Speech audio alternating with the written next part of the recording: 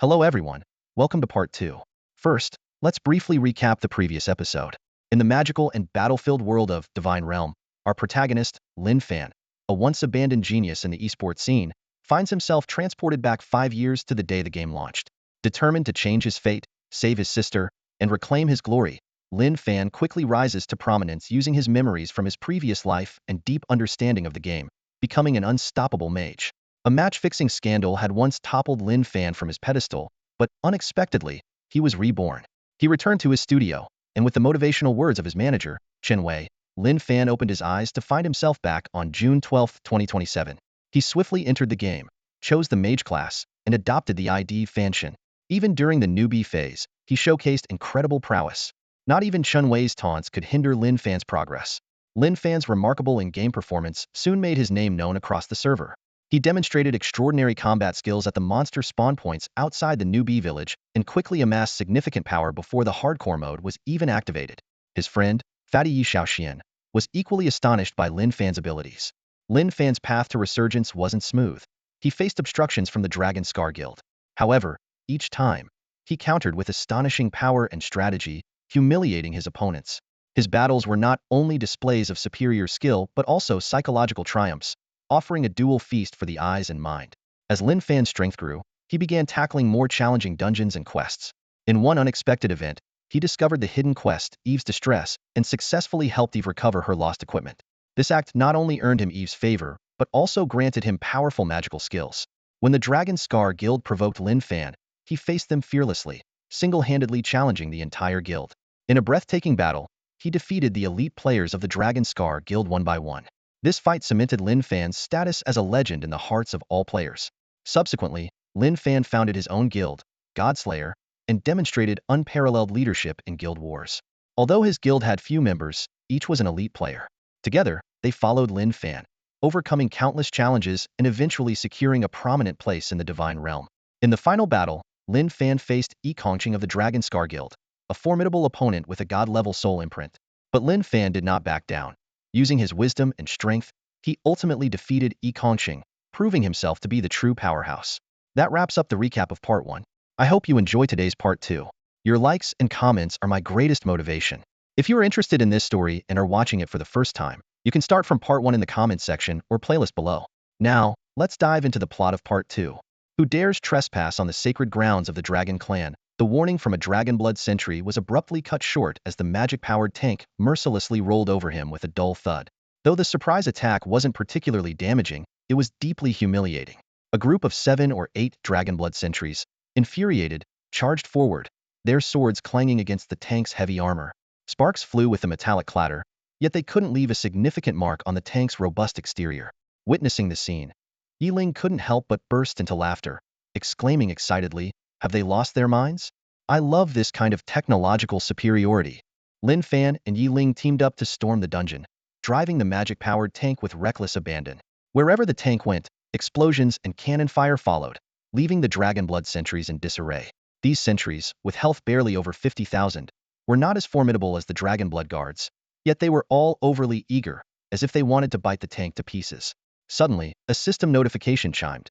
You have discovered the lost ruins of the Frost Dragon Kingdom. Centuries ago, the famed Dragon Knight Yifun of the Light Dragon Empire betrayed his people, and his descendants have been wreaking havoc ever since. Following that, a quest prompt appeared. Quest 1. Defeat Prince Yifun 3. Quest 2. Attempt to rescue the Dragon Maiden. Failure penalty, none. Note: this quest is highly challenging. A level 35 team is recommended. Lin Fan pondered for a moment, finding the second quest design rather peculiar. It only required an attempt to rescue, not necessarily a successful one to clear the dungeon. Simply defeating the final boss would suffice for a first-time clear, making the quest conditions remarkably lenient. However, Lin Fan was well aware that the Abyss difficulty was no joke. The lack of a failure penalty often indicated a very low success rate. In Abyss mode, dying dozens or even hundreds of times was not uncommon. The dungeon's terrain was similar to the neighboring Goblin Factory, but it showed obvious signs of previous NPC habitation. Many wooden structures were erected atop the ruins, appearing dilapidated and disorganized. More and more Dragonblood sentries rushed out from the dwellings, and Lin Fan, seated in the magic-powered tank, unleashed relentless attacks. Chaotic magic rained down, mowing down the minor foes, leaving Yi Ling beside him wide-eyed and speechless, without a chance to strike. Lin Fan frowned suddenly, noticing that the Divine Emperor earring couldn't trigger double damage. He had spotted this issue while fighting the Dragonblood leader earlier. According to the earring's effect, he should deal double damage to Dragonblood units. Lin Fan speculated that perhaps these minor foes didn't have pure enough bloodlines. Yiling's level skyrocketed, thanks to the elite boss kills and numerous minor foes. His leveling speed was akin to riding a rocket, quickly reaching level 13. Excitedly, Yiling exclaimed, "Level 25 is within reach. Soon, I won't need magical gear to be of help." Lin Fan smiled silently, thinking how adorably naive this kid was. Just then, a system notification sounded. "Your soul imprint proficiency has reached its limit." Lin Fan opened the soul imprint to check its attributes, finding that the range and mana had both reached the intermediate limit, with the panel grayed out, indicating no further enhancement was possible. A new hidden quest then appeared. Travel to Ziyun City, seek the priestess Ziyun, and undertake the soul imprint trial quest to further enhance your soul imprint. Lin Fan shook his head, realizing that this was inevitable. Usually, only Lord level and above soul imprints had progression limitations, often requiring challenging trial quests. Given the absurd attributes of his soul imprint, the giant spirit god's left eye, this trial's difficulty was likely comparable to pulling teeth from a dragon's mouth. Yet, Lin Fan wasn't overly concerned, confident that his current strength might be enough to pass the trial. The duo continued to drive the magic-powered tank forward, like a tiger among sheep, or more accurately, a Land Rover unleashing brutal destruction. The houses in their path were crushed one after another by Yiling. The commotion was immense, attracting hordes of monsters. Lin Fan didn't stop Yiling from acting recklessly, understanding that he wanted to vent his frustration, so he let him be. Lin Fan unleashed Stone Dragon Barrier and Rampaging Fire Dragon, using the minor foes as mere experience fodder. As they delved deeper underground, the magic-powered tank suddenly shook violently. Yiling's face turned pale, sensing that something massive had lifted the tank. Bravely peeking out, he heard a loud thud, and luckily ducked back just in time, narrowly avoiding being swatted to death. "Oh my god, there's a monster!" Yiling shouted in panic, quickly reversing to create distance. A system notification followed. Corrupted Earth Dragon, level 30 elite creature. HP, 1,500,000. Attack, 1,200. Skills, Freeze, Berserk Nature, Mighty Amplification, Heavy Armor. This was a massive gray earth dragon, standing on 4 limbs, with icy breath emanating from its nostrils. It bore the bloodline of dragons, and though it lacked wings, it was clad in heavy armor. The magic-powered tank, despite its considerable size, seemed like a toy in comparison to this earth dragon. It was this behemoth that had nearly flipped the tank with a single swipe. The intense pressure triggered Yiling's fear of large creatures, prompting him to retreat hastily. At that moment, a booming voice echoed from the earth dragon's back. "Intruders will be slain without mercy." Intruder.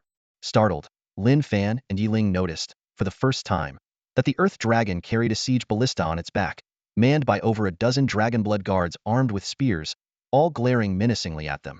The Dragonblood guards charged forward on their earth dragons, each step causing the ground to tremble. As the massive claws hit the earth, the ground cracked and froze instantly, with the thunderous noise threatening to shatter eardrums. Yiling, in a panic, retreated repeatedly, only to be caught off guard as the earth dragon exhaled a blast of icy mist, creating a thick ice wall behind the mana tank, cutting off their escape route. The earth dragon, bristling with armor like a hedgehog, shimmered with light as it activated its power amplification skill.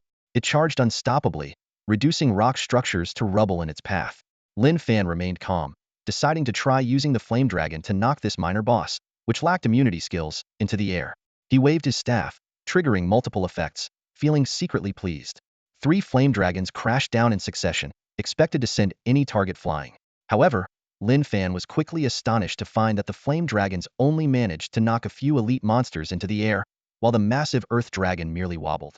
Upon closer inspection, he noticed the black armor on the boss shimmering with a formidable protective glow, nearly nullifying the knockback effect.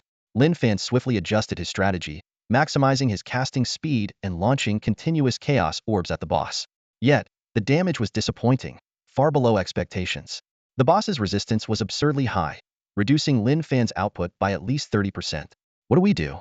I feel like we can't beat this. The earth dragon is too overpowered." Yiling exclaimed anxiously, feeling helpless in the dungeon where he couldn't summon his goblin minions. Lin Fan calmly analyzed the situation and changed tactics. "Don't panic, use the mana cannon to bombard it. I need the armor-breaking effect." Hearing this, Yiling found his confidence. He skillfully maneuvered the mana tank, drifting along the ice wall while firing relentlessly. As the mana cannon hit repeatedly, negative buffs began stacking up on the boss's status bar. At that moment, Lin Fan suddenly opened the hatch and jumped out. This action left Yiling dumbfounded. Dude, what are you doing? Without a tank, a mage is just a hit away from death by the boss. Does this guy even know how to play the game? How could he miss such basic game knowledge? Another beastly roar pierced the air, and suddenly a dark shadow appeared in the sky, accompanied by the deep thud of war drums. Lin Fan had already reacted, standing steadily on the back of the Crimson King. Yi Ling's eyes widened in amazement, exclaiming, "This is so cool. A mount with its own BGM. This account must have cost a fortune." Lin Fan chuckled. "I'm the Air Force, you're the ground force. We make the perfect team." What was supposed to be a serious RPG game turned into a war game under their hands. The Crimson King maneuvered agilely in the air as Lin Fan controlled it for a relentless assault. Chaos orbs intertwined with the Crimson King's fire pillars, continuously scorching the demonized Earth Dragon. Just as Lin Fan predicted, the effect of the anti-magic bullets was immediate, and their output soared. However, these elite mobs were smarter than expected. The Earth Dragon suddenly changed tactics, charging like a raging bull. It swatted a magic energy tank that couldn't dodge in time, sending it flying. Meanwhile, the Dragonblood guards quickly redirected their siege crossbows, aiming at Lin Fan in the sky. The sound of arrows cutting through the air prompted Lin Fan to narrow his eyes, preemptively steering the Crimson King to turn. Unfortunately, the bolt was too fast, and the Crimson King's rear was hit. Almost got taken out, Lin Fan muttered to himself, frowning with lingering fear. The Crimson King let out a furious roar, the arrow in its rear igniting its rage. Without waiting for Lin Fan's command, it dived down, grabbing 2 Dragonblood guards with its claws and tossing them into the air. "Well done, number 1. Lin Fan praised. The Crimson King fixed its gaze on the Earth Dragon, roaring fiercely as if declaring its dominance as the Beast King. The guards on the Earth Dragon's back continued operating the siege crossbow, trying to aim at Lin Fan. Lin Fan smirked, thinking that if he could take out these guards, the Earth Dragon would be powerless against him. "Speed up," he commanded, and the Crimson King activated its acceleration skill, diving like an arrow, spitting a thick glob at the guards. Lin Fan followed closely, swinging his staff to hurl chaos fireballs, igniting the oil-soaked guards. Under the double burning effect, the guards screamed in agony. The Crimson King grabbed a guard and tossed him skyward, while Lin Fan seized the opportunity to cast spells. The man and beast worked in perfect harmony, swiftly clearing the control platform on the Earth Dragon's back. "I'll reward you with a female lizard when we get back," Lin Fan said. The Crimson King snorted disdainfully, continuing to breathe fire on the guards below. On the other side, Yiling was fiercely attacking the Earth Dragon with his magic energy tank. "Fire! Look over here. Try flipping me over. I'll blast you to bits." The magic energy shells continually bombarded the Earth Dragon's armor, stacking high resistance removal effects. Yiling, leveraging the tank's mobility, weaved around the Earth Dragon, leaving the massive creature disoriented. Lin Fan couldn't help but smile. This guy looks mild-mannered but has the flair of a general. He then activated the fire critical mode, shouting, "Thunder!" unleashing chaos orbs like a torrential downpour. The demonized Earth Dragon, its health halved, was enraged by the shameless duo. It roared with bloodshot eyes, charging like a berserk rhino. Its speed and power significantly increased. Yet, it lost all reason, smashing through everything in its path, including Dragonblood attendants and obstructing rocks. An idea struck Lin Fan, and he shouted in the team channel, "Lure it to the monster-infested area, let it do the work for us, and I'll finish them off." In the distance, hundreds of attendants and guards swarmed in, presenting a golden opportunity for farming gear and experience. "You're still the sly one, brother." Yiling laughed mischievously, executing a drift to change direction, heading straight for the residential area atop the ruins. The demonized Earth Dragon spewed an ice cascade, countless sharp ice shards scattering in the air, bombarding the tank that kept circling. Yiling's scalp tingled as he frantically worked the steering wheel. He wasn't worried about the tank's 500,000 health being depleted but feared that if the Type 1 magic energy tank flipped, it would be at the mercy of the Earth Dragon like a blind box.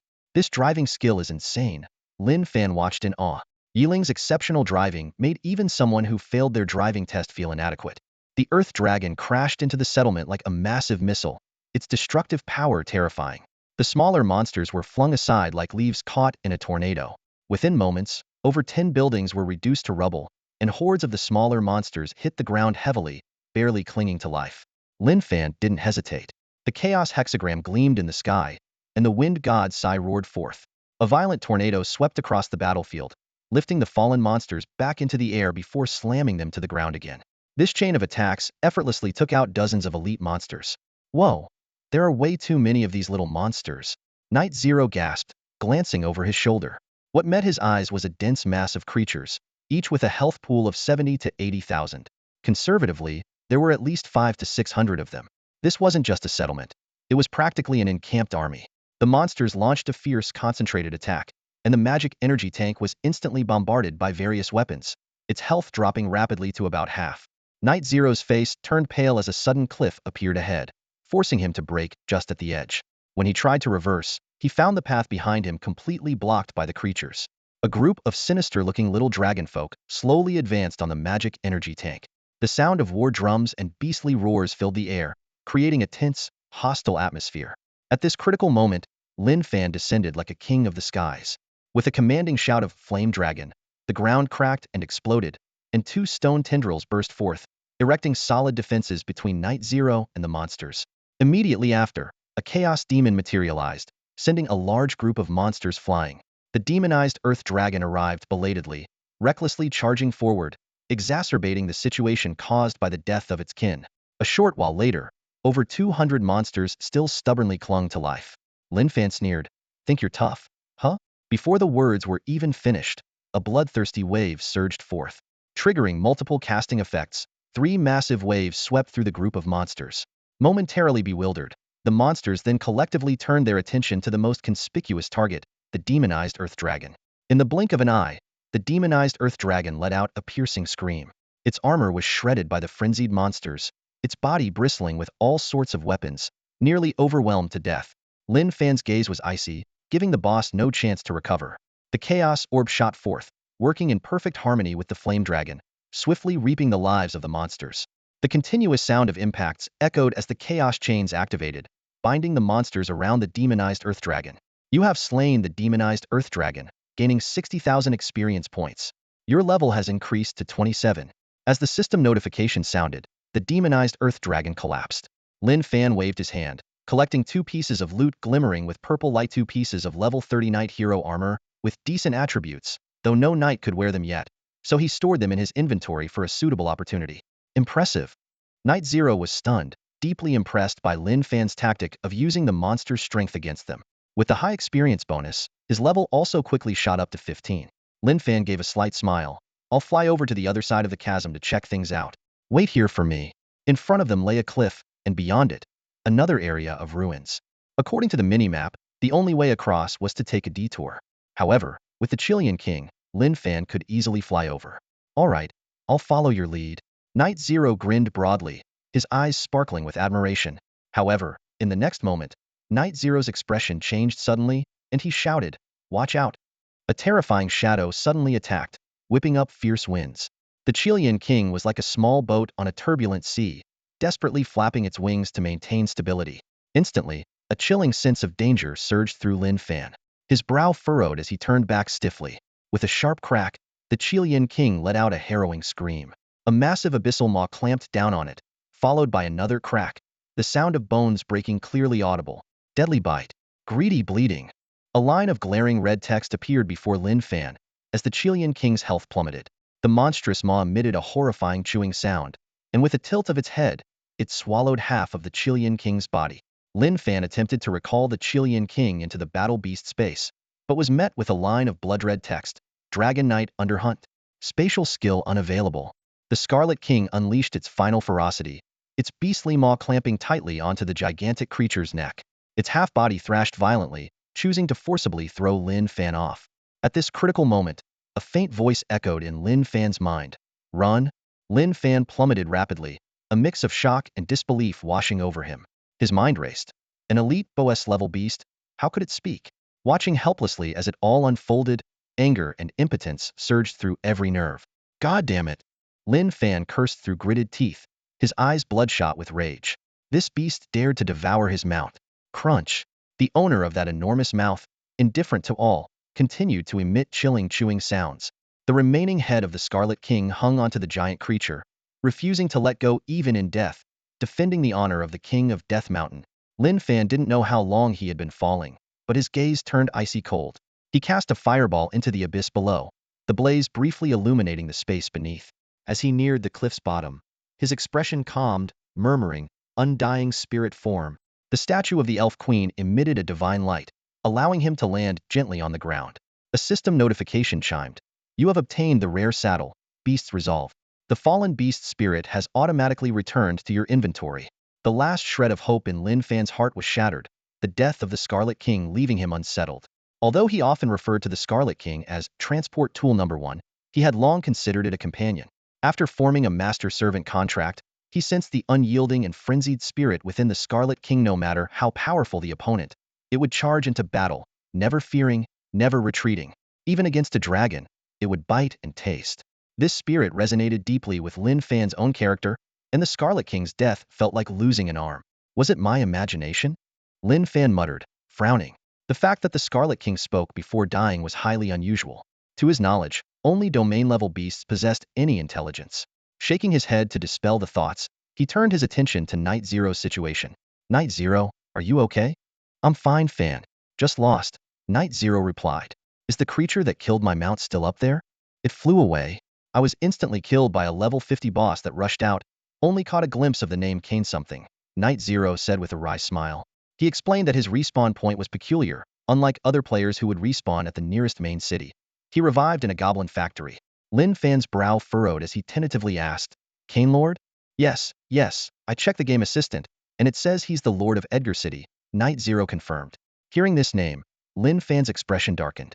He recalled being ambushed by this old foe upon arriving in Edgar City, causing top players to fall behind in leveling. Lin Fan had once killed one of his NPC guards and discovered a soul collector, suspecting all along that Cain was no ordinary figure. He didn't expect Cain Lord to appear in an abyss-level dungeon and attack players. Lin Fan speculated that Cain Lord and Ivan III likely shared some dark secret. The task background mentioned Ivan I as a renowned frost dragon knight, and his descendant Ivan III might also be a dragon knight. The one commanding the giant beast to devour the Scarlet King was likely him. Bastard. Killing my mountile, annihilate your entire clan. Lin Fan took a deep breath, forcing himself to remain calm. This was the intensity of an abyss-level dungeon. Anything could happen, and he had to stay fully focused. Checking the minimap, Lin Fan found himself in a new dungeon map. A swath of gray unknown areas lit up, and he followed the path at the cliff's bottom. Suddenly, a familiar sound reached his ears. Wagga? Ha ha ha. Lin Fan frowned. Why are there goblins here? In front of an iron door, magical lights illuminated the interior, where groups of goblin engineers were feasting. What they were eating was truly revolting young goblins, known as goblin mobile rations. A system notification sounded. You have discovered the laboratory of the corrupted goblins. Lin Fan's eyes narrowed, realizing these goblins were all polluted corrupted types, more brutal and aggressive than normal goblins. He raised his hand, launching a basic attack at the iron door, causing chaos among the goblins. Kicking open the iron door, Lin Fan, with a grim expression, began a cold-blooded massacre. The goblins attempted to fight back, but were roasted into jerky by the flame dragon. Soon, the entire goblin laboratory was cleared out. What are these things? Lin Fan's expression shifted. The laboratory was quite large, about half the size of a soccer field, filled with various crystal containers, with bizarre creatures soaking in the cultivation liquids. Judging by the constant twitching of their bodies, the creatures in these vessels are still alive. Lin Fan's attention was suddenly drawn to a creature almost identical to the Dragonblood chief boss, startling him. He quickly checked its attributes. Dragonkind Forbidden Army Leader, level unknown. In the process of demonic mutation, a startling thought flashed through Lin Fan's mind. Could these hybrid monsters be creations of the goblins? He continued to observe and soon found the head and limbs of a demonic earth dragon in other vessels. Most of the experimental creatures here were nearly all synthetic creations. Lin Fan ventured deeper into the goblin laboratory, passing through a gate. Suddenly, dozens of goblin main fighters swarmed in. With a blank expression, he raised his staff and unleashed a barrage of attacks, clearing a swath of minor enemies. As he advanced, Lin Fan discovered a massive white space, the barracks room. The sight before him sent chills down his spine. Thousands of Dragonblood guards stood in neat rows with their eyes closed, including over 100 Dragonkind Forbidden Army leaders, at least 20 demonic earth dragons, and even a few massive black-scaled giant pythons. Lin Fan realized this was why the Emperor's earrings had failed. If this monstrous army were to awaken, it could overrun most cities of the Light Dragon Empire, save for a few exceptionally powerful NPCs. The Emperor's earrings could inflict double damage on Dragonblood units, but they were only effective against normal Dragonblood creatures. These creations of goblin technology and dark magic were outside their purview. Lin Fan raised his staff, but then lowered it. He wasn't sure if attacking would activate these monsters, and triggering so many creatures at close range would be suicidal. He had no choice but to give up. Suddenly, a faint cry for help caught Lin Fan's attention. He quickly followed the sound and found dozens of NPCs huddled weakly in a dark dungeon. The source of the voice was a gaunt man. Checking the NPC's attributes, Lin Fan learned the man's identity. A resident of AI City, he wondered. Adventurer, get me out of here, the man shouted. We were deceived by the Lord into this hellhole. Another NPC, claiming to be the son of a baron, also pleaded for help, promising a handsome reward. A hidden side quest popped up, offering two choices. Rescuing the residents could earn at least 3,000 gold coins. Ignoring them would result in curses and a guilty conscience. For ordinary players, the 3,000 gold coin reward was quite tempting. However, Lin Fan's expression remained indifferent. He merely glanced at the dungeon and had already concluded that these NPCs were beyond saving. Raniz had grown 4 black claws from his back, and other NPCs had twisted features and grotesque mutations. More strikingly, blood bags were hanging above their heads, with pale blue liquid being infused into their bodies through tubes, causing the NPCs' demonic transformations. Seeing Lin Fan unmoved, the NPCs quickly turned hostile, beginning to curse him frantically. Their faces twisted with malice, their tone shifting from pleading to fury, hurling insults at Lin Fan. This scene might evoke sympathy in players with a conscience, but Lin Fan remained expressionless. Sorry, I choose the third option, Lin Fan said coldly, sending you to meet the God of Light. As soon as he finished speaking, flames and explosive fireballs ravaged the dungeon.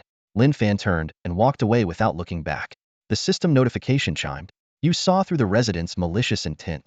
Opening the cell door would have subjected you to a dark curse, reducing your level by 10 and having your base attribute points. Your cold-bloodedness and decisiveness have earned you the blessing of the gods. Reward: 10 talent points, 200,000 experience points, 2,000 gold coins. Lin Fan cautiously ventured deeper into the lab, his footsteps as light as a cat's. Suddenly, he heard muffled voices in the corridor, causing him to frown and slow his pace. At the end of the hallway, he spotted 2 guards from Iching and was visibly surprised. The 2 guards were Knight Pusey, level 30 HP, 100,000 attack power, 700 skills, heavy shield strike. Fearless Mage Wang Tung, level 30 HP, 80,000 attack power, 800 skills, mastery of basic fire magic. Holding his breath, Lin Fan listened intently to their conversation. The Lord's wedding with Miss Yafia is coming up. Once we're back, we'll drink for 3 days straight. No going home sober. Haha, we should really enjoy ourselves at the Ichuan courtyard. I've had enough of this god-forsaken place. Hearing the word wedding, Lin Fan's expression turned peculiar. He thought to himself, Cain, that old scoundrel, marrying my sister among the top 10 fierce ones? This was quite different from what he remembered. Lin Fan knew that in the Divine Realm, unlike other online games, NPC relationships weren't static. Sometimes, special tasks or player choices could trigger a series of chain reactions. Although it wasn't impossible for Yafia to marry Lord Cain, the thought of that naive, clingy girl marrying a dirty old man was hard for Lin Fan to accept. It's like casting pearls before swine. I can't stand it for all the single guys out there, he mocked in his heart. At that moment, Pusey said, let's check if those trash are done. I need to get some rest. Wang Ting agreed. Damn. These wretches are resorting to cannibalism. I wonder why Lord Cain keeps them around. As the 2 NPCs turned into another passage, Lin Fan quietly followed them. He tailed them to a black stone door, where they stopped. Waga, Waga, came the cries of the demonized goblins from behind the stone door, accompanied by a strange red glow. The 2 NPCs peeked inside, cursing the trash and scum. Lin Fan smirked slightly and suddenly spoke up. Enjoying the view? Who's there? Pusey exclaimed, drawing his knight's broadsword and slashing towards the shadows. Lin Fan waved his staff, and a chaotic hexagram appeared, unleashing a roaring flame dragon that blasted the 2 of them away. He immediately followed up with control skills and basic attacks, easily defeating them. The system notification sounded. You have slain a knight under Lord Cain, gaining 4,000 experience points. You have slain a mage under Lord Cain, gaining experience. These 2 NPCs weren't even mini-bosses, offering limited experience and loot. However, to Lin Fan's surprise, his crime value decreased by over 1,000 points instead of increasing. The system explained, you discovered Lord Cain's betrayal plot. Killing his guards earns you virtue points. Lin Fan suddenly understood.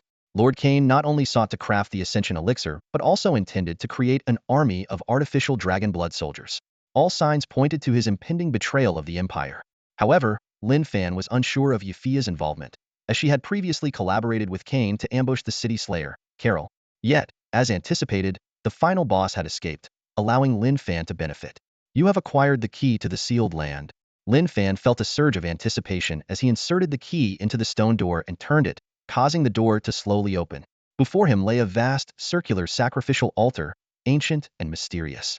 Lin Fan's eyes narrowed as he saw thousands of demonized goblin engineers forming a circle, swaying as they wielded the power of Waga. The eerie red light emanated from these goblins. In the center of the altar stood a magnificent golden cross, where all the Waga power converged into a strange magical orb, eventually seeping into the cross like blood. Lin Fan's presence went unnoticed, as the goblins were all fanatically chanting to their goblin god. 2 minutes later, Lin Fan's eyes shifted. From the gaps around the cross, azure liquid began to emerge, floating in the air. The goblin engineers quickly moved forward, collecting it with their vessels, which were already half full. Lin Fan attempted to analyze the cross's properties. Light Dragon Curse Barrier. Health. Nearly immortal. Effects. Immune to dark magic. Weakened physical and magical attacks. Can be opened with the Holy Spirit Dragon King's key. Lin Fan was astounded. This barrier was insanely powerful, almost unbreakable. The Holy Spirit Dragon King was on par with the Dark Dragon King, and I Shui. He suspected that Ziyu's acquisition of the Shrank hidden class Holy Spirit Priest was likely closely related to this legendary Dragon King. The substance being extracted from the barrier was something Lin Fan had seen in the dungeons, though far less pure than the liquid before him. Lin Fan speculated that these liquids possessed some extraordinary divine quality that could not only demonize ordinary NPCs, but also significantly enhance the power of monsters. Lin Fan stood atop the altar, his gaze sweeping over the dense crowd of goblins below. He had initially believed the barrier to be unbreakable, only to realize that these goblins were extracting material from it. In that moment, it dawned on him. The faith power of the goblins' chief deity surpassed conventional laws, making these demonized goblins the ideal candidates for siphoning divine essence. Without further hesitation, Lin Fan sprang into action.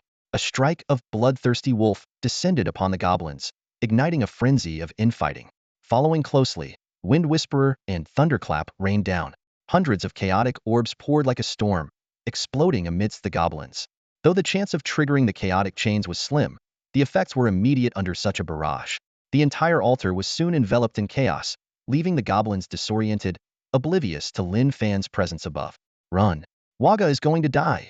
Panicked cries rang out. In the midst of the chaos, a cunning demonized goblin seized a bottle filled with divine essence and attempted to flee. Lin Fan, quick to react, unleashed Earthquake, causing 2 stone dragons to rise and encircle the goblin. He casually tossed an Inferno Dragon, continuing to clear out the remaining goblins. In mere seconds, he had cleansed the entire area, watching his experience bar soar. The trapped demonized goblin was evidently more intelligent than its peers. As Lin Fan approached, it knelt down, offering the bottle. Lin Fan narrowed his eyes, wary. Could this be the goblin leader? As he reached for the bottle, the goblin suddenly sneered, drawing a dagger and lunging. With a crash, the 3 blazing sun shields before Lin Fan shattered. Yet, he remained calm, his health only slightly diminished. The strike dealt at least 3,000 damage, enough to kill an ordinary mage on the spot. The goblin leader, realizing its failure, showed a flash of panic and attempted to flee. Lin Fan smirked. Trying that trick on me? As a seasoned player capable of soloing abyss-level dungeons, he had anticipated such a move. The Inferno Dragon roared in, sending the goblin leader flying. A seamless aerial combo followed, easily dispatching it. A Brank Rogue skill book dropped, which Lin Fan casually glanced at before pocketing. This was the perk of tackling high-difficulty dungeons, a significantly higher chance of acquiring purple tire items. After dealing with the goblins, Lin Fan turned his attention to the Golden Cross.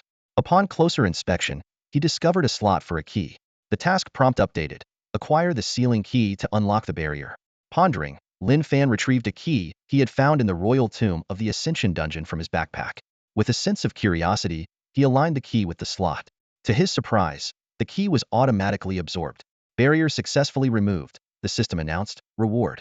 10 talent points, 50 free attribute points, 60 skill points. A glimmer of delight crossed Lin Fan's eyes, as the unexpected reward came so suddenly. Suddenly, the sound of mechanisms engaging echoed from beneath the altar, causing the ground to shake violently. Lin Fan took a few cautious steps back, his senses on high alert.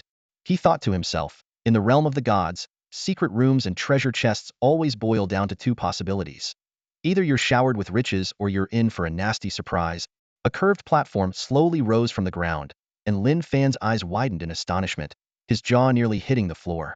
Atop the platform was a shriveled sphere about the size of a human head, its surface texture and color resembling the peel of a long-expired grapefruit. What the heck? A dragon girl. Lin Fan muttered incredulously. This looks like nothing more than a dried-up grapefruit peel. A dragon egg? Doesn't seem like it. He stared, bewildered, at the ornate metal pedestal holding the shriveled sphere. The life-giving, vibrant dragon girl he had anticipated had turned out to be this? Lin Fan felt deflated, as if all his grand fantasies had been punctured in an instant. He had imagined a frail, blushing girl gazing softly at him, or a majestic dragon beast bowing in submission. But how was he supposed to save this expired grapefruit? Lin Fan couldn't help but grumble. How the heck am I supposed to save a dried-up grapefruit? Steadying himself, he checked the attributes. Dragon Girl Dyers. Dragon Egg Form. HP. 11. Skills? Are you kidding me? Lin Fan mumbled. It really is a dragon girl? Is this supposed to be a dragon egg? Looks more like a dragon eye. He was deeply disappointed. He had risked his life and spent so much time, only to end up with this. Just as Lin Fan was lamenting, his vision blurred, and he found himself in an illusionary space. In the vision, a dashing man was holding the hand of the Earth Elf Queen, both kneeling outside a grand silver palace. Lin Fan was shocked to recognize the man as the king of Yuhua. The two had knelt outside the main temple of the Light Dragon Empire for 7 days and nights. Lin Fan's heart skipped a beat. He had been to this place before, rumored to be the earthly residence of the Light God and the ruler-class Light Dragons. He realized that the backstories of the two quests were interconnected. Although he had suspected it, seeing it firsthand was still a revelation. The vision continued, narrating the story of the king of Yuhua and the Earth Elf Queen's quest for a child. Moved by their persistence, the Holy Dragon King granted them a drop of dragon blood. A year later, a girl named Dyers was born, becoming the jewel and heir of the Yuhua kingdom.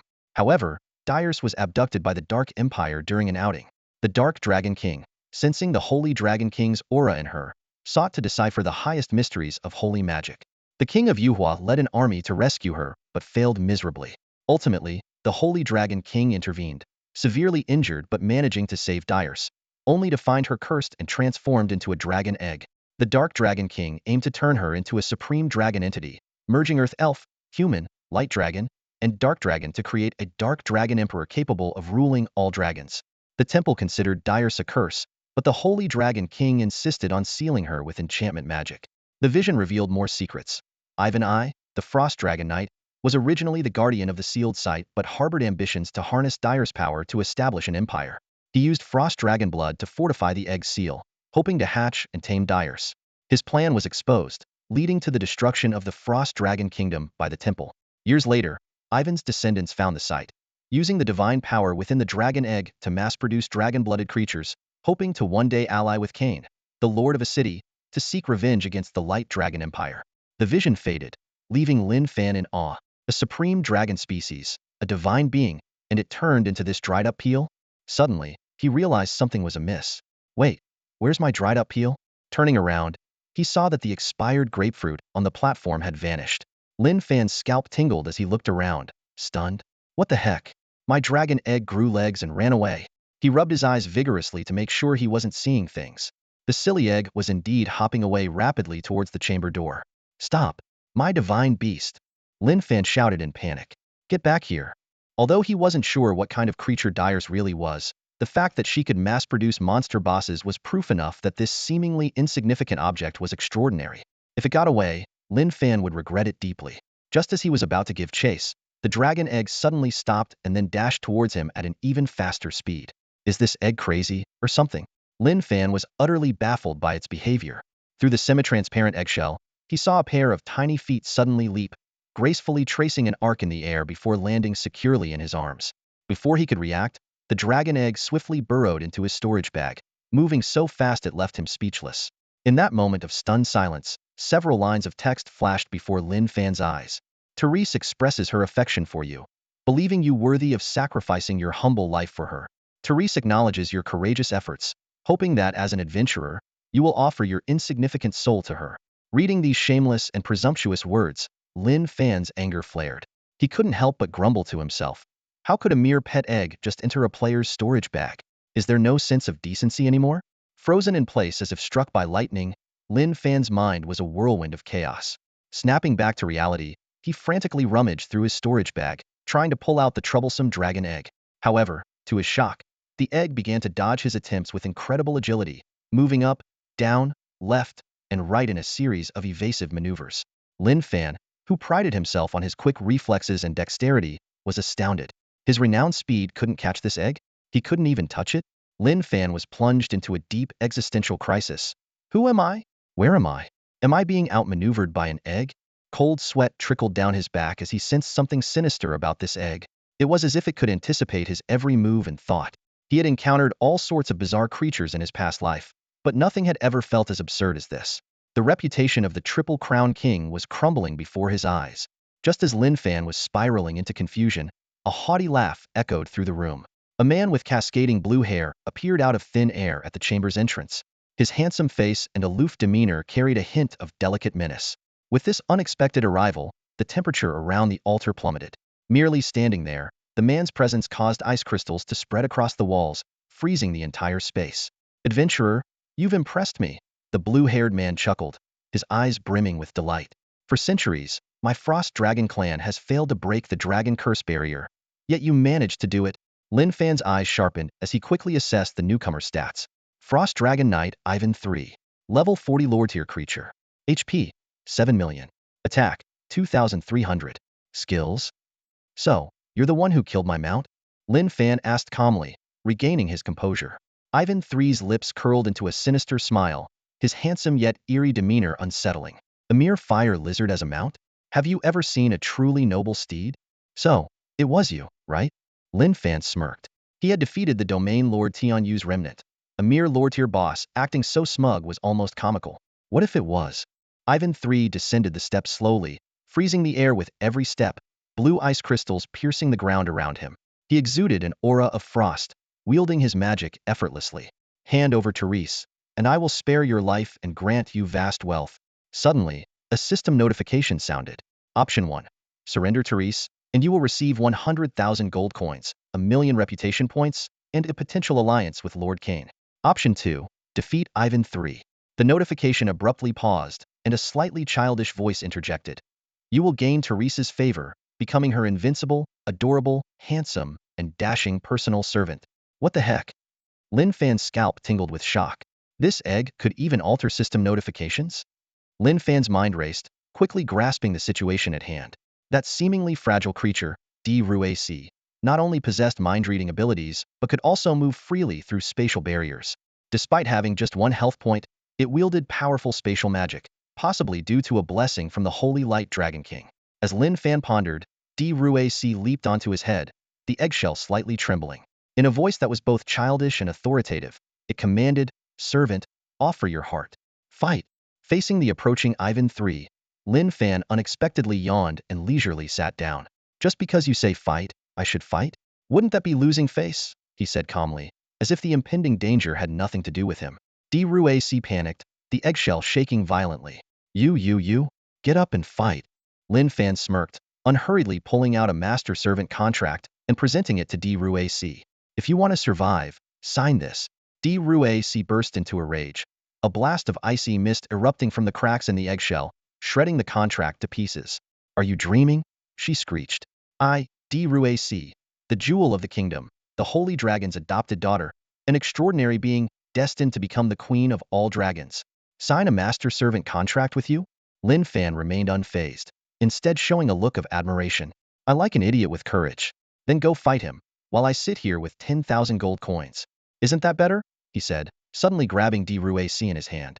Ruac struggled to break free but was stunned. She sensed Lin Fan's thoughts again. This human actually planned to sell her. Lin Fan was secretly pleased. He had figured out Ruac's ability. Rather than mind-reading, she captured thoughts in the mind. By intentionally thinking my head itches, he had managed to catch her. As long as he didn't think deliberately, Ruac couldn't predict his actions. At that moment, Ivan 3's cold laugh shattered the standoff. Ruac, my Frost Dragon clan needs you. You can't escape my grasp. He completely ignored Lin Fan, his gaze fixed on Ruac. Ruac panicked, hiding behind Lin Fan and urgently asking, What should we do? What should we do?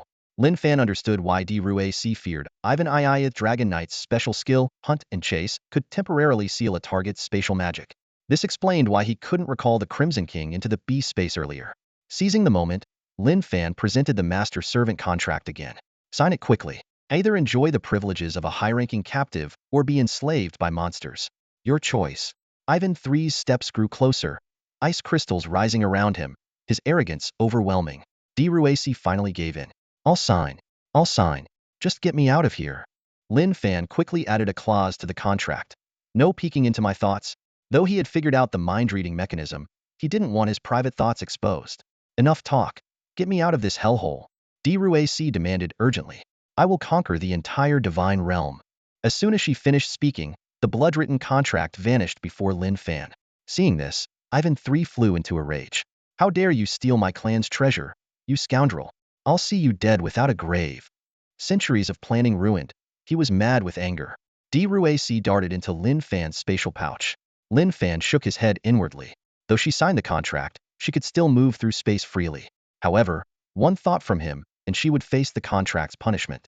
Ivan III summoned frost magic beneath his feet, like an ice deity descending, speeding towards Lin Fan on a frost archway.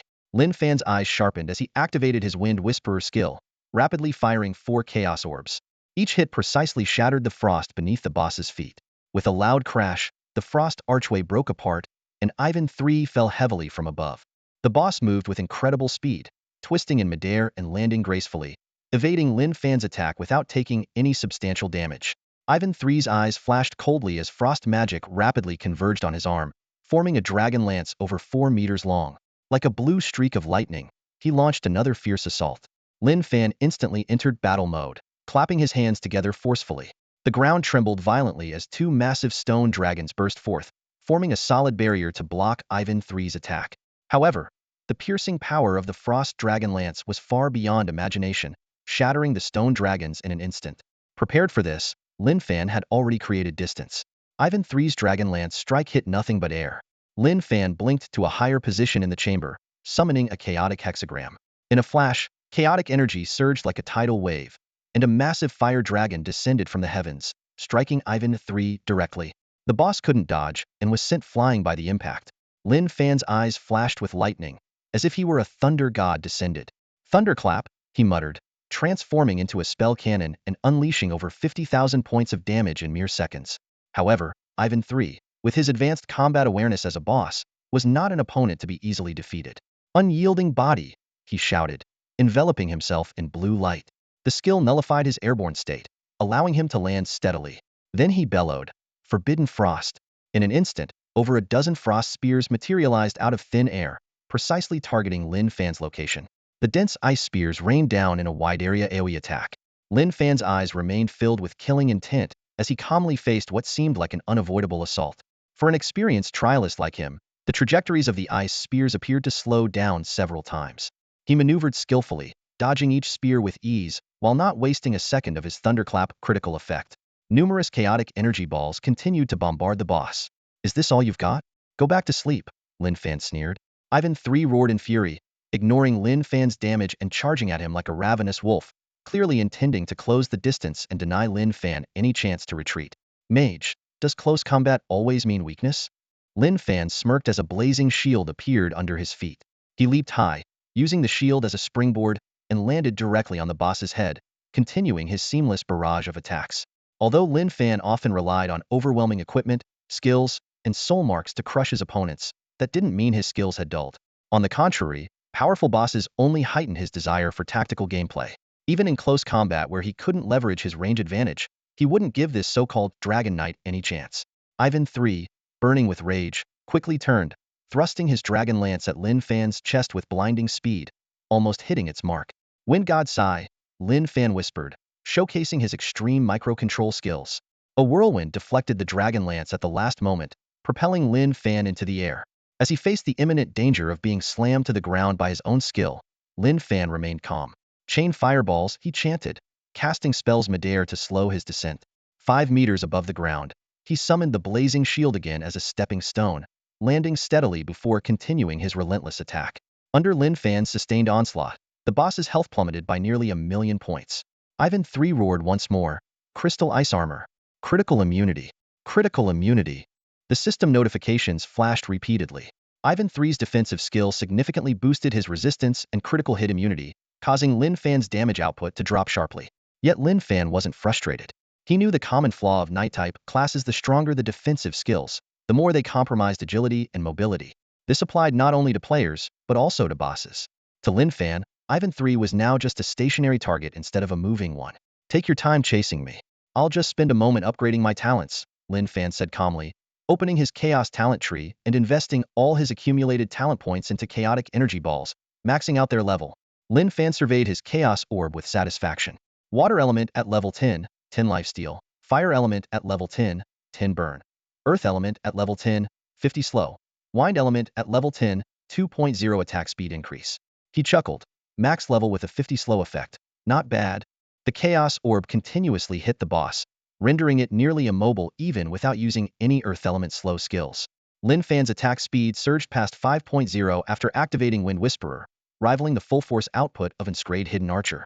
A cold gleam flickered in Lin Fan's eyes as the chaos fireballs he launched at a rate of 5 per second formed a nearly unbroken line. He thought to himself, how is this reckless boss supposed to fight back? Suddenly, the chaos chains triggered. Ivan was shocked to find his ice armor had failed.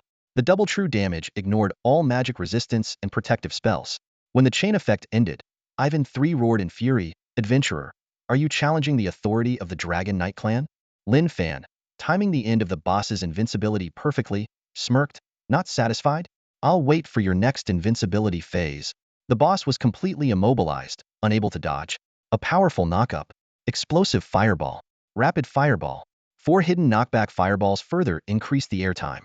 Lin Fan demonstrated his mastery as a mage, making every skill count, even if it was just a C or D grade spell, wielded with the precision of an A grade spell. The combo numbers jumped crazily. X10, X219. In just 3 minutes, Ivan broke free from the control with his invincibility, but his health had already dropped to 50. The boss had taken a severe hit, glaring at Lin Fan viciously before choosing to distance himself. Lin Fan narrowed his eyes and muttered, entering phase 2 of the boss fight? Huh? Ivan III suddenly tilted his head back and shouted, Varlag! In an instant, a deafening crash came from the ceiling, rocks splitting and the opening widening. Amidst the rumbling, enormous boulders fell. Lin Fan quickly dodged, knowing that being hit would spell big trouble. A colossal entity emerged, revealing its true form. Lower Frost Dragon Varlag, a level 60-80 Domain Lord creature, HP 60 million out of 120 million, with unknown attack power and skills. This ancient behemoth, covered in gray-blue scales, bore the scars of countless battles. Its massive wings, spanning hundreds of meters, made the chamber feel cramped. This was a true dragon, the king of the skies. Therese exclaimed, oh no, that wretched old dragon is still alive, feeding off my precious blood. Run. Lin Fan noticed something odd. The dragon's state was abnormal, its level significantly reduced, and it was nearing the end of its life. Its movements were clumsy and slow, almost falling from the ceiling, barely managing to stabilize its flight. Ivan III sneered, riding the ancestral dragon from an ice arch, looking down at Lin Fan. Suddenly, something fell from the dragon's neck. Crimson King's severed head. Lin Fan's face turned icy, puzzled. A battle beast should disappear quickly after death, so why hadn't Crimson King? Ivan III sneered, inferior beings are only fit to be food. As Lin Fan approached for a closer look, he found Crimson King's mouth full of pale blue flesh, bitten off from the dragon's neck. He sighed, closing Crimson King's eyes.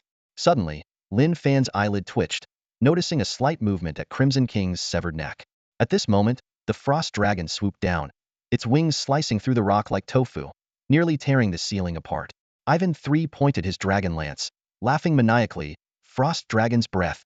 The old dragon roared, a foul stench permeating the air, and after a series of coughs, it unleashed a terrifying breath. Everything touched by the dragon's breath withered and died, falling silent. Seeing this, Lin Fan quickly stashed Crimson King's head into his battle beast space. He then swung his staff, triggering multiple effects from the Sanctuary of Power, sending 6 stone dragons crashing toward Ivan III.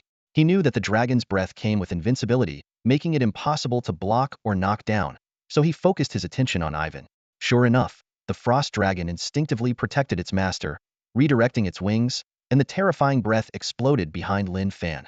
He frowned as a single ice shard grazed his back, nearly killing him. This proved that even an aged dragon was incredibly formidable. With a furious roar after his initial strike failed, Ivan commanded his frost dragon to dive.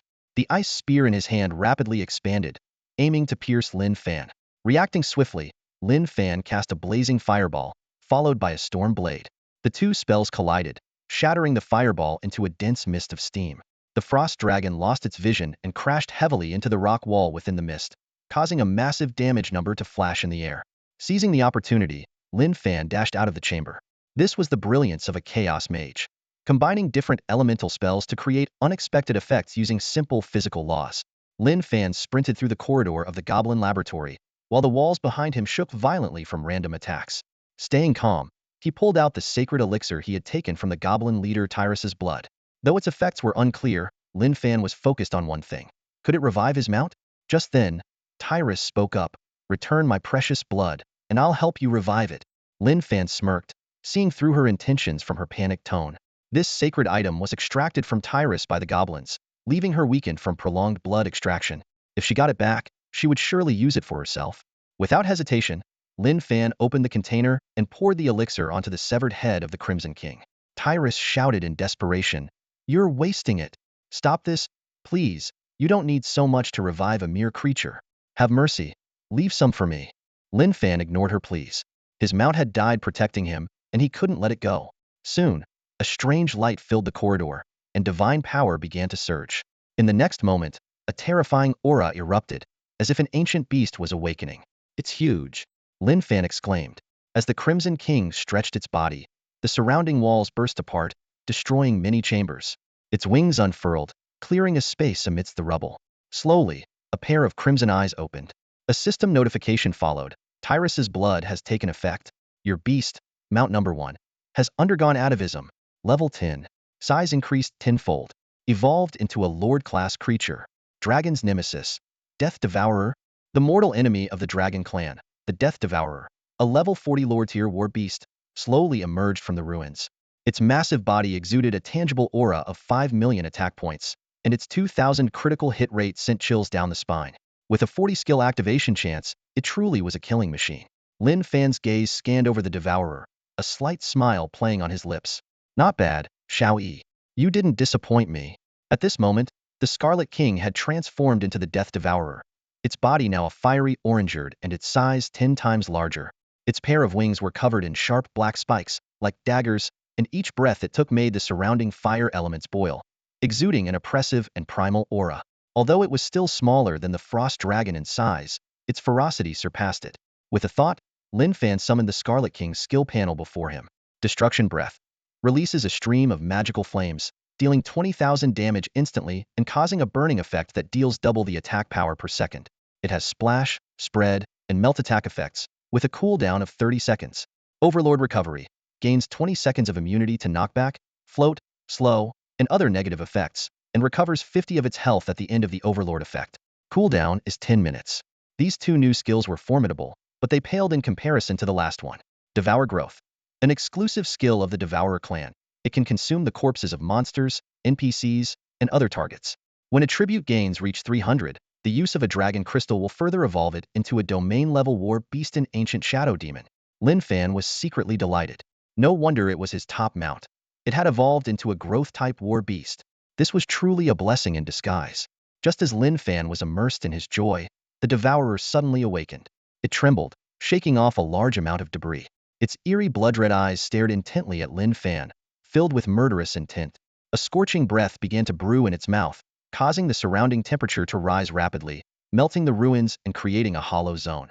"Hey, you rebellious little beast. Are you trying to revolt?"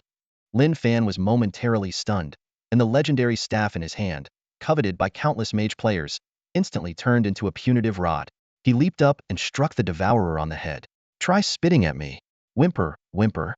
Xiao Yi took 3 hits, and the destruction breath in its mouth was forcibly interrupted. It shrank back, whimpering like a punished puppy, though this puppy was terrifyingly large. Lin Fan then realized, "Oh, you want to kill Dumb Egg?" At this moment, Dumb Egg, hiding in his pack, was trembling. As the self-proclaimed master of all dragons, it naturally became the Devourer's archenemy. Lin Fan's smile turned wicked. "Leave him alive for now. This little thing still has its uses, like being a mobile blood bank. A treasure egg that could provide sacred blood on demand was something he was reluctant to part with. Moreover, Diarce's origins were extraordinary, a foreign-owned bloodline dragon. If he could hatch her, it would be a significant asset." Just then, Diarce jumped out and stood on Lin Fan's shoulder, shouting loudly, "I saved you. So you have to call me mother. Drinking my supreme blood and then turning your back on me? That's asking for a beating." "Servant, continue." Lin Fan smiled helplessly. "You're all my employees, no fighting." Xiaoyi sulked and clawed at the ground, creating deep furrows but dared not act out in front of Lin Fan. At this moment, Ivan III's voice rang out again. Adventurer, do you have no knightly spirit? Only hiding like a coward. Face me if you dare. Lin Fan sneered. Every holy knight I've seen in the apocalypse, if they had even a hint of Chunibu spirit, they all became death knights. In the realm of the gods, there was only one iron rule. The victor takes all. The winner had the right to speak, and the means didn't matter. Before he finished speaking, the space around Lin Fan suddenly froze, and Ivan III resumed his pursuit. A blast of frost dragon breath swept toward him. The devourer, Scarlet King, raised its head and roared, countering with the destruction breath. However, due to the difference in levels and grades, the devourer could only hold its ground for less than 2 seconds before the destructive flames were completely overwhelmed by the frost. Get to work. Lin Fan snorted coldly, swiftly re-equipping the will of the battle beast onto the devourer. In an instant, the sound of war drums echoed, and the shadow of a demon soared into the sky. To his surprise, Lin Fan discovered that despite the Crimson King's ancestral regression, its basic skills remained intact, even integrated into its instincts, allowing it to achieve rapid effects without deliberate activation. The eerie blood shadow ignored the confines of the underground space, barreling out of the collapsed area and swiftly returning to the aerial battlefield. Hand over duress, and I might spare your life. Ivan III bellowed arrogantly, sitting atop his dragon, looking confident of victory. Lin Fan shook his head disdainfully. Is an old dragon on its last legs, passed down through 3 generations, your only trump card? Although the Frost Dragon had an astonishing 60 million health points, its current 3 million remaining health made the dungeon boss hardly worth mentioning. Enemies' eyes blazed with hatred as they met. The Crimson King, seeing the Frost Dragon, charged forward with bloodshot eyes. Far from being alarmed, Ivan III was pleased, immediately using the Dragon Knight's special skill, Hunting Pursuit, on the Crimson King. He brandished his dragon spear, attempting to slay the Crimson King before dealing with Lin Fan. However, he wasn't the only one with that idea. Lin Fan smirked coldly, casting a long-range spell. Explosive Fireball combined with Stormblade created a thick fog effect once more. The Crimson King's form flickered. Despite its massive size, its exaggerated flying speed allowed it to vanish from the boss attack range in the blink of an eye. Seizing Ivan III's moment of hesitation, Lin Fan murmured, "Bloodlust surge." Both man and dragon fell into a brief state of mental confusion. Ivan III reacted quickly, using his body control skill to dispel the confusion.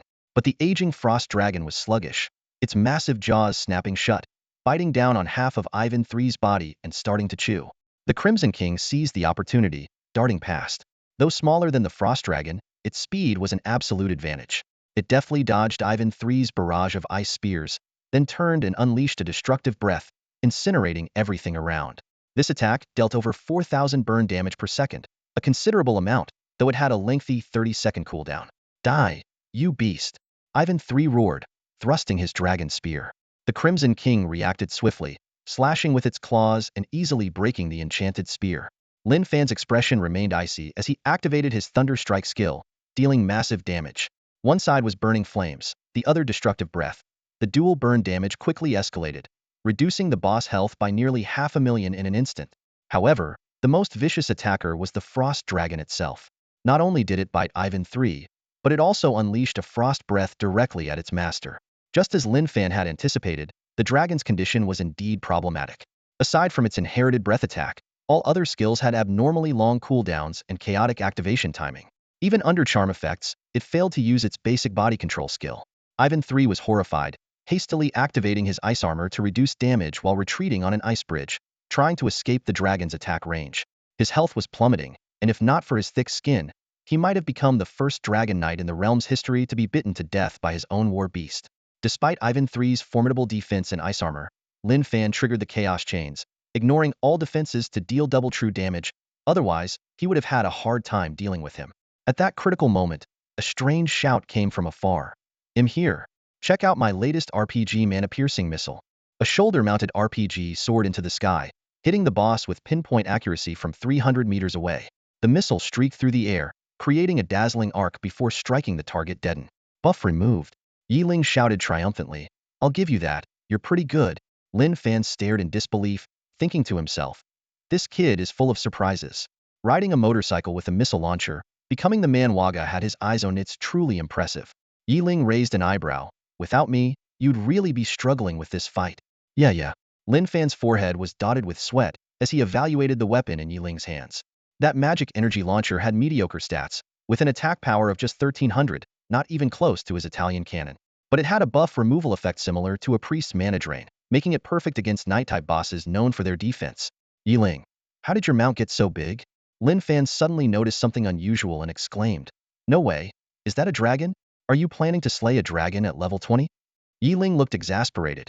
Are dragons that cheap in this game? Can I tame one to ride? This one looks pretty good. Listening to Yiling's complaints, Lin Fan gave him a thumbs up again. If I were running this game, I'd definitely make you a GM. You're more creative than I am. Thanks.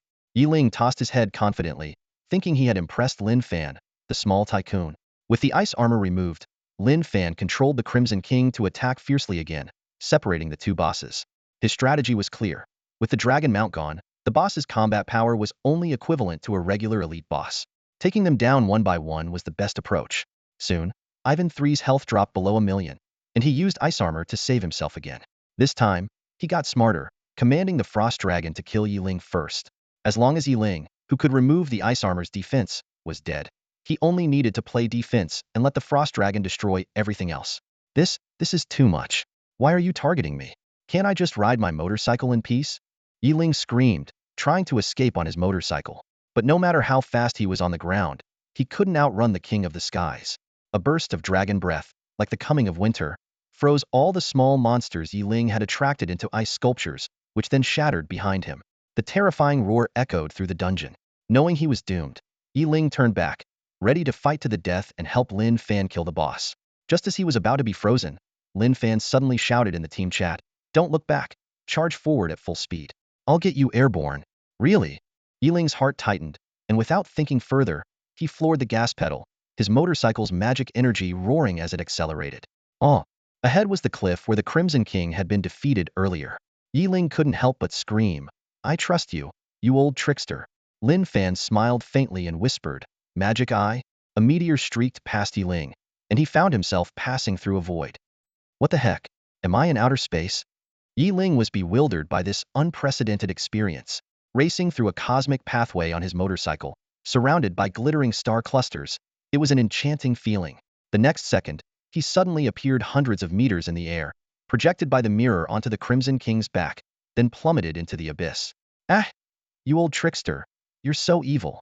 Yiling flailed wildly, only to pass through another incoming magic eye, re-entering the cosmic pathway. Lin Fan mused to himself. As expected, whether it's a skill attack or a living being, they can pass through the magic eye's mirror space. This opens up a vast array of tactical possibilities with the Divine Emperor earrings, using two mirrors to create unimaginable attack strategies. He called it cross-dimensional strike. "Don't panic, just aim and fire," Lin Fan reassured. "How can I not panic?" After multiple space crossings, Yiling was on the verge of a mental breakdown, almost scared to death. However, under Lin Fan's deliberate control, the mirrors constantly adjusted their angles, twisting the frost dragon into a knot as it tried to find its target. Despite its invincible breath, the dragon couldn't cross dimensions to destroy its enemy. Repeated space crossings made Yiling's scalp tingle. He realized a harsh truth. Under someone's control, even dying by falling was impossible. So he started following Lin Fan's instructions, aiming his RPG at the cowering boss while in midair. The frost dragon, like a cat chasing a yarn ball, kept its focus solely on the elusive target. Ivan III roared in frustration, "Glacial armor! I got it!" Yiling struck a cool pose in midair. Buff removed. The ice armor had just formed when a missile reverted it to normal. The boss applied another protective skill, Knight's Anthem. "Here I go again."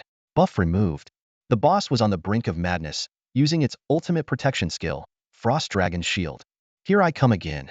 The mighty abyssal dungeon boss's mind was blown, unable to believe it was being toyed with by a level 15 player, yet utterly powerless to stop it. This skill is incredible. This guy is unbeatable. Lin Fan couldn't help but express his genuine admiration, his eyes fixed on the figure of Yiling. As Yiling burst out of the reflective mirror, the speed of his motorcycle suddenly increased fivefold, making him look like a green lightning bolt as he weaved effortlessly between the two massive bosses. Lin Fan was inwardly amazed. The speed was simply breathtaking. The effect of the Divine Emperor's earrings was about to end, and Lin Fan realized he had gone overboard. He quickly sent the tough-skinned Dakshizan back to the ground, only to see him immediately surrounded by a horde of minor monsters. After a brutal beating, he was sent back to the Goblin Factory. Lin Fan couldn't help but smile wryly and thought to himself, Sorry about that. I'll make it up to you at the guild later. I just couldn't keep up. He knew it wasn't intentional on his part. Yiling's motorcycle was just too fast, and he had gotten carried away. Lin Fan quickly adjusted his stance and unleashed a flame dragon straight at the weakened boss. The frost dragon Varag saw this and finally wised up, immediately activating its invulnerability and charging towards Lin Fan on the back of the Crimson King. The Crimson King stubbornly vowed to protect Lin Fan at all costs, once again being swallowed by the dragon's abyssal maw. Deadly bite. Greedy bleed. Dragon's might. A series of skills struck, and the Crimson King's health plummeted below the million mark in an instant. However, this time was different. In its new form, the Crimson King was brimming with confidence. Even trapped in the dragon's sharp teeth, its neck suddenly stretched out, and its blood-red eyes flashed with madness. With a resounding slash, the Crimson King bit and burst Varag's eyeball. With a violent pull, dragon blood splattered everywhere. This attack completely enraged the frost dragon, awakening its primal instincts. Varag abandoned its breath attack, opting instead to crush this audacious opponent in the most brutal way possible. At this critical moment, a cunning glint appeared in the Crimson King's eyes. Its massive body suddenly erupted in golden light, restoring its invulnerability. Its health surged dramatically. Immediately afterward, the Crimson King forcibly broke free from the abyssal maw and slyly chose to flee, leaving the battlefield for its unscrupulous master to clean up. Just then, a global announcement resounded throughout the game world. Player Fan Shin led his team into the dragon's lair, slaying the Dragon Knight Ivan. This brief announcement carried an immense power, instantly stunning players worldwide. Everyone held their breath, awaiting the final outcome of this earth-shattering battle. The news from Bo Bing hit the gaming world like a sledgehammer. Slaying the Dragon Knight this feat left players who were struggling with level 20 vampiric demons utterly speechless. A global announcement echoed across the skies, marking an unprecedented achievement. Crazy game. Someone cursed in anger, though their excitement was unmistakable. In the realm of the divine, Dragon Knights had always been an unattainable existence. Their attributes were unparalleled, and even the dragons they rode were enough to strike fear into the hearts of players. Yet, this mythical image had been shattered, and the news spread across global regions. Players on the Chinese server were both thrilled and incredulous. They finally understood why Yi Kongqing and Qi Ziyue had been defeated. However, some players pointed out that not all Dragon Knights were equally powerful. For example, the Dragon Heirs were merely riding on the glory of their ancestors. I've seen a gathering of Dragon Knights in a hidden dungeon, one player shared. The Imperial Purple Gold Duke and 2 heirs from the Golden family are only about 13 or 14 years old.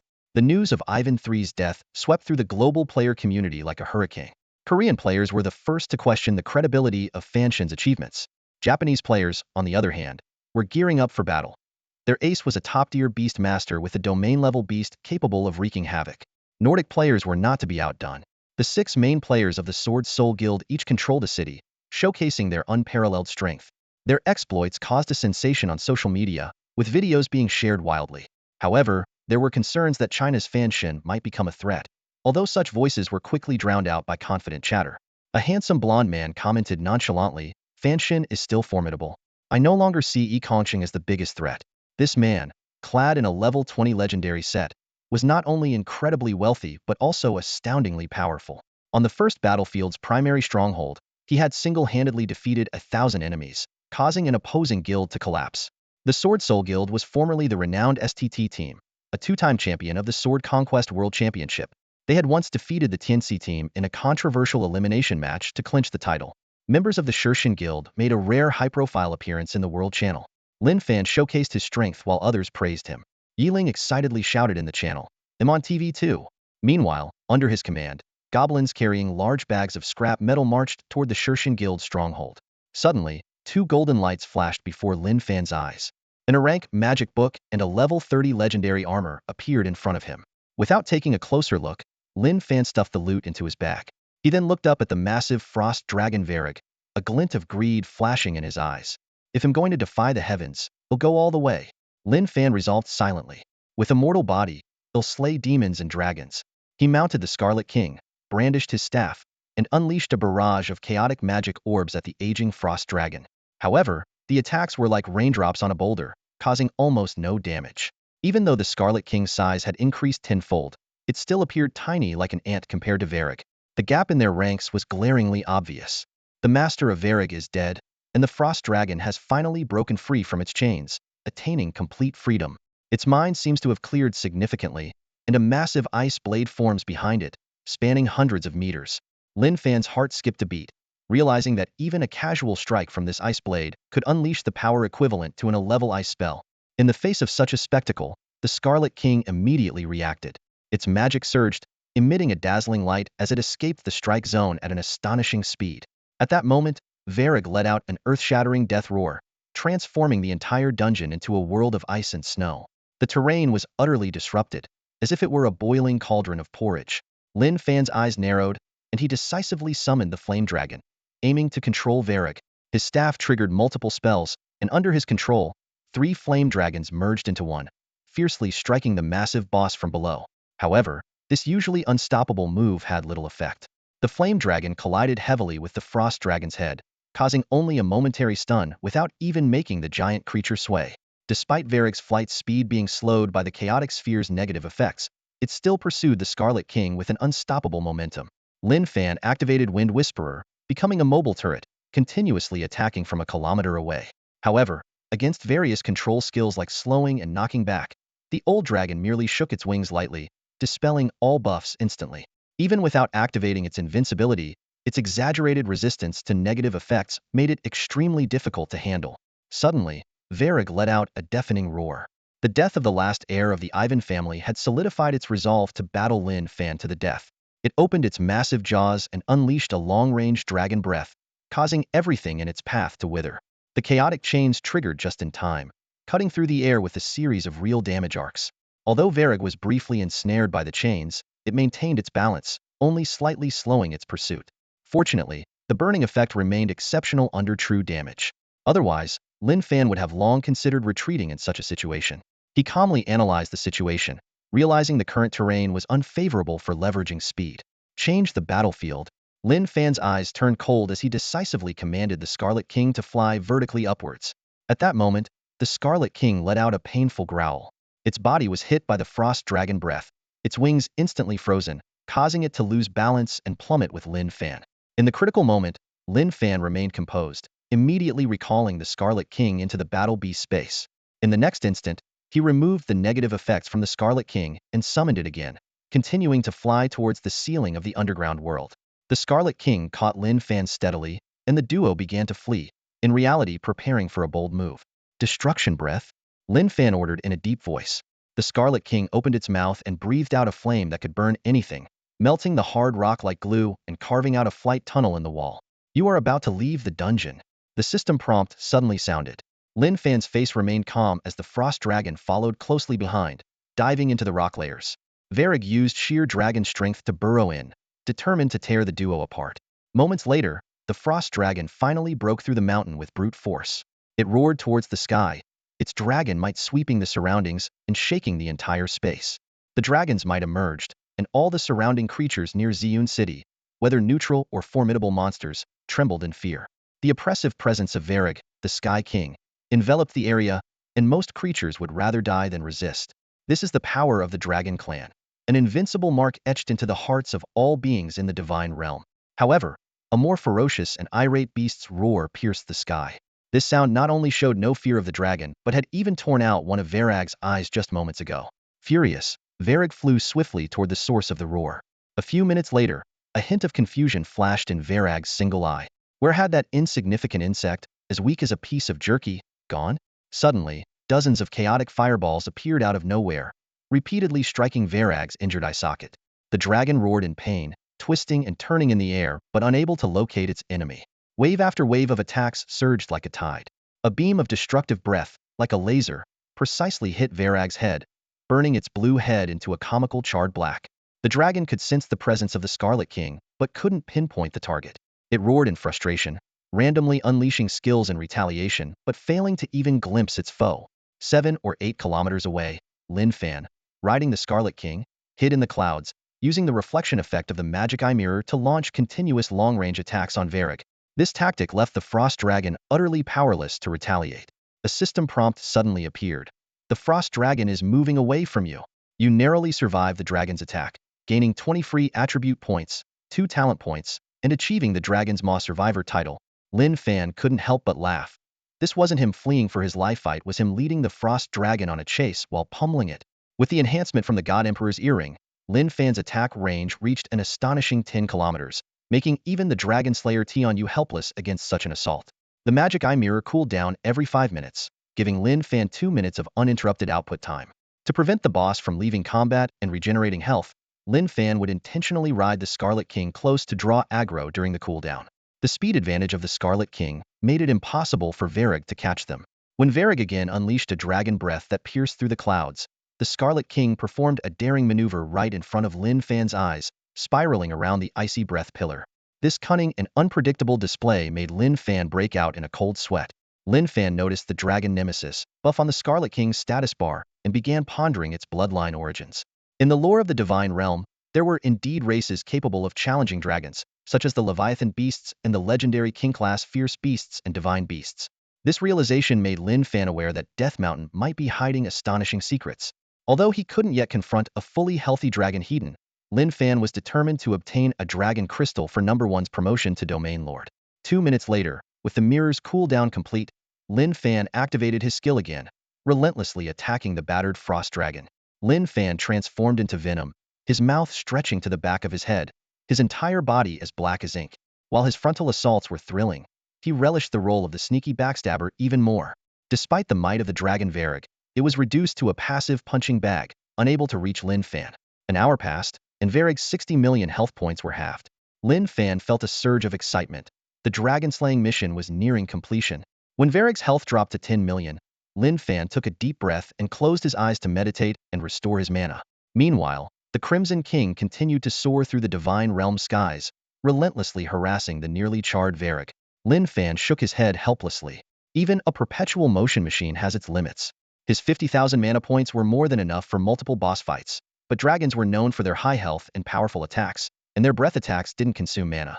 At that moment, a system alert sounded. Attention! Frost Dragon Varrig is casting dragon speech. A series of cryptic dragon words echoed. Lin Fan's eyes snapped open, and he muttered to himself, "Unparalleled magical apostle, esteemed guardian of Ziyun City, prince of the purple dragon, I, Varrig, seek your assistance." Lin Fan's eyes gleamed with understanding. Varrig would never have guessed that he, a trial taker who had explored numerous dragon relics, could understand some dragon language. During their pursuit, they had strayed over 100 kilometers from Ziyun City and a city. Varrig's cries alone couldn't summon help.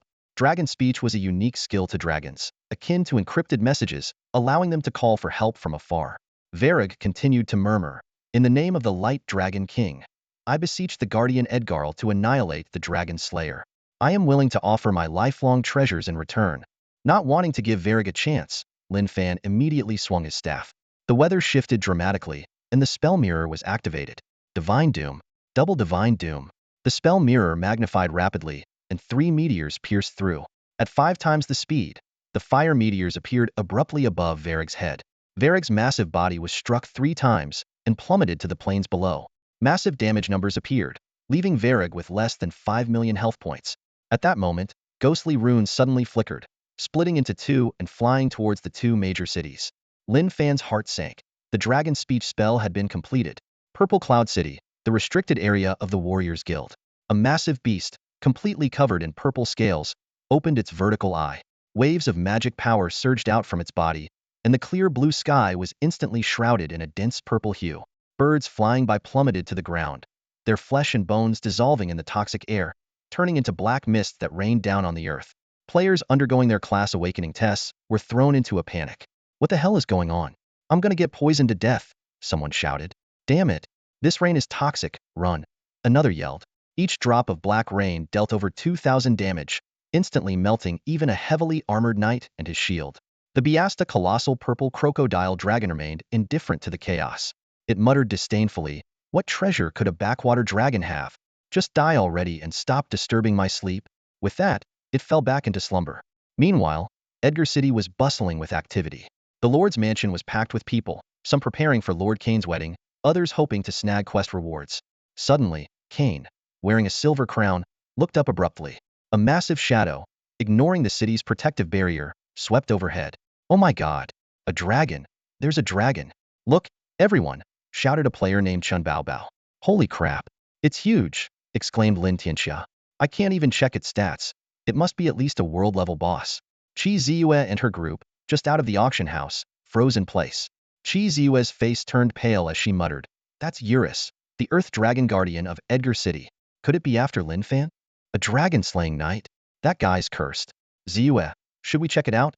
suggested in Wuxing. Hitsong analyzed. "What do you think? According to the lore, dragons help each other. That bastard must be in trouble."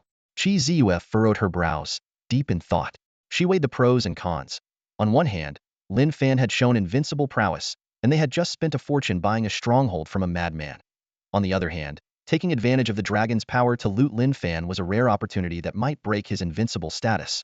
But failure would mean facing Lin Fan's furious retaliation.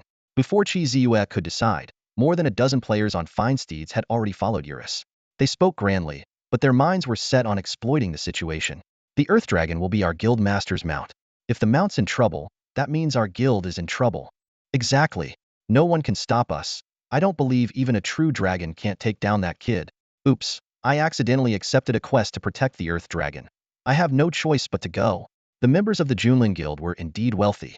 Although they joined the game late, they spent over 2 billion to buy 3 strongholds, showing strength comparable to the Dingsheng Consortium. However, some bystanders were gossiping. "The Junlin Guild Master is really rich, spending money like water. But have you noticed? Long Hin has been low-key lately, and Yakongcheng rarely appears in public.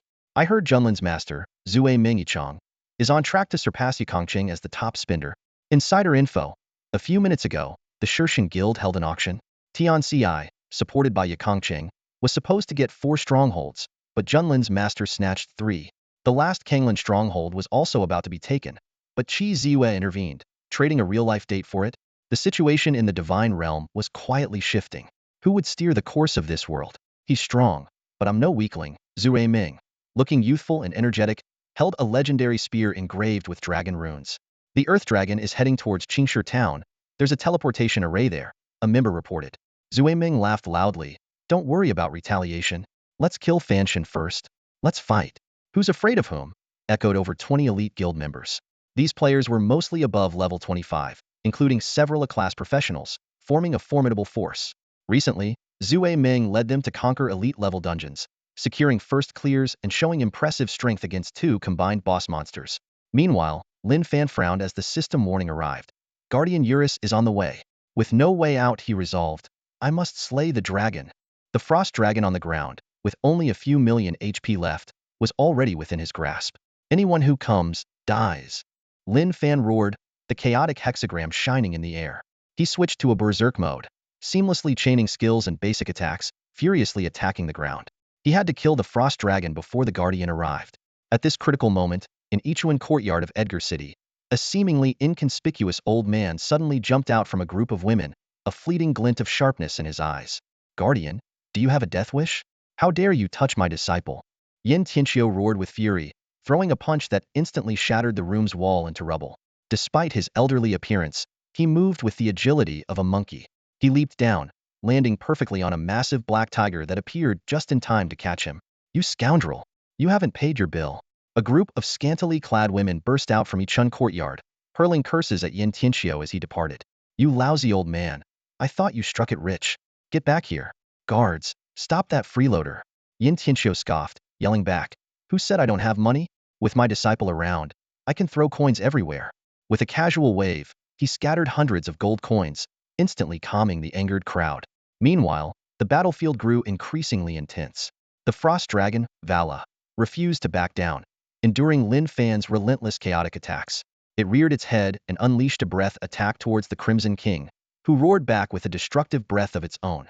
Though unable to fully counter it, the beast knew it could at least slow the spread of the dragon's breath. The Crimson King retreated a kilometer, preparing for another precise strike. Lin Fan, in his Wind Whisperer state, attacked with incredible speed, his chaotic orbs and explosive fireballs intertwining like a barrage of rockets, leaving the ground in ruins.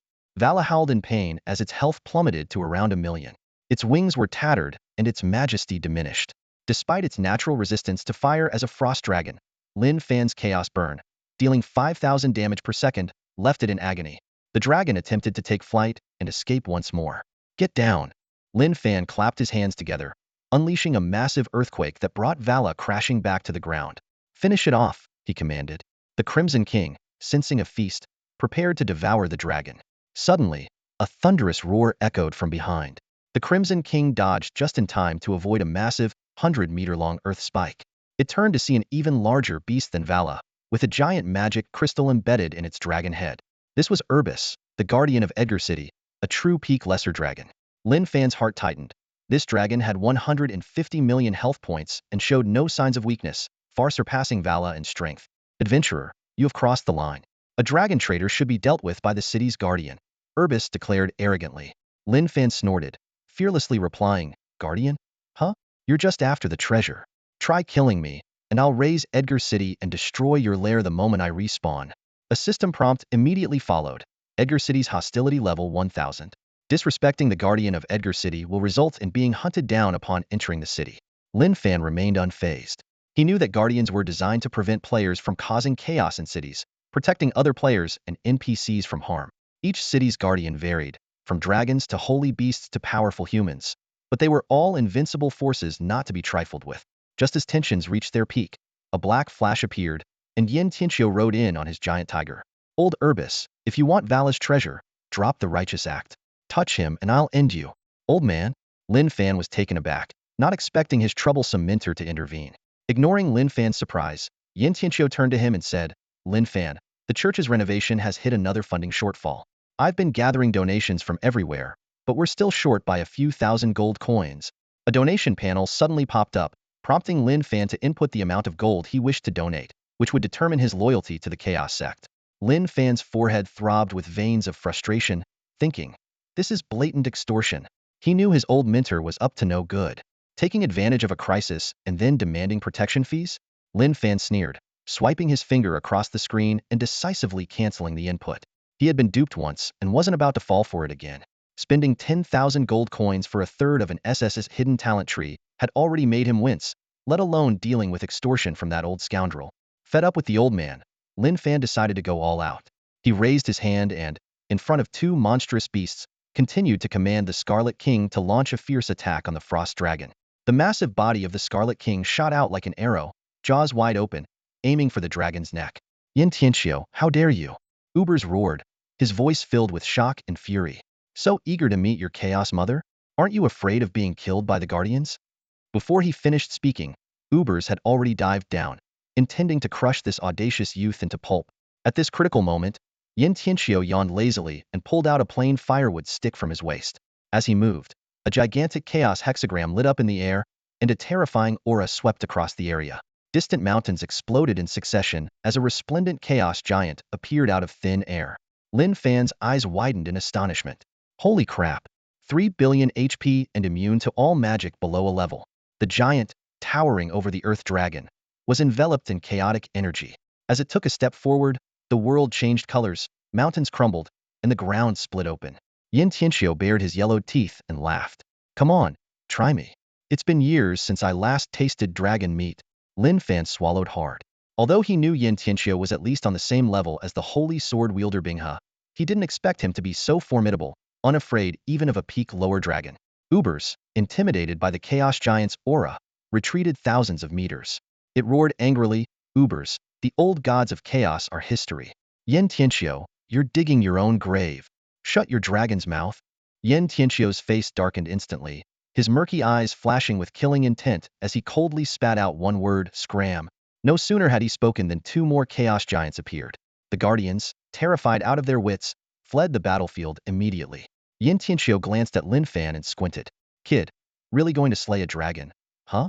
Lin Fan glared at the old man and retorted. Weren't you the one who said you wanted the Dragon King's horn? I'm just practicing. Yin Tianqiu shook his head ruefully. Don't ever say you're my heir. Yeah, even I fear death. Lin Fan snapped. You can summon chaos giants. What threat does a dragon pose to you? Heh, just a little trick. Watch and learn, kid. Yin Tianqiu chuckled slyly.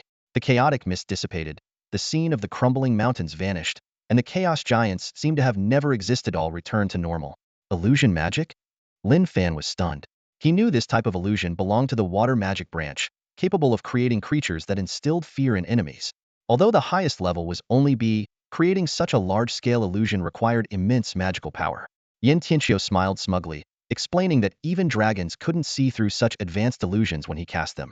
He urged Lin Fan to find the Dragon King's tooth and Titan's eye quickly, then rode off on his giant tiger, disappearing from Lin Fan's sight. Lin Fan shook his head, thinking, as expected, Chaos mages are all about bluffing, but I'm already in too deep to turn back now. Just as the frost dragon was on its last legs, a group of uninvited guests appeared behind Lin Fan. Without turning around, Lin Fan said coolly, "You guys want a piece of the action too?" Longzi Binghin asked puzzledly, "Did Ubers just fly away? Why didn't he kill this guy?" Sister Never Sentimental exclaimed excitedly, "The dragon's about to die. If we kill him now, we get everything." The members of the Junlin Guild were ecstatic. A boss with over 100 million HP, about to fall who knew what rare loot it might drop, and the person before them was the leader of the Shirshin Guild, with a big red name over his head. Killing him would be like hitting the jackpot. The temptation was just too great. Zue Ming's face stiffened. In his plan, this should have been an epic battle. Killing a low-level dragon knight would require an elite team of dozens, struggling to victory. As for slaying a dragon, that would need a powerful guild of 1,000 members, each playing their part, working in perfect harmony, and suffering heavy casualties to finally take down the giant dragon. But what was this? One man, one beast, soloing the frost dragon Valarag? While a lord-level battle beast was indeed powerful among players, it was nothing against a domain lord dragon. Zue Ming forced a smile and said, "We were just passing by, taking a casual look and admiring the Triple Crown champion's prowess." He was about to leave with his men. Longzi Binghin panicked and shouted, "Boss, what are you doing? The dragon only has a few 100,000 HP left. If we don't act now, it'll be too late." Sister Never Sentimental agreed. "I think so too. If you're afraid of starting a war with Shirshin, I'll be at the front lines." Lin Fan turned around and gave the female warrior a wicked smile. "At the front lines for me to kill? You're not worthy. Still daring to act high and mighty?" Shin Qingjie scoffed, her eyes flashing with disdain. "Do you think we can be scared so easily? Yikongcheng lost to you because he was reckless with his wealth. Do you think your tricks will work on our boss?" Zue Ming's face turned ashen, his emotions a mix of bitterness and frustration. He had just earned a temporary Class Dragon Knight qualification, with the prospect of riding the legendary Dragon Ubers in the future. However, reality had dealt him a harsh blow. The system notification chimed in his ear, cold and unforgiving.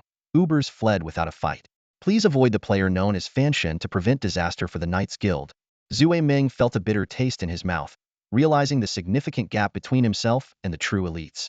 There were over a dozen players who had also earned the temporary Dragon Knight qualification, each one a formidable rival. To truly ride Ubers, he needed to become much stronger. At that moment, a dispute erupted within the Junlin Guild. When the boss speaks, that's the final word. "You newcomers keep yapping, what do you want?" Longzi Binghin sneered. "Newcomers, so what? Are we weaker than you? Not taking advantage of opportunities is foolish," retorted a high-ranking player who had just joined the guild. "I never get emotional. What's the joke? A 3-time champion? I'm not afraid of that.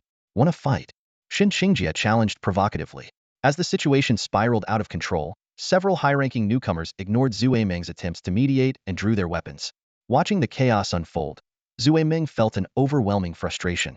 This was not a battle they could handle. It was a path to certain death. Just a drunken dream, a misunderstanding. "I'm out." Zue Ming tried to extricate himself, only to be met with scorn from his companions. "Coward!" someone shouted angrily. "Just a lone mage, what's Zue Ming afraid of? And he dares to call himself a dragon knight?" A rogue player, his eyes red with rage, cursed, "Damn it, we can handle this ourselves." With that, he swiftly entered stealth mode. In the midst of the chaos, Lin Fan's voice suddenly rang out, calm yet tinged with mockery. "Who said you could leave?"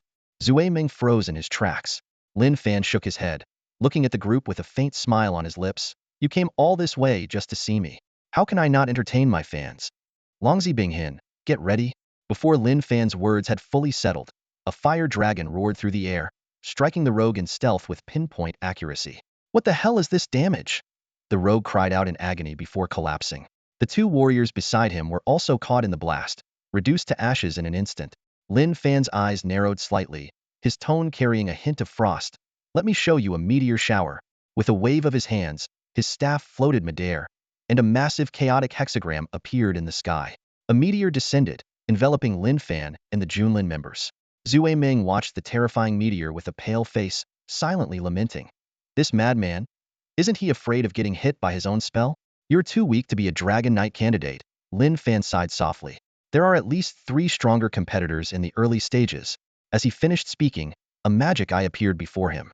With a single step, he traversed the cosmos, reappearing a kilometer away. Space magic? The Junlin players were stunned. How can a space mage teleport such a long distance at this stage? With a deafening crash, the meteor fell, wiping out the Junlin Guild members in an instant. Meanwhile, on another battlefield, the Crimson King was locked in fierce combat with the Frost Dragon. It unleashed a devastating breath attack, knocking the Frost Dragon to the ground. With a roar, it tore into the dragon's head with its sharp claws, ripping it apart. The Crimson King lowered its head and began feasting on its prize. The system notification echoed in Lin Fan's ear. You have successfully slain Frost Dragon Varric. Experience points 600,000. Level up to 28. Level up to 29. The 4,998th Lin Fan. The 4,999th Lin Fan. 5,000 foolish Lin Fan slain. Training complete. In the legendary dungeon of Xian City, Kong Bai swung her blood-stained weapon, felling the last zombie Lin Fan. Her delicate face was covered in sweat as she exhaled deeply. This intense training had been ongoing for days, with Kong Bai dedicating nearly all her free time to relentless monster slaying. Though exhausted, the thought of imagining each monster as a certain someone significantly reduced her fatigue. Her divine soul imprints effect was closely tied to her level and proficiency in killing monsters, making such high-intensity training essential. The continuous battles allowed Kong Bai's bleeding buff to sustain indefinitely. Against monsters with 200,000 health points, she could nearly kill them in one strike. With a proud tilt of her chin, she opened the level rankings to check her position. Seeing that she was only 3 levels ahead of that bastard, she gritted her teeth. Still not enough. I need to keep grinding until he loses all hope. Just as Kong Bai was about to re-enter the dungeon, a shocking announcement appeared. Server announcement. Player Fan Shin has slain the fallen dragon Valark, perfecting the Abyss Dungeon Dragon Maiden. Rewards, 200 free attribute points, 300 skill points, 100,000 reputation points, 3 million experience points, and 2,000 gold coins. Kong Bai stood in stunned silence, watching as that player's level rapidly climbed. 29, 30, 31, 32, 33, 34. Standing at the teleportation point, tears welled up in her eyes as she let out a sharp scream and, with a determined look, rushed back into the dungeon. Meanwhile, the world chat exploded. Former top-tier players expressed their astonishment. With the Frost Dragon dead, Lin Fan leveled up 6 times, shooting straight to the top of the rankings. Dragon slaying, truly dragon slaying, 6 levels in an instant. No contest, at this stage, Fan Shin is the #1 in the Divine Realm. Even Yi Kongqing and Kong Bai have to step aside. Only the top-tier players from other servers might be able to compete with him. Someone tried to find an excuse. That bastard must have found a game bug, or the dragon was already low on health when he finished it off. Yeah, exactly, Zhu Shuangshuang agreed. According to the official description, even the weakest lower dragons have health in the billions.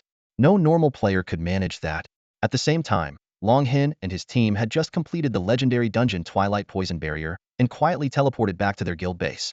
Yi Kongqing, seemingly calm amidst the comforting words of his comrades, took out a black soul imprint and muttered to himself, Dark God Corpse. Equipping this will allow one to defect to the Dark Dragon faction. A renewed confidence sparkled in Yi Kongqing's eyes. When I return, the divine realm will tremble. As he finished speaking, a beam of black light shot from his forehead into the sky. Long Hin's team looked up in surprise and delight. Layers of demonic shadows descended, tearing open a rift in the void. A time-traveling magical warship slowly emerged, and over 1,000 Long Hin players raised their arms and shouted, Long Hin, invincible! A wave of blacklight enveloped the area, and all Long Hin players received an invitation from the Dark Dragon Empire. Pu Qianjuan's eyes widened in disbelief. Defect from the Light Dragon Empire? At that moment, another earth-shattering announcement echoed through the Divine Realm. Player Yi Kongqing has joined the Dark Dragon Empire and received the Dark Dragon King's reversal blessing. 150 free attribute points, 200 skill points, 15 talent points, 200,000 reputation points, and 1,000 gold coins. This news sent all players into a frenzy. He, Yi Kongqing, was defying fate, leading the Dragon Mark group against the entire world. Every move he made sent ripples through countless players' nerves. His audacity was truly awe-inspiring. However, when the situation turned unfavorable, the Dragon Mark group chose to retreat, showcasing their usual style. Seeing this, Fatty immediately turned on his loudspeaker and began mocking them without restraint. Even though the Dragon Mark group was no longer part of this world and the Dark Dragon Empire couldn't receive messages from the opposing faction, Fatty couldn't resist indulging in some verbal jabs.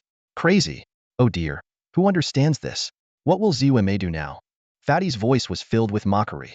Then another voice chimed in, with Dragon Mark gone. Won't Tianxi's army be nothing but losers? It's all over for them. Their taunts continued back and forth, heating up the atmosphere.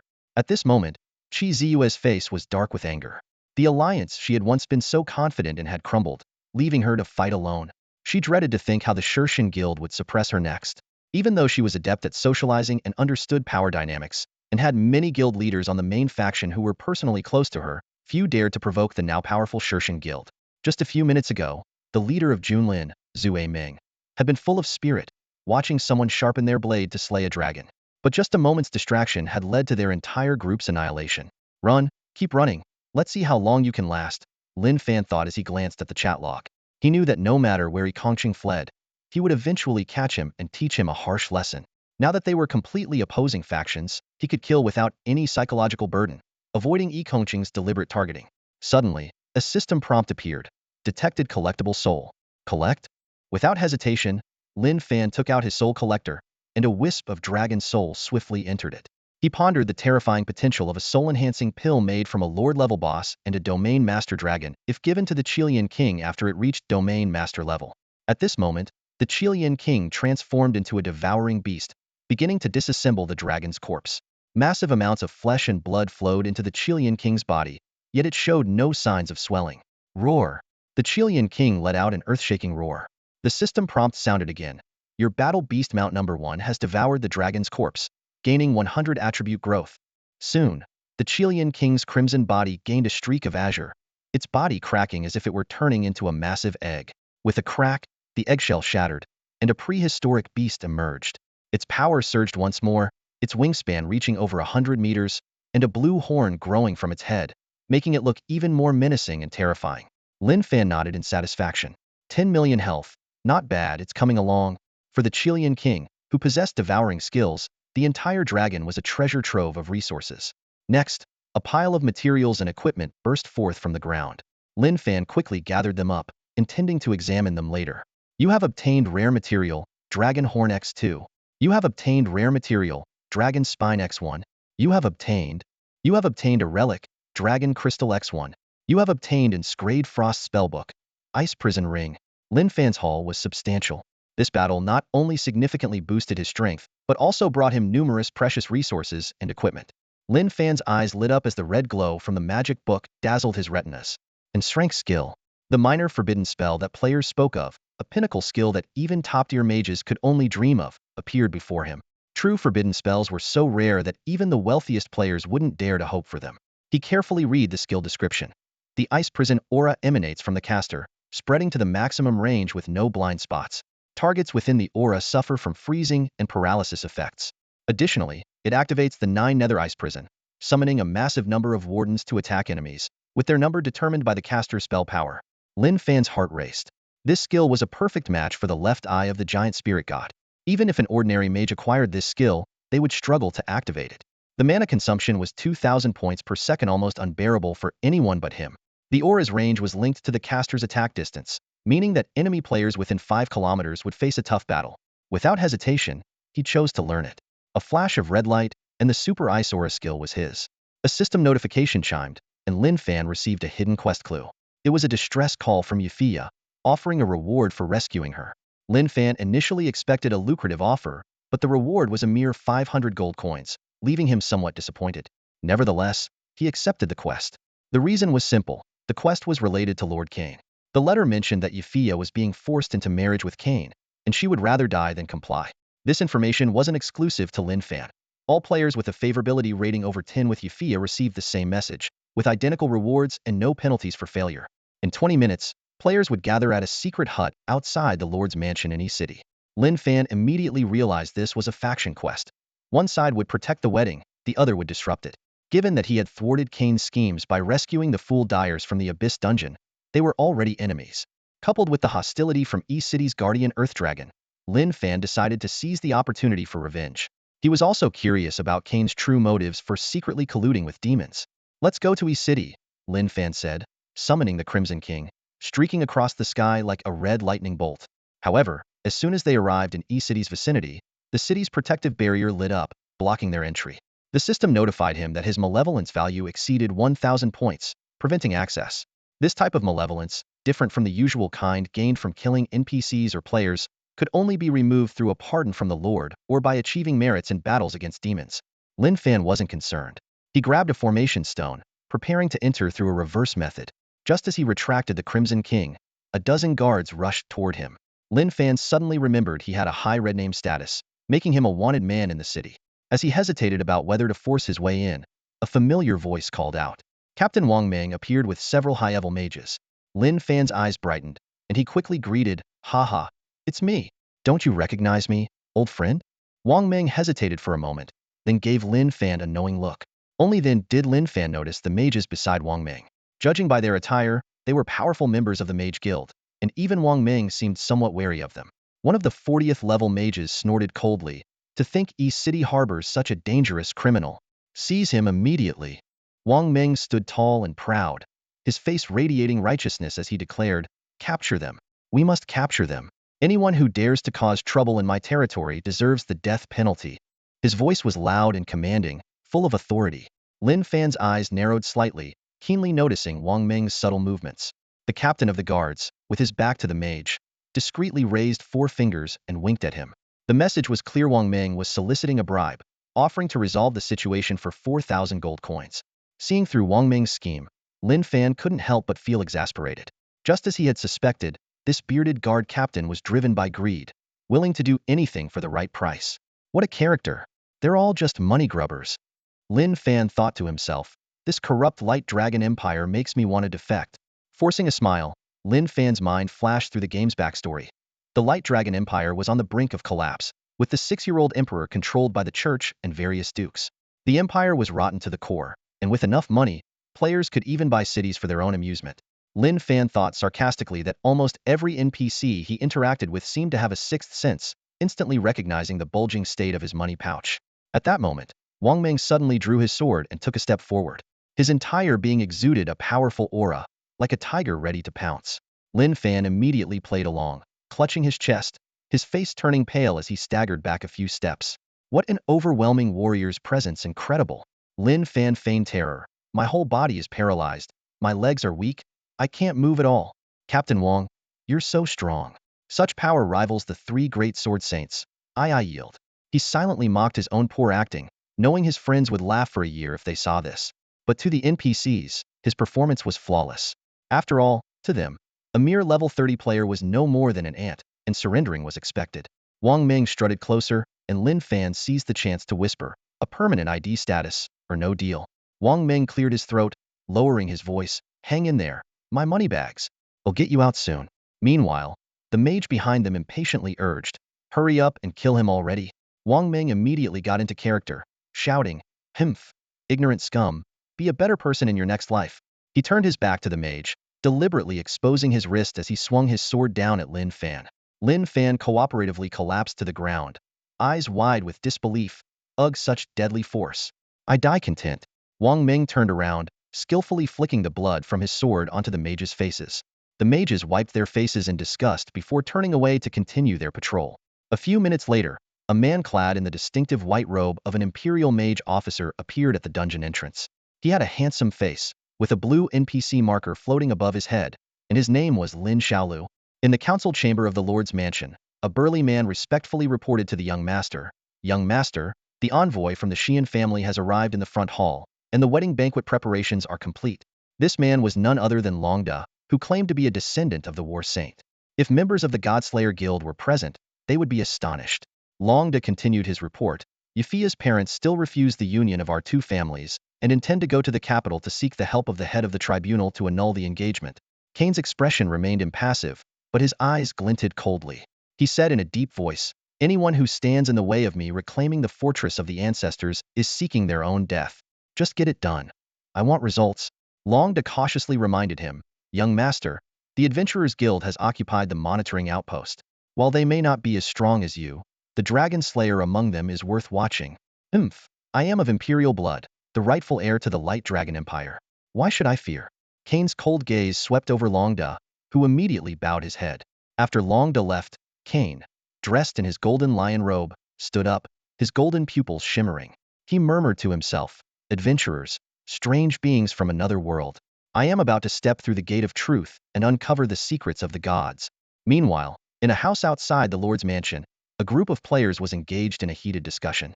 "Shut up and listen to me," Huang Shuaigu said loudly. "You guys cover me.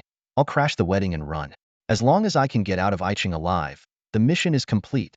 Sisui Liulian retorted. Dream on. My friend scouted it out. There are hundreds of NPC guards at the wedding banquet and over 1,000 players. How do you expect to get in and snatch someone? Tian AI suggested. Why not let Zue Ming lead the team? His intimacy level with Yafia is over 50 points. He might trigger an extra reward. Plus, the Dragon Knight's strength is no joke. Yeah, the Dragon Knight can take hits and deal damage. No matter how strong the opposition is, can they match a demigod? Someone echoed.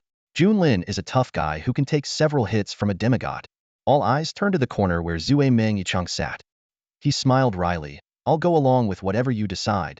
His words, a mix of humility and bitterness, resonated with the group. A player sighed. The other side has so many players invited to the wedding. They just need to stand guard to earn rewards. We have only a few dozen people and no NPC help. This mission is too unfair. Yeah, I heard the Godslayer Guild is also there. We're probably doomed. Mentioning the Godslayer Guild made everyone's scalp tingle. Even though they were strong and had a candidate Dragon Knight, they were still uneasy. Suddenly, the wooden door creaked open, startling everyone. An NPC mage walked in. A Grand Mage. And a level 34 Fire Mage. Someone exclaimed with delight. Fire mages above level 30 are super strong. I teamed up with one during a demon hunting quest, and he was incredible at burning enemies. This mage, named Lin Xiaolu, looked dignified and imposing, clearly not an ordinary NPC. Huang Shuaigu said excitedly, I know how to tackle this. Let the fire mage set fires everywhere to create chaos, and we'll take advantage of the confusion to crash the wedding and interact with the fierce girl. Exactly. Isn't that how quests in other games work? The male players laughed lewdly. Girl, I'll save you from this hell. Lin Fan, smiling, asked, which brave adventurer will take charge of the operation? The players all looked at the Dragon Knight. Lin Fan was taken aback. Wasn't this the Zue Meng he had just escorted back? He almost laughed. Zue Meng Yicheng looked worn out, as if a billionaire heir had lost his girlfriend to a nobody. He couldn't understand. He was a Dragon Knight candidate, and shrank professional, backed by a powerful faction. Despite joining the game 2 days late, he was decked out in top-tier gear. How could he still be easily defeated like a rookie? Did this game have no logic or respect for wealthy players? Zue Ming sighed. All right, I'll do it. Due to some coincidences, he had been completing a series of tasks related to Yufia's parents and had a high intimacy level with her. Nice, this is a sure win. Huang Shuaigu cheered. The crowd buzzed with excitement, their faces lit up with smiles. The efficiency of Junlin Guild in achieving first clears of dungeons was among the best in the entire server. Even formidable players like An Wuxing from Tianxi and Kong Jie's Shirgu couldn't match their speed and consistency when tackling high-difficulty dungeons. All of this was thanks to Zue Ming Yicheng's deep understanding of dungeon mechanics, which far surpassed that of ordinary knight players. As a Dragon Knight, Zue Ming Yicheng played a crucial role in the team. As long as he was alive, the team could hold its ground. More importantly, Zue Ming was not only bonded by quests with the Earth Dragon Ubus, but was also on the verge of completing a hidden quest. This quest would not only increase his affinity with Yufia beyond 60 points, but also trigger subsequent Dragon Knight quests, making it highly significant for him. Lin Fan observed Zue Ming silently, understanding the situation well. The Xian family, one of the 5 platinum families of the Empire, was renowned for nurturing Dragon Knights and Light Mages. If Zue Ming could gain the approval of Yufia's parents, he would have the opportunity to tame the legendary undead silver dragon, Solomon, in the future. However, Lin Fan knew Zue Ming's future all too well.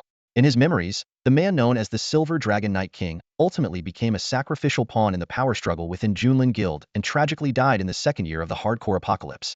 Despite ranking last on the apocalypse's top-tier warriors list, Zue Ming's courage and spirit earned him the respect of many. When other Dragon Knights from platinum families feared the demon army, Zue Ming charged into battle with his dragon, making 7 daring incursions and fighting until the very end. Unfortunately, despite Junlin Guild's great strength, it was infamous for its internal conflicts. Zue Ming's lone advance led to his downfall, and the guilds behind Thessine's leaders were to blame. Back in the present, Zue Ming demonstrated his leadership as he began assigning tasks. Mages, create chaos. Huang Shuai, lead the team to kidnap the bride. The priest and I will hold the front.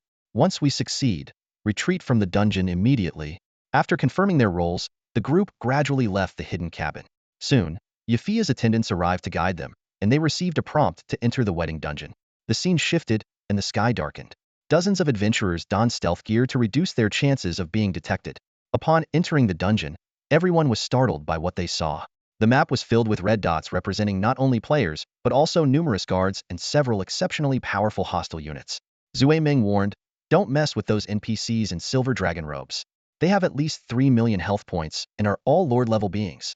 Everyone nodded repeatedly, and Zurei Ming began directing the team as they filed into the Lord's mansion to prepare for action. Lin Fan smiled slightly and stayed behind. Zui Ming glanced back at him, suddenly feeling a sense of familiarity and an invisible pressure that made him uneasy. Lin Fan nodded politely, thinking to himself, I'll help if I can. Although it's still 2 years until the Night King tames the Silver Dragon, if the affinity increases quickly enough, this process could be significantly accelerated. After the group dispersed, Lin Fan sat down outside the perimeter wall. Suddenly, his eyes snapped open, and he whispered, My domain unleash. Frost Prison Circle. Where did you run off to again? I put all the money from the base sale into the guild warehouse. A message from Fengzi popped up in the group chat. Lin Fan froze for a moment, then immediately canceled the domain of Little Forbidden Spellmaster. He quickly opened the guild warehouse and scanned the accounts. After deducting the auction house fees, the balance showed a whopping 3.2 million gold coins, that's 32 mini-goals.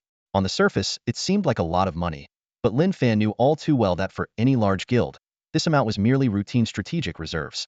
He decisively allocated 200,000 gold coins from the balance and assigned the remaining 3 million gold coins permissions to Fengzi and Pengzi.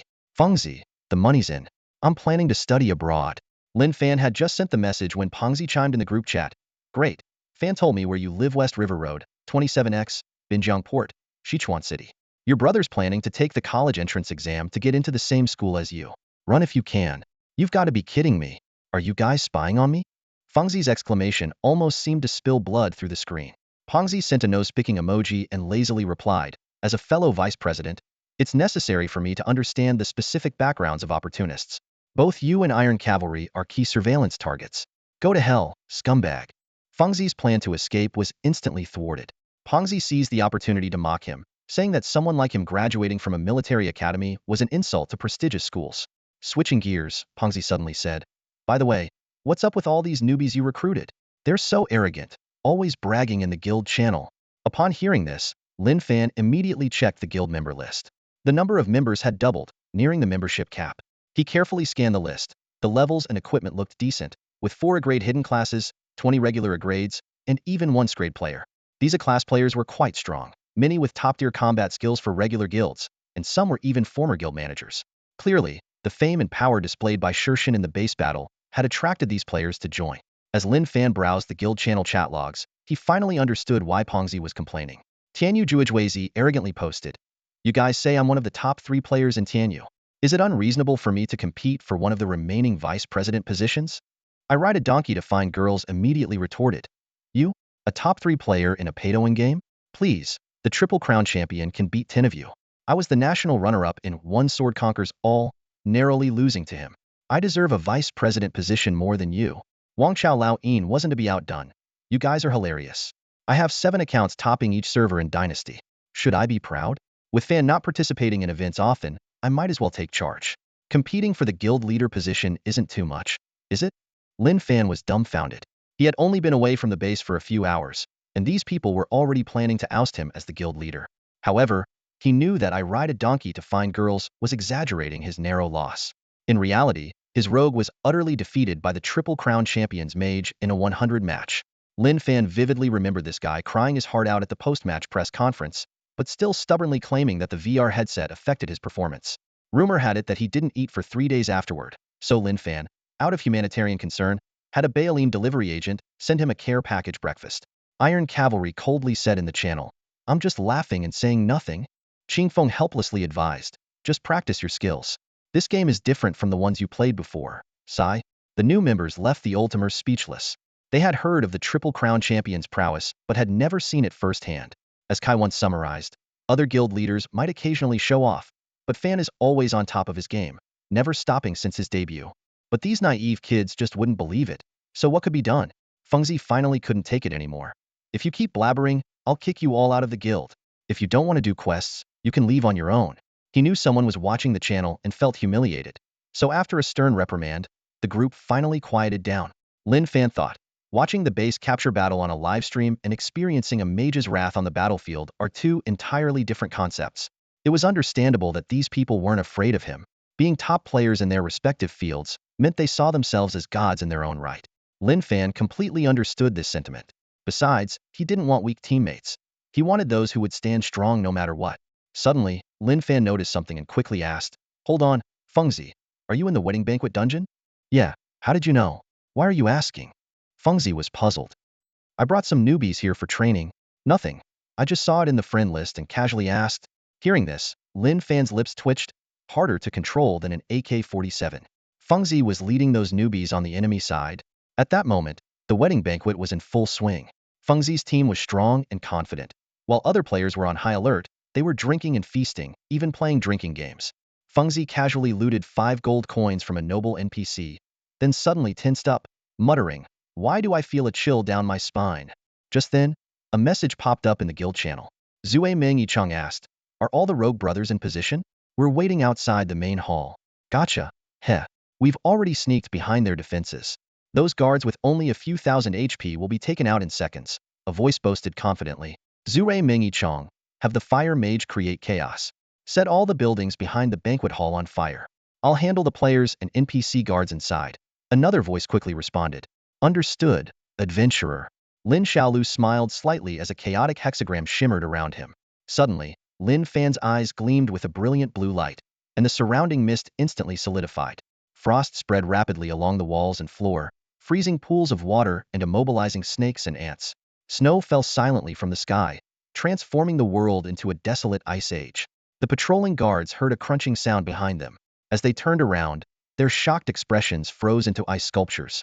It was a silent slaughter, taking lives without a sound. Holy crap, why can't I move? A level 27 knight exclaimed in terror as he realized his body was frozen. He immediately activated his resilience skill to resist but was frozen again. He tried to call for help, but even his mouth was sealed. To make matters worse, the ice prison ring triggered the chaos orb. The victims not only suffered freezing damage, but also had their movement slowed by 50 due to a sticky mire beneath their feet. Simultaneously, chaotic flames spread, scorching them with ghostly fire until they turned into white bones. System notifications flashed continuously. You have killed Lord's Guard Norton. You have killed player Jiogu Ben Zun. You have killed. Lin Fan observed everything through his magical eye and frowned, muttering to himself, I am truly twisted. Deciding to test another effect, he waved his staff, and a void rift suddenly tore open in the Lord's mansion. The 9 Nether Ice Prison, one of the forbidden zones in the divine realm, reappeared in the world.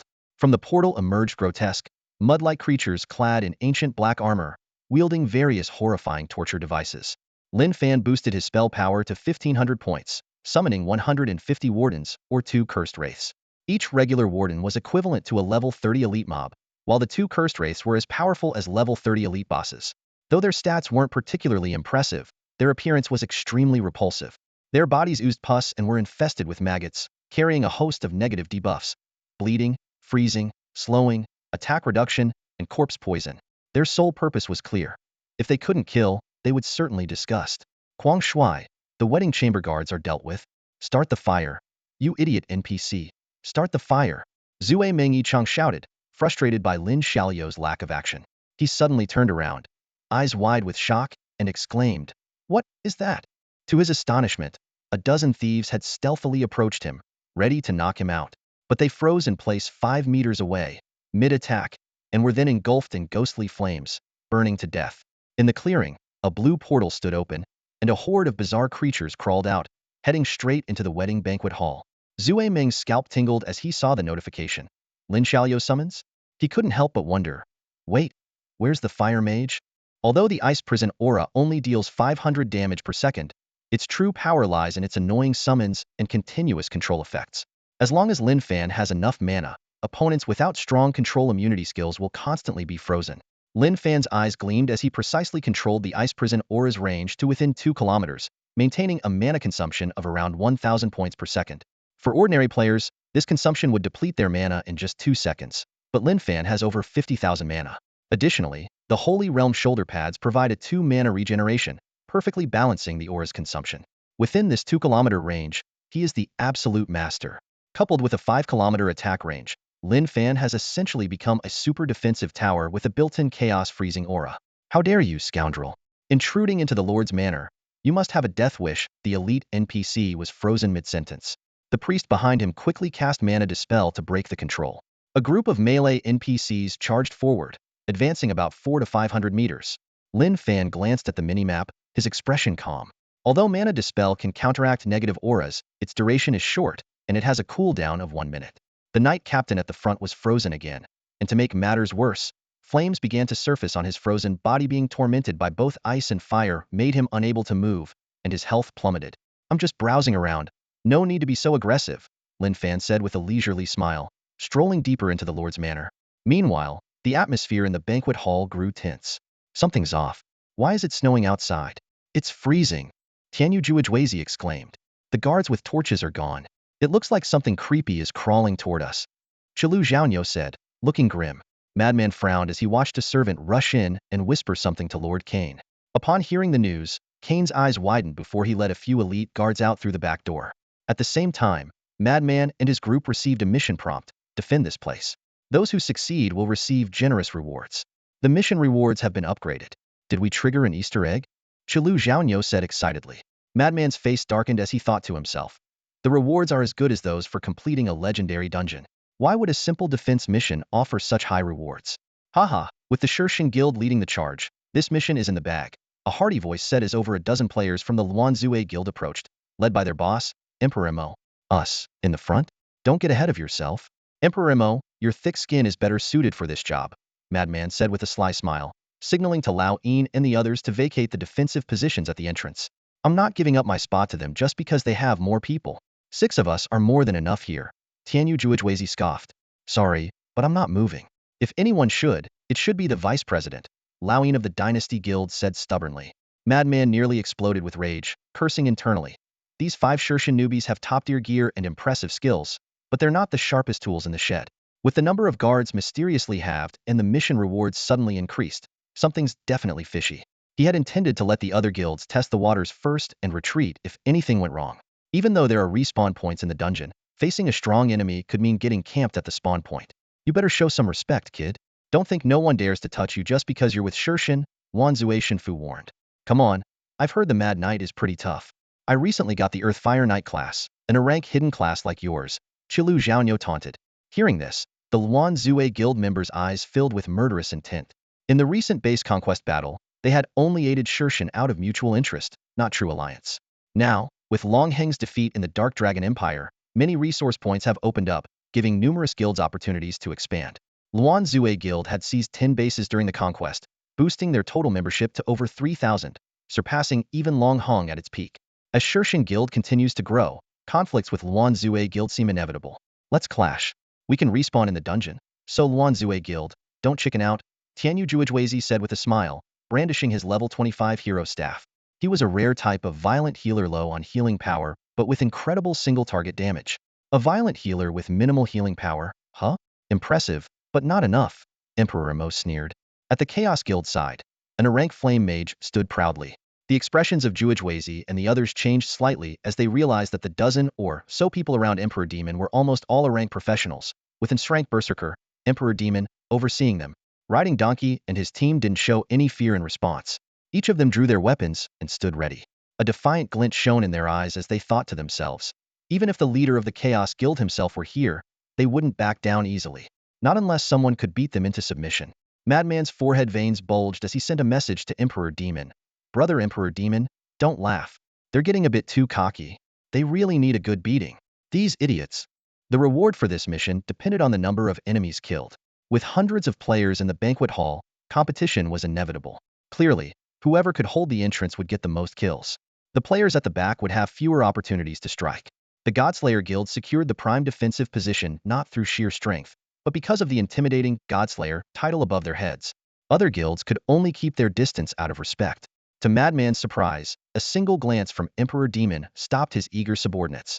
He led his team away and continued enjoying the banquet.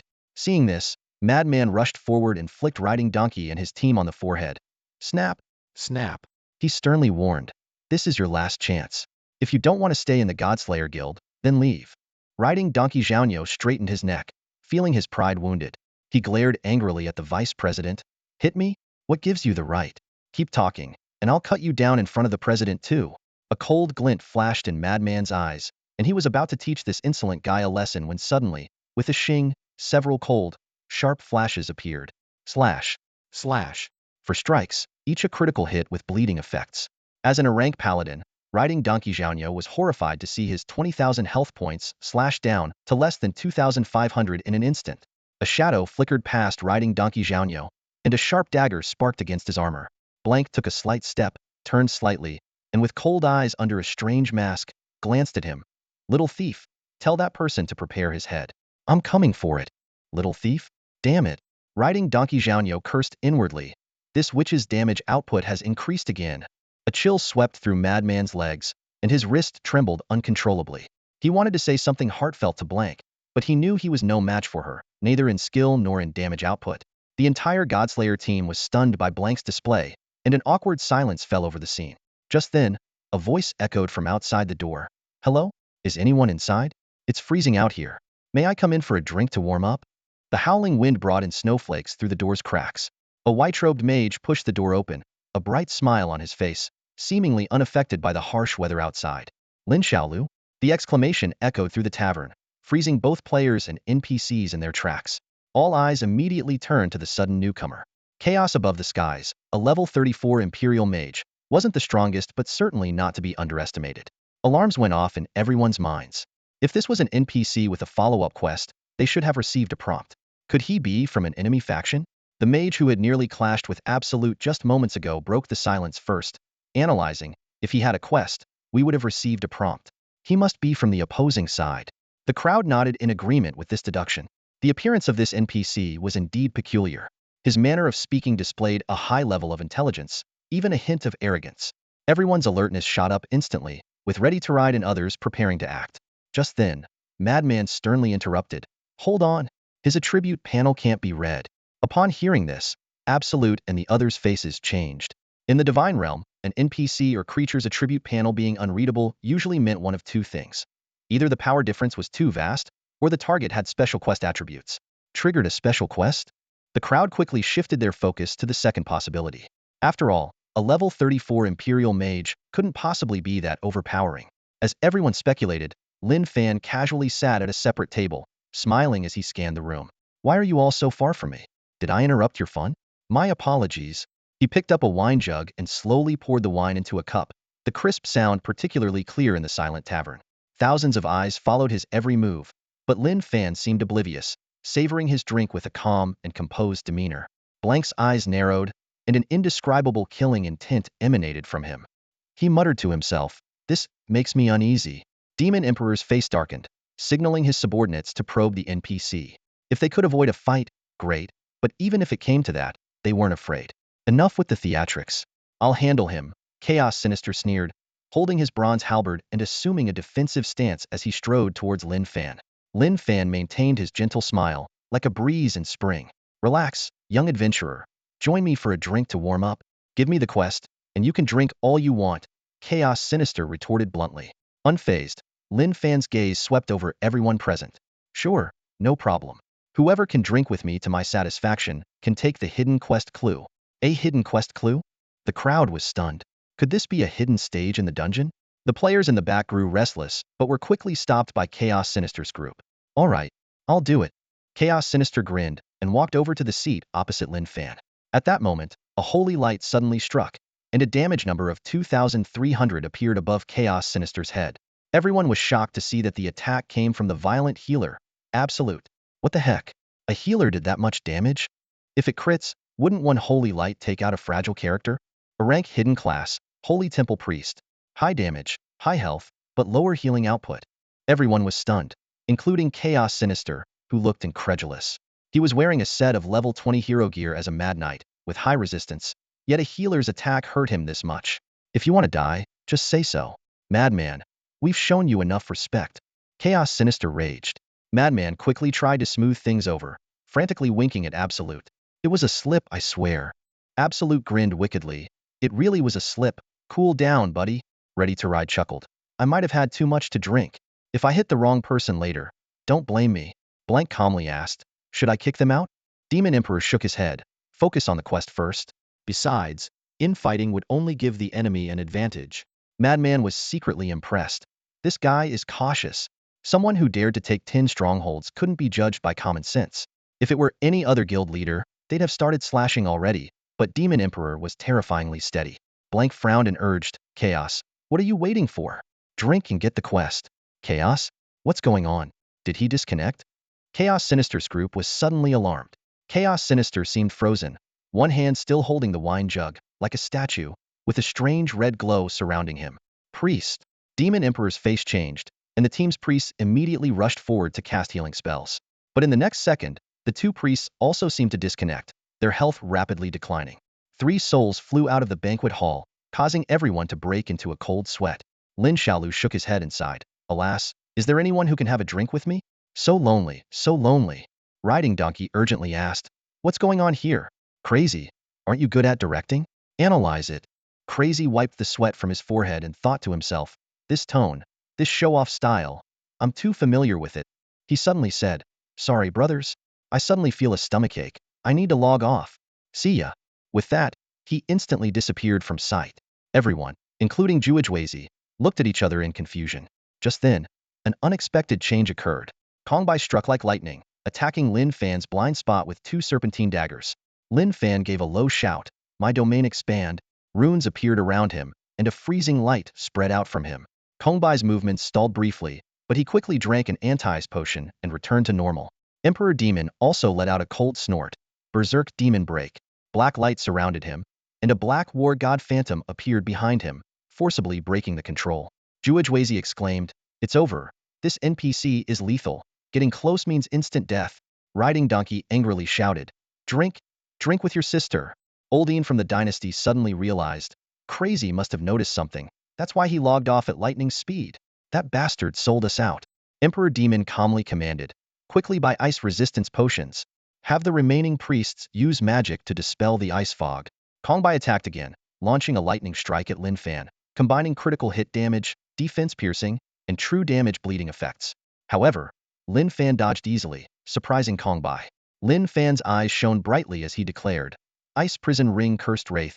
The void tore open, revealing a ghostly blue door from which 2 death wraiths emerged. Kongbai hastily retreated dozens of meters.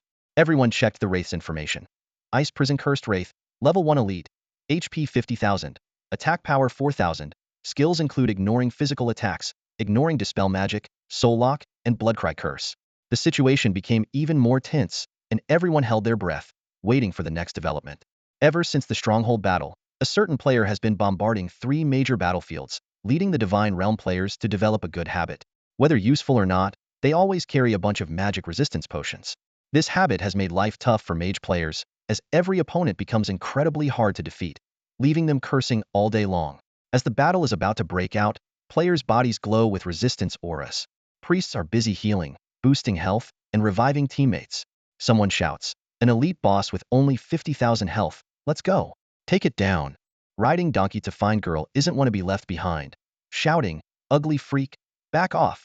He charges at the boss with his greatsword. The cursed wraith lets out a shriek, and its bone claws drift towards him. Riding Donkey grins, activates his taunt skill to tank the damage, and his teammates quickly take their positions behind him. However, things take an unexpected turn. Riding Donkey's face changes color as his greatsword swings through empty air, splitting a table in half. The cursed wraith passes through his body, clutching a white humanoid spirit in its bone claws. I can't move. Riding Donkey feels a chill down his spine, immobilized for 3 seconds by the soul lock effect. The wraith cackles eerily, gripping the spirit tightly as it screams in agony. Blank snorts and retreats to a corner to observe the situation.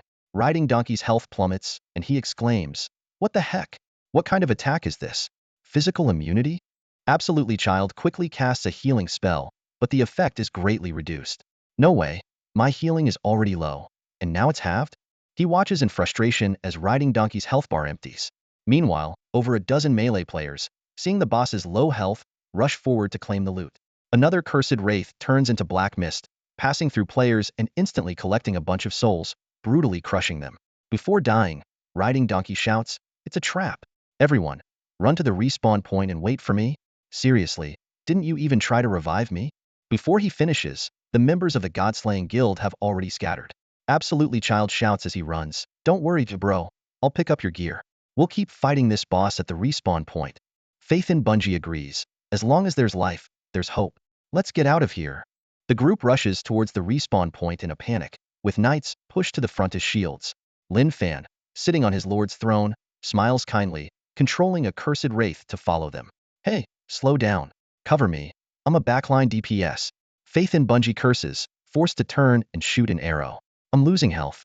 I know how to fight this boss now. He starts to call his teammates, but realizes the priests have already vanished. Damn it. Bungie Bro closes his eyes in despair, getting killed by the Wraith.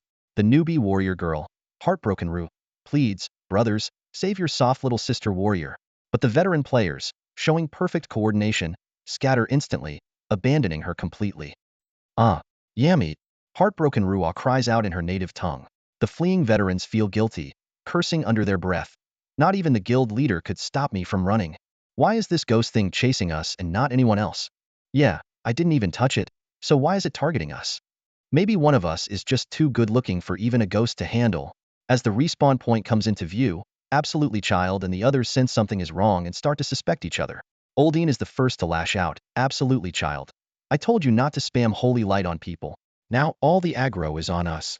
Absolutely Child retorts, you rhino. You're an 18-year-old kid playing an old man mage character. If it's not your problem, whose is it? Oldine fires back. Do you even know Gandalf? This is a classic character design, perfect for role-playing.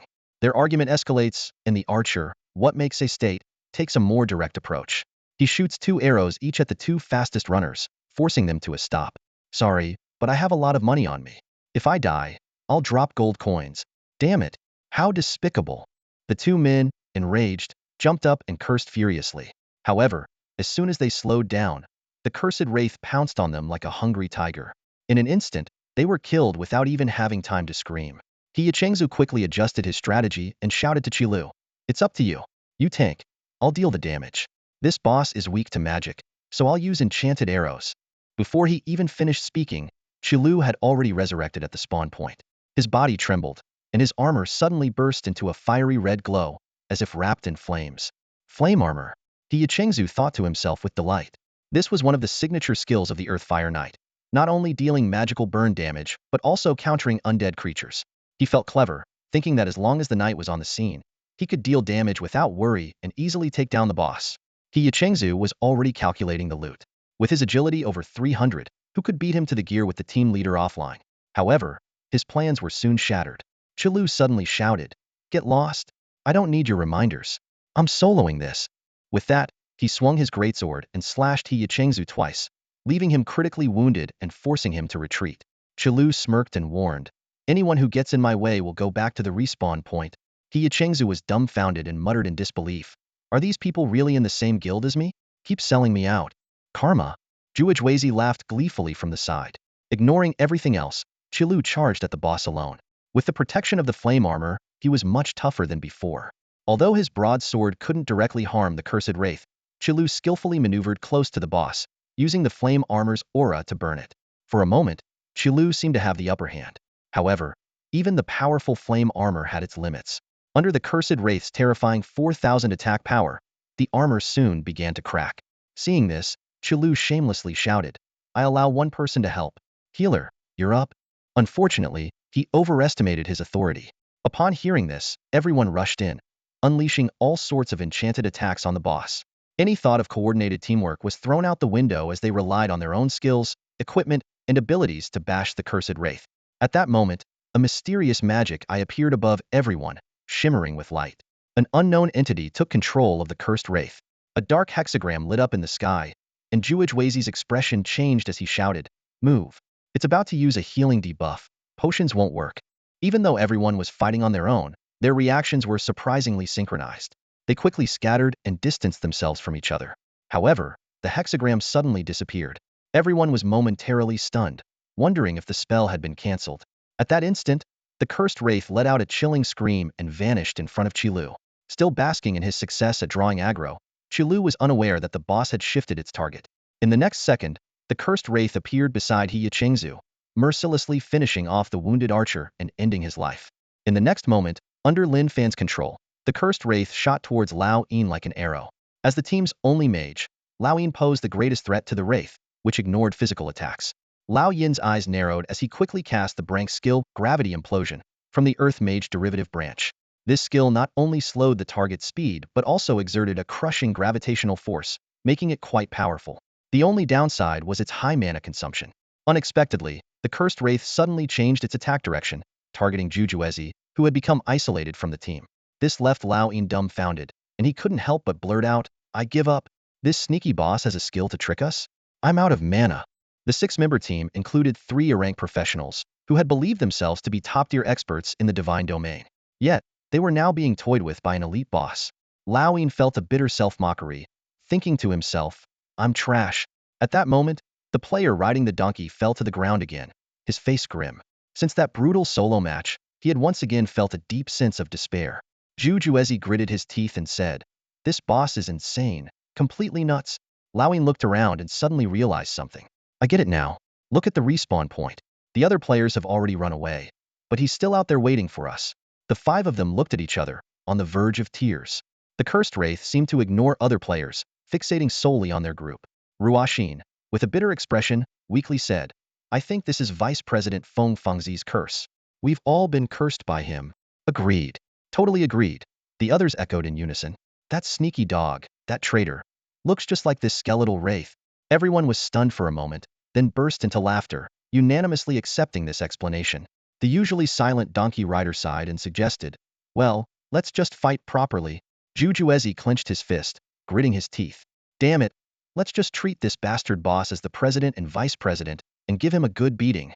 This statement seemed to inject a dose of adrenaline into everyone. They immediately perked up, no longer fighting individually. At that moment, an NPC from the Xian family stood up in the wedding hall, glaring at Lin Fan with a vicious look. "How dare you attack me? Do you know which great family we come from?" Wek Xian, a level 35 platinum family warrior with 3 million HP and 1800 attack power, possessing skills like light hammer, sword and shield counter, and unyielding body, declared arrogantly, "We are the guardians of the Xian family, one of the 5 great platinum families. Attacking us, you've chosen the path to doom." Following him, a beautiful woman with flowing purple hair, Mira Xian, also stood up. She was a level 35 platinum family mage with 2 million HP and 2000 attack power, proficient in wind magic. Lin Fan smiled and nodded, his eyes scanning the chaotic banquet hall. While the cursed wraith could easily kill ordinary players, it struggled against experts like Kong Bai and DMO Kong Bai used his extreme agility to attract the wraith's attacks, constantly creating opportunities for his teammates.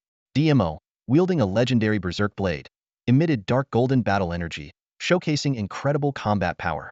This unique warrior skill, though not magical, could still inflict significant damage on the wraith. The wraith's health was about to be depleted. Mira, enraged, shouted, "You know this and still dare to act recklessly? Get off the Lord's seat now." Lin Fan cleared his throat and said seriously, "I disagree with Lord Cain and Yufuya's marriage." He almost blurted out the character's over-the-top nickname. "You disagree? Who do you think you are?" The strongmen of the Xian family were furious, and other invited NPCs also began to shout angrily. The union of the Xian family and the imperial descendants is a matter of great importance for the Guanglong Empire. Indeed, the imperial descendants should lead the Guanglong Empire to a new era of glory. "How dare you meddle?"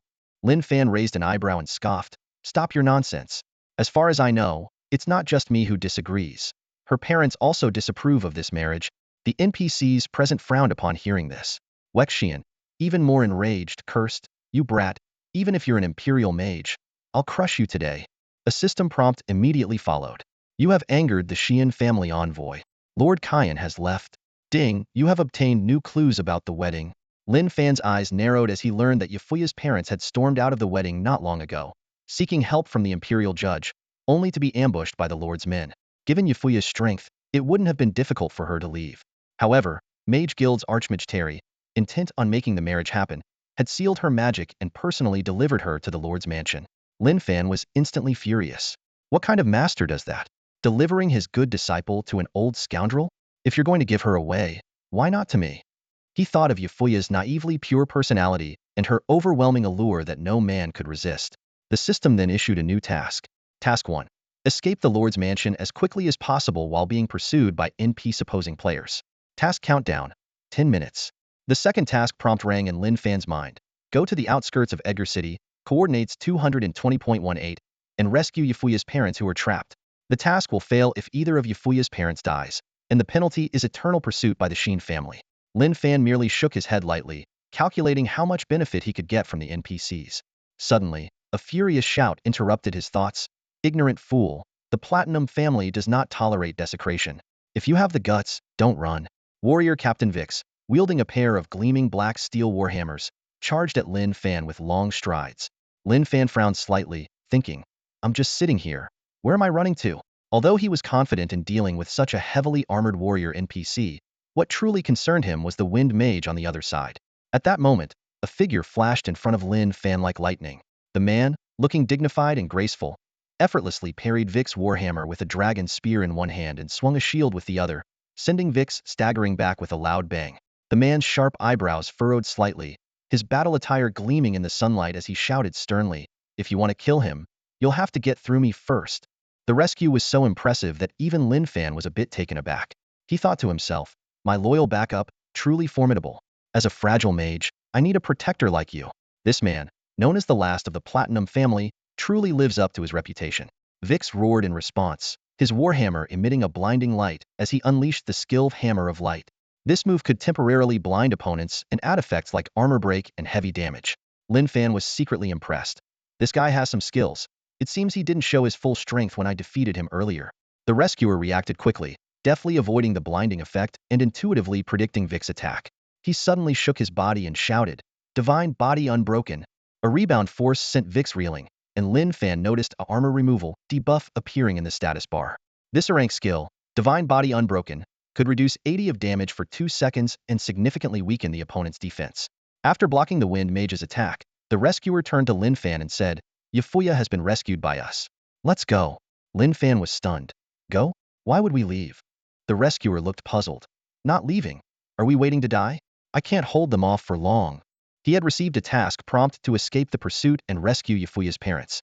Lin Fan's lips curled into a smile as he retorted, by the way, defeating them could get us top-tier equipment and skill books. As an adventurer, aren't you tempted? Oldine, my robe fell off. Help me pick it up. A desperate shout pierced through the chaos of the battlefield. Riding Donkey heard the call but replied helplessly, I can't pick it up. Heartbreak saw what happened, quickly bent down to retrieve the robe, and threw it forcefully to their companion. Hurry. The boss has less than 8,000 health left. Just as everyone was focused on the fight, Heartbreak suddenly exclaimed, Oh my brothers, my leggings and chest armor fell off. If I go over, I'm done for. This statement was like a bolt of lightning, instantly drawing everyone's attention. They all turned to look at Heartbreak, seeing her arms crossed over her chest, her pale skin and graceful figure barely concealed. The stunning curves were impossible to ignore. Everyone's eyes burned with intensity, silently thinking, what a sight. Heartbreak glanced around and finally fixed her gaze on the newly revived Juajwazi. Healer, it's up to you. You're the safest. Juajwazi looked distressed and cried out, my weapon got destroyed. How am I supposed to pick it up? Everyone was speechless. At this moment, He Chengzu, who had previously betrayed the group, sighed and said, Stop messing around. I'll risk my life to pick them up. Just kill the boss quickly. With that, Chengzhou activated his movement skill, increasing his speed, and darted around the boss, picking up equipment and tossing it to his teammates.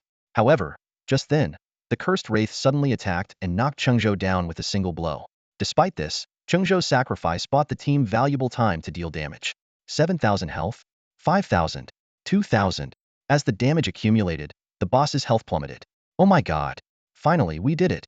Riding Donkey shouted to the sky as the cursed wraith, which had killed them numerous times, was finally defeated by their combined efforts. Come on, drop the forbidden magic armor. Riding Donkey shouted with anticipation.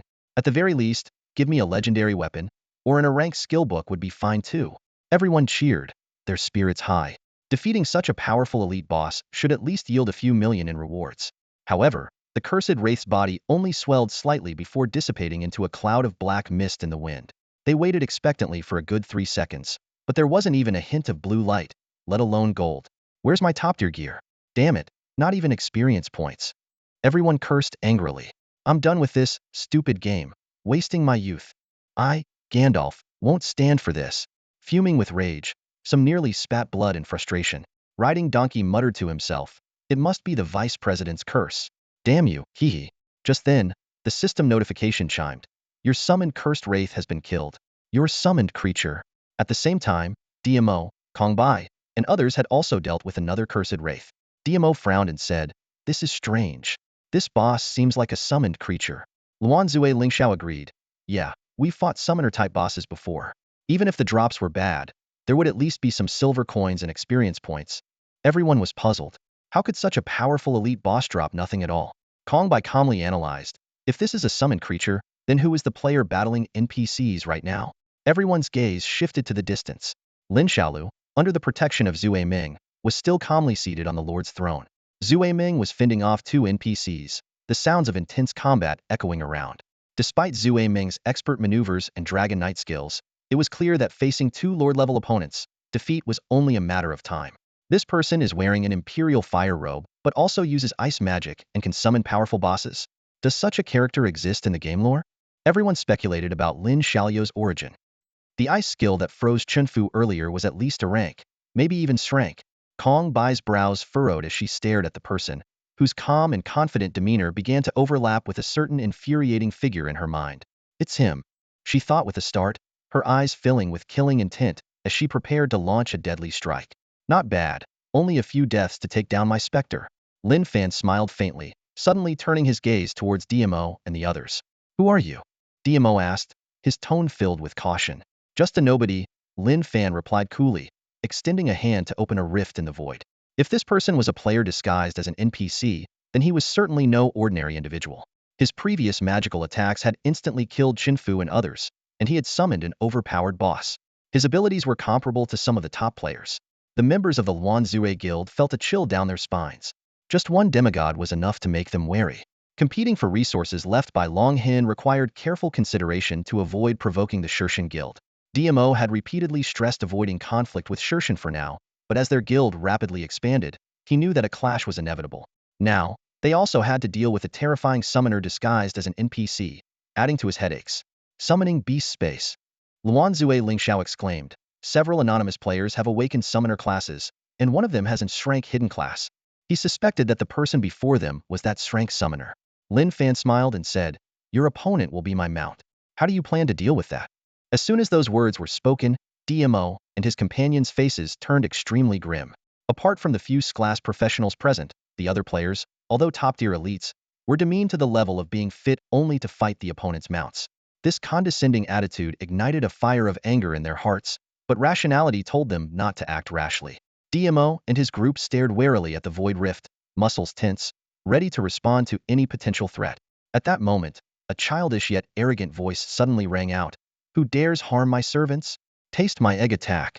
This unexpected proclamation left all the players and NPCs present in stunned silence. An egg leapt out from the rift, tracing a graceful arc through the air. I, the Supreme Dragon Emperor, command you ants to Ruisi bellowed with authority, only to trip and fall to the ground with a thud, nearly cracking her egg in the process. She wobbled as she stood back up, trying to steady herself, and continued to shout, hold the eggshell steady and submit. Bow to me, all of you. Lin Fan couldn't help but facepalm in exasperation. He thought, what the heck is this? An egg? A summoned creature with only 7 hit points? No wonder this dumb egg has been hiding in the battle beast space. However, as Lin Fan observed more closely, he noticed something unusual. The egg became increasingly crystalline, and the magical patterns on its surface grew more distinct. Colored runes moved like lively tadpoles across the eggshell. Lin Fan quickly checked Ruisi's attributes. Dragon Girl Ruisi. Egg form. HP. 77. Skills? Hatching progress. 650. Lin Fan's eyes lit up with excitement upon discovering the new hatching progress panel. He speculated that this might be related to his level increase, implying that with 44 more levels, this silly egg might hatch. What kind of miraculous creature would emerge with 4 types of bloodlines? Realizing the embarrassment he had caused, Lin Fan blushed and awkwardly tried to save face. Sorry, wrong summon. This one doesn't count. Saying this, he quickly grabbed Ruisi and stuffed her into his pocket. The players exchanged confused glances, thinking, is there really a summoner this inept? Just then, Huang Shuai's voice came through the communicator. Huang Shuai, what the hell are you guys doing? Yafia is about to leave the city, and I'm bringing reinforcements to save you. Almost simultaneously, Huang Shuai and his group split into 2 teams, kicking open the doors to the wedding hall, just in time to witness Lin Fan putting away Ruisi. Huang Shuai paused for a moment, then exclaimed, no way. If I'm not mistaken, that's a rare dragon egg. This exclamation was like a boulder thrown into a calm lake, drawing everyone's attention. Even the opposing players seemed insignificant at this moment. A dragon egg? My god, someone actually got their hands on such a miraculous treasure. Someone murmured, eyes gleaming with greed. Kill him and make him drop it. Even if it doesn't drop on the first kill, he will revive in the dungeon, and we can keep killing him until it does. Everyone's eyes turned bloodshot with greed. Quang Shui and his group unhesitatingly targeted the hapless mage. A murderous glint appeared on Demo's face. Even someone as cunning as him couldn't resist such temptation. He shouted, "Kill him! Take the dragon egg!" Holding a dragon egg meant having a dragon beast, an opportunity no one could pass up. Faced with the sudden crisis, Lin Fan sighed and thought, all right, in the world of Shunyu, killing for treasure is par for the course. He opened the battle beast space again, a cold smile forming at the corner of his lips. If you want the dragon egg, be prepared to lose your levels. Number 1. Come out and feed. As soon as Lin Fan finished speaking, the battle beast space expanded rapidly, shattering the roof of the banquet hall. A primordial beast slowly opened its blood-red eyes, and a chilling sense of dread spread through everyone present. A deafening roar echoed through the Lord's mansion, signaling the beginning of a brutal massacre. This was destined to be a catastrophic event. Dragon? No, it was a giant fire lizard. With a wingspan that stretched over 100 meters, Qilian Wang's wings seemed constricted in the vast wedding hall. Its presence was like a heavy hammer, shattering the courage of all players and NPC soldiers present. Everyone was so intimidated by its explosive aura that they instinctively stepped back. Qilian Wang folded its blood-red wings covered in spikes, its beastly eyes gleaming with disdain. It slightly retracted its long neck, and a low growl emanated from deep within its throat. Suddenly, a torrent of destructive flames, mixed with molten lava, spewed from its massive maw. Boom! The flames swept across everything, instantly engulfing 4 melee players. Their expressions of terror hadn't even faded before their armor melted in the intense heat, and their health bars plummeted like kites with broken strings. This was not just a deadly attack. It was the obliteration of all hope. Demo's face darkened as he quickly checked the attributes of the raging beast. Dragon Nemesis, Death Devourer, Level 40 Lord Beast. HP, 10 million. Attack, 4,000. Critical rate, 80. Skills, Destructive Breath, Invincible Recovery, Devouring Growth. Are you kidding me? A boss with 10 million HP? DMO couldn't help but curse. Damage per second over 8,001 spit, and we're all dead. The players who previously clamored to kill and loot were now chilled to the bone. Quang Shui swallowed hard, his attitude making a complete 180-degree turn. Wang Junbao, Quang Shui, you've changed so fast, leaving us at a loss. Whoever dares to grab the dragon egg will have to step over my dead body first. Other players who had switched sides were speechless, feeling caught in a dilemma by Quang Shui's antics. The situation subtly shifted again, with players aligned with Lin Fan and Zue Ming redirecting their hostility towards DMO and his group. Lin Fan stood atop Qilian Wang, rolling his eyes at Quang Shui's opportunism. Quick thinking, kid. He commanded Qilian Wang to unleash a destructive breath, forcibly separating Zue Ming from being beaten to death. Qilian Wang looked down at the 2 strong fighters of the Xian family, giving the opposing group a palpable sense of oppression. Di Ruisi stood even higher, shouting from atop an eggshell. The young lady and her mighty beast are here, kneel and bow. A few elite players from large guilds quickly analyzed the situation. Take down the summoner first. No matter how strong the summoned beast is, the summoner's body is fragile. Once the summoner is dead, the beast will disappear, and there will be a long cooldown before it can be summoned again. No sooner had they spoken, for knights with over 10,000 HP charged forward with their shields. They intended to disrupt the summoning breath during its brief charge time, which would cause significant backlash damage to the summoner. However, Qilian Wang's combat skills far exceeded those of ordinary bosses. It feigned opening its mouth to breathe fire, but as soon as arrows and magic balls came flying, it stopped the breath attack and shielded itself with its wide wings. Then, it swiftly grabbed a knight and stuffed him into its mouth. The sound of bones cracking was accompanied by a spray of blood and gore. The system prompt sounded. Mount 1 is using the skill, Devouring Growth. Qilian Wang, inheriting Lin Fan's combat style, used destructive breath in more versatile ways. It suddenly released a short burst of breath that exploded in midair, causing severe burns to many players. The carefully arranged formation of players was instantly broken. Qilian Wang leaped into the air and stomped down heavily, crushing players like bugs and stuffing them into its mouth. The gruesome scene made players' scalps tingle, and some even vomited. I want to go home. This is a horror game. Where's the promised peaceful death for players? What was even more horrifying was that the players' bodies didn't disappear upon death, but were directly devoured by Qilian Wang. Even though they knew they could revive, the fire lizard's brutal killing methods dealt a heavy blow to their young minds. Lin Fan calmly muttered, "You'll get used to it since you can revive." He had witnessed far bloodier and more brutal scenes, where the arrival of the Sky Demon in the merged world left thousands of corpses and rivers of blood. It only took minutes to wipe out and consume a small city. Zue Ming gulped down a couple of large health potions, looking up in awe at Qilian Wang. What a powerful mount. Just as he was about to say more, Qilian Wang sensed his gaze, turned abruptly, and locked onto him with its bloodthirsty eyes, causing Zue Ming to pale and look away. Lin Fan chuckled. Sweating yet, young adventurer? He explained that Qilian Wang, known as the dragon's nemesis, instinctively repelled the unique aura of dragon riders. Di Ruisi was hopping around, cheering. Kill them all, you dumb lizard. Hurry up, I need my beauty sleep. Roar. Qilian Wang roared at her, a foul wind almost making Lin Fan gag. Despite Di Ruisi being part of Lin Fan's crew, Qilian Wang still harbored strong animosity towards her, thanks to her dragon-like scent. At that moment, a flash of cold light shot out. Kong Bai made his move again, but this time his target was Zue Ming. Drunken Dream, having just recovered a bit of health, furrowed his brows in vigilance. He gripped his long spear tightly, assuming a defensive stance. Block. Clang. The sound of metal clashing echoed across the battlefield. Block again. Drunken Dream moved with lightning speed, his spear creating afterimages. Lin Fan's eyes widened in disbelief as he watched the scene unfold. In the blink of an eye, Drunken Dream successfully blocked 7 consecutive attacks. Such combat instincts were terrifying. Lin Fan sighed inwardly. Even without using skills, Kong Bai, a master of ancient martial arts, is impossible for ordinary players to handle with just his movements and basic attacks. Truly a god or backup, he can even block bullets. Get lost. Drunken Dream snorted coldly, a hint of ruthlessness flashing in his eyes. He thrust the spear tip into the ground, instantly condensing a blast of air that forced Kong Bai to retreat.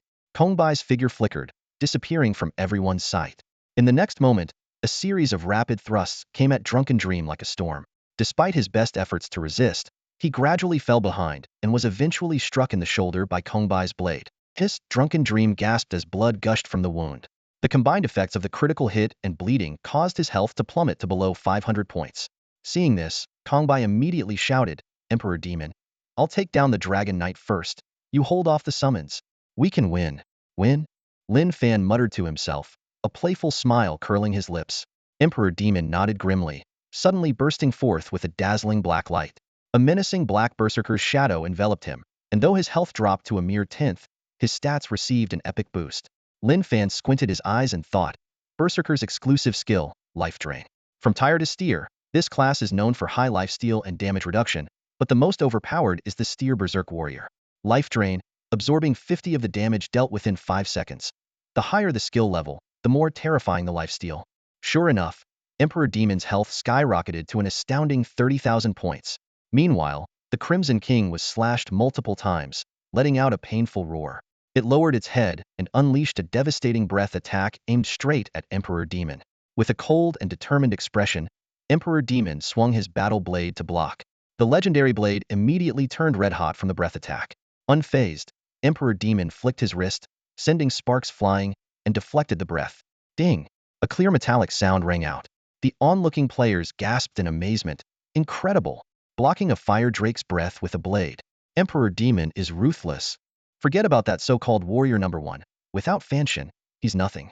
Emperor Demon is the true, unstoppable force. Several players stared wide-eyed, barely able to even contemplate attempting such a feat themselves. On the other side, Kong Bai seized an opening, appearing in Drunken Dream's blind spot. Just as he was about to finish him off, 2 powerful members of the Shan family intervened. Wind God's Lament. The hexagram before the Wind Mage lit up, and a massive storm began to form above everyone's heads. Light Hammer. The Shan warrior coordinated seamlessly with the mage, using a blinding skill once again. Whoa, my eyes. I can't see. Sorry, Archmage. I have to bail. Someone shouted in the chaos. Kong Bai slipped past Lin Fan, whispering in his ear, You're dead, Lin Fan. Her eyes sparkled with the satisfaction of long-awaited revenge. As an assassin, Lin Fan knew well that he couldn't afford to be careless before completing his mission. He looked up at the gathering storm in the sky, aware that if it descended, it would bring devastating destruction. However, he also discerned a critical weakness in the powerful NPK lengthy casting time for large-scale magic left it vulnerable. Without hesitation, Lin Fan commanded the Scarlet King to defend. At all costs, stop that summoned beast, he ordered decisively. The Demon Emperor immediately understood Lin Fan's intent and roared in anger. At the same time, Wan Zue Shenfu, recently revived, issued a deep command. All knights, form a shield wall and push the summoned beast back. Over 20 knights responded swiftly, surrounding the Scarlet King and raising their shields to form an impenetrable wall. Their battle auras flared as they coordinated perfectly to withstand the thrashing of the Scarlet King's tail. Under their combined effort, the magical patterns on the shield wall undulated, gradually pushing the massive Scarlet King away from Lin Fan and his allies. Lin Fan frowned slightly, silently assessing his opponent's command ability. Although the shield wall counter was only a Drank Knight skill, the combined strength of over 20 knights made it difficult even for a Lord-level boss to resist. The battle was constantly changing. Huang Shui and his team tried to rescue Lin Fan but were blocked by members of the Luanzue Guild. Wu Ren Xing Kong shouted anxiously, "We're finished. The NPC guards outside are rushing in. We're being pincered." At that moment, Kong Bai reappeared, attempting a flank attack. Sensing this, Lin Fan whispered, "Flame Dragon." With a resounding roar, the Flame Dragon lunged at Kong Bai. Kong Bai smirked, "I knew you'd use this move. I know your skills inside out." Her body suddenly turned ethereal, ghost-like, as she circled around Lin Fan. Phantom assassination. Shadows surrounded her, making it impossible to distinguish her true form as she launched a deadly heart-piercing attack at Lin Fan. Unexpectedly, Long Qi Shi Zue Ming stepped in, his dragon spear precisely blocking Kong Bai's strike. Both retreated a few steps, and Kong Bai was shocked. "How can you see my moves in a blinded state?" Lin Fan was equally astonished by Zue Ming's performance. Zue Ming had his eyes closed, relying on his incredible combat intuition to defend perfectly. Even after being blinded by the light hammer, he could still fend off a brank assassination technique, an impressive display of skill. Under the fierce assault of the warrior leader, Zue Ming's knight shield was nearly destroyed. In a critical moment, he remained calm, instinctively hurling the broken shield, which struck the warrior leader's chest with precision. Though the damage was minimal, it enraged the warrior leader, who had been unable to break through. The warrior leader ripped the shield from his chest, roaring in fury, "You stand no chance." Zue Ming, regaining some of his vision, explained calmly, "Don't look at me like that. In reality, I'm blind. Locating by sound is simple for me." Both Lin Fan and Kong Bai were taken aback by this revelation, which explained Zue Ming's ability to anticipate attacks. Lin Fan mused that having a Dragon Knight as a protector wasn't excessive for a successful Chaos Mage. Zue Ming suggested, "You interrupt the mage's casting. I'll hold off the warrior leader. I can manage at least 10 seconds. Lin Fan shook his head. "No, I think you can take him down solo." Seeing Zue Ming's doubt, Lin Fan simply replied, "Trust me." With that, Lin Fan clasped his hands together, his staff floating. Earthquake. 2 stone dragons roared, charging at the wind mage. The demon emperor snorted, transforming into a tornado, barbarian whirlwind slash. He shattered 1 stone dragon with a single strike. Luanzue Shun Fu was not to be outdone, raising his shield and stabbing repeatedly with his battle spear. Mad Demon Rampage. The remaining stone dragon crumbled on impact. The battle grew fiercer, and the situation continued to shift rapidly. "Demon Sovereign, whoever you are, once you're in my grasp, there's only one fate for you, death." Lin Fan sneered, dismissing any further verbal sparring. His eyes flashed with a cold light as he chanted softly, "Ice Prison Ring Maximum Power." In an instant, a massive hexagram magic circle appeared before Lin Fan, radiating a bone-chilling cold. Time seemed to freeze as an icy mist rapidly spread outward, freezing everything in its path. The demon sovereign remained unperturbed, swiftly pulling out a potion and gulping it down. One of his hands was instantly covered in frost, but quickly returned to normal. Hundreds of enemy players, prepared for this, began to stiffen but soon broke free from the control. However, the NPCs and soldiers in the banquet hall weren't as fortunate, turning into lifelike ice sculptures in an instant. As the wind mage was about to be frozen, the warrior captain stepped forward, using his body to block the encroaching ice mist while activating a skill to forcibly break free of the control. At that critical moment, a mournful song echoed through the sky. Death.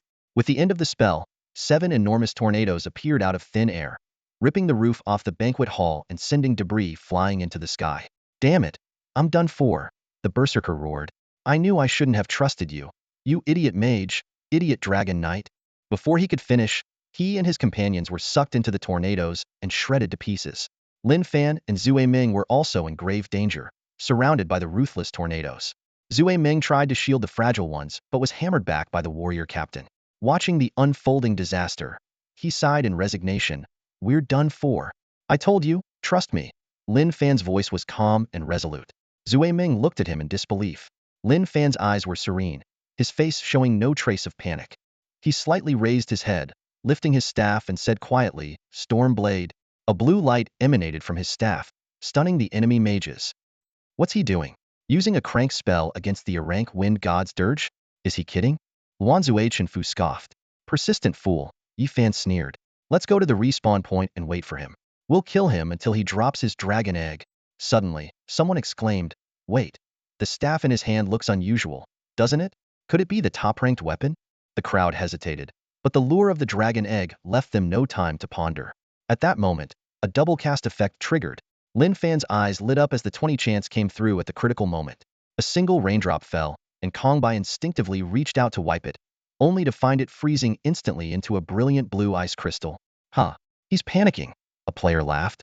He's casting spells at the tornado. But the laughter quickly died. 3 hexagram patterns appeared above the tornadoes, freezing the demon sovereign's smile. He sensed that something was terribly wrong. Stormblade Trio, Lin Fan's voice thundered. In an instant, countless rain blades poured into the tornadoes, turning the gray whirlwinds blue. The tornadoes emitted a terrifying sound, a result of the massive influx of water elements. The wind god's dirge slowed down, its closing movement visibly stalling. The wind mage, drenched in sweat, found his own spell spiraling out of control. Seeing this, a sense of impending doom spread among the demon sovereign, Kongbai, and the others. "Run. Everyone, get out of here now," the demon sovereign shouted. Before he could finish, countless rain blades shot out from the tornadoes, like bullets targeting everyone. Zue Ming stared in shock at Lin Fan. "What kind of maneuver is this? Using the enemy's magic to enhance our killing power?" Lin Fan smirked, his tone dripping with sarcasm. "Enjoy taking magic resistance potions? Can you break free from pure mixed damage?" Before he finished speaking, more rain blades burst from the tornadoes. Under the effect of the ice prison ring, these rain blades instantly froze, transforming into countless sharp ice blades. The sheer number of blades was staggering, numbering in the millions. The power of the combined magic stunned the entire audience. DMO and the others were left speechless, their hearts racing. A massive rain of blades was frozen midair by the ice prison ring, transforming into millions of icy sharp shards that poured down like a torrential storm. The knights and warriors raised their shields in a desperate attempt to block, but their shields were instantly riddled with holes, and their armor shattered into pieces. Even more terrifying, the ice shards would ignite chaotic flames upon impact, sticking to their targets like a relentless plague. Without invincibility skills, no one could survive this horrifying attack for more than a few seconds. Lin Fan harnessed the power of Mira, the mage's level magic, to unleash such a formidable combination attack that even he found it difficult to control with precision. He patted Zue Ming on the shoulder, signaling Qi Lian Wang to take him to safety. Zue Ming snapped out of his daze, realizing he was already in Qi Lian Wang's grasp. Kongbai struggled to dodge the ice blades but ultimately couldn't escape unscathed, getting pierced through. She angrily shouted, "Stop right there. Stop using those damn skills." Lin Fan coldly observed from above, watching players and NPCs fall like wheat before a scythe, the ground gleaming with the glow of numerous loot drops. DMO, a berserker with a thick health bar, could only hold out for 5 or 6 seconds before collapsing unwillingly. He admitted, "This isn't just a difference in strength. It's a strategic failure." The entire Lord's Manor looked like a firework display, with numerous players killed and their souls departing. Lin Fan gave Zue Ming an order. "Heal up to full health. We have only 5 minutes. Each of us will solo a Xian family elite." Zue Ming showed rare uncertainty, worried he couldn't handle the Lord NPC. Lin Fan encouraged him, "And class profession can't be weak. You haven't fully tapped into the potential of a candidate Dragon Knight. Your combat instincts are good, but you also need to trust the skill mechanics." Lin Fan was secretly glad he changed his wording in time. Avoiding revealing that he thought of Zue Ming as his mount, he marveled at how easily deceived this young man was, still believing Lin Fan to be an NPC. The warrior commander roared orders for Mira to force Qi Lian Wang down, but Lin Fan instead directed Qi Lian Wang to dive willingly. Zue Ming rolled to the ground, ready to face the warrior commander once more. Lin Fan's graceful landing left Zue Ming in awe, making him wonder what profession his mysterious friend could possibly have. Lin Fan began his assault on Mira. Despite the formidable defenses of the 2 NPCs, their armor was almost entirely destroyed under the relentless bombardment of icy blades, significantly facilitating Lin Fan's attacks. He commanded Qi Lian Wang to guard the gate, ready to intercept any respawning players.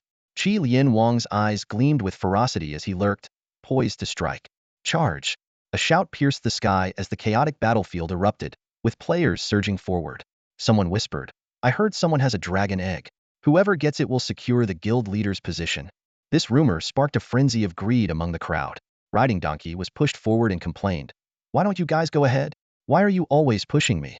He glanced around warily. So many people respawning at once. Something's definitely off. Before he could finish, A wave of destructive breath swept across, turning players into ashes from 100 meters away. Just as Riding Donkey was about to retreat, his teammates mercilessly shoved him forward. The tank should be at the front. It's the divine truth of the realm, they chanted in unison. Heartbroken Sister panted as she tried to catch up. Wait for me, brothers. She had barely made it halfway when she saw her teammates falling one by one. Oh no. I swear I'll never team up with the vice president again. I swear. At the respawn point, several players looked ashen-faced. Not only did they gain nothing, but they also collectively lost a level and a half. First, they were cursed and hunted by a maniac, then inexplicably wiped out by an AoE attack. They couldn't help but question their life choices. How are we supposed to play this game? On the other side of the battlefield, a dragon lance clashed fiercely with a war hammer, sparks flying. The warrior leader unleashed his light hammer again, but it had no effect on the blind drunken dream. Lin Fan timely advised, Dragon Quake. Prioritize breaking his guard. Drunken Dream was puzzled. How could an NPC know so much about Dragon Knight skills? Could this mysterious ally have ties to the Imperial Dragon Knights? Or had he triggered a hidden quest? Despite his swirling thoughts, his actions remained precise. His dragon lance struck the ground, causing the earth to quake and split. The warrior leader staggered backward, his body stiffening, hands dropping the warhammer. Lin Fan continued to guide. Triple normal attacks to trigger a knock-up effect. Drunken Dream complied, his lance rising, followed by 2 thrusts and a heavy slam, sending the burly warrior leader airborne. The knock-up height isn't enough. Use Overlord's force. Lin Fan commanded. Drunken Dream delivered a powerful punch, launching the warrior leader 4 meters into the air. While dodging wind blades, Lin Fan detailed the next steps, AA followed by Furious Dragon Pierce, triple attack, Comet Dash, then another Dragon Quake into AA, creating a loop. He also reminded, when he uses Light Hammer, it's his strongest yet dumbest move. Drunken Dream suddenly understood. Infinite combo. I've got it. Meanwhile, Lin Fan's staff unleashed a barrage of attacks, triggering multiple effects. A flame dragon rushed at Mira, who gracefully dodged using wind magic. However, the twin dragons exploded, blocking her path with numerous fireballs. Mira stumbled into Lin Fan's preset trap. A flame dragon appeared overhead, and Mira couldn't react in time. Lin Fan, expressionless, commanded, knock up. The Wind Whisperer activated, increasing his attack speed as he pummeled the mage into the air. His staff erupted with lightning, and Lin Fan coldly declared, Thunder Strike. Multiple effects triggered simultaneously. Lin Fan's attack speed skyrocketed to 5.0, combining with multiple normal attacks to unleash a terrifying output of 8 shots per second. This attack speed far surpassed the limits of any current strength archer. Dark red magic orbs streaked across the sky like shooting stars, creating a stunning spectacle as if a starry night had descended upon the earth. Mira, the wind mage, screamed continuously under this barrage, her body being repeatedly knocked back by the attacks. Drunken Dream, standing next to Lin Fan, watched in astonishment, nearly forgetting his own combo moves. This is insanely fast. No wonder he's a mysterious NPC. His staff-wielding speed is way beyond any player. Drunken Dream couldn't help but exclaim. Meanwhile, outside the wedding hall, players looked puzzled. What's going on, cool guy? Didn't we just kidnap Yufuya? Why are there fireworks at the Lord's mansion? Someone asked, confused. Everyone found it strange. Why were there fireworks accompanied by a woman's screams? Had the mission been completed and the Lord was celebrating? But this seemed a bit too intense. In the heat of battle, Lin Fan's combo count kept rising. Combo X90. Combo X130. Sensing danger, Mira shouted, Wind God, grant me the freedom of your wings. Wind Flash. A green light enveloped her, forcibly breaking her free from the airborne control. Lin Fan remained calm, clasping his hands together once more. In an instant, the ground shook. 2 stone vines transformed into towering dragons, one in front and one behind, knocking Mira back to the ground. As she suffered fall damage, Lin Fan immediately followed up with a swamp spell.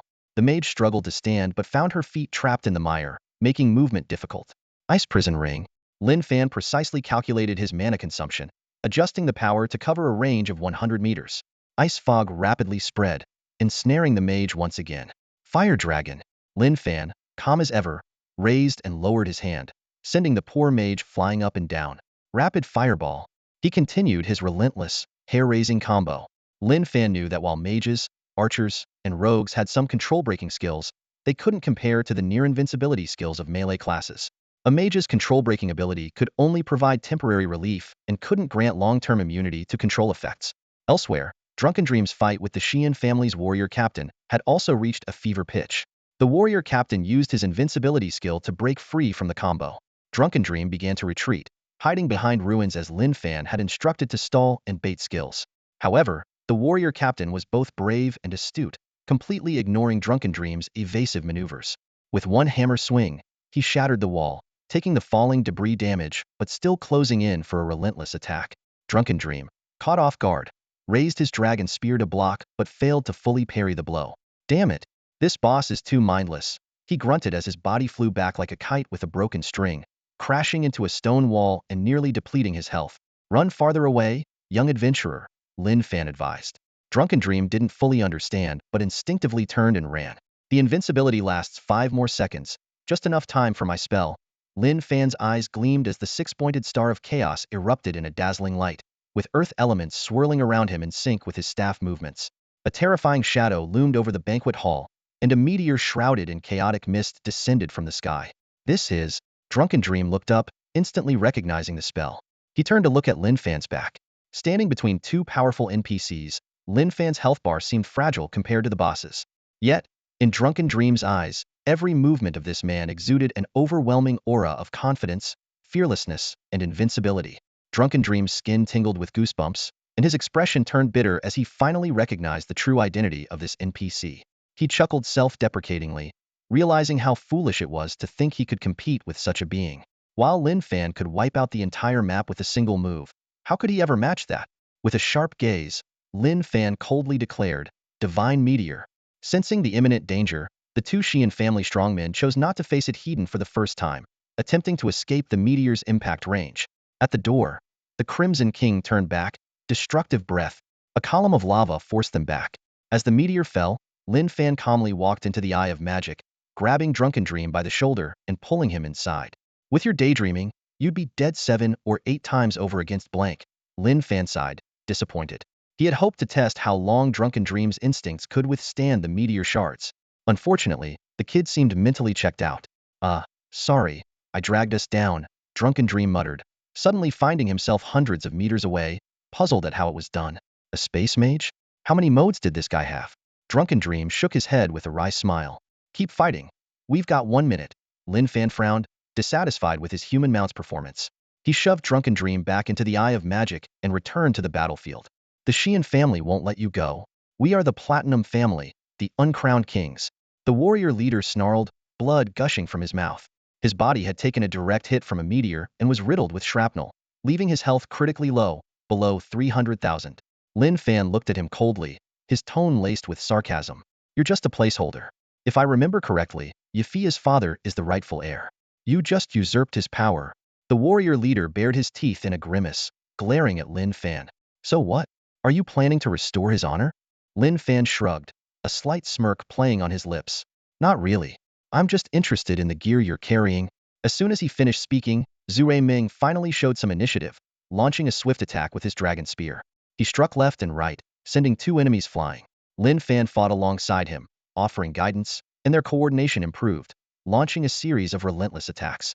Zhuai Ming let out a triumphant roar, his momentum shaking the surrounding enemies into submission. Not bad, kid. Not bad. Lin Fan nodded in approval. This was exactly the outcome he wanted. He silently vowed that one day, his human mount the Silver Dragon Knight would reclaim their honor. Suddenly, four beams of golden light shot into the sky, with a plethora of purple loot scattered on the ground. The surrounding players erupted in excitement. Look at that. Jackpot. Who's this Lin Xiaolu NPC anyway? If we don't grab some loot now, Zhuai Ming's gonna make a killing. Go big or go home. It's do or die. Might as well try our luck. Seeing this, the players' eyes burned with greed, and they quickly considered killing the Dragon Knight to unbind the loot. Even Lin Fan's own team members started getting restless. Damn, this is too good to pass up. If I can grab some loot, it's worth it. No rules here. If it's unclaimed, it's fair game. For these ordinary players, dragon eggs were too distant and luxurious a goal. Even if they managed to get one, they might be forced to surrender it to the likes of DMO. But equipment and skill books were different. Neither the Chaos Guild nor the Godslayer Guild would go to war over those. Luan Zue Shinfu urgently whispered to DMO, "Boss, White Sister, let's make a move. This haul is worth at least 100,000 gold coins." DMO shot him a frosty glance. "I don't need you to tell me what to do." Luan Zue Shinfu fell silent, not daring to say more. DMO's ambitions extended far beyond these petty gains. The dragon egg was his true target. Hundreds of players surged forward, each with greed gleaming in their eyes. They clamored. There's so much loot. Can you handle it all, Zue Ming? Need a hand? Yeah. No way one person can carry all that. Share the wealth. It's the rules of the divine realm. The divine realm had only recently launched, and stories of overnight riches were common. Everyone dreamed of their own windfall. And now, this golden opportunity had finally arrived. Despicable scum, Zue Ming thought, his face cold as ice, scanning the crowd with sharp eyes. Among the bustling players, he suddenly spotted a few familiar faces, causing his heart to tighten. Wu Xian, He Cheng, are you planning to betray the guild? Zue Ming shouted incredulously. Do you have any conscience left? I paid for your gear. What hit Zue Ming even harder was seeing some of his own Junlin guild brothers among those preparing to gang up on him. This realization felt like a heavy blow to his chest. Don't say that, one player sneered. If you had the same opportunity, you'd be just like us. Another player added disdainfully. A bunch of useless blue gear? Who needs it? I'm a brank mage, and your petty attempts to win us over mean nothing. Any guild would want me. Several Junlin guild members spoke up, their voices dripping with mockery.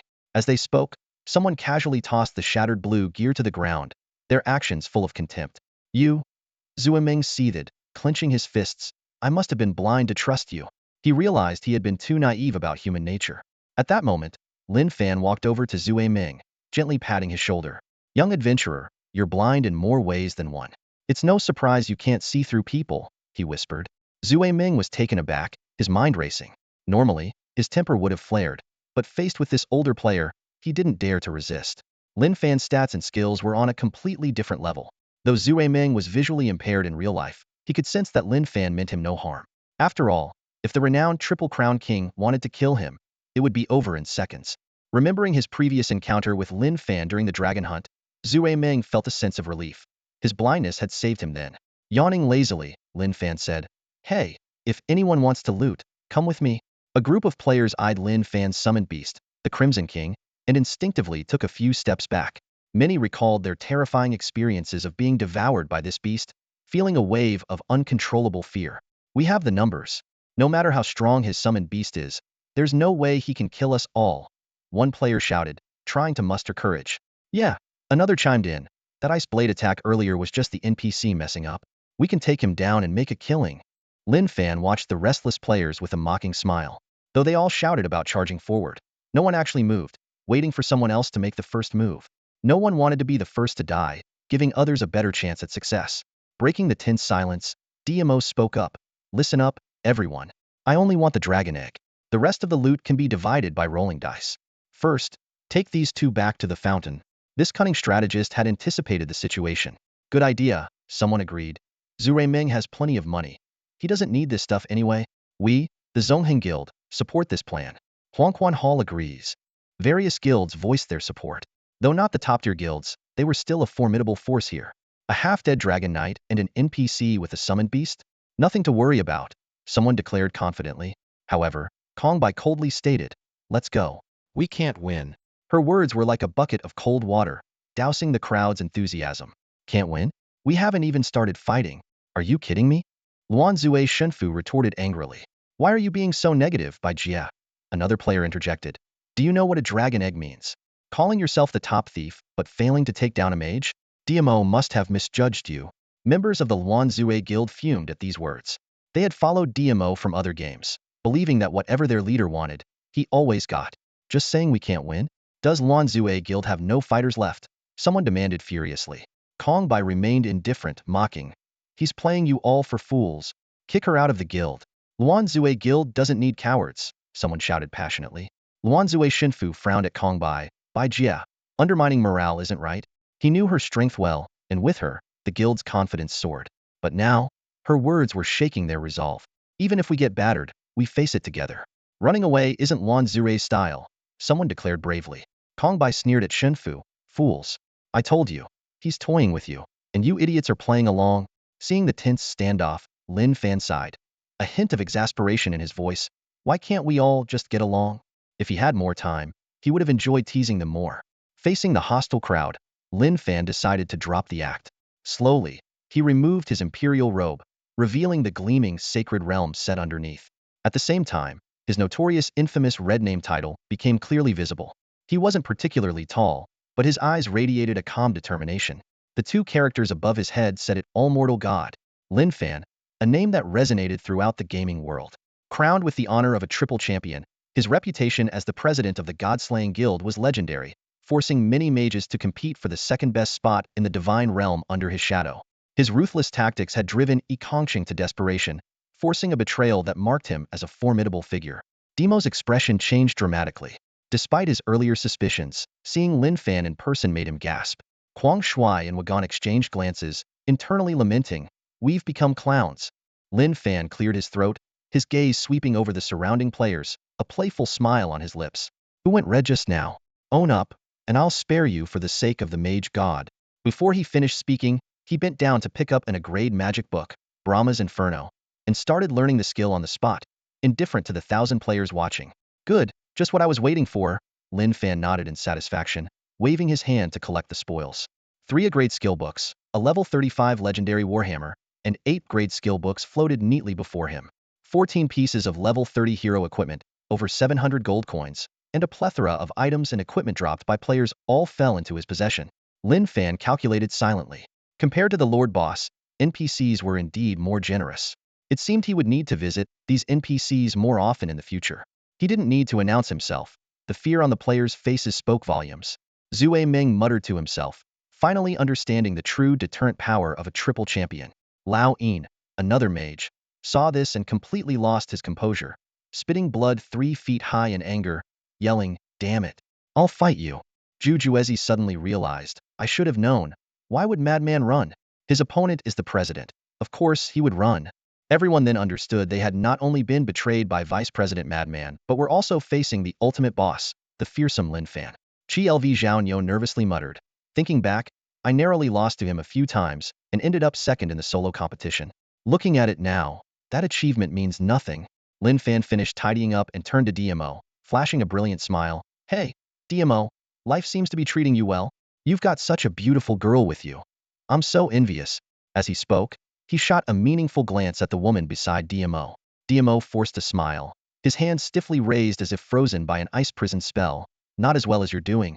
Kongbai, hearing this, flew into a rage, recalling the humiliation of being groped and slapped by some bastard. She shouted madly, "I think it's time to fight. Let's kill him together." DMO quickly tried to stop her, hold her back. Picking a fight now is suicide. But it was too late. Luan Zue Shun Fu reached out to stop her, but was killed instantly by Kong Bai's berserk attack. "Die, die, die." Kong Bai muttered insanely, recklessly charging at Lin Fan.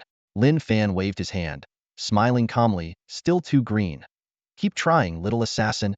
Before he finished speaking, the sound of a drumbeat echoed in Kong Bai's ears, and sparks and lightning danced before her eyes.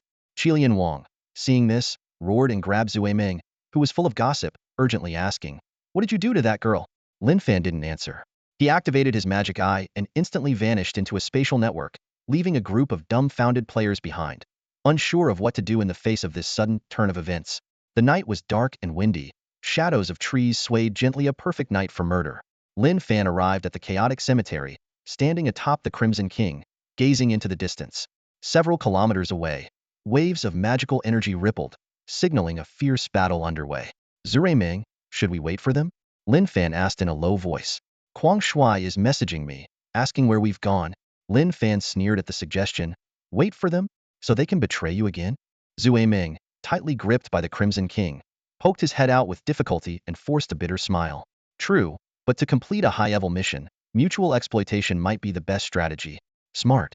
Looks like you're finally catching on." Lin Fan nodded approvingly, directing the Crimson King to land on a high ground. He muttered to himself, "In terms of mutual exploitation, I think it's more suitable for me to use you." "Use me for what?" Zue Ming asked, a sense of foreboding rising within him. "Restore your status to full." "I'm waiting for my skill cooldowns," Lin Fan said calmly. This young mount had grown on him. "All right, whatever you say, boss," Zue Ming replied, scratching his head awkwardly. He had been thoroughly impressed by Lin Fan's skills. Just the previous wave of infinite combo pointers was worth more than all the professional training he had paid for before. "Are you fully restored?" "I suggest bringing more health potions," Lin Fan said with a smile. "Do you need me to tank while you deal damage?" Zue Ming asked tentatively. "More or less. But your primary role is to scout," Lin Fan explained. "Scout?" Zue Ming nodded, half understanding. "Ready? Let's go." Lin Fan waved his hand, and the Crimson King swaggered over to Zue Ming, suppressing its killing intent as it breathed on him. Zue Ming felt his scalp tingle, the sensation of being toyed with in the beast's claws making him extremely uneasy. Fly, my friend. Conquer the skies of the divine realm. Lin Fan shouted righteously, striking a motivational pose typical of the Xingqian studio. Let me catch my breath. Zue Ming's words were cut short as the Crimson King swatted him into the air, gripping him in its claws once more. Boss, can your summon stop squeezing me? I feel like I'm being turned into a relic, Zue Ming complained helplessly. Watching the man and beast take off, Lin Fan smiled warmly, like a proud father. I can't help you there. Looks like number one really likes you. Are you sure? It's rubbing its teeth on my head, Zue Ming said doubtfully. It's just its way of showing affection, Lin Fan replied awkwardly, continuously issuing commands to suppress the Crimson King's bloodthirsty urges. Man and beast arrived above the battlefield, and the Crimson King began to circle. Below, the fight was intense, elemental auras bursting everywhere. Trees around the cemetery were set ablaze, and shouts of battle echoed. NPCs wearing the Xian family attire fell one after another. Attacking core members of the Platinum family is a capital offense, a stern mage declared, his chest adorned with a special emblem of the Imperial Platinum family. As a failed candidate for clan leader, you can't represent the Xian family. Your destiny is to die here, sneered a black-robed warrior, wielding a powerful greatsword. Several Xian guards who tried to rescue the mage were instantly cut down. The sword's aftershock continued, aiming for the lone mage. Light blessing. On the other side, a woman resembling Yafia, but more mature, intervened. She radiated intense light magic, casting protective spells on the mage. The sword's energy rebounded even faster toward the black-robed warrior. Just as it seemed unavoidable, a massive black wolf charged in. The rider on its back raised a large shield, blocking the rebounding strike with a loud tremor. Is this all the Platinum family has? Opposing the descendants of the Emperor will cost you dearly. Not even the tribunal can save you. Surrender now, declared one of the 20-plus powerful black-clad attackers. The Xian family guards were all slain, and Yafia's parents were surrounded. Are you in position? Lin Fan sent a private message to Zue Ming. Yes, but there are a lot of them, at least 4 Lord-level NPCs. Should we call for backup? Zue Ming frowned. All right, prepare for an airdrop, Lin Fan replied calmly. Airdrop? What are we dropping? Zue Ming asked in confusion. Lin Fan grinned. You, of course. Cold sweat broke out on Zue Ming's forehead. From 1,000 meters high. I'll die, boss. With me here, you won't die, Lin Fan assured. As soon as he finished speaking, the Crimson King dived rapidly, breaking through the clouds, and released its grip. Damn it. Oh my god. Zue Ming screamed in terror, free-falling through the air, his hands flailing wildly. In that moment, he regretted ever playing this game, connecting his neural network for this cursed vision and trusting this beast. Just as the future dragon rider was about to crash, a mirror suddenly appeared 200 meters above the ground. Lin Fan's vision suddenly split into 2 sections as he began to cast his long-range abilities. This high-level maneuver required extreme skill proficiency and precision. Any mistake could result in Zue Ming plummeting to his death. Sun Shield. Sun Shield. Wind God sigh, Lin Fan murmured. 2 sun shields quickly formed beneath Zue Ming, significantly slowing his descent. Then, Lin Fan cleverly transformed an offensive skill into a supportive one, creating an updraft that lifted the resigned Zue Ming back into the air. I didn't die? No way. Zue Ming shouted in disbelief. He agilely used the wind to roll and eventually landed safely. Zue Ming immediately checked the minimap and was shocked to find that he was 4.2 kilometers away from Lin Fan. He swallowed hard, realizing that such a feat of saving someone from over 4,000 meters away was unheard of. He suddenly understood that other players had likely underestimated the prowess of the Triple Crown King. Just then, a voice interrupted his thoughts. Adventurer, I appreciate your help, but this is not a place for you. Leave at once. Another voice, filled with hostility, followed. Candidate Dragon Knight, you have potential, but you chose the wrong side. Prepare to die. A black-cloaked warrior revealed his true identity. It was Longda. Before Zue Ming could react, all the NPCs in the Lord's Manor had already locked onto him, ready to launch a fatal attack on this unwelcome adventurer. Draw their attention. Test your skills. If you can't hold it, focus on the mirror's position, and I'll pull you back, Lin Fan calmly instructed. Longda charged forward with a giant sword, followed by a group of stealthy rogue NPCs. Another group continued their fierce assault on Yafoya's parents, high-level but fragile mages who were struggling to withstand the relentless attack. Undying divine body, Zue Ming shouted, his entire body immediately enveloped in divine light. Block. He continued to use his skills, barely fending off the concentrated enemy attacks. However, the difference in level and gear was too vast. As soon as Zue Ming's divine body buff faded, his health plummeted by over 10,000 points. "I can't hold on," he shouted urgently. At that critical moment, a giant mirror appeared, targeting Long Da and Euphoria's parents. "Are you going to kill friendly NPCs too?"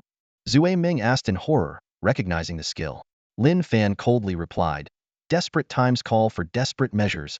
Zue Ming's worldview shattered. He couldn't fathom someone acting with such disregard for morality. "Enter the mirror. Come back," Lin Fan commanded. Zue Ming hesitated, glanced at Euphoria's parents, then gritted his teeth and leaped into the mirror, disappearing. "This is the forbidden artifact of the Divine Emperor." Long Da and his men shouted in terror. "Vajra Inferno," Lin Fan said coldly, and a destructive energy burst forth from the Jewel of the Elves, illuminating a 2-kilometer radius above the burial ground. All the NPCs looked up simultaneously, seeing a glowing orb like a miniature sun suspended in the night sky. In the next moment, the Vajra Inferno erupted, transforming into countless fiery meteors that shot out from the mirror at 5 times the speed. This was not just any meteor shower. It was divine flame capable of dispelling all dark and evil forces. With a deafening roar, the graveyard was instantly transformed into a hellish sea of fire. The black-clad NPCs were engulfed in flames, screaming in agony as they rolled on the ground, desperately trying to extinguish the fire. But this chaotic flame was not so easily quenched. It greedily devoured flesh and blood, burning them down to charred bones. System notifications flashed continuously, indicating massive burn damage every second. Within minutes, most of the black-clad NPCs were dead or injured, with only a few, led by Longda, barely surviving. "This is a forbidden spell, right?" Zue Meng Yichang exclaimed, staring in awe at the distant inferno. The fire element raged wildly, scorching the earth. The night sky was lit up as if it were day, and even from afar, the heat was palpable. Lin Fan smiled calmly. "It's just an A-rank spell. If it were an S-rank forbidden spell, the range would be at least 10 times this." Zue Meng gasped, curiosity piqued. "Can you cast one? Show me." Before he could finish his sentence, Lin Fan smacked him twice. "If I could cast forbidden spells, do you think I'd need you to lure monsters? I'd be riding number 1 and wreaking havoc everywhere in the divine realm. Terrifying. Good thing you can't, or these NPCs wouldn't stand a chance," Zue Meng said, touching his head, feeling relieved for the realm's inhabitants. Lin Fan silently reviewed the effects of the A-rank fire spell Vajra Flame he had just used. It consumed 1500 MP, created a large-scale explosive damage, dealt damage equivalent to his magic attack power, and inflicted a burn effect of 500 damage per second for 30 seconds, with a cooldown of 4 minutes. On paper, this A-rank skill wasn't particularly powerful. Its burst damage was even less than the Earth spell Divine Fall, but the 30-second burn effect, totaling 15,000 damage, was quite substantial. More importantly, the burn duration was exceptionally long, perfectly complementing the Chaos Fireball's flame burn effect. With Lin Fan's current 55,000 MP, not considering magic resistance, and including the Vajra Flame's 500 burn damage, he could deal 6,000 passive damage per second. The terrifying part was that this would last for a full 30 seconds. Theoretically, excluding the 2-second cooldown every 3 seconds for the flame burn, this single skill could deal at least 100,000 damage. Of course, with a priest and magic resistance potions, clearing the burn debuff wouldn't be difficult. But if the fire resistance skills or potions were on cooldown, even jumping into a fountain wouldn't save them from burning to death.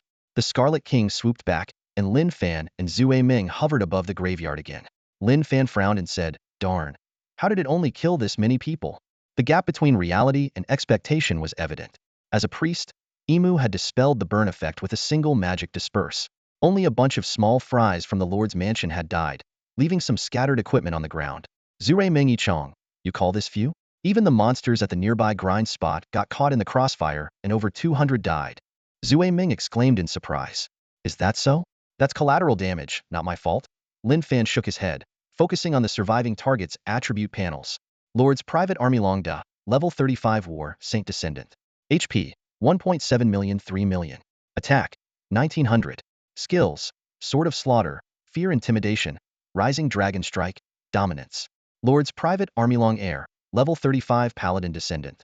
HP, 2.2 million 4 million. Skills, Heart-Piercing Spear, Blood Surge, Dominance. 4 Lord-level NPCs, 2 melee fighters, 1 Beast Master, and 1 Archer. Their combat power was slightly higher than the strong members of the Sheen family they had just killed. No wonder they dared to hunt down Yifia's parents, who were level 50. Yifya's parents were formidable. Although their specific stats were unknown, their HP was around 5 million. However, without reliable frontline protection, after the fierce battle with Long Da's group, their HP was now less than 200,000. Platinum family level 50 NPCs, and 4 level 35 elite lords. If we kill them all, Lin Fan's eyes gleamed, as if calculating something. Zhuo Chang naively remarked, "Boss, you seem to be drooling." "Nonsense, it's the wind-up here," Lin Fan retorted stubbornly. Just then, an enraged roar echoed from below. Long Da, his face charred, had spotted Lin Fan. "Cowardly thief, come down!" Long Air also shouted coldly, "Meddling scum. We are hunting imperial traitors, and we won't tolerate your interference." He held 5 pitch-black magic javelins, clearly special weapons. With a low growl, Long Air's muscles bulged, nearly tearing his shirt. He hurled a javelin with all his might towards the sky. A golden streak shot through the air, heading straight for the circling Scarlet King. "Fly higher," Lin Fan ordered sternly. The Scarlet King soared upward, with Zue Ming screaming in panic. The javelin flew at least 1,000 meters, but couldn't reach the flying mount. Lin Fan sighed in relief, watching the javelin lose momentum and fall. Just as he was about to relax, Zue Ming suddenly shouted, "Watch out! Behind you!" A golden eagle with a wingspan of over 50 meters swooped down from the clouds, its razor-sharp talons aimed at Lin Fan's back. "They have this trick up their sleeve?" Lin Fan was shocked. The Scarlet King tried to turn and protect him, but it was too late. Just as Lin Fan hesitated about using the invincible relic, Zue Ming Yichang suddenly broke free from his restraints. With sharp eyes, he shouted, "Bird monster, you're courting death." He then stepped on the body of the red-scaled king, gaining momentum as his dragon spear shot out like lightning.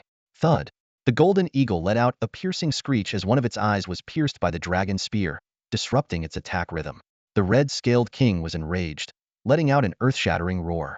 It thought furiously, "How dare they cause trouble on the Beast King's territory of Death Mountain? This is blatant provocation." The red-scaled king twisted its head violently, opening its bloody maw, and unleashed a destructive breath straight at Zue Ming Yichang's face. Simultaneously, it swung its massive body, gripping the golden eagle's head with its sharp claws. With a crisp snap, the red-scaled king crushed the eagle's head like a watermelon. Its abyssal jaws opened wide, and it began to feast on the bloody meal in midair. Lin Fan smiled with satisfaction and said, not bad, my loyal mounts." He then commanded the red-scaled king to dive down, catching the falling Zue Ming Yichang steadily. Seeing this, Long Da and his companions below were furious. Long Er jumped and cursed, "Bastard! You killed my summoned beast. I'll grind your bones to dust. If you have the guts, come down here. Scoundrel, dare to face me in a fair fight." Long Da joined in the shouting. Long Er, enraged, continuously threw magical javelins, trying to bring Lin Fan and his team down, but Lin Fan, already on guard, wouldn't fall for it again. Observing the situation below, Lin Fan's lips curled into a slight smile. He thought, "I see, they are in a fit of impotent rage. Looks like I've found a shortcut to victory."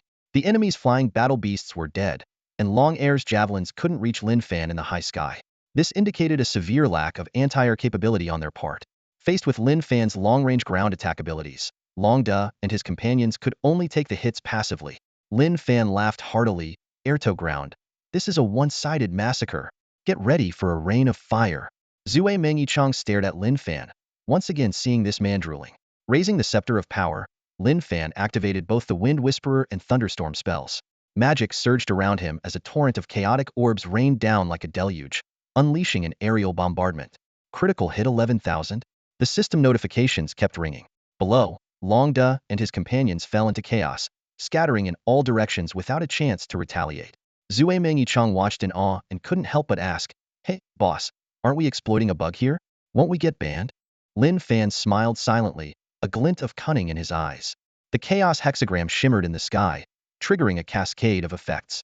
3 fire dragons crashed down, precisely targeting the enemy's vulnerable spots.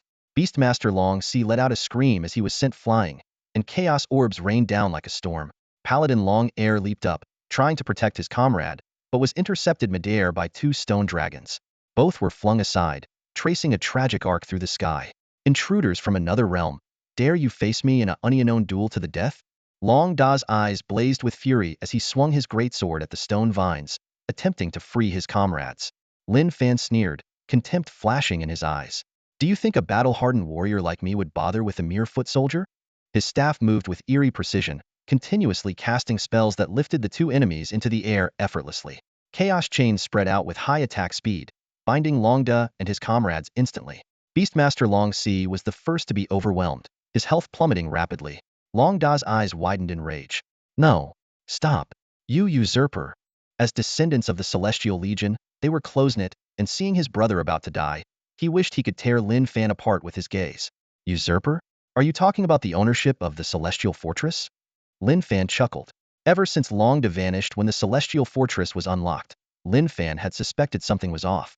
It seemed not only he was interested in the fortress, Cain, who claimed to be a descendant of the Celestial Emperor, was also plotting to seize it. Suddenly, a mission prompt appeared. Lin Fan's eyes narrowed as he saw Long Da holding a greatsword, slicing Ifuya's parents down to critical health, the blade poised at their throats. Do you agree to this trade? The system asked. Drunken Dream frowned. What do we do? If Ifuya's parents die, we'll lose all rewards and favorability points. Refuse. Lin Fan said coldly. This is the divine realm. Are you sure the NPC won't pull a trick? Drunken Dream muttered to himself. Just say you want to loot both sides' gear. Lin Fan looked at Long Da, his tone threatening. I refuse to negotiate with traitors. Don't forget, you're just an NPC of the Wulong base, while I am its master. Choose. Complete the hunt or save your comrades' lives. Traitor, make your choice. The earth ring glowed, and divine descent began to charge. War Saint's Guard. Long Da roared, his body trembling as strange white runes emerged on his skin. A hidden skill? Lin Fan was taken aback. Long Da shot forward like an arrow, dispersing the chaos orbs and ending Lin Fan's aerial combo. A massive damage number appeared, as Long Da sacrificed half his health to grant Long Si and the others 10 seconds of invincibility. Lin Fan raised an eyebrow and said mockingly, Oh, a group invincibility skill? Sorry, you've been tricked. He interrupted the divine descent casting, raised his hand, and the Celestial Emperor's forbidden artifact glowed. Magic Eye. Mirror Reflection. Lin Fan kicked Drunken Dream into the spatial net and said, Keep those two NPCs alive. They might be useful in the future. Drunken Dream grumbled. Useful? Can you explain everything at once? I feel like I'm growing a second brain, damn it. Long Da, rushing to aid his brothers, was dumbfounded. The expected magic attack never came. Looking back, he saw Ifuya's parents being escorted away by dragon knights. You shameless scoundrel, despicable peasant. Long Da roared, his face contorted with rage, spittle flying. His fury erupted like a volcano, yet it did nothing to change the situation. Lin Fan sat calmly atop his battle beast, looking down at the spectacle with a hint of amusement on his lips. The invincibility skill of the group was indeed powerful, but as a flying unit, Lin Fan only needed to patiently wait for the War Saint's protection to fade. As the white light gradually dissipated, he raised his staff and unleashed another round of relentless bombardment. The apocalypse had taught Lin Fan the importance of giving his all, even in the simplest of battles. He would never let his guard down at a critical moment. Flame Dragon, Brahma Fire, Divine Descent, Ice Prison Ring. A series of devastating spells ravaged the battlefield, each strike more ferocious than the last. System notifications kept ringing. You have killed Lord's Private Army Long Si. Edgar City Malice 1000. You have killed Lord's Private Army Long San. Edgar City Malice 1000. When the malice value soared to 4000, a new title appeared before Lin Fan, the Crimson Butcher. The blood-stained title caught his attention. The Crimson Butcher. Effect 1. When this title is active, your attack power increases by 1000 points when attacking Edgar City NPCs. Effect 2. When killing enemy NPCs, you have a 10 chance to plunder one or more of their skills. Immediately, a stern warning popped up. Warning. Edgar City Guardian Burns Lord Cain have declared war on you. If you are killed by hostile main city NPCs, you will lose all levels items gold. Lin Fan muttered to himself, this title is quite something. It's either you or me. He realized that the title's effects and drawbacks were equally extreme. If he could plunder the War Saint's protection skill from high intelligence NPCs like Longda, it would be equivalent to an S-level warrior skill book, far surpassing typical S-level skills. Brutal. So brutal, my goodness. Zue Ming Yichang looked around, and the entire 1,000-meter radius had turned into a bizarre, chaotic magical wasteland. Flames and frost coexisted, resembling a realm of death. Over a dozen golden and purple lights shot into the sky, indicating a bountiful harvest. Usurper, you will die a miserable death. Longda knelt on one knee, half of his body charred. His greatsword lay powerless on the ground, unable to be held any longer. He glared at Lin Fan with venomous eyes. You will face retribution from all the descendants of the heavenly army. Your life will be filled with panic and despair. Lin Fan shook his head helplessly and waved his hand. The Crimson King, carrying a violent aura, pounced on Long Da, and the other NPC corpses were quickly devoured as well. After this feast, the Crimson King's health skyrocketed to 15 million. Although it wasn't as efficient as directly consuming dragons, Lord-level corpses were relatively easier to obtain. Not wasting any resources, Lin Fan used a soul collector to gather all the Lord-level souls for future high-quality demon elixir crafting. Bring the NPC over, Lin Fan messaged Zui Ming. Zui Ming Yichang replied, turning in the quest, right? On my way. When Yafia's father met his savior, he was moved to tears. Great adventurer. We are immensely grateful.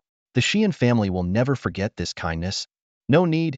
It'd be better if you forgot it now, Lin Fan whispered with a smile, instantly transforming into a venomous creature and launching a chaotic magic orb at the man's face. Bang!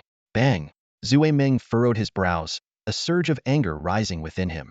He quickly swung his dragon spear to disperse the orb and shielded Yafia's parents.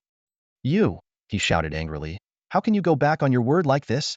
Friend, your morals are seriously flawed. What does it matter if my principles are shattered? As long as I'm strong enough, the world will reshape my image. Lin Fan sneered, the chaos orb in his hand attacking with increasing ferocity. Zui Ming Yichang continuously swung his dragon spear to block, transitioning from initial shock to fury in mere seconds. He realized the man before him was a madman, someone who had lost his mind playing the game. We are not on the same path. Zui Ming roared internally. Such a friend is better off without. Despite being blind from birth, Zui Ming Yichang always harbored a chivalrous spirit, aspiring to be a hero who would draw his sword to help the oppressed. He could understand Lin Fan's earlier greed when he wanted to wipe out all the NPCs. But now, after killing all the private soldiers of the Lord's mansion, Lin Fan still attacked allies for a few pieces of broken equipment.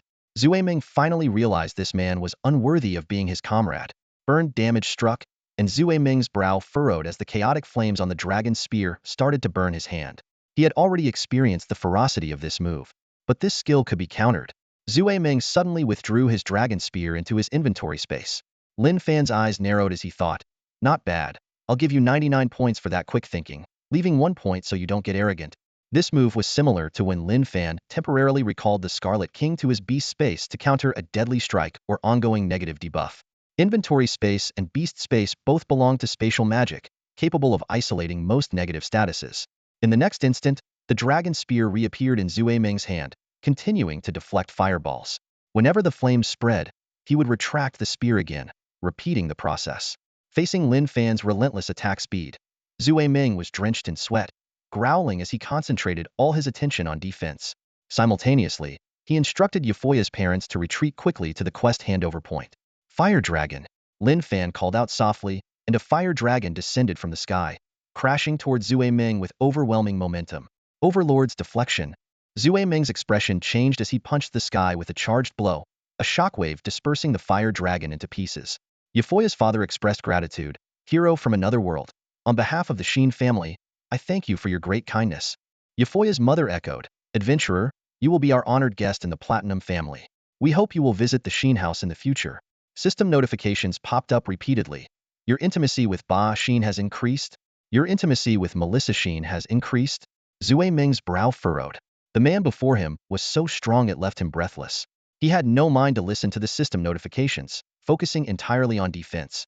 He couldn't attack because his opponent was a monstrous mage. Hurry up. Stop dawdling.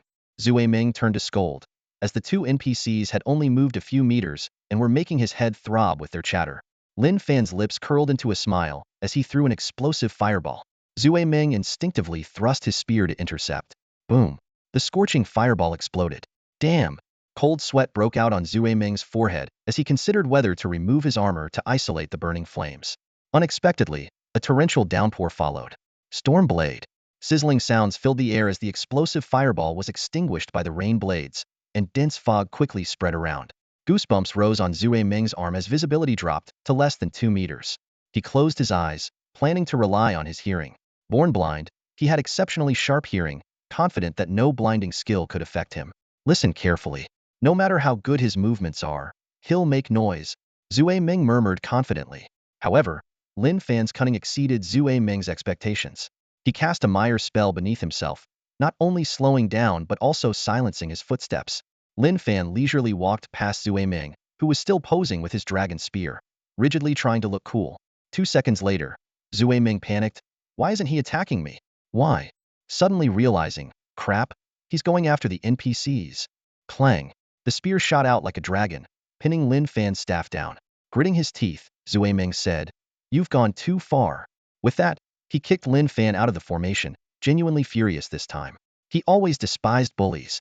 Euphoria's father continued to praise, "Honorable hero, are you protecting us with your life? Euphoria is truly blessed by the goddess of fortune to have a friend like you." Euphoria's mother echoed, "The god of light blesses the great hero."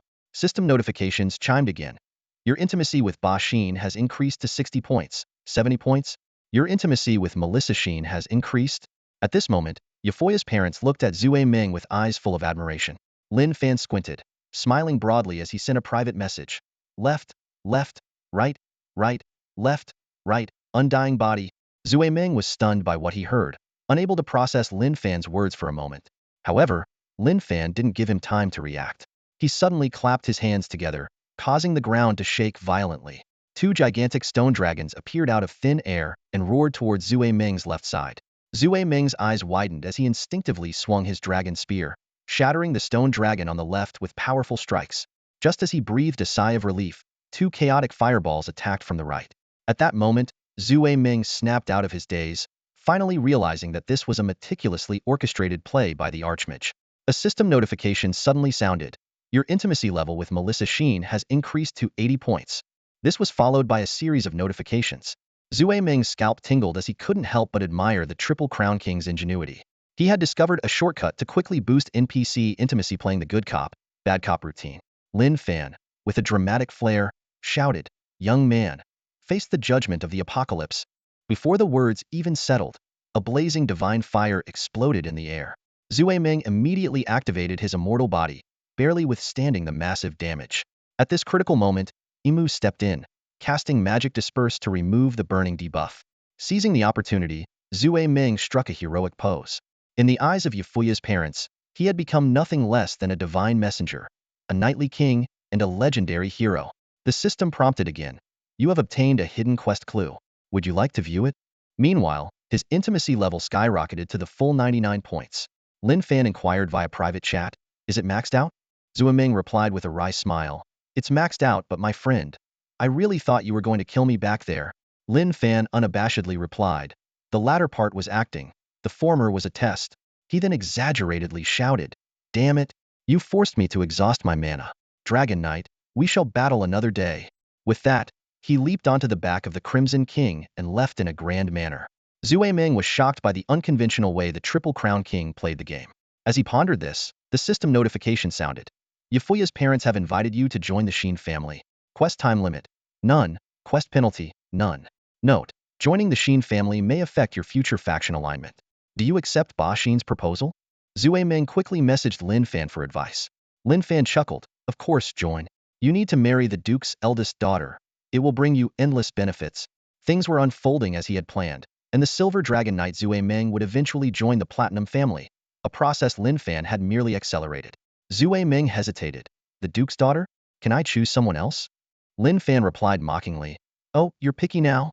That woman is one of the 7 great beauties of the Light Dragon Empire. She's probably prettier than Qi Ziyue." Zue Ming's cheeks flushed. "Qi Ziyue, I have a date with her, but in the game, is Euphoria okay?" He admitted he had a thing for Lolis. Lin Fan reacted strongly. "Absolutely not." His sudden anger startled Zue Ming. Zue Ming tentatively asked, "Could it be that you like that type too?" Lin Fan, trying to maintain a serious tone, scolded, "Nonsense.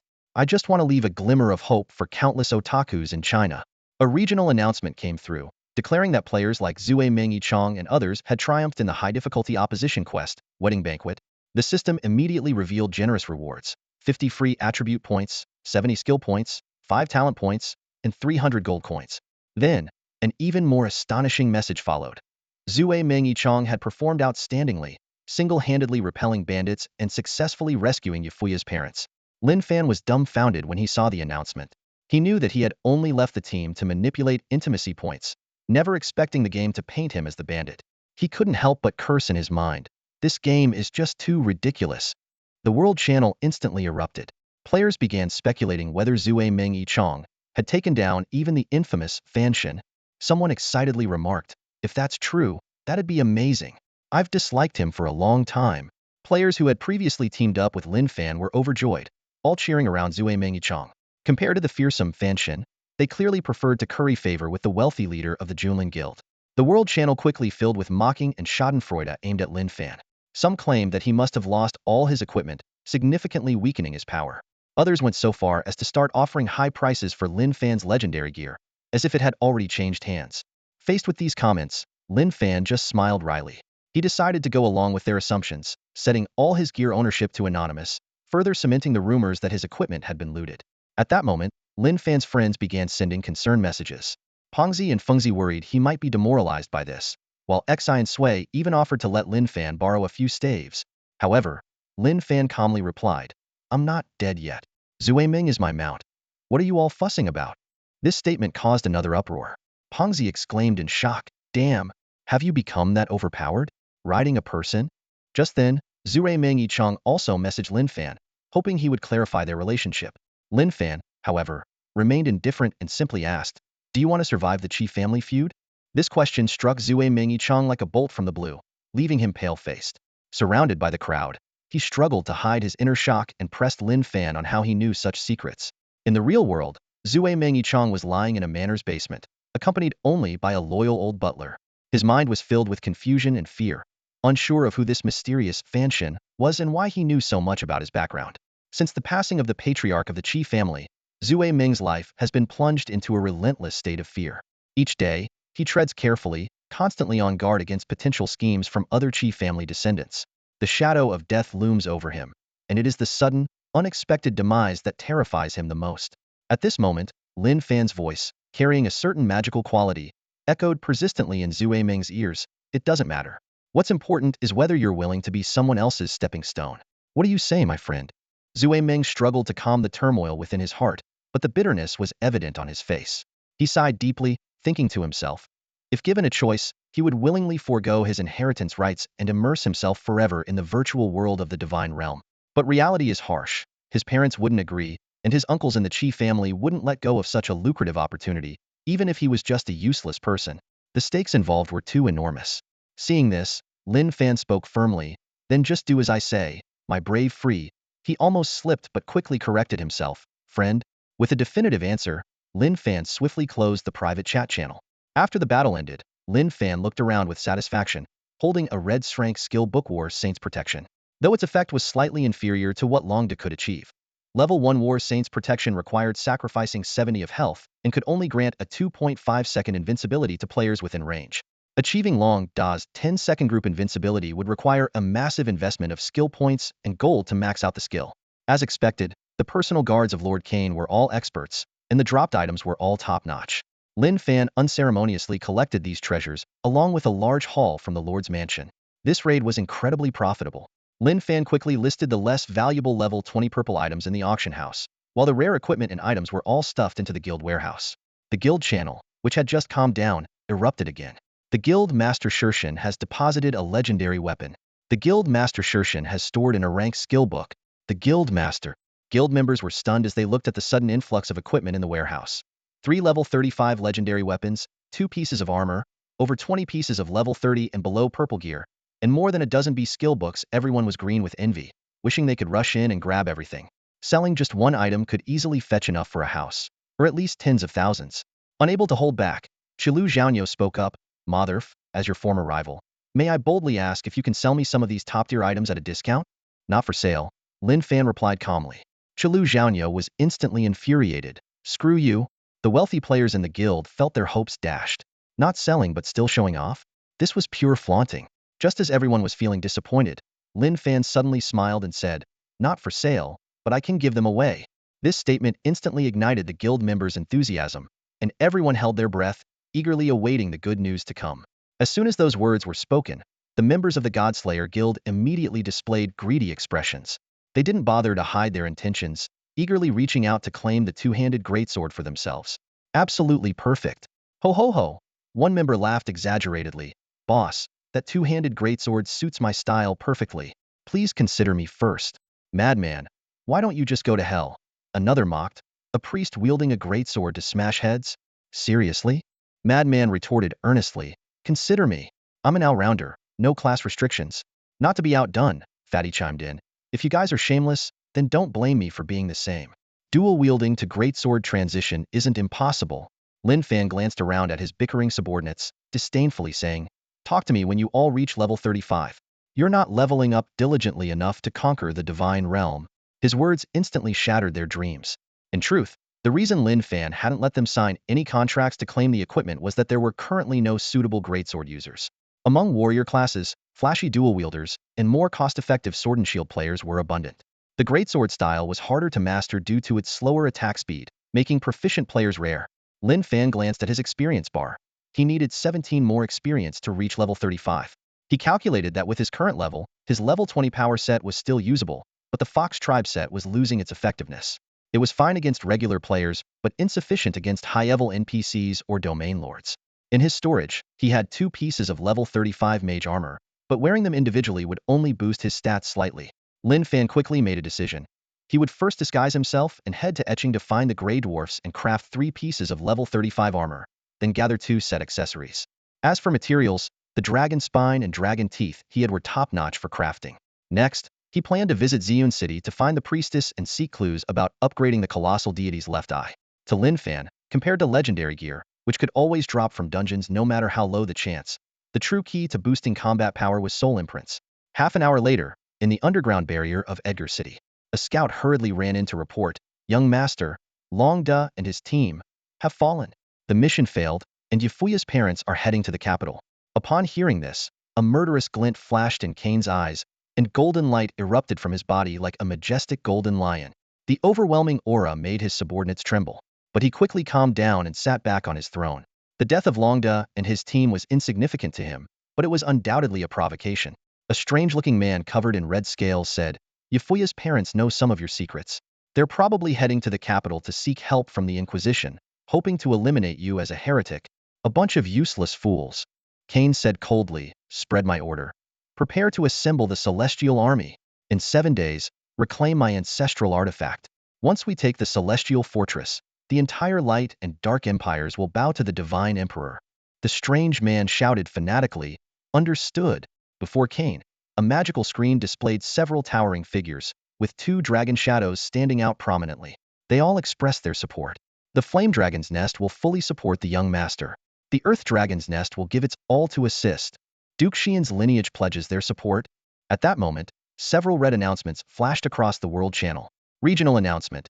Edgar City Lord Cain will lead an army to attack the Celestial Fortress in 7 days. Godslayer Guild members, be prepared. Regional announcement. In 7 days, the temporary safe zone in the first battlefield will be lifted. These announcements left the Godslayer members at a loss, as the information seemed targeted specifically at their guild. Players hostile to Godslayer immediately flooded the world channel with jeers. Heaven's on our side. I knew today would be the end for those Godslayer rats. Great, just got slaughtered by the boss, and now even NPCs are piling on. Fantastic. Godslayer Guild's demise in 7 days, let's watch the show. For top players and guild leaders, this was welcome news. Even those who hadn't yet clashed with Lin Fan didn't want to see Godslayer dominate. Especially with the tantalizing Celestial Fortress in play, no one knew its full potential. Better for NPCs to take it than letting Lin Fan control it. Such is human nature. In a tavern in Etching, Heatsong sneered at his companion. With the first battlefield safe zone lifted, it looks like we have a chance to trample them. His companion agreed eagerly. You're right, Kong. I couldn't swallow this anger. Good thing we've got a chance now. Anwu silently raised an eyebrow, his gaze shifting to Chi Ziyue, who was busy answering a call. The tension in the room ramped up as everyone held their breath, waiting for Ziyue's instructions. What did Ziyue say? Anwu asked in a low voice. Should we make a move? With my soul mark in hand, I may not be able to defeat him, but I can at least hold him off. Heatsong noticed Ziyue's intense focus while on the call and curiously asked, who's calling that has her so engrossed? Ziyue held up a hand, signaling everyone to stay calm, and continued with her call. A few minutes later, she ended the conversation and turned to face the group. You'll find out in due time, Ziyue said with a sweet, captivating smile that made the hearts of several male players flutter. She continued, I have an important announcement. Her voice was clear and resolute. For the next 5 days, no one is allowed to log off. Everyone must boost their combat power and levels. All core members will be equipped with level 30 hero gear. The 6th day is crucial. We will execute the elimination plan. As soon as she finished speaking, the group erupted with excitement, like a pack of hungry wolves. The so-called elimination plan involved relentlessly hunting down the Shirshan players to weaken their forces as much as possible. Any losses incurred would be covered by the Dingshan Corporation, with additional gold rewards. With a sparkle in her eyes, Ziyue continued, "At least 8 major guilds will be on our side." Hitsong laughed heartily, "Haha, we've been holding back for so long, and now the time has finally come."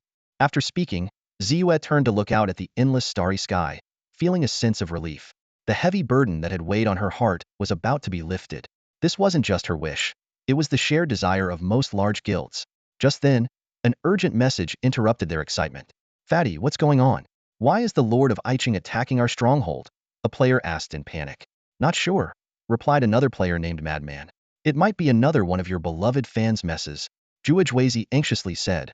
"We're in trouble. Lord Cain is a high-level NPC, at least level 50, with millions of HP and a lot of powerful subordinates. What do we do, boss?" Everyone felt a chill down their spine. They had just captured a surveillance outpost at the Sky Fortress, and now the Lord of Iching was launching an assault. Someone couldn't help but complain. Is this game really designed to be played like this? Meanwhile, Lin Fan walked out of the blacksmith shop and saw the announcement, his brow furrowing. He had expected Cain to target the Sky Fortress, but not so soon. At this stage, the main combat members of the guild, aside from him, were only around level 25. Even with good equipment, facing a high-level NPC army would be extremely difficult. Taking a deep breath, Lin Fan didn't immediately respond to the inquiries from the group. He pulled Fatty and the others into a group chat and said seriously, "No matter where you are right now, come to my place tomorrow morning. I want to discuss our future plans face-to-face." The next morning, sunlight bathed Lin Fan's mansion. The core members of the Godslayer Guild began to arrive, gathering in the spacious living room. By the pool, a chubby man nervously held his phone, speaking to Tang Kai on the other end. "You better behave.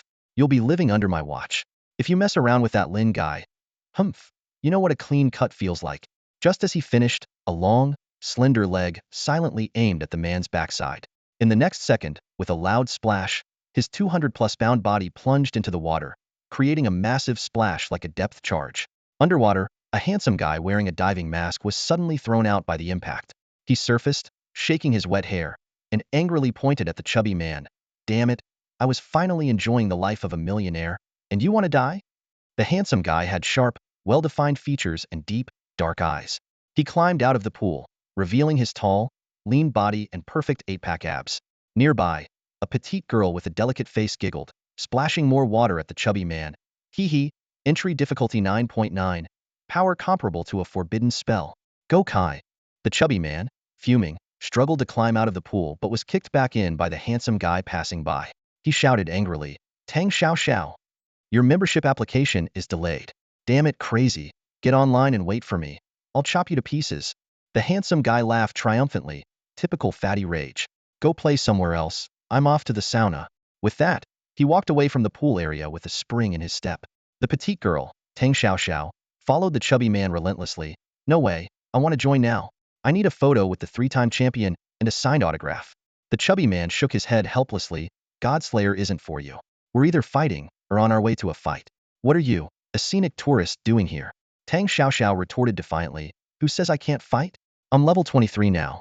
If it weren't for my difficult class awakening quest, I'd totally crush you 1v1, cousin." Their argument continued until Tang Xiaoxiao mentioned she had a rank hidden quest. The chubby man finally took her seriously. "We'll talk about it online. If it's true, I can help." Just then, someone knocked and walked into the living room. Crazy, who had just come out of the upstairs sauna, yawned and looked over, instantly perking up. At the door stood a beautiful woman with an oval face and almond-shaped eyes, wearing a green floral dress, exuding a classical charm. Crazy immediately straightened up, draping a towel over his shoulder to show off his abs. "Hold on, I'll move my car. You look familiar. Are you a celebrity?" The woman smiled and replied, "I have acted in some low-budget films. By the way, are you Lin Fan?" "I'm Zhou Yao, ID Qingwu Yao Yao." Crazy's eyes widened in shock, his jaw nearly dropping to the floor. "Zhou Yao, the leading lady of Rebirth of a Beauty? Wait, you're the tree-planting sister from the guild? What low-budget TV drama? This is one of the year's hottest shows in China." A voice broke the tranquility of the courtyard. Qingwu Yao Yao stood there, her brows slightly furrowed. She heard someone call her the pretty tree-planting girl, a nickname she found somewhat displeasing. She responded mildly, "Tree-planting girl? Well, I guess that's fine. I do enjoy this way of life." Suddenly, a head peeked over the courtyard fence. "Hey, is anyone here? Anyone?" The newcomer looked nervous, afraid he might be in the wrong place. He had a travel bag on his back and awkwardly said, I'm the dorm, war god. The little priest is here. Huh? Madman glanced at him, his tone unfriendly. Change your shoes yourself. If your feet stink, air them out outside before you come in. Don't interrupt me while I'm trying to get a girlfriend. Huh. Can I wear shoe covers? The war god asked cautiously. No, get lost. Madman dismissed him, his attention fully on Qing Wu Yao Yao. He brushed his bangs aside, his gaze intense, trying to impress her with his masculine charm. Qing Wu Yao Yao looked at Madman warily and asked, Are you really Lin Fan? The one and only. My looks are proof enough, Madman said confidently. A hint of panic flashed across Qing Wu Yao Yao's face. She felt this self-proclaimed champion was behaving inappropriately. She quickly searched her phone and found a photo of the champion from a few years ago. She thrust the phone in front of Madman and said coldly, You don't look as good as him, and your demeanor is far worse. You must be the vice president, the sleazy mad dog. Sleazy mad dog? Madman was shocked. Who gave the handsome vice president such a nickname? At this moment, a chubby guy wearing a clean t-shirt walked over and used his bulk to push the skinny madman aside. He warned, Cut it out, madman. Stop scaring people away with your craziness. Little priest, there are new slippers at the door. Come on in. Yi Ling will be here soon. Qing Wu Yao Yao saw the chubby guy and exclaimed, You're Kai Kai. The chubby guy looked a bit embarrassed, his eyes dodging hers. But to his surprise, Qing Wu Yao Yao's eyes lit up. She quickly ran up to him and jumped into his arms. You look so adorable in person. She affectionately pinched his cheeks. I knew it. You're just as cute and righteous in real life as in the game. Just then, a sharp gaze came from behind. It was Xiao Xiao. She rolled her eyes and said, Is this a joke? My brother seems to be planning to cheat. Madman watched the scene unfold, his face filled with disappointment. He muttered to himself, I can't take this. The world is going downhill. Even aesthetic standards are collapsing? Damn it, damn it. Thank you, Dean He. I'll leave my sister's situation in your capable hands. Lin Fan left the dean's office, letting out a sigh of relief. His financial resources had come through, and a kidney donor was quickly found. The surgery for his sister was scheduled for the day after tomorrow. As he stepped out of the hospital, Lin Fan was about to hail a cab when a familiar, horse-faced man approached him swiftly. Manager Chun, Lin Fan greeted with a smile, his hostility towards Chun Wei noticeably reduced. Over the past few days, Chun had become a regular at the hospital. Manager? I'm just a humble worker. Chun Wei laughed awkwardly, scratching the back of his head. Here to see Xiao Xian again? Lin Fan asked, glancing at a burly man with a crew cut standing nearby. Chun Wei turned to look and then familiarly pulled out 2 packs of cigarettes, handing one to Lin Fan and the other to the burly man. This man was part of the security assigned by Mr. Su, and he had gotten to know Chun Wei quite well. A few days ago, Chun Wei had been lurking suspiciously outside Xiao Xian's ward, causing a misunderstanding with security. He ended up with black eyes and would have had more than just bruises if Xiao Xian hadn't recognized him. Just passing by and thought I'd drop in. Chun Wei chuckled sheepishly. Passing by? You've been here since morning, knowing Lin Fan would come today. The burly man teased, shaking his head. He had seen Chun Wei's type before, overly familiar and thick-skinned. Brotherly, don't blow my cover. I'm genuinely here to see Xiao Xian and catch up with Brother Fan. Chun Wei said with a playful grin, then invited Lin Fan into his car. As the car merged onto the road, Lin Fan sensed there was more to Chun Wei's visit and said calmly, Out with it, Manager Chun. You're not one to do something for nothing. Hey, don't make me sound so mercenary. I owe my job to your wisdom and leadership. Chun Wei laughed, trying to change the subject when he saw Lin Fan's unamused expression. I have some intel about some big moves the TNCI Club is planning. We have reliable sources to back it up. Let me guess. Lin Fan's lips curved into a smile. They plan to gang up on us during the NPC army's attack or weaken us in field battles before the NPCs strike. Right? Spot on. As expected from the leader of the Godslayers. Chun Wei flattered, but Lin Fan was unimpressed. He had already been tipped off about everything, down to the specific guilds, personnel, and timing of the planned attacks on the Godslayers. Just as Lin Fan thought Chun Wei had nothing new to offer, Chun Wei's tone changed, and he smiled mysteriously. There's one thing you might not know. Oh? Go on. Lin Fan's eyes narrowed, maintaining a skeptical attitude. During their retreat in the last base battle, TNC's members discovered a shocking secret. Chun Wei said proudly. Our Agent 007 happened to be there. Lin Fan glanced at him. No surprise there. Lu Xingqian always has his spies everywhere, doesn't he? Chun Wei nodded proudly, which didn't surprise Lin Fan. Lu Xingqian was known for his cunning. Planting spies was a traditional skill of Xingqian Studio. However, these spies were usually minor members of the guilds, and the information they could gather was limited. Have you ever heard of the Grand District Teleportation Array? Chun Wei's eyes gleamed. You mean Lin Fan felt a chill run down his spine as he guessed what Chen Wei was about to say. Yes, the teleportation array that connects different districts in the Divine Realm. They found one that links to the Eastern District, Chen Wei said excitedly. Damn, Lin Fan was shocked. In the Divine Realm, each district had its own main storyline and background, but the gameplay was similar. The districts were connected by ancient teleportation arrays, protected by magical barriers. These barriers would only be lifted a year after the game's launch, just before the World Cup event.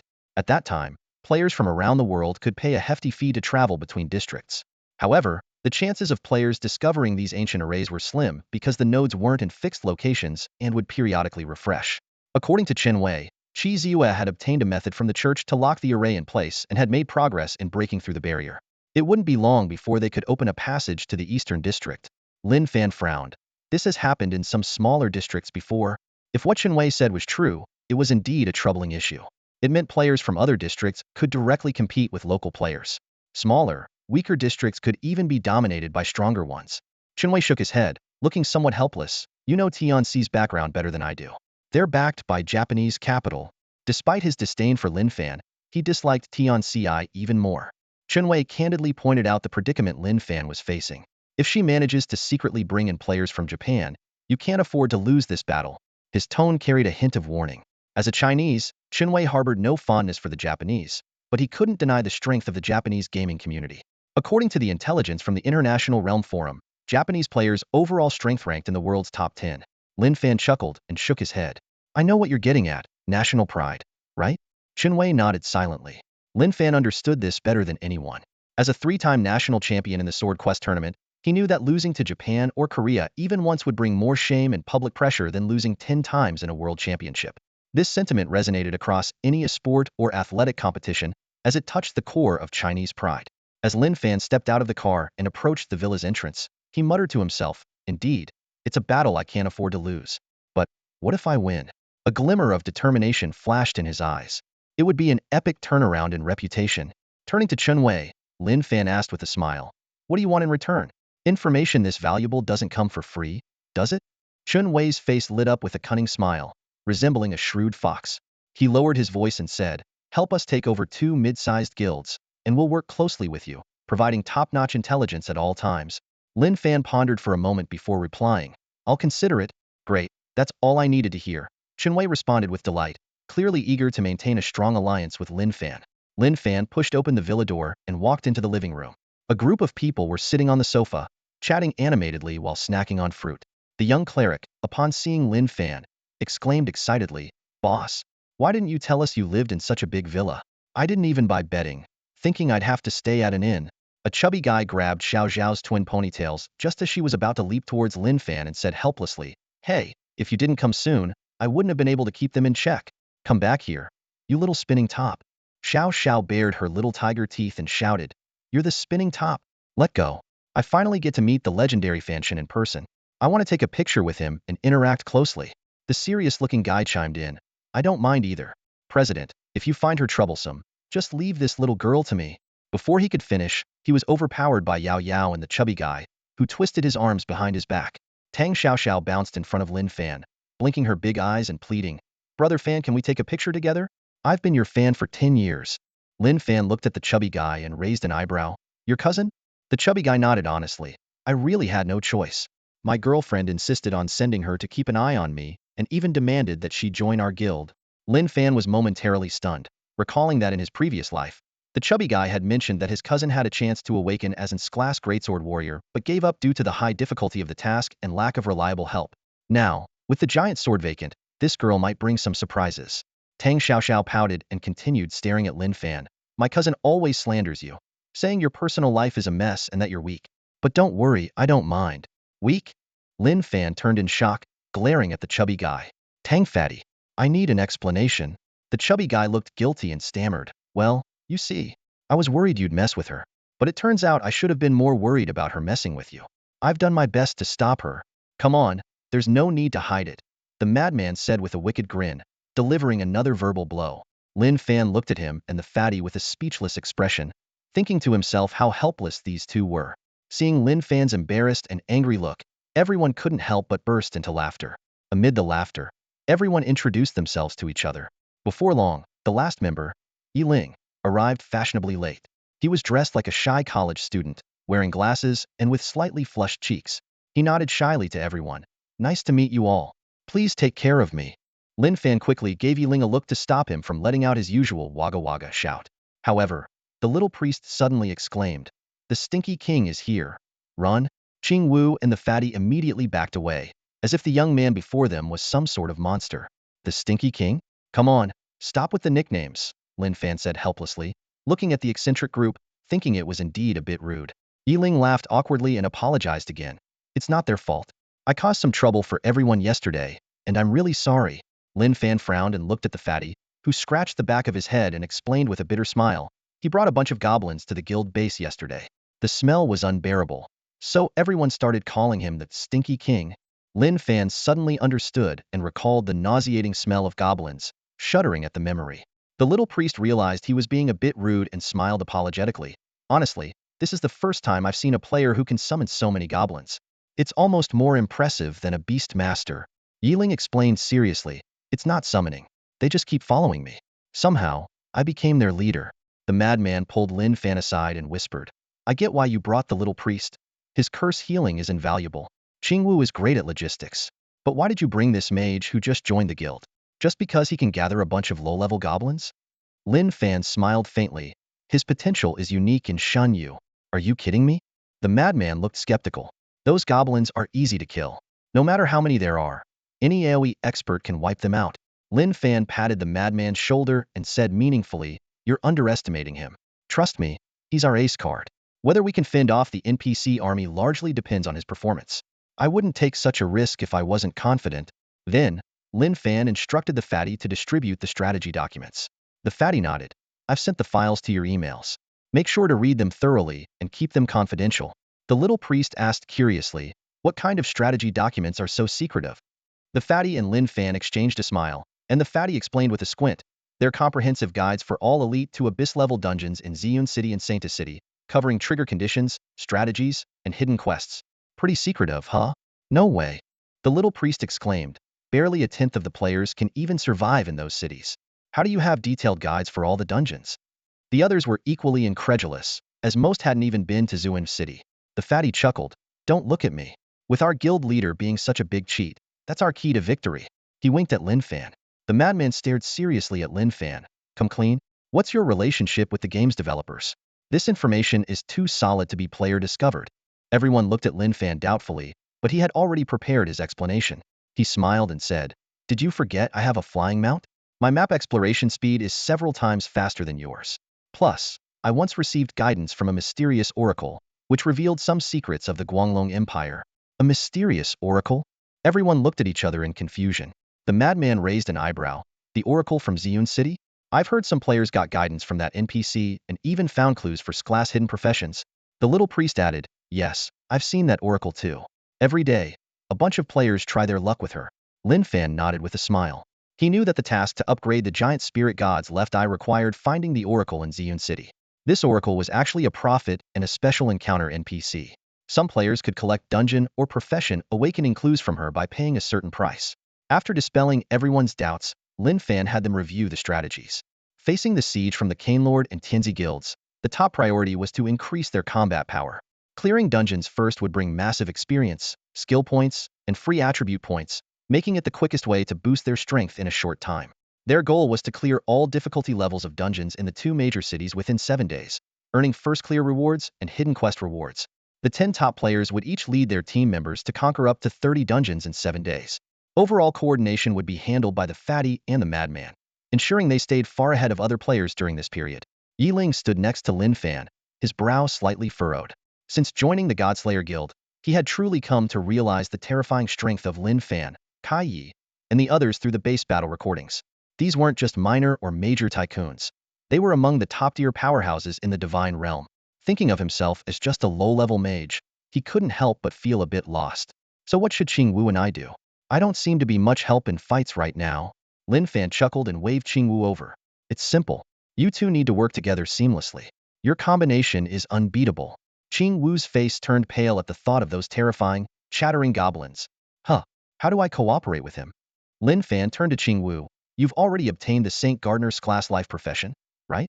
Wu smiled and nodded. Yes, thanks to Kai's help. Otherwise, I couldn't have dealt with those tree spirit bosses. How much has the planting maturing rate increased? Lin Fan asked. Wu playfully rubbed her fingers together. About 10 times what it was before. If we can provide a bit more funding, it can be increased up to 50 times. Her hint was clear. Lin Fan was straightforward. Just tell me how much you need. I'll try my best to get the funds, and we'll max out your level as quickly as possible. Wu cautiously said. It would take about 50,000 gold coins. That's not much. I'll have Madman allocate it to you, Lin Fan said without batting an eye. Wu's eyes widened in surprise. That's not much? That was a whole 50 million. Even as a minor celebrity, she didn't have that kind of savings.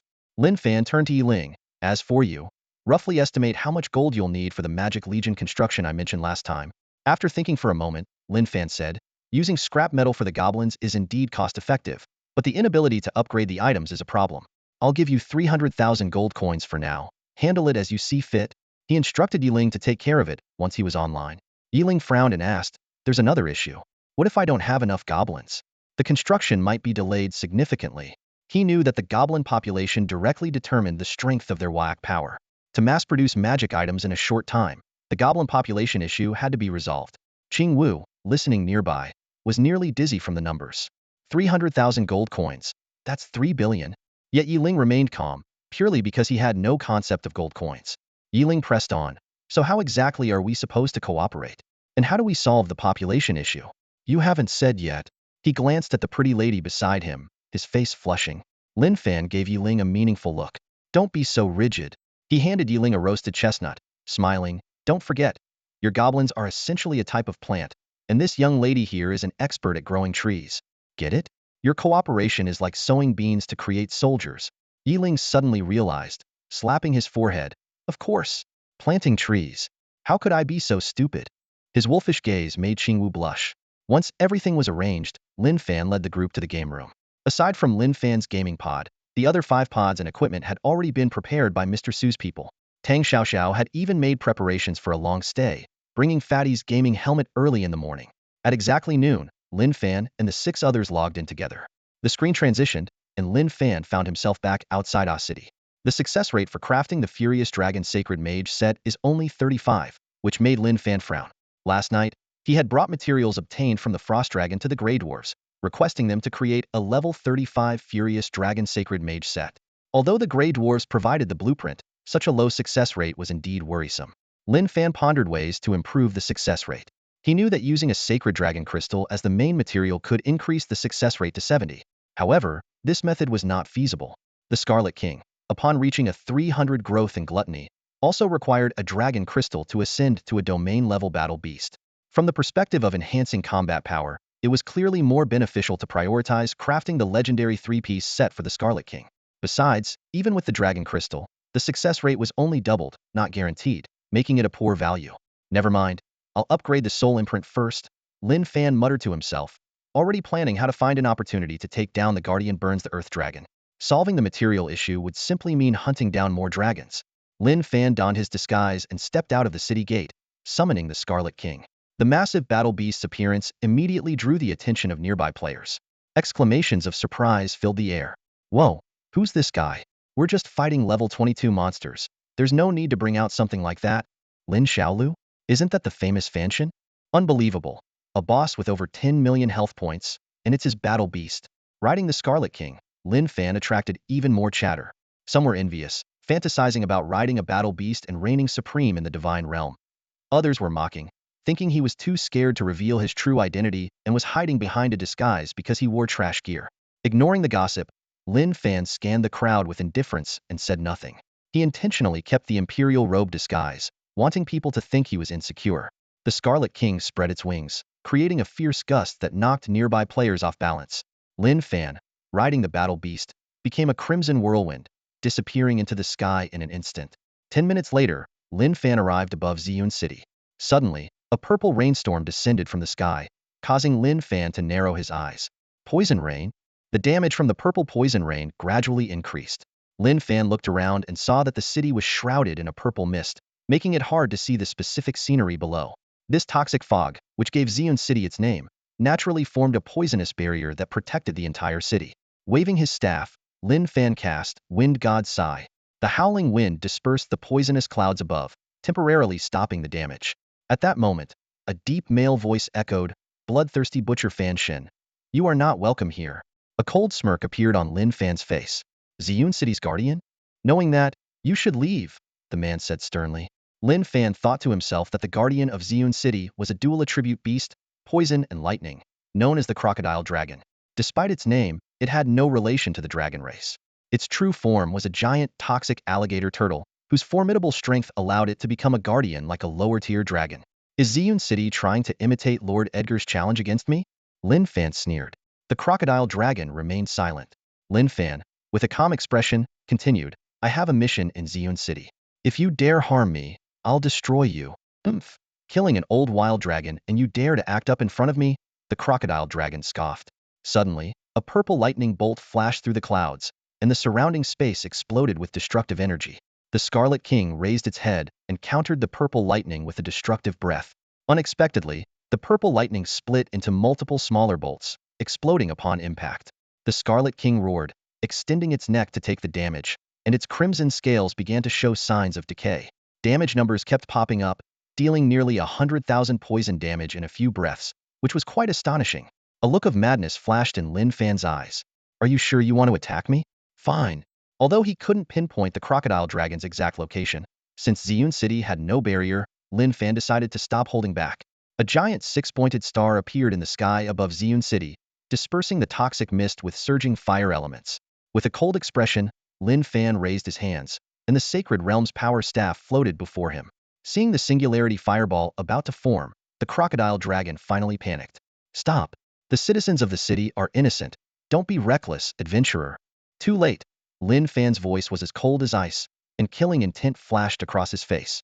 The singularity fireball illuminated the sky above Ziyun City. At that moment, Lin Fan's eyes narrowed as he spotted a massive figure moving within the purple mist. Clearly, that was where the crocodile dragon was hiding.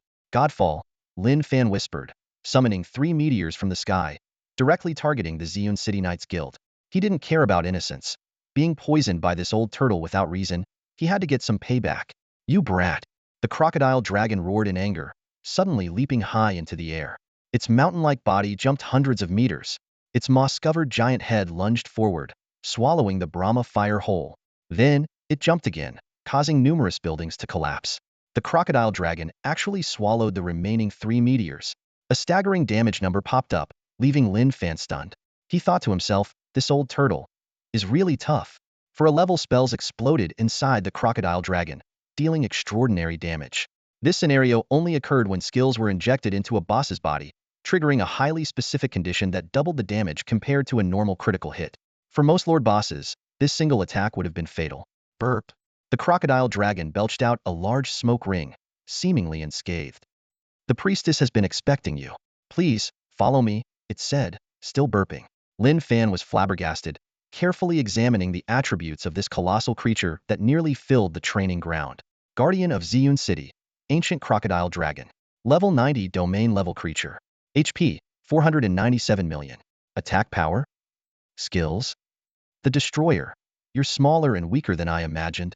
A sorceress in a red robe elegantly entered the training ground, radiating a mysterious glow.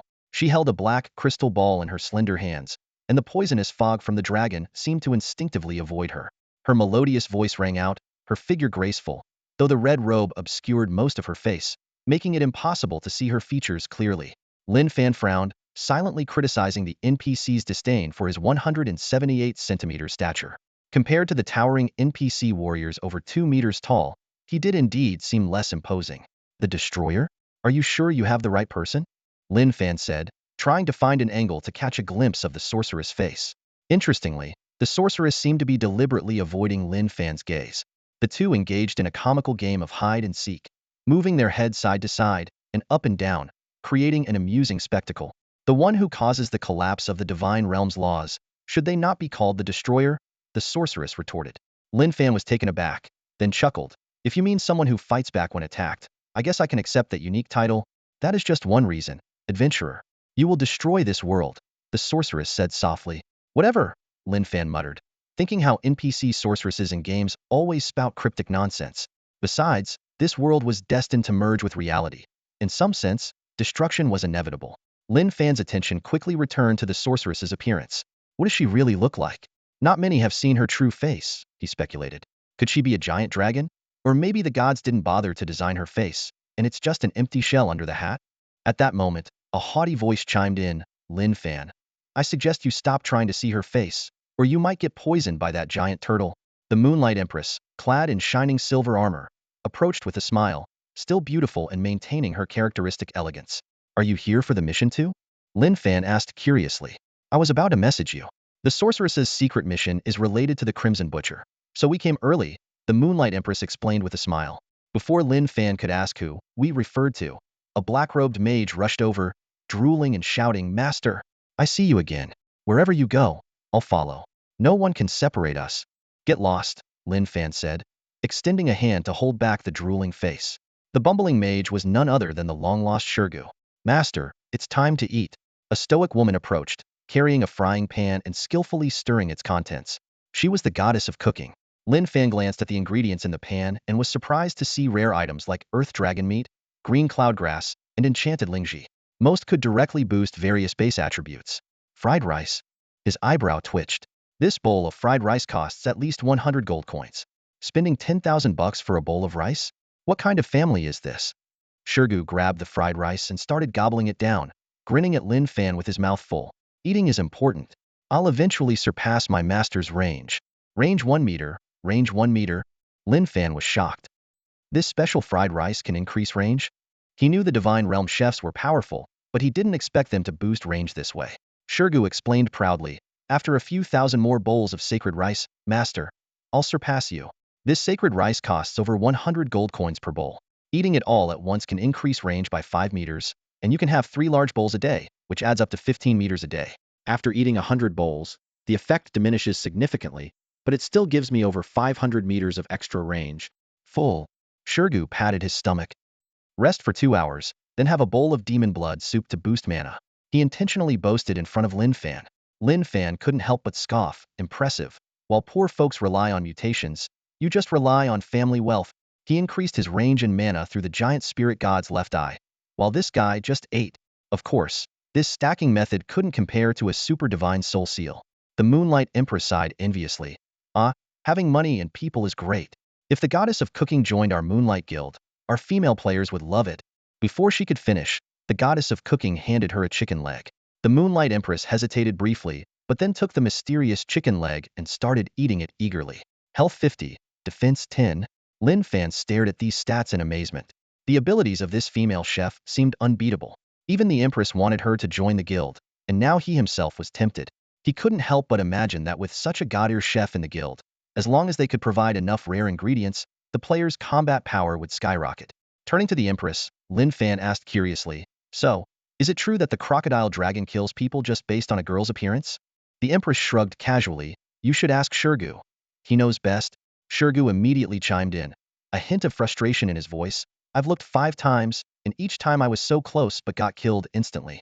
Master, I know you're an old SP, but please, have some self-respect. Lin Fan steeled himself, thinking, not allowed to look? Well, I'm going to look. He strode forward and confronted the witch, his eyes wide open, determined to find out.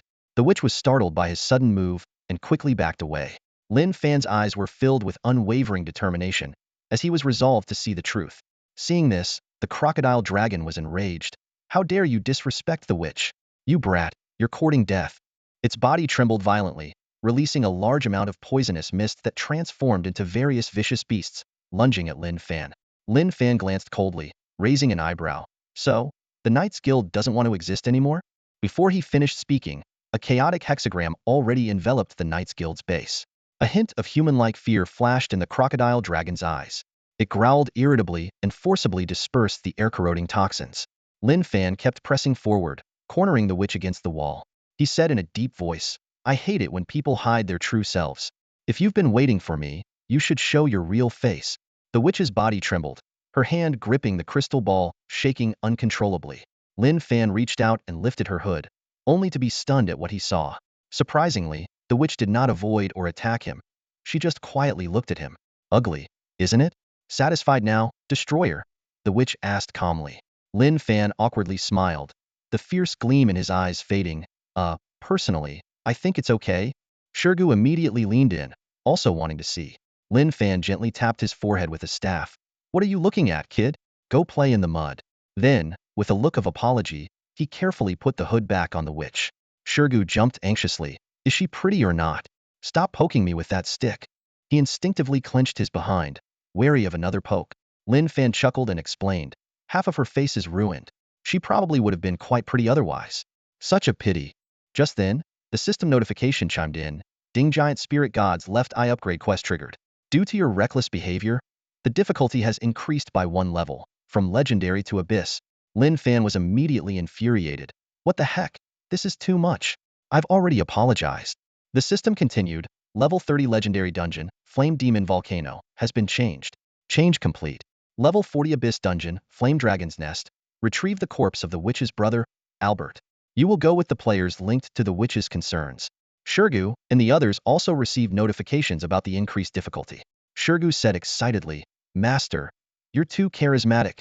Difficulty up, rewards doubled.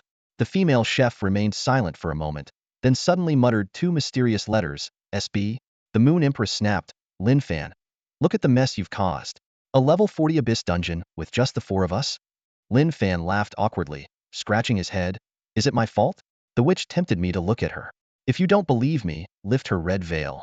She might be smiling from ear to ear. He kept repeating report, trying to ease the awkwardness. Lin Fan recalled the legend of the Flame Dragon's Nest, a perilous place adjacent to the Inferno volcano, home to at least 3 colossal fire dragons. He was thankful that the Empress only tasked him with retrieving her brother's remains rather than slaying the dragons, which would have been nearly impossible. Shirgu scoffed, boasting, What's so hard about slaying dragons? My master is a seasoned dragon slayer. Any dragon that crosses his path gets taken down. Lin Fan nodded earnestly. Good disciple. You have graduated. I'll stay back and watch while you take down a dragon for me. Shirgu instantly chickened out, clinging to Lin Fan's leg and wailing, No, master. I want to witness your heroic prowess more. Let me save the dragon slaying for after my second awakening. Lin Fan was unmoved. No need. You're a grown man now and should handle things on your own. Master, do you want to see my corpse? Shirgu clung to Lin Fan's leg, crying out. The god of cooking and the Empress exchanged a knowing glance, both thinking, 2 idiots. The Empress reminded them, the dungeon is far away. It will take at least 2 hours on horseback. Shirgu perked up immediately. Why ride horses when we have my master here? We can ride the invincible giant lizard. He remembered the video of Lin Fan riding the Crimson King and wreaking havoc in the stronghold battle and was filled with envy. Lin Fan nodded in agreement. Good idea, it will save time. He opened a spatial rift, and the Crimson King reappeared. The massive beast locked its blood-red eyes on the crocodile dragon and let out a menacing roar. Despite the Crimson King being dwarfed by the crocodile dragon, its violent nature was unmistakable. Shirgu excitedly shouted, I want to ride the dragon's head. No one better take my spot. The Empress exclaimed, It's so much bigger than the last time I saw it. Everyone marveled at the Crimson King, suddenly feeling that their prized horses paled in comparison. The crocodile dragon yawned lazily and closed its eyes, muttering disdainfully, Interesting, a reaper dragon. A species thought extinct for eons. Lin Fan caught the critical information. Reaper dragon? Knowing that the crocodile dragon, as the ancient guardian of Purple Cloud City, held many secrets of the divine realm, he pressed further. Old turtle, stop being cryptic. What's a reaper dragon? The crocodile dragon explained slowly. The fire lizard of the Reaper Mountain is an excellent flying battle beast, often chosen by beast tamers. Flying beasts are rare in the early to mid-game, and having an aerial advantage is a game-changer. Many have tamed Crimson Kings, but none have achieved an ancestral regression like this one. It's a prehistoric beast that went extinct in the last epoch. The crocodile dragon sneered.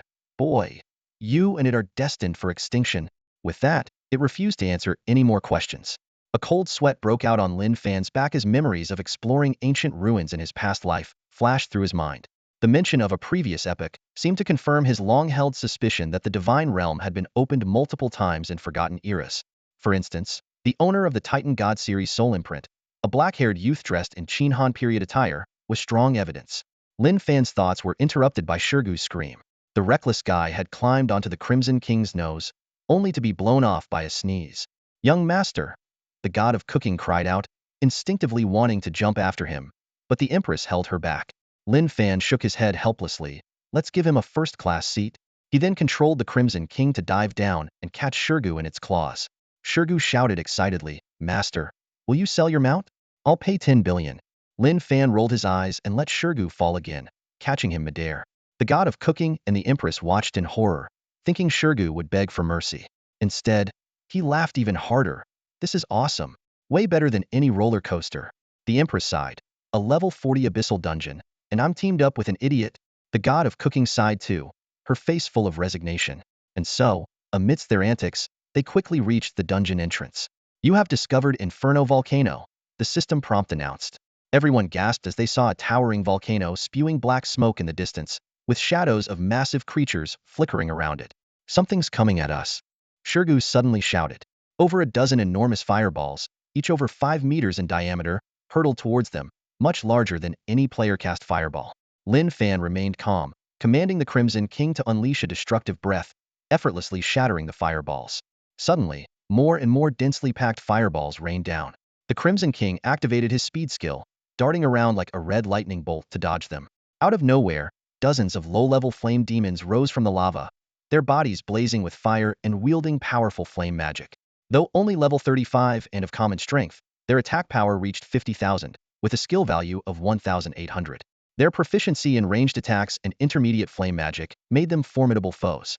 They relentlessly hurled fireballs at the uninvited guests, their power overwhelming for most players at this stage.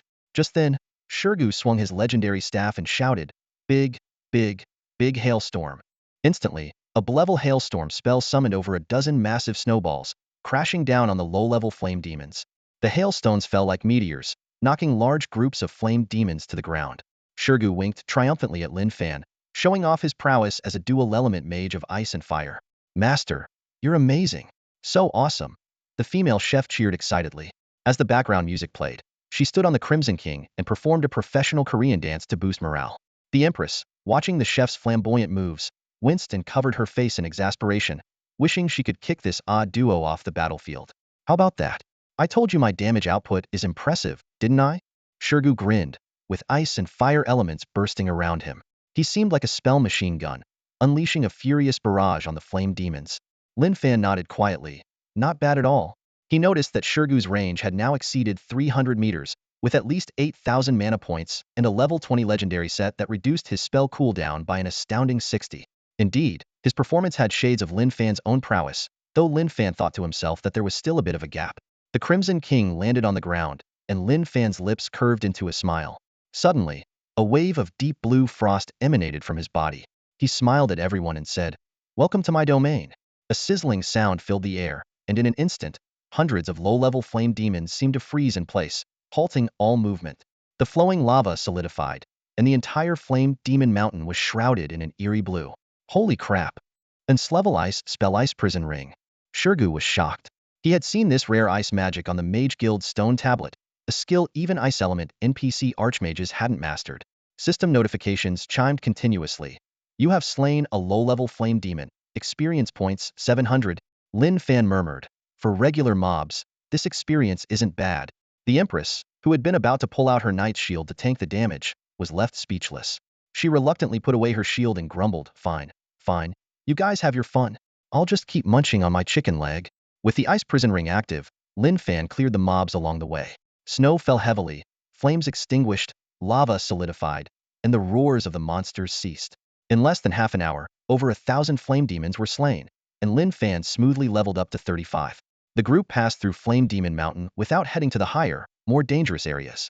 Instead, they arrived at a lowlying area. Suddenly, a system notification popped up.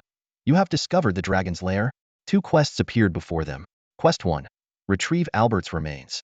Quest 2. Retrieve the barrier keystone stolen by the Dragon 04. The system provided background information. Albert, the brother of the priestess, was once the lord of Purple Cloud City. 5 years ago, while escorting the barrier keystone, the priestess encountered a flame dragon. The dragon's greed led it to steal the keystone. Albert led an army to fight the dragon in its lair, but was defeated. The priestess was gravely injured, and Albert perished. As the quest prompts appeared, the Crimson King suddenly grew agitated, roaring madly towards the depths of the lowland. Lin Fan's expression changed as he looked into the distance. There, a massive red flame dragon lay dozing on the corpse of a giant beast. With each breath, the dragon's fiery essence boiled, its body roaring like a living volcano. The bones beneath it melted rapidly in the intense heat, showcasing its immense power. Before anyone could react, Lin Fan kicked Shirgu down the slope and shouted, "Disciple, it's all yours. I'll back you up. Help me, help me." Shirgu's desperate cries shattered the tranquility of the hillside. He tumbled down the steep slope but quickly scrambled back up with remarkable agility, covered in dirt but completely unscathed. Lin Fan stifled a laugh and asked, "Done with dragon slaying?" Shirgu shook his head vigorously like a rattled drum. "Next time, definitely next time." The Empress Hayu shifted her gaze to the distance, pointing at a massive corpse. The flame dragon sleeping over there doesn't seem too high level. Can we find an opportunity to take it down? Lin Fan nodded, carefully observing the two flame dragons in the distance. One was noticeably smaller, evidently a juvenile. He pulled up his information panel. Flame Dragon, Tansong. Level 50 Flame Dragon Nest Master's youngest. Domain level creature. HP, 50 million. Attack, 9,000. Skills. Even as a young dragon at level 50, its stats were comparable to those of an elder frost dragon. Flame dragons were renowned for their staggering attack power, capable of overwhelming most frontline players with their basic attacks alone. Lin Fan's eyes scanned the surroundings. The so-called dragon nest was constructed from the fossilized ribs of some ancient giant beast, towering over 1,000 meters high, making even the flame dragons appear small in comparison. Leviathan beast fossils? Lin Fan recalled seeing titan creatures at the savage frontier. Only such sky-devouring entities could leave behind such colossal remains. Leviathan wasn't a specific species, but a term for the colossal beast clans in the divine realm. Lin Fan doubted that flame dragons, as lower-tier dragons, had the capability to kill so many Leviathan beasts. These beasts were often domesticated livestock or war beasts of the Titan clan, possessing unimaginable strength. He then checked the other flame dragon, standing atop the dragon nest. Flame Dragon Tanshur. Flame Dragon Nest Master's eldest daughter. Domain level creature. HP, 80 million. Attack, 12,000. Skills. The Empress spoke. The quest item is inside the dragon nest. To get in, we must avoid these two flame dragons. The chef god agreed. I think so too. The quest hint mentioned there are other paths to the dragon nest. Yes, let's take a detour. We can come back and slay these dragons after I awaken again. Shirgu quickly chimed in, fearing Lin Fan might force him to face certain death. Lin Fan pondered for a moment and slowly said, I believe we have a chance to take down these two young dragons one by one. What? The Empress looked at him in disbelief. Brother, with their stats and strength, facing them together or separately makes no difference. The chef god rolled her eyes. Don't mistake luck for skill. The frost dragon you killed was probably due to the dungeon mechanics. Without those mechanics, would be walking into a death trap. Mechanics kill more or less. Lin Fan smiled faintly, then turned to the Empress, who was preparing to find another route down the mountain. Would you like to have a flame dragon as a mount? The Empress was stunned, looking at Lin Fan incredulously. Stop making empty promises. As far as I know, most aspiring dragon knights haven't even gotten a dragon scale, let alone a mount. Lin Fan calmly asked, in all our cooperation, have I ever made empty promises? Shirgu looked shocked. Whoa, master, are you serious? Slaying dragons, and two at once?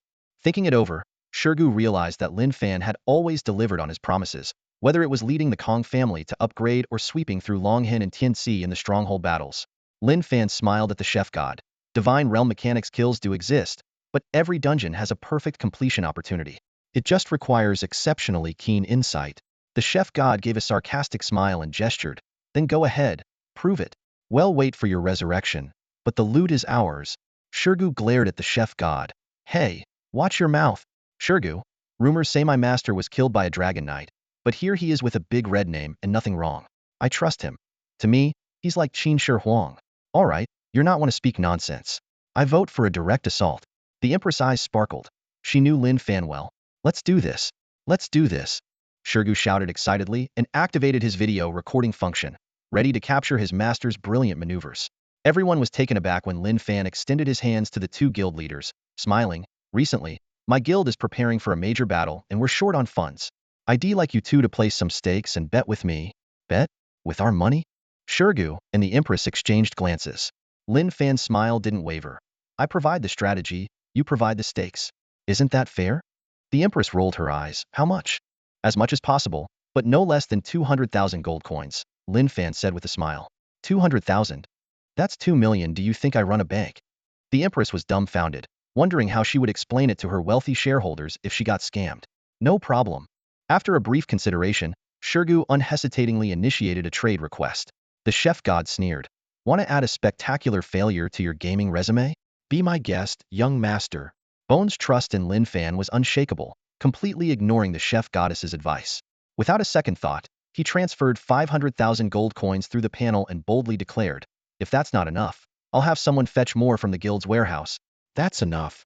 Lin Fan was momentarily speechless at how easily Bone was deceived. He thought to himself, if any other player had such a windfall, they would probably log out, catch a flight, and start a new life abroad. The Moon Empress, however, wasn't as generous as Bone.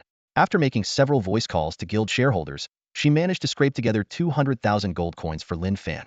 Blushing, she threatened, if you dare trick me, I'll come to your house and sleep there tomorrow. Bone chuckled mischievously. Coming to my place isn't out of the question. The Empress shot him a reproachful glare, signaling him to shut up. Lin Fan's lips curled into a teasing smile. Sorry, my place is fully booked right now. Maybe next time.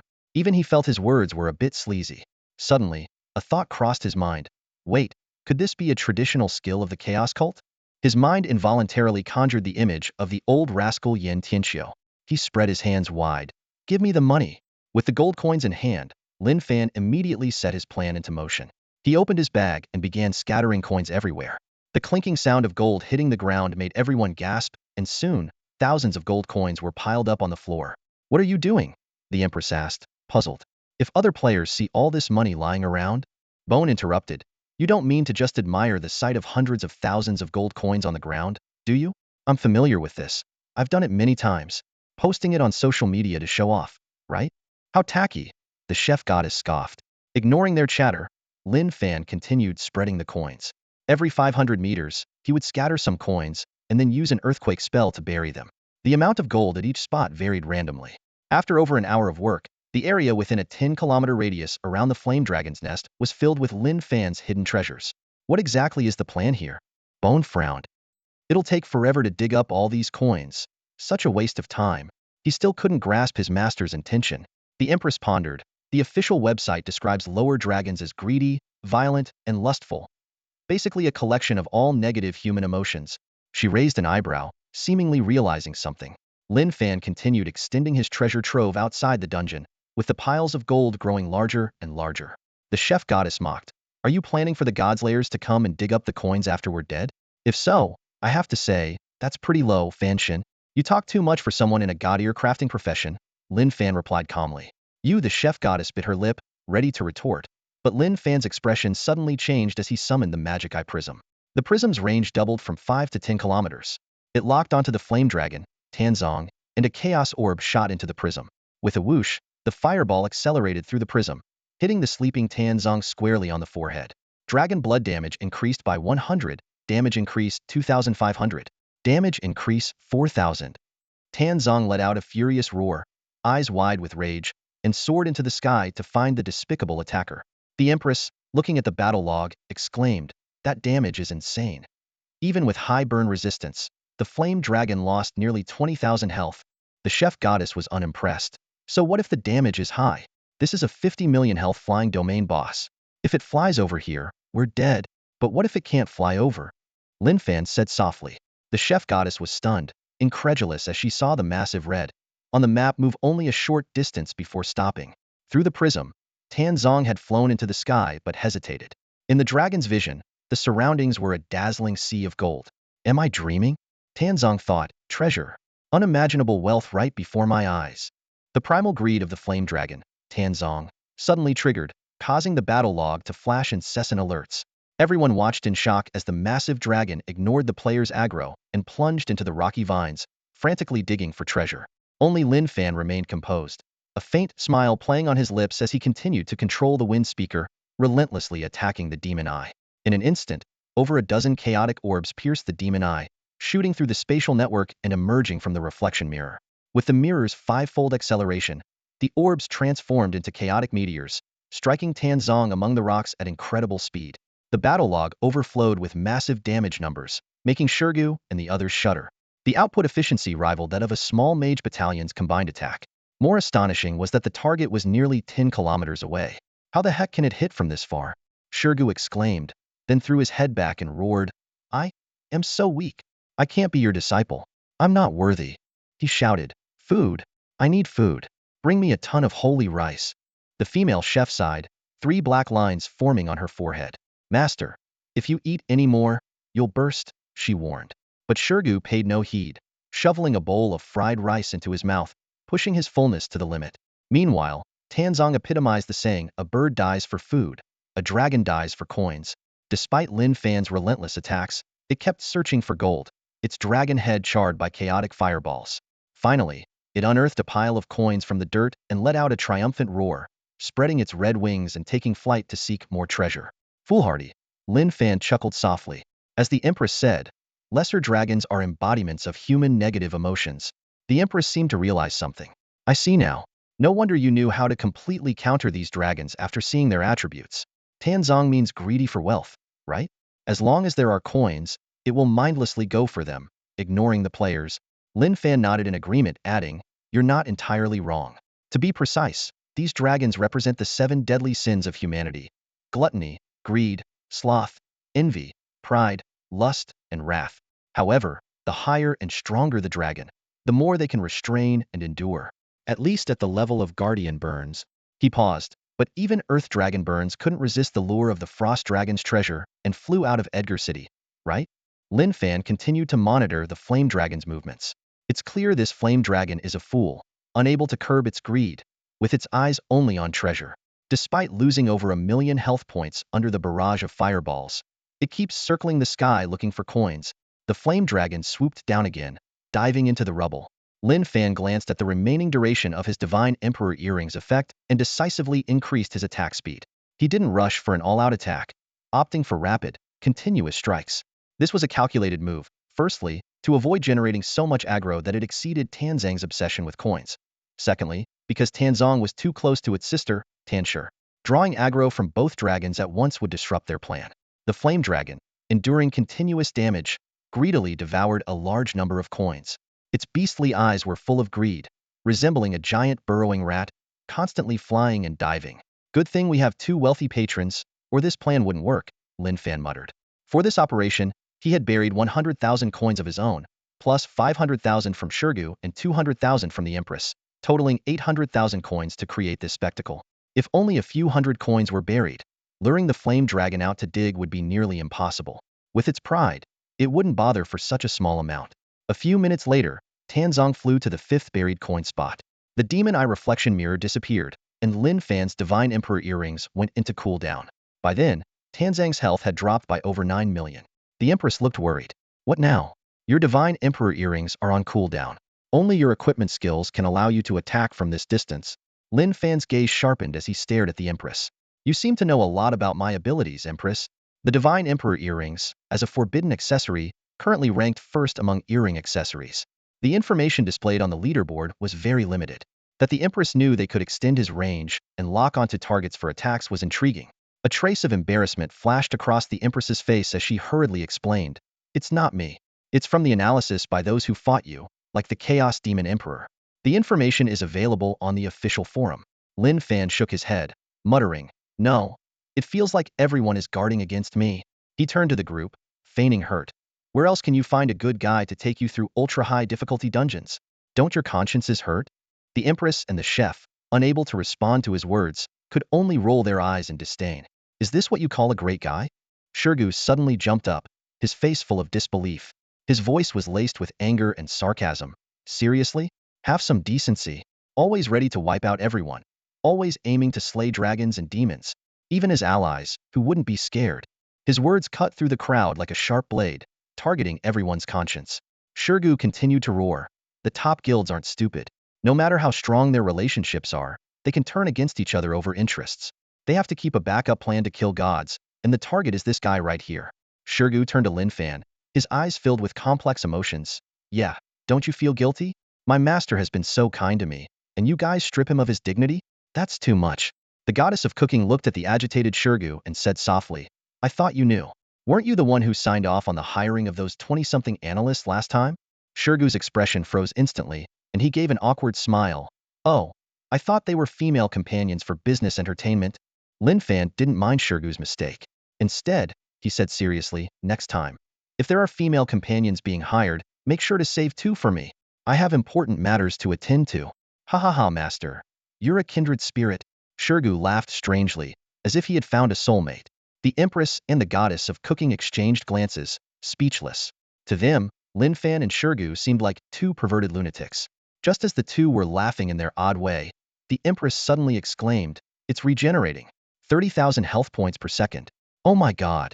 Lin Fan remained calm. No big deal. He quickly activated the Ice Prison Ring, preemptively activating the Ice Prison Ring at maximum power. Full coverage within a 5-kilometer radius. Shurgu watched Lin Fan's operation, cold sweat running down his back. "Master, are you a demon?" As the ring activated, the surroundings changed instantly. The grass and trees on the plains froze rapidly, and the wandering level 40 monsters were frozen and burned. A large number of monsters swarmed in, but they were quickly frozen, engulfed in chaotic flames, and turned to ashes. In the distance, the flame dragon Tanza flew into the 5-kilometer ring area, its wings suddenly freezing and causing it to crash heavily into the ground, its health plummeting. The dragon's strong resistance allowed it to break free from the ice quickly and take flight again. Lin Fan began to wave his staff, casting chaotic orbs in a blind shot. His black eyes flickered between the minimap markers and the battle log. After firing more than 20 orbs, damage numbers finally appeared in the battle log. The Empress looked at Lin Fan in shock. "You buried the gold coins so far back because you calculated the cooldown time of the God Emperor's earrings and predicted the error margin to be less than 5 seconds? And you only let the boss regenerate less than 150,000 health points?" Lin Fan shook his head. "To be precise, I overestimated the flame dragon's flying speed. This dragon is too inexperienced." The Goddess of Cooking looked at the man in front of her, who repeatedly shattered her expectations, her face pale, and muttered, "He really is a demon." As Yanlong Tansong hoarded more gold, the dragon's instinctual greed intensified. When it unearthed 20,000 gold coins, its massive body trembled with ecstasy, scales gleaming with avarice. As more coins were discovered, Yanlong descended into madness, its enormous eyes filled solely with a lust for treasure, completely ignoring the player's attacks. A red system alert flashed on the screen. Yanlong Tansong will continue to excavate all player treasure points. Focus your attacks immediately. Defeating Yanlong will return the gold. Shurgu and the others exchanged bewildered glances, momentarily stunned. Shurgu shook his head in amazement. "Attack? From this distance with what?" "Master, this dungeon is a puzzle game. Your thought process is on a different level." The Empress frowned thoughtfully for a moment, then said to Lin Fan, "The hint suggests your strategy is correct, but I'm afraid we can't help. It's all on you." Lin Fan chuckled softly, his magic eye mirror flashing with an eerie light. "If it's just me attacking, are you all planning to sit back and watch? Come on, let's see your performance." Before anyone could react, Lin Fan kicked Shurgu into the spatial netway. The Empress's cheeks flushed slightly at the sight. "Can you be a bit more civilized?" Lin Fan shrugged. "Nope, I don't want to be your workhorse. We need to finish this fight quickly." As he spoke, his gaze fell on the chef goddess's proud posterior. The chef goddess, both embarrassed and angry, retorted, "You wouldn't dare." Lin Fan raised an eyebrow. "I wouldn't?" Intimidated by his gaze, the chef goddess quickly scrambled into the netway. Lin Fan then turned to the Empress, who hurriedly said, "I'll go on my own," and jumped into the spatial netway as well. Shurgu landed awkwardly on the ground and was stunned by what he saw. A giant Yanlong was rolling in a mud pit, its size astonishing. Whoa, what did it eat to get this big? Seeing that Yanlong ignored him, Shurgu sneaked behind its tail and began casting hailstorm at its nether regions. "Ha ha ha, stupid dragon, come hit me. I dare you." He couldn't help but laugh. It wasn't often one got to pummel a giant dragon. However, in the next second, Yanlong instinctively swiped its massive tail at him. Shurgu was taken aback. With his low health, this hit would surely be fatal. At the critical moment, two holy auras enveloped Shurgu. Divine Shield. Holy Protection. The chef goddess and the Empress's skills activated just in time, shielding Shurgu. Despite the immense force, Shurgu was miraculously unharmed. The Empress, agile as ever, caught the airborne Shurgu. Realizing he was being held by her, Shurgu inhaled deeply, savoring her enchanting scent. The chef goddess and the Empress exchanged a glance and sighed in unison. "Idiot." Seeing this, Lin Fan burned with jealousy. Is this what it's like to have natural charm? Damn, I'm so envious. The group began to focus their attacks on Yanlong, quickly chipping away over 10 million of its health. Yet, Yanlong remained in its frenzied state, swallowing over 20,000 gold coins and preparing to fly to another treasure point. "Get in the magic mirror," Lin Fan commanded, and everyone jumped into the mirror, teleporting back. Thus, they relentlessly pursued Yanlong Tansong. After half an hour, Yanlong had only a quarter of its health left, but the treasure points were nearly all excavated. Shirgu anxiously asked. We're still short by over 10 million health points. What do we do? As Yanlong took flight again, heading to the last 2 points within a 2-kilometer range, Lin Fan stopped holding back. The chaotic rogue locked onto Tansong. What else? We take him down. Lin Fan's eyes narrowed, and he clapped his hands together forcefully. In an instant, the ground trembled and mountains shook. Multiple special effects were triggered simultaneously, and 2 gigantic stone dragons burst from the earth, crashing into Tanzang's massive dragon body, sending the colossal creature plummeting from the sky. Tanzong hit the ground heavily, shaking its head as it tried to take off again. Lin Fan's lips curved into a slight smile as he whispered, "Stone coffin," before the words had fully left his mouth. For stone dragons erupted from the ground like tenacious vines, quickly wrapping around Tanzong, binding it tightly. Shirgu stared in astonishment at the scene unfolding in the magic eye. Proper application of class earth magic? No way. How are you generating so many stone pillars? As the top disciple, he also knew this skill, but his precision and magical intensity were worlds apart from Lin Fan's display. Lin Fan remained focused, unleashing another powerful move. Heavens fall. The Empress couldn't help but exclaim, humanly impossible. Even if I don't know your hidden class level, this is terrifying. The flame dragon let out a heart-wrenching roar, akin to a comet crashing into Earth, as a massive meteor slammed it into the ground. Dragon blood damage bonus, shard piercing, burning all kinds of mixed damage erupted in succession. Dozens of damage numbers floated up, and the flame dragon's health plummeted by over 100,000. Under the effect of the chaos orb, the flame dragon Tanzong found itself mired in mud, its movements sluggish.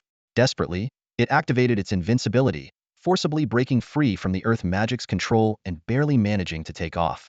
Lin Fan remained expressionless, beginning a countdown. 10, 9, 8. As the countdown ended, he whispered, 1. In an instant, a singularity of blazing fire formed in front of him, its destructive waves spreading out, sending chills down everyone's spines. Thunder. Brahma fire. As soon as Lin Fan's incantation ended, a scorching flame shot through a mirror, exploding directly above the flame dragon's head. Shirgu was dumbfounded, muttering to himself, "Is this roast chicken?" The flame dragon, originally a top-tier fire element creature, was now engulfed in ash-gray flames, resembling a giant roasted chicken. Lin Fan immediately continued his relentless assault, frowning slightly. Such high resistance. I still can't trigger the chaos chains. Just as he finished speaking, the chaos chains finally activated. The Empress was both shocked and impressed. Burn damage over 10,000, combined with basic attacks, the DPS exceeds 20,000 per second. This is a flame dragon that could easily crush an entire guild. And now Lin Fan is roasting it like a chicken, despite the flame dragon's high resilience to fire magic, which reduced the 30-second burn duration of Brahma fire to just 15 seconds. Lin Fan's long-range bombardment quickly brought its health below 7 million. Suddenly, Tanzong grabbed the last buried treasure point. The goddess of cooking exclaimed, "Empress, it's bad. It's coming straight at us." The Empress glanced at Lin Fan with disdain and coldly remarked, "Not enough money buried. Dragon slaying failed. If we can't get back all those gold coins, get ready for a lawsuit." Everyone knew that with the flame dragon's attack power, a direct hit from its dragon breath would kill them in mere seconds. No sooner had the words left her mouth than an enraged roar echoed across the plains. The flame dragon Tanzang's flight speed surged as it charged towards Lin Fan and his group. Lin Fan smirked dismissively. "Misjudgment? Sorry, not happening." Casually, he opened a spatial rift, declaring arrogantly, "Dragon slaying? I'm here to eat this dragon." The Crimson King let out an excited howl, transforming into a terrifying shadow of death, rushing to meet the flame dragon Tanzong Hedon. "Go!" Red-scaled black lizard, Shirgu roared, almost wishing he could charge on the back of the Crimson King. The goddess of cooking was stunned, her cheeks burning with pain. She regretted it deeply. She had forgotten he still had his battle beast. Boom, boom. The Crimson King's destructive breath shot like lasers, columns of molten fire striking the wings of the flame dragon, Tanzong. The air was thick with a bloodthirsty aura as the Crimson King's claws dug into the slightly larger flame dragon's head, attempting to crush it. Tanzong, the flame dragon, wasn't about to back down. Regaining its senses, it bit into the Crimson King's thigh. The two colossal beasts wrestled in midair, blood spraying everywhere, their ferocity fully unleashed. With a roar, the flame dragon's throat flared with fiery heat, and its breath struck the Crimson King's abdomen. A rain of fire descended, burning through the ground and leaving numerous blackened holes. The Crimson King's blood sprayed out, half its body nearly scorched through. A single dragon breath and continuous bites had reduced its health by nearly 800,000. "I feel like your battle beast might not win," Even with the flame dragon on low health, the Empress said anxiously. After the fierce aerial battle, the flame dragon's health had dropped by nearly 2 million, while the Crimson King had lost nearly 4.5 million. Lin Fan's eyes darkened. In a clash of giant beasts, strength and size were the ultimate rules. Even after devouring Longda and others to reach 15 million health and 6,000 attack points, the Crimson King was still at a disadvantage due to the flame dragon's size. The flame dragon's claws gripped the Crimson King's wings, keeping it pinned down and constantly releasing its dragon breath, making it hard for the Crimson King to turn the tables. Seeing the Crimson King plummeting from the sky, Lin Fan finally acted. A fierce light flashed in his eyes as he coldly said, "Wind God Sai. What the hell? Attacking your own battle beast?" Shurgu was shocked as the large-scale skill hit the giant lizard. "Look again, it's helping it escape," the Empress said, her eyes brightening as she pointed out the problem. Shurgu suddenly understood. The fierce wind, though it struck the Crimson King and caused considerable damage, also slowed its descent. The Crimson King managed to land gently, avoiding massive fall damage. The Crimson King roared continuously, ignoring the flame dragon tearing at its wings. The moment its wings were shredded, it used the force of the wind god Sai to flip over, leaping up to slam the flame dragon into the ground, grinding it down. Wow, such a fierce beast. It's like they're exchanging blows without care. What kind of grudge is this? Shurgu marveled. The Crimson King bit down, shaking its head as dragon blood splattered.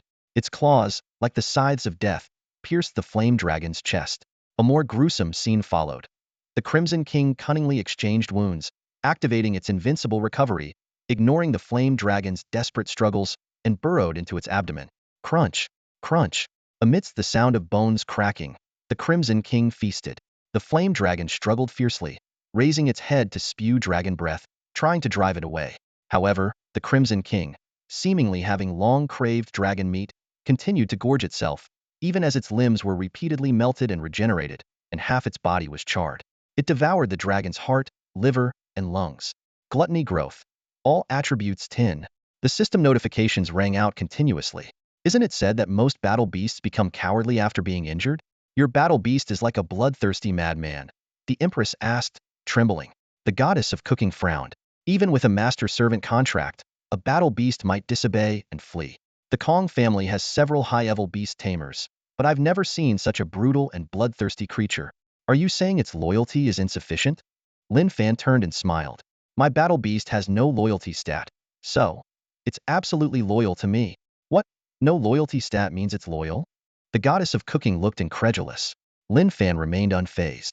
After being resurrected with the blood of Dyrus, the Crimson King's loyalty stat turned gray, neither increasing nor decreasing.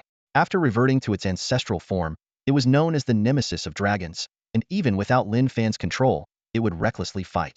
At this moment, Lin Fan wasn't actively controlling the Crimson King. Flame Dragon Tanzong is invoking a dragon language plea for help. The system notification sounded, accompanied by the obscure dragon language. Is it calling other dragons for help? Shurgu and the others were bewildered. Although they couldn't understand the flame dragon's low health murmurs, they clearly heard the word help. Lin Fan sneered, understanding the gist. All-powerful glutton. I am your brother, little brother, taking the money and running? Think again. He won't make the same mistake again. The enchanted mirror traversed space, instantly appearing before the flame dragon. Lin Fan's staff danced in his hand, and a chaotic six-pointed star shimmered in the air. Flame dragon, he shouted, launching a fiery spell straight into the dragon's mouth, forcibly interrupting its incantation. Immediately, Lin Fan cast Flame Dragon Scorch, combining it with the Devour skill of the Crimson King for a powerful attack. The Crimson King opened its massive jaws and swallowed half of the Flame Dragon's body. Although the Crimson King's overall stats only increased by 50, Lin Fan had anticipated this. He knew that the previous Frost Dragon, Valorag, had a higher level, making its Devour growth rate naturally more efficient than this smaller dragon. Even so, the Crimson King's power saw a significant boost. Now, its Devour growth cap had broken through 200, its attack power soaring to an astounding 8,000 points, and its health reaching a staggering 20 million.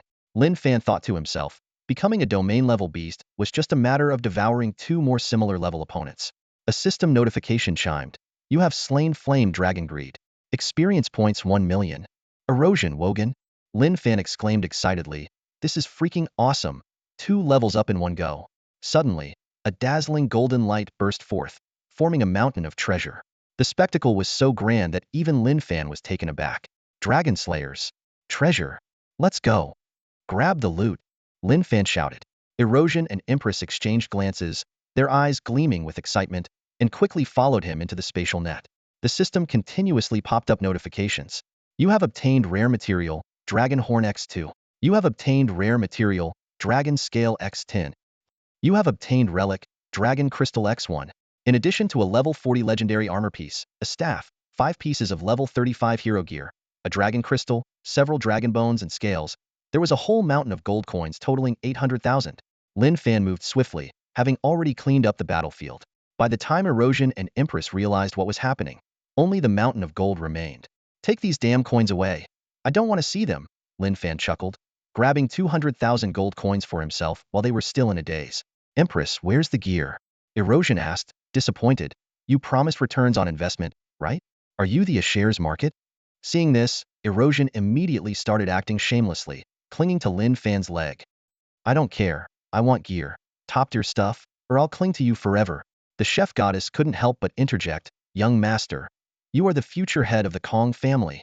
Erosion glared at her. What do you know? It's only natural for a disciple to cling to their master. Lin Fan, as if on repeat, said, take these damn items away. I don't want to see them. With that, he tossed a level 40 legendary armor piece, the Imperial Mark Robe, to Erosion. The 3-piece set effect, Imperial Mark's Might, doubles magic critical rate and critical damage for rank and above. Erosion exclaimed in delight. This is insane.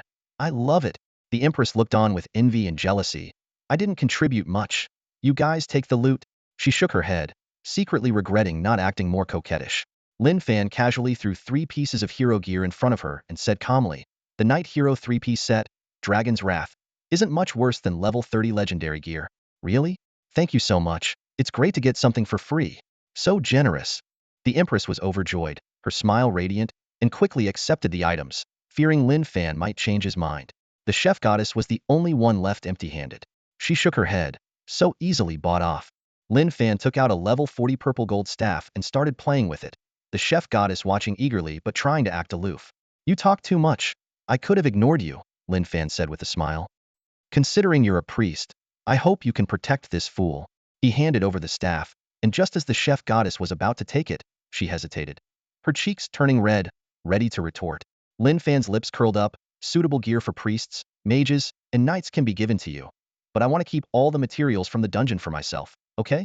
Although the Peacock King might seem a bit goofy, his ranking in the global top 100 during the apocalypse wasn't just due to his wealth. He mastered multiple S-level forbidden spells and, through relentless effort, maxed them out.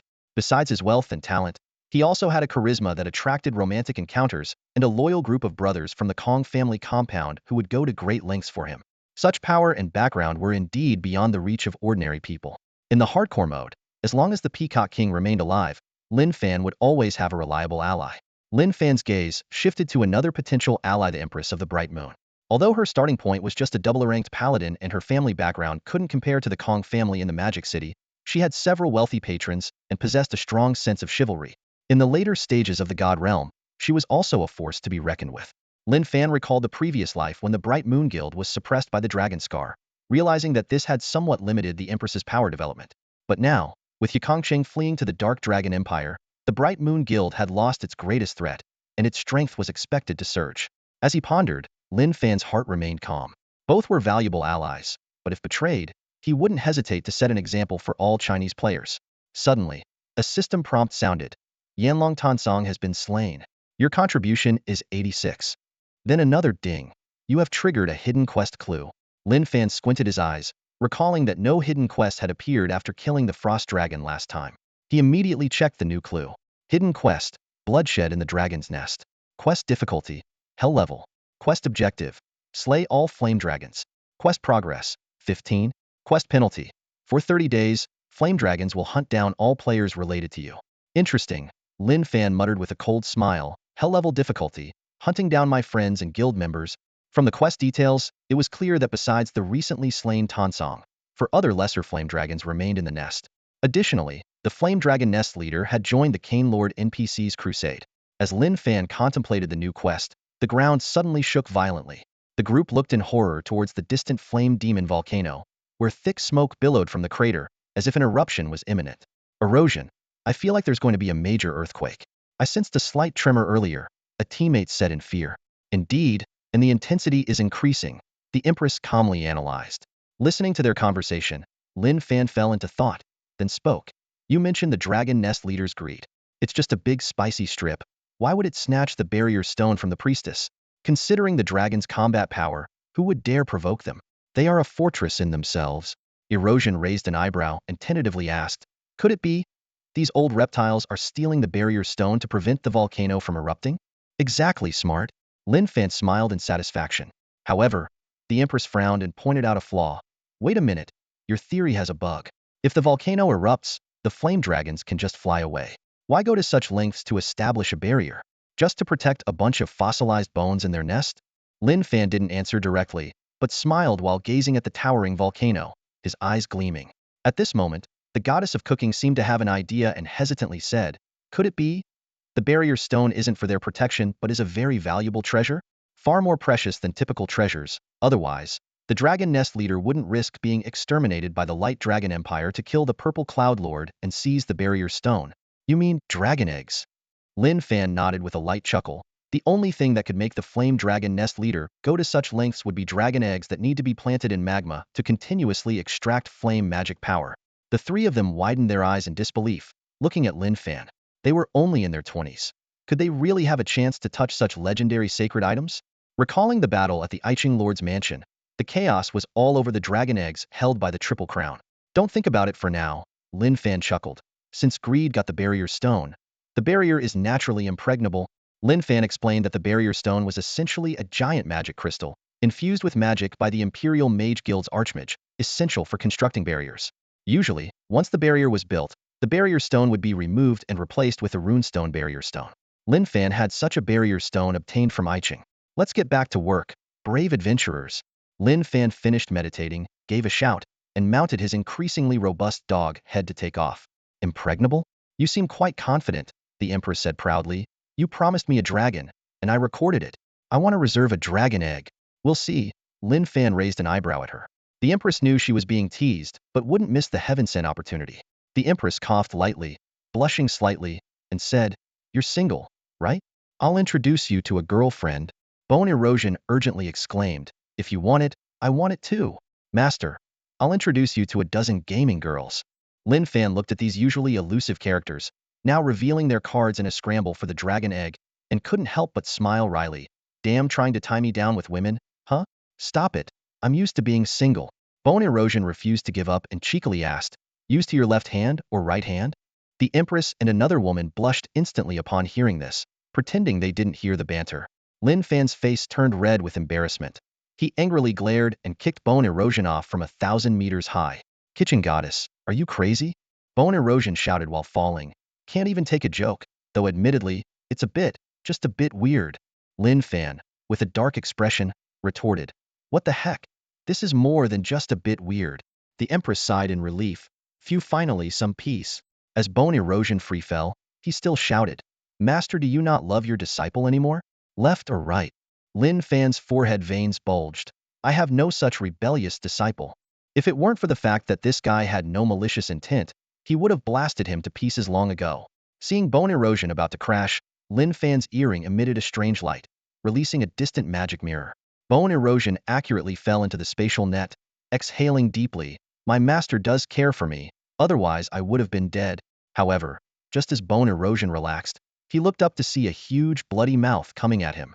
He exclaimed, oh no, what's the difference between being crushed to death and being bitten to death? The gluttonous flame dragon, seeing food fall from the sky, was thrilled. Its gluttonous instincts triggered, causing it to lose its mind in the pursuit of food. Bone Erosion suddenly realized, oh no, I'm bait. He finally understood his master's true intentions. Just as he closed his eyes waiting for death, the mirror appeared before him in time. He quickly dove into it, instantly teleporting 2 kilometers away. The gluttonous flame dragon spread its wings, flying rapidly toward the delicious meal, completely ignoring the other players' attacks. Lin Fan chuckled. I was wondering who would be the bait. Being so proactive, I have to oblige. With that, he led the group on the Scarlet King, attacking the gluttonous flame dragon fiercely. Although the gluttonous flame dragon was stronger than its little brother, with the Scarlet King's assistance, the boss's health bar dropped much faster than before. Lin Fan shouted at the eager Scarlet King, don't you dare charge in. Only attack from a distance, or I'll smash your head in. He gave it a couple of whacks. The Scarlet King whimpered and nodded reluctantly. Though the gluttonous flame dragon ignored player aggro, it couldn't ignore beast attacks. If its aggro exceeded a certain threshold, it would turn to attack the Scarlet King. Therefore, Lin Fan had to use a master-servant contract to restrain the Scarlet King, preventing it from getting tangled in a deadly fight with the flame dragon. Bone Erosion found that with his master's control, he could be teleported at any time, making the flame dragon unable to touch him. He taunted gleefully, "Come at me, fool! I beg you, fool!" He even danced provocatively, attacking from a distance whenever he got the chance, looking ridiculously smug. The kitchen goddess couldn't stand it, so embarrassing. "Please don't aim the camera at me. I don't know this person," Lin Fan suddenly said. "Disciple. Sorry for the trouble." Bone Erosion didn't mind. "Trouble? This is nothing, I can still show off." The flame dragon swooped down again, its claws aiming straight for Bone Erosion's head. Instinctively, he turned to enter the mirror to teleport, but stumbled and fell face first. He froze. "Oh no, where's the mirror?" Lin Fan, amused by the foolish kid, said, "Duh, it's on cooldown." Bone Erosion was stunned. "So what do I do? Wait to die?" Lin Fan calmly replied. Bone Erosion finally stopped showing off, watching as the flame dragon's massive mouth enveloped him. With a twitching mouth, he said, "Well, at least I can say I showed off in front of a dragon." Crunch. The show-off, dead. Bone Crusher was instantly reduced to a pulp, his remnants of a soul floating in the air. Suddenly, a golden cross descended from the sky, and the goddess of cooking swiftly cast a resurrection spell to hold Bone Crusher's soul in place. The 3-minute countdown for the life or death decision began, with the goddess of cooking holding Bone Crusher's fate in her hands. In the team channel, Bone Crusher screamed desperately, "Save me! Save me!" Lin Fan calmly ordered, "Stay calm. Don't revive him just yet. Buy us some more time." He gestured for the goddess of cooking to hold her position. On the boss's status bar, a white greed gauge was slowly decreasing. It was clear that once the greed value hit 0, the boss would regain its sanity. Lin Fan's eyes sharpened as he commanded the Crimson King to land, enveloping himself in a chaotic aura. "Fire Dragon!" Lin Fan shouted, triggering multiple effects simultaneously. 3 fiery dragons made of pure energy roared towards the gluttonous boss. However, even with the simultaneous knockback effect, the colossal creature was pushed back less than 2 meters. This was the advantage of a giant boss, significantly reduced impact from negative status effects.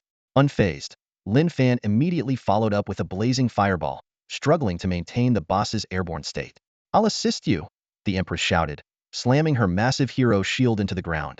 Instantly, waves of earth surged like a tsunami, causing the ground to explode. Light of the heavens. With a graceful leap, she soared into the air, surrounded by holy light. Her continuous shield strikes sent the fire dragon boss flying 10 meters away. Lin Fan silently praised. When it comes to single target control, a paladin is even more formidable than an earth mage. Seizing the moment, Lin Fan activated his Wind Whisperer's berserk mode, unleashing a barrage of chaotic orbs like a torrential downpour. With the chaos chain triggered, the damage output doubled, escalating their firepower even further. In perfect sync, the 3 of them pummeled the boss, sending it tumbling up and down.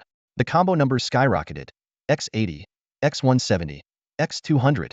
In just 2 minutes, they dealt an astonishing 30,000 damage per second, draining over 3 million health from the boss.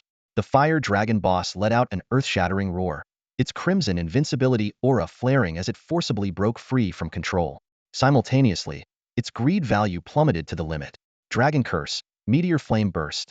The gluttonous fire dragon flapped its massive wings, its head held high, locking onto everyone. In an instant, thunder and lightning filled the sky as an enormous hexagram tore through the heavens. "Empress, I don't think I can withstand this skill." A chill ran through everyone. They had been toying with the boss, never witnessing the true might of the fire dragon. Now, as the landscape transformed and the sky darkened, they faced the true power of the Sky King. The gluttonous fire dragon's power far surpassed its minions.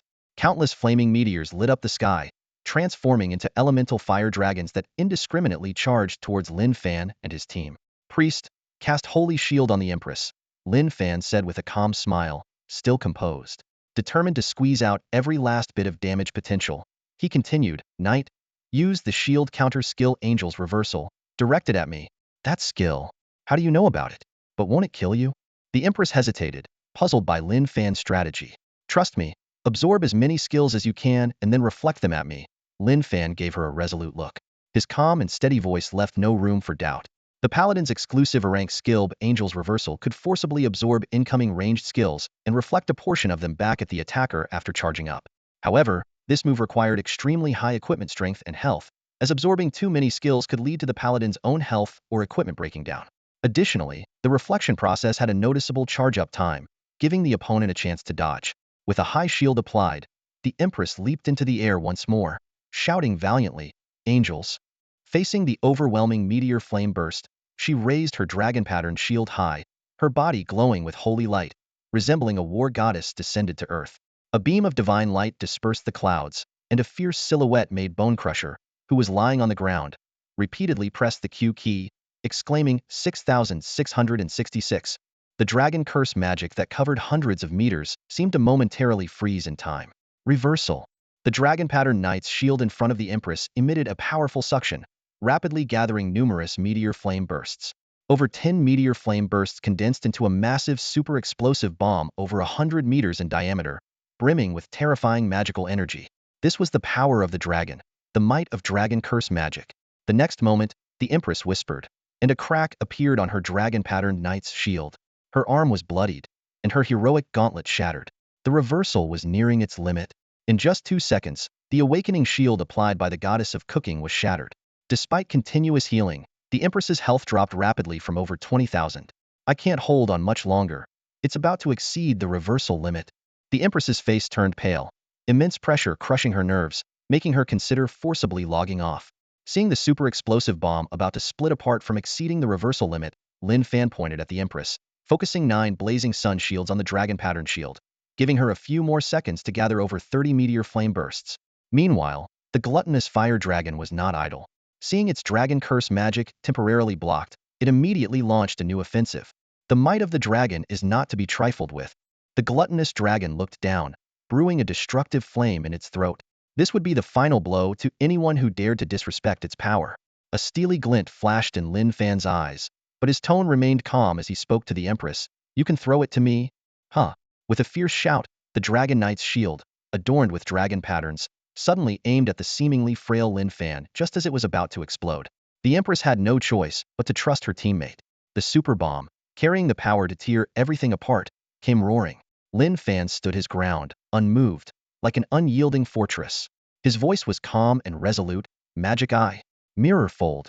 The magic eye expanded rapidly to its limit, daring to spew dragon breath without a shield in front of me. "That temper needs fixing." Lin Fan's voice was like a death sentence. The bomb instantly shot into the space net. The next moment, it appeared behind the gluttonous dragon, readying its breath attack. The mirror fold accelerated 5-fold, sending the bomb hurtling towards the dragon at an incredible speed.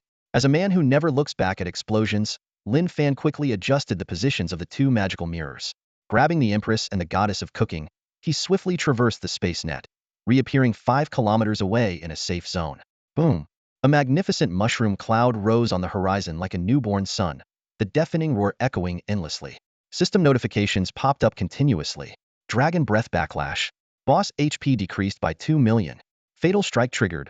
Boss HP decreased by 6 million. Flame Dragon Gluttonous severely injured. Flame Dragon Gluttonous lost flight capability. Flame Dragon Gluttonous critically wounded, losing 5,000 HP per second. The Empress and the Goddess of Cooking were stunned. They were amazed not just by the staggering damage but by Lin Fan's absolute mastery over his own skills, his opponent's abilities, and the boss mechanics. 10 seconds left on the respawn timer. "Pick him up, let's keep him running," Lin Fan said with a cruel smile. The Goddess of Cooking nodded vigorously, completely overawed by Lin Fan's presence. However, the Empress continued to stare at him, her expression a mix of bitterness and helplessness, but mostly relief at having allied with him. She knew that this man's ability to slay 2 dragons in a row was no accident or luck. Every decision he made was backed by deep strategic thinking. Any misstep in his plan would have made such an outcome impossible. "Lin Fan, I finally understand why Yi Kongqing wanted to stay away from you," the Empress suddenly said.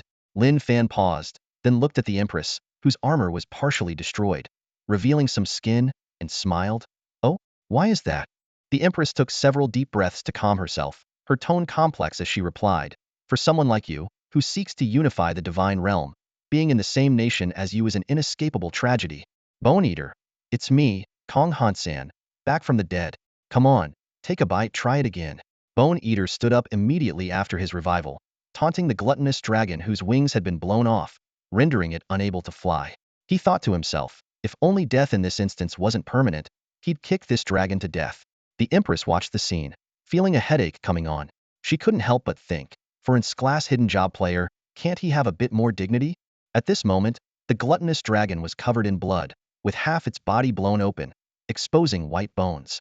Despite the severe injury and continuous bleeding, its strength still far surpassed that of an ordinary boss. The dragon turned its head toward Bone Eater and unleashed a dragon breath. Oh my god! Bone Eater screamed, scrambling into the reflective mirror to escape once again. Suddenly, the ground shook violently. Lin Fan's expression changed slightly as he ordered, "Speed up, don't waste time." Although there was no explicit countdown in this instance, based on Lin Fan's experience, a volcanic eruption seemed inevitable. In the Divine Realm, many instances had hidden crises to urge players to complete tasks quickly, especially in high-difficulty instances. The boss was now critically injured and bleeding, making the upcoming battle much easier. The Crimson King unleashed a devastating breath attack from the air, drawing the boss's aggro. To Lin Fan, the boss was now just a sitting duck. He continued bombarding it with chaotic orbs, accelerating its demise. 10 minutes later, the boss's health dropped to a sliver. The Crimson King dove down, ready to claim the spoils.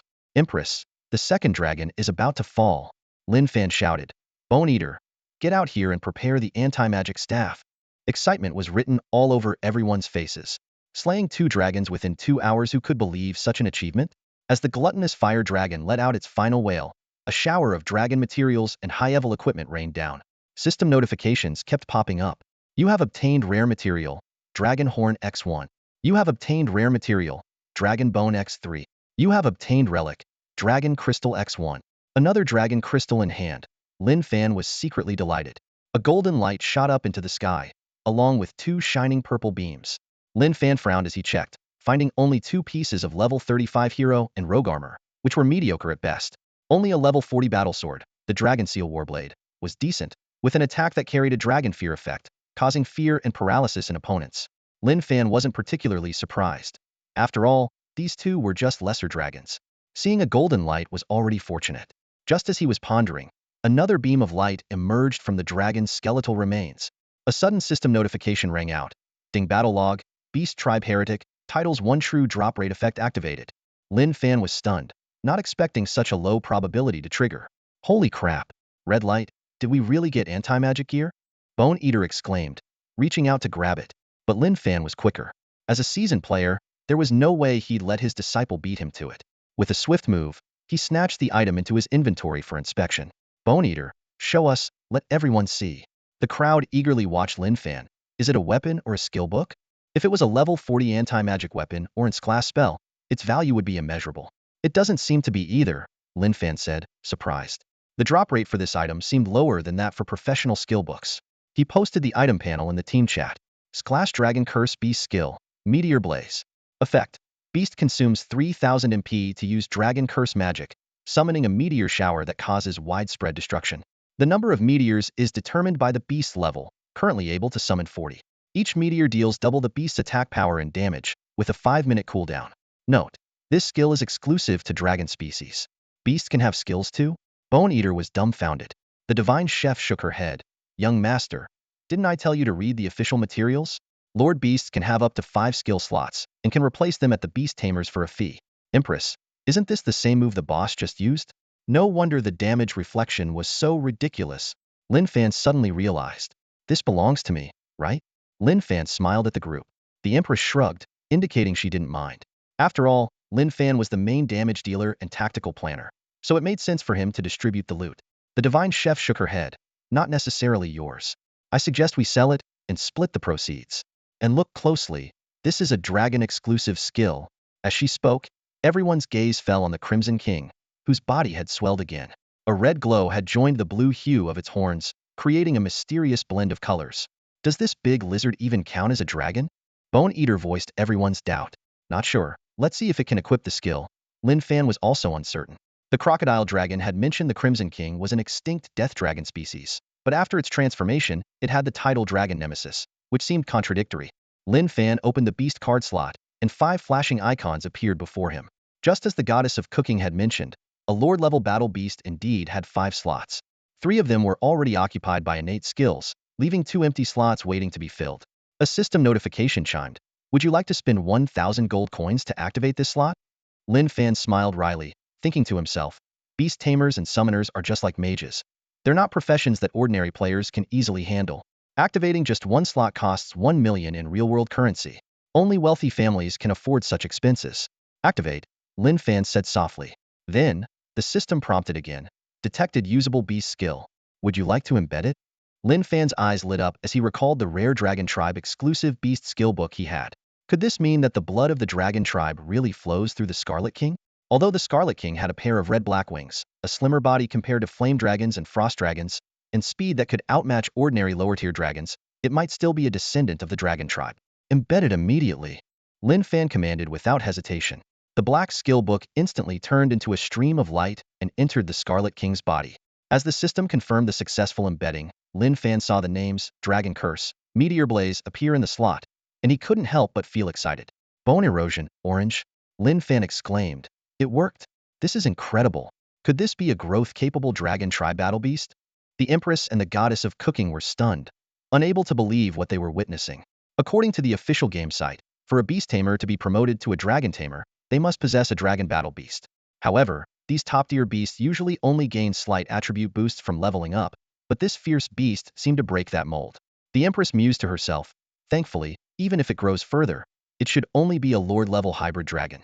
If this oddly named dragon is a domain-level beast, its strategic significance would be entirely different. She remembered the Shrank player from the Japanese server who could summon the domain-level beast, the 8-headed serpent. That player was nearly invincible in base battles, creating a one-sided massacre, and was hailed as the strongest summoner on the Japanese server. Watch out for falling rocks. The Goddess of Cooking's shout pierced the air. A sudden, violent earthquake struck, causing the Inferno volcano to tremble violently, and a shower of debris rained down. The Empress's eyes flashed as she swiftly pulled a Dark Knight's shield from her pack and activated a skill. The shield arced gracefully through the air, deflecting all the incoming debris. Move quickly, we don't have much time, Lin Fan urged. The group sped across the ground, littered with bones, and rushed into the dragon's lair like the wind. Without the obstruction of the 2 guarding flame dragons, entering the lair was surprisingly smooth. As they stepped inside, the mission details updated immediately. The Flame Dragon Lord and the Dragon Queen are away. Quickly retrieve the mission item. Inferno Volcano will erupt in 20 minutes. Countdown has begun. Lin Fan frowned and thought, something's off. Including the 2 we killed, plus the Lord and the Queen, there's still 1 flame dragon unaccounted for. Could it be the final boss of this dungeon? Bone Crusher exclaimed. My god!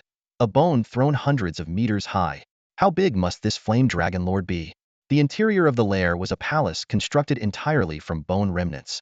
Hundreds of massive beast ribs formed a line, supporting a tooth-like dome that created a formidable sense of oppression. Everything was crafted from bones and animal hides, mimicking the style of indigenous royalty. However, everything here was enormous. The dozen or so magical lamps, each 7 or 8 meters wide, emitted a dark red glow that illuminated most of the lair. Bone Crusher smirked. I knew there had to be a back entrance. Lucky for us, we took out the barrier. That's how you maximize gains. He pointed to a gap in the corner of the lair, which was the dungeon's original intended entrance. The Empress gave Lin Fan a thoughtful look, crude but true. Who would have thought we could kill both guard dragons? Without Lin Fan's extraordinary skills, they would have had to sneak in like thieves through the original path to complete the mission. The foundation stone for the barrier should be inside. But I think I heard something. The Goddess of Cooking pointed to a massive bone door behind the throne. The gaps in the bone door were just wide enough for players to pass through. Time was running out, and there was no time to ponder. Lin Fan led the group quickly toward the bone door. Passing through the gap, they saw numerous ghostly blue flames flickering in the darkness.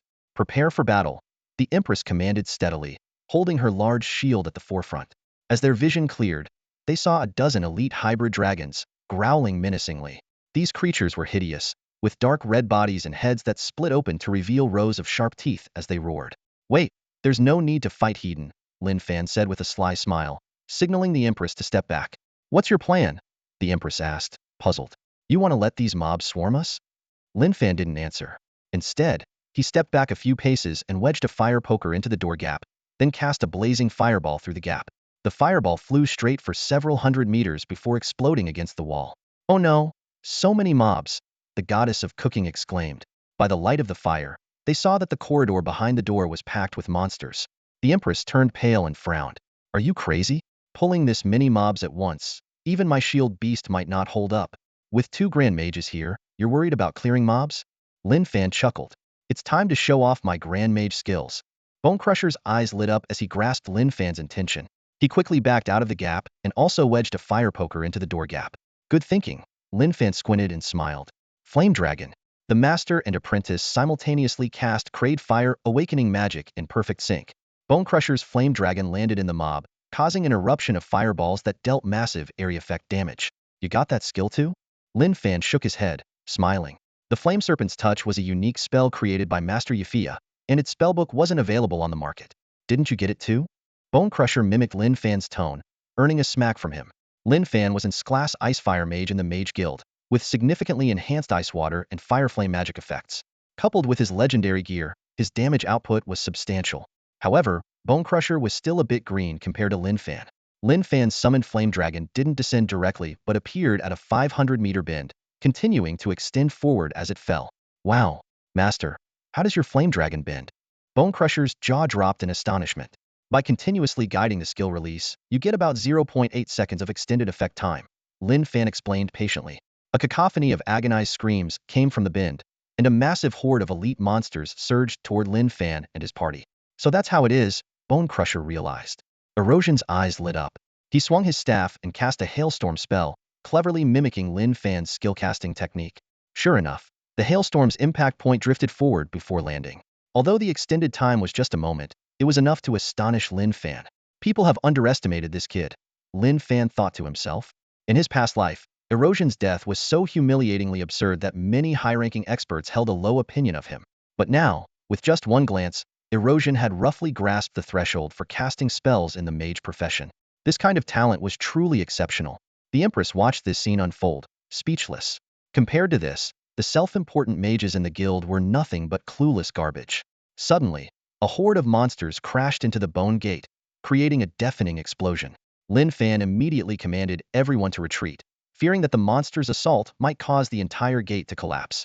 The Chaos Hexagram lit up, and Lin Fan's Chaos Orb precisely hit the gap, continuously dealing damage. He activated Wind Whisperer, maxing out his attack speed.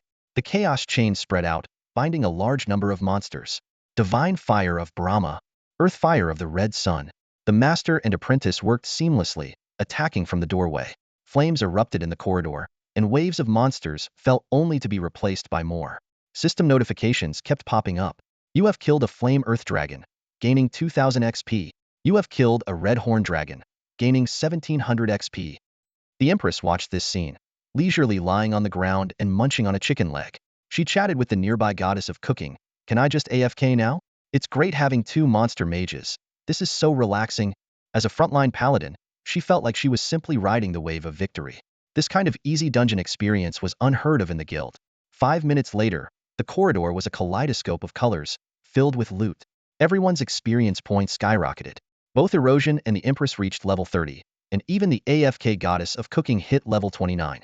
Lin Fan, through slaying the greedy and these monsters, reached level 36 at 42, not far from the level 40 milestone. However, Erosion suddenly noticed something unusual. Wait, why aren't these split-jawed lizard dragons running out? Lin Fan also noticed the problem. The bone gate had cracks from the gnawing of the split-jawed dragons. Even more shocking, the number of elite monsters had grown from fewer than 20 to over 100. Splitting skill? Lin Fan's eyes narrowed. At that moment, a split-jawed monster was killed by a chaos orb, and its body split into 2 new monsters upon falling. Lin Fan quickly rechecked the attributes of the split-jawed dragon. Split-jawed lizard dragon, level 35, splitting entity, HP, 150,000. This thing isn't the main body? Lin Fan muttered to himself, if we had more time, I'd consider farming them for 3 days straight. Too bad the limit on the giant spirit god's left eye is reached. Otherwise, mindlessly farming these would be great. Glancing at the volcano countdown, only 15 minutes were left. Lin Fan made a decisive call. Let's push through. Ignore these things. They had no choice but to force their way through. Time was running out. With a roar, the Crimson King burst out of the battle beast space, and Lin Fan agilely leapt onto the dragon's head. He signaled to everyone, "Follow me." The corridors of the dragon's lair were astonishingly wide, allowing the massive Crimson King to fly freely. The gusts from the dragon's wings stirred up clouds of dust, creating a hazy trail in the dim passage. Boom! The Crimson King's devastating breath struck the near-shattering bone door. Bones splintered everywhere as the dragon spread its wings and charged down the corridor with the fearsome presence of death itself. A swarm of rift dragons surged forward, roaring and shooting countless dark brown spikes from their bodies. The Crimson King deftly adjusted its flight, enduring the barrage. The clash of scales and spikes produced a grating metallic screech. Standing on the dragon's head, Lin Fan bent down to grab some loot. Seeing this, the others followed suit, reaching out to snatch the scattered items. You have obtained a bronze key. The system notification sounded. You have obtained an iron key. As the Empress collected keys, she remarked in surprise. The drop rate for these keys is really high. Could it mean? Lin Fan, smiling, continued, that's right. There must be treasure chests in the dragon's lair. The dragon clan's home likely contains dragon hoards, and the divine realm has many types of treasure chests, but those of the dragon clan are of the highest quality. He briefly explained the hierarchy of divine realm treasure chests. From lowest to highest, they are iron, bronze, silver, gold, platinum, and diamond. The higher the quality, the harder they are to open. For example, a gold chest has only a 3040 success rate with a gold key and requires a platinum key for a guaranteed open. Lin Fan also mentioned the trend among Divine Realm players to gamble on chest and the risky behavior of some rogue players using lockpicking skills to try and get rich quick. Along the way, Lin Fan collected nearly 30 keys, mostly iron and bronze, with only one silver key. The others didn't get even one silver key, despite the increased drop rate in the dragon's lair. Suddenly, a crossroads appeared ahead. The pursuing rift dragons were relentless. The Crimson King unleashed another destructive breath, scattering many of them. Erosion was about to praise the Crimson King's power when he noticed the monsters kept multiplying. The Empress asked anxiously, "These monsters seem endless. If we keep killing them, there will be even more. What should we do?" Lin Fan calmly analyzed the situation. "If we can't kill them, let's not waste time. Let's complete the task first. We've already cleared most of the demons. Only a few mindless minions block the way ahead. Where is your task?" Erosion replied that there were 4 boundary stone pillars in the left passage. Lin Fan noticed the right passage was dark and silent, exuding an eerie aura. He decided to explore it. Lin Fan commanded the Crimson King to continue distracting the rift dragons, then assigned tasks. "Empress, you help me collect the task items. Chef, protect erosion and get the boundary stones. I'll check the right passage." The group split up. Lin Fan ventured alone into the dark tunnel, quickly covering over 1,000 meters. Suddenly, a shadowy figure lunged at him, reeking of blood. Instinctively, Lin Fan swung his staff, firing a shot, and was shocked to see it was a humanoid. Hybrid dragon warrior? Lin Fan's eyes narrowed. 2 three-turtle giants clad in crimson armor swung their massive blades at him. Sparks flew, revealing their pale faces and the red flames bursting from the seams of their armor. Dragon seal corpses, level 40 lore class creatures, possess 1 million HP and 4,500 attack power. Despite their relatively low health for their level, their ability to infinitely respawn made Lin Fan frown. Normally, he could handle 2 of them at once without much trouble, but this unending resurrection mechanism was a real headache. Suddenly, a sharp sound pierced through the silence. Relying on his keen hearing, Lin Fan quickly dodged but was still blown away by the ensuing violent shockwave. His eyes narrowed as he swiftly conjured a blazing sun shield behind him, using it to steady his landing. A thick flaming arrow whizzed past, burrowing deep into the ground, showcasing its immense power. Undying and placed in such a spot? Lin Fan muttered to himself, frustrated. He had intended to take down a minor boss for some loot, but instead, he encountered these troublesome foes. Upon closer inspection of the 2 corpses, Lin Fan noticed one was a warrior wielding a giant sword, and the other was an archer with a longbow. Despite their 4,500 base stats and lack of specific attack skills, they could still instantly kill an average player at this stage.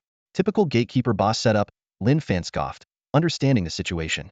In the Divine Realm dungeons, such difficult bosses often guarded valuable treasures. This meant he was in the right place. The giant sword corpse let out a piercing roar and clumsily charged forward, its shriveled head lagging behind its body. It swung its giant sword again, the force still impressive, but to Lin Fan, its attack speed and agility were like a slow-motion replay. Ice Prison Circle, Lin Fan chanted softly. A bluish mist instantly blossomed, enveloping the 2 corpses like a magnificent ice flower. Although they broke free of the control after just a few seconds, it was enough. "Take your time," Lin Fan said, unfazed by the boss's high resistance. He knew that sometimes, outsmarting a boss was more effective than brute force.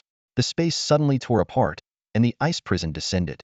A horde of cursed creatures poured out like dumplings, swarming the 2 corpses. Seizing the moment, Lin Fan dashed between the bosses, clapped his hands together, and the ground shook violently. Multiple effects triggered simultaneously, and 6 stone dragons erupted from the earth, forming 6 solid gates. Lin Fan quickly scattered a swamp on the ground, further blocking the boss's path. These obstacles would buy him enough time to conquer the dungeon perfectly. As he continued deeper into the tunnel, Lin Fan suddenly felt a sharp pain. Damn it! He had slammed into something, losing a significant chunk of health. Upon closer inspection, he found himself in a spacious chamber, its entrance shrouded by a blood-red barrier. Lin Fan scrutinized the barrier, noticing magical runes flickering on its surface and numerous treasure chests scattered within. After a careful observation, Lin Fan realized that even the lowest quality chests were silvered here. But what truly astonished him was the pile of dragon scales, dragon bones, and even a few precious dragon crystals. However, the most shocking sight was not these top-tier materials. Dragon eggs? So many. He stared in disbelief. Over a dozen dragon eggs, each the size of a human head, were embedded in rune grooves, surrounded by 6 dragon crystals and other dragon materials, forming a complex dragon spell formation. The magma and fire elements beneath the grooves continuously surged, infusing the dragon eggs with abundant magical energy. Killing a dragon cost me health. That's unacceptable. Lin Fan swallowed hard, muttering to himself. He had planned to clear the dungeon flawlessly, but losing 500 health points from the collision was a blemish on his perfect record. Therefore, taking a chest and an egg each as compensation is very, very reasonable. Greed flashed in Lin Fan's eyes as he began plotting how to break the barrier and claim these treasures for himself. The Dragon Curse. The fourfold Fiery Sun barrier boasts a whopping 1 billion HP, with effects including immunity to fire magic and automatic healing each second. This formidable barrier was activated by the Flame Dragon Nest Master and the Dragon Queen themselves. Lin Fan attempted to hurl a Chaos Orb at the barrier, but as the description indicated, the burning effect was completely nullified. The barrier rippled, revealing a blood red number indicating 1000 automatic recovery. Within just 3 seconds, the lost health was fully restored. This powerful barrier is precisely why the Flame Dragon Nest Master raided the priestess. Even if the Flame Demon volcano erupts and the entire dragon nest is destroyed, the barrier's fire magic immunity ensures that the dragon eggs, treasure chests, and other items inside remain unscathed. Glancing at the time, Lin Fan realized that only 10 minutes remained. He quickly determined that brute forcing the barrier was impractical. With such high HP and rapid healing, even a small raid team would take significant time to break through. Of course, if the treasure barrier were so easily breached, any player could effortlessly claim the dragon's treasure, which clearly doesn't align with the game's world design. In this realm, high rewards come from high difficulty dungeons and unchanging rule. For other players, this barrier would be insurmountable given the limited time. But Lin Fan was confident, a self-assured smile playing on his lips. He reached into his inventory and pulled out the sleeping duress. Ugh, so sleepy. My servant, do you realize disturbing my slumber is a capital offense? Duress yawned as she jumped onto Lin Fan's forehead, lightly tapping his head with her eggshell. Lin Fan paid no mind, pointing inside the barrier with a grin. Silly egg, look inside. What do you see? Duress gasped. Wow, a dragon egg incubation array. She squealed with excitement. So much treasure. My servant, you've really outdone yourself. Now hurry and fetch it for me. Lin Fan chuckled. If I could get in there myself, would I need you? He held Duress up to his face and proposed. Go in and bring out the loot for me, and I promise not to draw your blood for a year. Duress' blood was sacred, capable of reviving ancestral bloodlines in battle beasts. Even Lord Cain used her diluted blood to mass-produce demonized soldiers, indicating its immense value. You've got some nerve, daring to covet my royal blood. Duress raged, bouncing around inside her eggshell like a citrus peel. Lin Fan's gaze hardened as he sternly commanded, hurry up, time is short. I'll give you 5 minutes to clear it out. How dare you order me? Duress fumed, ready to unleash her dragon scorn on this insolent servant. Without a word, Lin Fan snapped his fingers, summoning an ancient parchment scroll out of thin air. It was the master-servant contract, covered in eerie black runes, embodying the game's highest laws. This contract could not only control the subordinates' actions, but also erase them entirely. But Lin Fan dared not push Duress too hard. She had been blessed by the Holy Spirit Dragon King, able to freely traverse most barriers below the Dragon King level. If she chose self-destruction out of defiance, the loss would be too great. Where else could he find such a useful little barrier thief? So, will you do it or not? Lin Fan coaxed, if you behave, I'll dissolve the contract once you hatch. He grinned slyly, knowing that despite her royal airs, Duress had the temperament of a child, making her easy to manipulate. You promise? Duress asked timidly, but I have no hands or feet. Lin Fan's face darkened. Don't pretend. You've rummaged through my inventory, stealing over 100 recovery and resistance potions. Can I believe you don't have claws? He had stocked up on various potions for emergencies, but they often vanished, leaving empty bottles. There were no bugs in the game, so it had to be a thief. Hee hee, you're so smart, nothing gets past you. Duress giggled mischievously. Lin Fan flicked her eggshell lightly. Stop wasting time and clear out the treasure. This is compensation from the Flame Dragon Nest Master. How about we split it 50-50? Too big. Blinking eyes peeked out from the eggshell. What's mine is yours. Now get moving. All right. I hope you keep your word. Lin Fan's eyes gleamed as he watched Duress leap through the barrier effortlessly. He then wore a sly grin. And your whole egg is mine. So what's there to split? Ouch, my little feet are out. Ouch, my little hands are growing longer. So beautiful. Inside the barrier, Duress fumbled around, her claws and feet emerging from the eggshell, though her body and head remained encased, making her wobble comically. Duress, my dragon baby, come to mama. Lin Fan cooed, as if soothing a real child. She reached for the dragon eggs with astonishing strength emanating from her slender frame. Deruisi grabbed a flaming dragon egg in each hand and effortlessly lifted them out of the barrier, moving as swiftly as lightning. Lin Fan couldn't help but marvel to himself. This little one is truly a monster.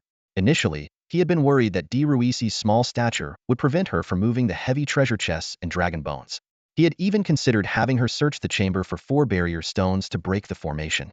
But the scene before him proved his concerns completely unnecessary. It was as if Deruisi had triggered some innate dragon plundering instinct. She darted back and forth across the barrier, and in no time, a jaw-dropping pile of dragon treasures lay before Lin Fan. System notifications popped up one after another. You have obtained bronze chest X15. You have obtained silver chest X8. You have obtained gold chest X5. Lin Fan felt his scalp tingle as his eyes swept over the loot. 30 chests of varying quality, including a rare platinum chest. There were also 210 pieces of dragon bones, scales, and horns, plus a total of 11 sacred dragon crystals. These materials were more than enough to craft a full set of level 35 legendary mage gear and could even be used to create 11 sets of level 30 legendary 6-piece armor according to the dwarf blueprints. However, the most shocking discovery was yet to come. You have obtained Flaming Dragon Egg X12? Goosebumps rose all over Lin Fan's body. This was the most precious part of the treasure. Just one living dragon beast could drastically boost a small guild's power, let alone 12 of the strongest flaming dragon eggs. If they all hatched successfully, he could form a flaming dragon army that would sweep away any enemy. Any dragon tamer would pale in comparison to this army. Excited, Lin Fan quickly checked the dragon egg's attributes. Flaming dragon egg. Quality: damaged sacred relic. Description: a dragon egg from the flaming dragon's nest, irreversibly damaged due to premature removal from the incubation formation. Current hatch rate: 3. Would you like to attempt hatching this dragon egg? Each attempt will cost 20,000 gold coins, and the failure rate will increase by 1 per attempt. Seeing this prompt, Lin Fan's excitement instantly cooled. Each hatching attempt required 20,000 gold coins, and failure only increased the success rate by 1. If luck was not on his side, it could potentially cost nearly 2 billion to see a single flaming dragon hatch. Although this amount of money was insignificant for the Shinhao Guild, the high intensity of the Divine Realm dungeons meant that the beast could easily die young. Once a beast died in battle, it would disappear forever, rendering all the investment worthless. These rich kids' toys, Lin Fan commented sharply. But then he paused, frowning and muttering to himself, wait, aren't I a little rich kid now too? In the later stages of the game, it's not uncommon for guilds to own dragon beasts, but only a rare few can actually rise to become dominant powers. Lin Fan carefully inspected the 12 dragon eggs before him, noting that their hatching probabilities varied. 4 of the dragon eggs had decent hatching rates, ranging from 10 to 30, while the remaining 8 were generally below 5. The most eye-catching was the largest dragon egg, with flame markings faintly visible on its shell, indicating it was about to hatch. Lin Fan silently rejoiced that he had stolen these dragon eggs in time. Otherwise, this one might have hatched soon. Just then, Deruisi came bouncing out of the barrier, carrying the last dragon horn. In less than 5 minutes, she had emptied the entire treasury. She cheerfully said, half for you, half for me. We're such good friends. Lin Fan smiled faintly and unceremoniously put all the dragon eggs and dragon horns into his bag. What's yours and mine? We're like family, no need for such distinctions. Deruisi didn't mind at all, and became even more excited. She happily lay down in the middle of the pile of treasures, her small body almost buried. Wow, so many treasures. I really appreciate you more and more, my servant, she said contentedly. Let's go to the next dragon nest. Just as they were about to leave, the Empress's urgent voice suddenly rang out in the team channel. Coordinates 12.21. I can't hold on much longer. Lin Fan immediately reacted. Get away. Firepower incoming. He quickly cast a chaos hexagram, sending a Brahma fire straight to the coordinates. To ensure no misses, he also cast an ice prison ring, expanding the attack range to 2 kilometers, and summoned a cursed fiend to assist. The shadowy figures in front of the Empress were blasted away, and 2 phantoms immediately pounced, using their magic immunity to continuously damage the boss. The Empress thought with lingering fear, thank goodness for this maniac. Otherwise, this boss would be impossible to defeat. The 6 dark shadows were entangled in numerous negative auras, and the Empress swung her broadsword to join the attack. Just then, Shirgu's voice came through. Weak. I'm soloing a path, and I've got the barrier keystone. The chef goddess teased. Don't worry, young master. I won't tell your sisters about you almost drowning in the dragon pit. Shirgu was furious. I'm going to fire you. Lin Fan was about to cross the mirror of folding when he almost stumbled at these words. He sighed to himself. As expected of a forbidden spell caster, even his death methods are unique. After crossing the mirror of folding, Lin Fan and Shirgu immediately rushed to support the Empress. Seeing the reinforcements arrive, the Empress breathed a sigh of relief. Phew. Finally, you're here. The boss is the main body of the rift monster we just fought, she explained. We need to kill at least half of its clones within a minute, or it will keep splitting indefinitely. Several dozen meters away, 6 large rift dragons opened their mouths to spit fireballs and spikes. Block! The Empress shouted, raising her large shield to deflect some of the attacks. The chef goddess waved her staff, casting shields and healing spells to stabilize her health. Lin Fan quickly checked the boss's attributes. Rift Dragon King, level 40 Lord class creature. Rift Lizard Dragon main body. HP, 470,000. Attack power, 2,000. Skills, Deadly Penetration, Flame Magic Orb, Rift Dragon Clone. Despite its seemingly weak stats, the boss could split its health into multiple clones. Each clone had the same powerful skills as the main body, but their health would be evenly distributed. A countdown appeared on the interface. Kill countdown begins. At least half of the Rift Dragon King's clones must be killed within 1 minute. Otherwise, the Rift Dragon King will continue to split. The minute ended without meeting the kill condition. The system prompt sounded again. Warning, the Rift Dragon King will split again. Kill it immediately. The Rift Dragon King let out a howl, its mouth full of dagger-like teeth splitting. In an instant, the 6 bosses became 12, and their combined health dropped from 500,000 to 250,000. Meanwhile, the 1-minute countdown restarted. Shirgu shouted anxiously, Master, what are you waiting for? Get in there and fight it. Lin Fan, however, remained calm. Wait, I think this boss is getting weaker. The Empress couldn't help but complain. Can I curse? If it weren't for my high defense and the healer here, 1 round of focused fire would have finished me off. The chef goddess reminded. Didn't you hear the mission prompt? It can split infinitely. If its numbers multiply a few more times, I can't guarantee to keep the tank alive. Lin Fan shook his head slightly, not rushing to attack. His eyes focused, continuing to observe the boss's condition. He thought to himself that this boss's mechanics were quite insane for most players. However, if it kept splitting, even though the numbers would become terrifying, the health would significantly drop. As long as players had temporary invincibility skills or could ride mounts to escape and drag out the time. Once the boss's health dropped to a few thousand points, a single large area skill could wipe out all the clones. Shirgu could achieve this now. Lin Fan looked suspiciously. Is this the final boss? It's just a Lord-class creature, which doesn't seem right. He knew his task difficulty was much higher than others, and the final boss was definitely reserved especially for him. Given the current strength of this boss, it's nowhere near as formidable as the 2 young flame dragons that were slaughtered at their doorstep. Lin Fan silently assessed this, recalling the hidden quest Blood Spilled in the Dragon's Nest, which mentioned a 3rd dragon besides the Nest Master and the Dragon Queen. The boss before him, labeled as Dragon King, lacked both the presence and power to be considered the final boss.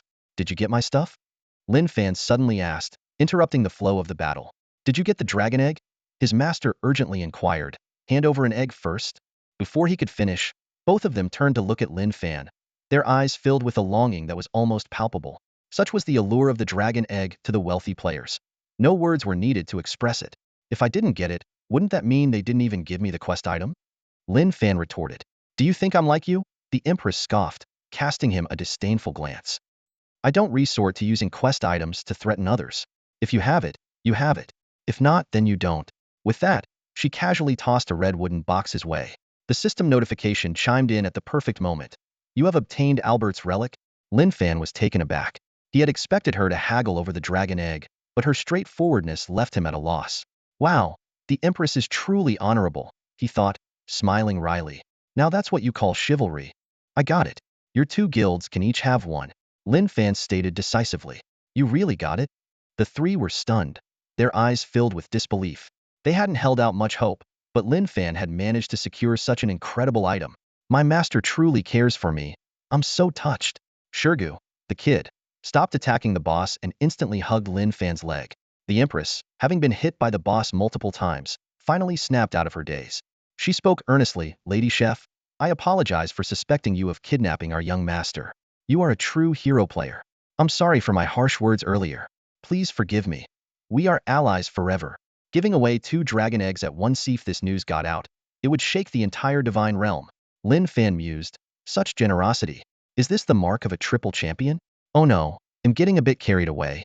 The three of them showered Lin Fan with compliments, making him blush. Initially, he had planned to give each of their guilds a dragon egg with a 5 chance of hatching, letting them spend money to try their luck. But now, he felt awkward. Given his current words, he couldn't bring himself to offer such low-quality items. Just then, a thunderous crash echoed, deafeningly loud. The entire dragon nest began to tremble violently, with numerous broken bones falling from the ceiling, creating a terrifying scene. The system warning blared suddenly. The flame demon volcano will erupt in 1 minute and 20 seconds. Players must evacuate immediately. Oh shoot, almost forgot the main task. Lin Fan's heart skipped a beat as he looked up at the fractured ceiling. Thick smoke obscured the sky, making it look like the apocalypse was upon them. Let's retreat. Forget about this minor boss. Lin Fan quickly commanded, using his ice prison creature to entangle the split forms, giving the Empress a chance to escape. Time was of the essence, and they had to act immediately or risk being trapped in the erupting volcano. Number 1. Return. As soon as Lin Fan's command was given, a massive shadow swept across the ground. Qi Lianwang. It roared continuously, dragon blood flowing from its body, with 2/3 of its health already depleted. It looked utterly battered. Holy crab! Lin Fan couldn't help but curse, shocked by Qi Lianwang's miserable state. Shurgu stared in astonishment at the distance, muttering, my giant lizard. What the heck did you do? At that moment, a tide of rift dragons surged from the corridor behind them. Lin Fan glanced at the minimap filled with red dots, estimating there were at least 4,000 to 5,000 of these endlessly splitting lizards. I told you not to go wild, not to attack. Lin Fan stomped his foot in frustration, already guessing what had happened. Apparently, Qi Lianwang had been continuously attacked, and in its rage, it had unleashed a destructive breath, causing the rift dragons to multiply like crazy. If he hadn't summoned it back in time, this dumb dragon might have actually been taken down by these elite mobs. Fuming, Lin Fan grabbed a stick nearby and whacked Qi Lianwang's head 3 times. Whack, whack, whack. Qi Lianwang grunted in defiance, as if saying, is this my fault? The Empress watched the scene, shaking her head and commenting, strange dragon beast just as strange as its master. Let's go. Lin Fan sighed, leading the group towards the rift at the top of the dragon's nest. During the flight, the Empress smiled and asked, quite a haul, right? We got the mission target. Lin Fan coughed awkwardly, putting on a pained expression. Cough, just some junk materials and a few worthless chests. I'm just a laborer. The most valuable stuff is here, all for you. With that, he magically produced 2 dragon eggs, handing the one with a 15 hatching rate to the Empress, and the one with an 18 rate to Shurgu. Shurgu let out an excited cry. Could it be I'm going to be the first mage dragon rider in the divine realm? Lin Fan shook his head, smiling. It's not that simple. Knights inherently have the potential to become dragon riders. Other classes need special opportunities to fully harness a dragon's advantages. Typically, just having a dragon means they can only use beast taming techniques to assist in combat. Only dragon riders can learn skills that synergize with dragons, achieving a 11 greater than 2 effect in the late game. He paused and added, however, in the divine realm, anything is possible. Mage dragon riders, archer dragon riders, and even assassin dragon riders have had their moments. The unique soul mark system sometimes aligns players with dragons or other opportunities. At that moment, a system notification chimed. Ding dong, hatching failed. Hatching probability 1. Shurgu shouted excitedly. Flame dragon egg. Just throw money at it to hatch. I thought it needed special materials, but it's this simple. He immediately began pouring money into the dragon egg, the sound of clinking gold coins incessant. Lin Fan's mouth twitched. Real gold technique? This guy hadn't even finished reading the egg's description before blindly throwing money at it. The Empress, her face dark, mocked, please, act like a human. You call this simple? Lin Fan felt bitter, thinking that the Peacock King's family was wealthy and never cared about money in online games. In Shurgu's bizarre worldview, any problem solvable with money wasn't a problem. If it couldn't be solved, It just meant not enough money had been thrown at it. The Empress watched enviously, her chest heaving, breathing heavily. When we get back, I need to request some funds. Maybe I have a chance to become a Flame Dragon Paladin. Flame Dragon Paladin? Lin Fan squinted curiously at the Empress. Nothing. Just having a powerful battle beast would be nice. The Empress smiled coyly, clearly hiding something. Lin Fan didn't press further, thinking it didn't matter what kind of paladin she became as long as she wasn't more powerful than him. He secretly calculated, with 10 flame dragon eggs, if they all hatch a real bomber squad? Seems very promising. Amidst their banter, Qi Lian Wang had swiftly flown out of the volcanic, smoke-covered area. Lin Fan breathed a sigh of relief and opened the wooden box given by the Empress. Inside was a nearly incinerated skeleton. He took out a silver pendant with a snow-white crystal embedded in it, looking quite unique. A necklace? As soon as Lin Fan picked up the pendant, the system notification sounded. You have obtained the Divine Essence description. This item is exclusive to demigods and can unlock the soul mark level. Do you want to unlock the left eye of the Titan God soul mark? Without hesitation, Lin Fan confirmed. He then opened the panel to check the status of the Super Divine Soul Mark. Unlock successful. Your soul mark has advanced to high level. You have gained an additional passive skill. Upon reaching level 50 and your second-class awakening, it will advance to master level. Lin Fan immediately checked the soul mark status again. Titan God's left eye. Super Divine passive skill 1. For every 10 monsters killed, gain 1 meter of range. High level cap 500 10,000 meters. Passive skill 2. For every monster killed, gain 1 mana point increase. High level cap 500,000 MP. Why did it just double the cap? Lin Fan frowned, seemingly dissatisfied with the upgrade. Lin Fan gazed at the newly acquired skill and couldn't help but gasp. The power of this skill was simply astonishing. Passive skill 3. For every 1,000 monsters killed, gain a 20 critical damage bonus. Maximum limit 02000. Lin Fan grinned. Even he felt it was a bit over the top. Killing 100,000 monsters would grant a 20-fold critical damage bonus.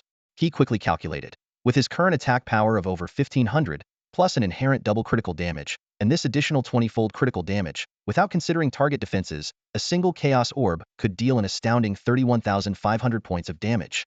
And that's not even mentioning the Divine Emperor earrings, which extended his range to 20 kilometers and allowed him to lock onto targets with pinpoint accuracy. Lin Fan couldn't help but imagine NPCs like Lord Cain and rebels would be groveling, singing the anthem of the Light Dragon Empire. Insane? It suits me perfectly. Lin Fan took a deep breath, trying to calm his excitement. Of course, killing 100,000 monsters wasn't going to be easy. He was also aware of his weaknesses, low health and insufficient survival skills. When casting spells or attacking enemies, the intense focus required could leave him vulnerable to a fatal sneak attack. This was why he often used the Crimson King as a shield and trained the humanoid Mount Drunken Dream. This was the inherent flaw of the mage class. No matter how skilled, it was hard to completely avoid. However, the idea of stacking critical damage with Soul Imprint was thrilling for Lin Fan. It fundamentally solved the issue of the giant spirit god's left eye's passive growth being long but not sturdy enough. As Lin Fan reveled in the joy brought by his new skill, Shirgu suddenly spoke up. Master, why are you smiling? Lin Fan was taken aback. Was I smiling? Not smiling? I saw you grinning like an idiot. Can you be a bit more upright like me and stop thinking about playing with those ladies all the time? Shirgu raised an eyebrow. Lin Fan laughed in exasperation. You call yourself upright? You didn't even ask the Peacock King for a girl, and you dare claim to be upright? As he spoke, he raised his hand to enforce the rules. Suddenly, Lin Fan's hair stood on end as a strong sense of danger surged. Ugh! The Crimson King roared in pain. A spear pierced its dragon wing and exploded, tearing the wing membrane. Following that, a barrage of dragon-slaying arrows whistled through the air, aiming to shred the other wing. The Crimson King, already heavily wounded, saw its health drop to less than 4 million. We're going down. Shirgu shouted in panic. The Crimson King lost control and began to plummet. As they neared a mountain ridge, Lin Fan shouted, Wind God Sigh. With precise control, he used several gusts of wind to support the damaged wing, barely slowing their descent. But with one wing gone, the Crimson King could no longer maintain flight and was forced into a gliding crash landing. That was close. Almost a total wipeout. The group was still shaken. Shirgu, pale-faced, asked, We haven't left the dungeon area yet. How could there be spears and arrows attacking us? NPCs or players? The Crimson King was bleeding heavily from its mouth and ribs, leaving a trail of dragon blood on the ridge. Despite its tough hide, the forced landing had reduced its health by another 500,000. Lin Fan's eyes turned sharp as he looked towards the clouds. He saw several large shadows swiftly passing by. Dare to harm my ride? Show yourself, he shouted angrily. As soon as he finished speaking, a deep horn sounded from below the ridge. The Empress's face turned pale as she looked towards the plains. There, a massive army of monsters appeared, wielding dragon lances, clad in red armor, riding ground dragons, and exuding an intimidating aura. At that moment, a tremendous pressure swept across the area, and a figure as fast as lightning crashed onto the ground. I am destruction. I am eternity. A raspy yet authoritative voice spoke. From the dust, a tall demonic figure slowly rose. I am the end of the world. I am the song of despair. The shadow slowly rose from the dust, his body gradually shrinking as he approached the crowd. I am the unyielding spirit of the Dark Spirit clan. His face was both handsome and sinister, with crimson eyes glowing with a bewitching light. He stood nearly twice the height of an average person. I am your real father. Get lost. Shurgu suddenly erupted, clearly enraged by the absurd statement. He raised his legendary weapon high, the red and blue hexagram flashing on it. Gone was his usual playful demeanor. His face now bore a solemn expression as he shouted, "Infernal prison." In an instant, raging flames and swirling snow appeared, intertwining into a spectacular sight. The two elements quickly merged, creating a powerful fusion of magic. An ice-fire cage enveloped the shadow, accompanied by a sharp, piercing wail. The next moment, the cage rapidly contracted, compressing around the shadow. The enormous figure, initially over 10 meters tall, rapidly shrank as a spatial rift opened behind him, revealing a deadly world of ice and fire. Lin Fan's eyes widened in shock as he thought to himself. An rank dual-element fusion spell, Infernal Prison? That's one of the signature skills of an S-rank Ice and Fire Archmage, touted as the strongest single-target spell below S-rank.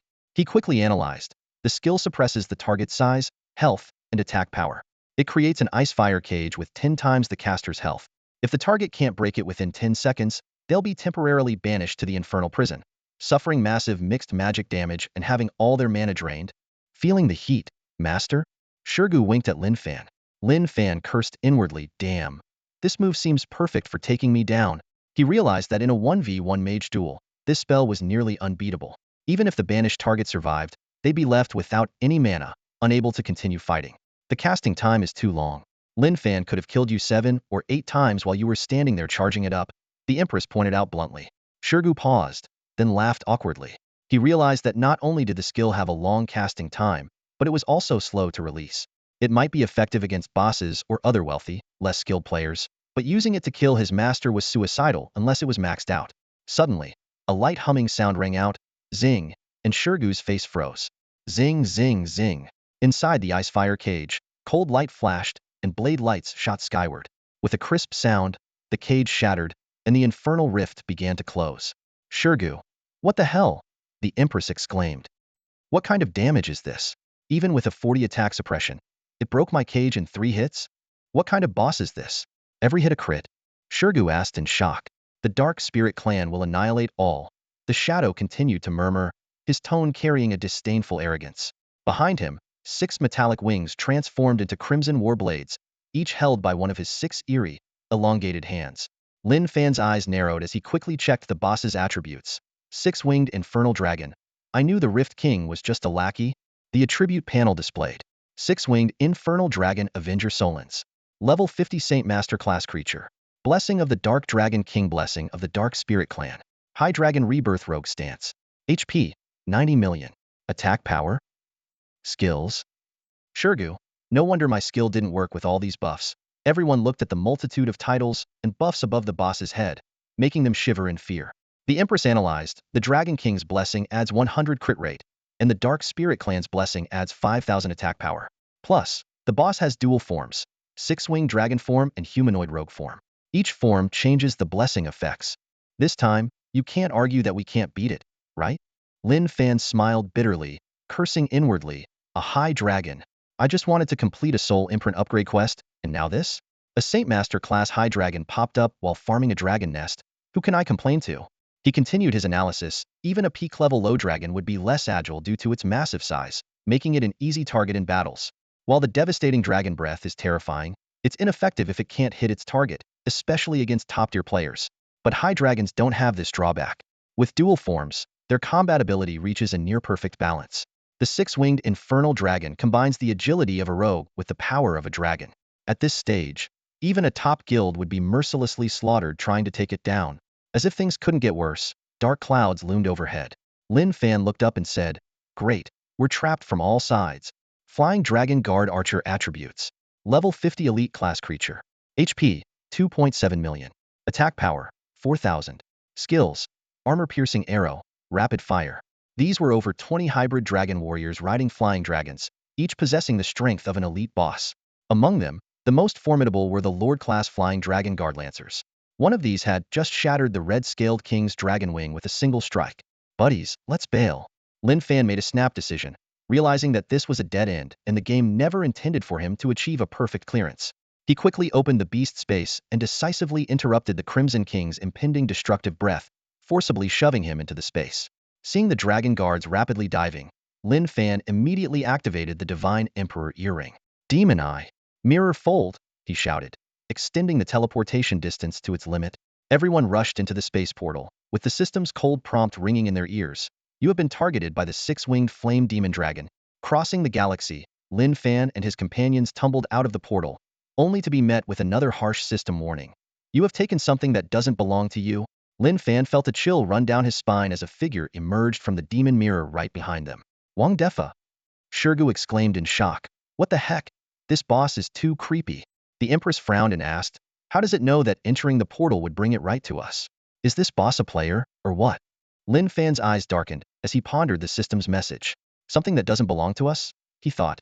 "Is this six-winged freak talking about the dragon egg? Or the treasure chest?" Just as Lin Fan was deep in thought, the six-winged flame dragon suddenly launched itself like a cannonball, its speed astonishing. Cold sweat broke out on Lin Fan's back as he reactivated the Demon Eye for teleportation. However, the system warning rang out again. "You have been targeted." By Lin Fan was stunned. This was the first time he encountered a boss that could follow through spatial teleportation. The first time might have been a coincidence, but the second time? Clearly, this boss's intelligence far exceeded that of ordinary dragons, posing a significant problem. "Keep retreating. Don't look back." Lin Fan ordered decisively, summoning the Demon Eye for another teleportation to let his team escape first. He waved his staff, and a chaotic six-pointed star stirred the air. Earthquake, Wind God Sigh, Quagmire. He unleashed 3 control spells in quick succession, aiming to block the path and buy time for his teleportation. To his dismay, a sneer appeared on the face of Solens. In the next instant, his 6 arms whirled, changing the very color of the sky. The ground collapsed with a thunderous roar, and countless blades of wind slashed through like a raging storm. Break! Break! Lin Fan's face turned ashen as he watched all his control skills get obliterated almost instantly. But he was not ready to give up. "Flame Dragon!" Lin Fan whispered, triggering multiple effects at once. 3 mighty flame dragons roared into the air, charging at Solens with a blaze that seemed capable of incinerating the entire space. Soren sneered disdainfully, his figure transforming into a thunderous blur as his blades sliced through the air with a fierce roar. He charged at the 3 fire dragons, and in the flicker of his blade, the dragons were cut into dozens of pieces. Massive fire elements exploded, leaving only minor burns on Soren's. Seeing this, Lin Fan's expression darkened. "Who do you think you are?" he said coldly. Just as the last fire dragon was about to be shattered, a strange light suddenly burst from within the dragon's body. It was the hidden Brahma fire. Shirgu exclaimed, "Wow, a skill within a skill? I need to learn that." Lin Fan had cleverly hidden the Brahma fire inside the fire dragon, making it hard to detect due to their similar fire-based magic colors. A flicker of surprise crossed Soren's dragon eyes, and his battle blade emitted a piercing metallic sound. With a swift motion, he combined 3 crimson blades into one massive sword and swung it fiercely at the fiery singularity. "Are you kidding me?" Lin Fan couldn't help but curse. The fireball, meant to deliver a fatal blow, was forcibly knocked several meters away, failing to explode at the optimal spot. Boom! The fireball exploded, sending a mushroom cloud into the sky. System notifications flashed. Title attack, bonus 1000. Dragon blood unit damage, bonus 100. This strike dealt 120,000 damage, but barely dented the massive health bar of the 6-winged fire dragon. With a cold smile, Soren slowly walked towards Lin Fan through the flames. "Hand over the divine essence, and I might spare your life," he demanded. It turned out his target was the necklace. Lin Fan's eyes chilled as the system notification sounded. "The 6-winged fire dragon demands you hand over the divine essence. Refusal may result in your death, and the Scarlet Butcher title will reset your level to 0, losing all items." Lin Fan shook his head with a smile. The essence had long been used to upgrade his soul imprint. Even if it hadn't, he knew the cunning nature of high intelligence, NP shanding it over would still mean certain death. From the prompt, he deduced that the six-winged fire dragon and Lord Cain were allied. Otherwise, the Scarlet Butcher's bonus wouldn't activate. After a brief thought, Lin Fan turned to Shirgu and said, "You all head back to Xian City. I'll hold him off. What about you?" Shirgu was taken aback. "This is a height-ear dragon boss. Master, you're not planning on sacrificing yourself, are you? What else can I do but fight to the end?" Lin Fan replied calmly. This boss had both strength and agility, posing a significant challenge even in its humanoid form. Winning through pure skill was nearly impossible, but stalling for time was manageable. The Empress raised her black shield and said with a smirk, "I'll stay with you. It's just dying once, after all." Shirgu shrugged. "I'm not leaving either. Dying here saves me the trouble of running back." The chef goddess remained silent. Shirgu's decision was her choice as well, even if she found it irrational. Lin Fan smiled silently, and as his beast space opened, the Crimson King, its wings newly healed and health at only 5 million, emerged. "Lin Fan, stop showing off. I'll tank the boss while you deal the damage." "That's the smart play," the Crimson King said, sweeping its tail and forcing everyone into the spatial tunnel. "You fools, this boss is after me. Staying here will only drag me down." Lin Fan chuckled. With that, he blocked the team channel and closed the spatial tunnel. The system notification immediately followed. "You have chosen to refuse to hand over the item. Ding, you made the right choice.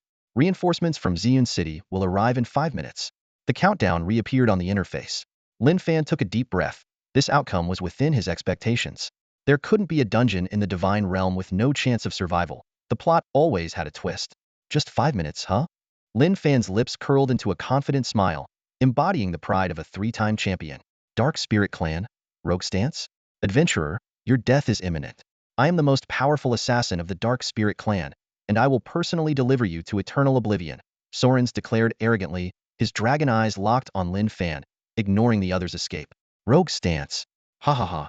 Lin Fan suddenly burst into laughter, causing the smile on Sauron's face to fade. With madness in his eyes, Lin Fan stared at the arrogant boss and said loudly, "An NPC hybrid rogue dares to challenge me? What if it was a saint-level boss?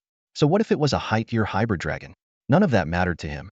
Given the boss's high intelligence, treating it like a god-tier player was enough. Wind Whisperer. A gentle breeze brushed Lin Fan's face, boosting his attack speed and casting efficiency. Thunderclap.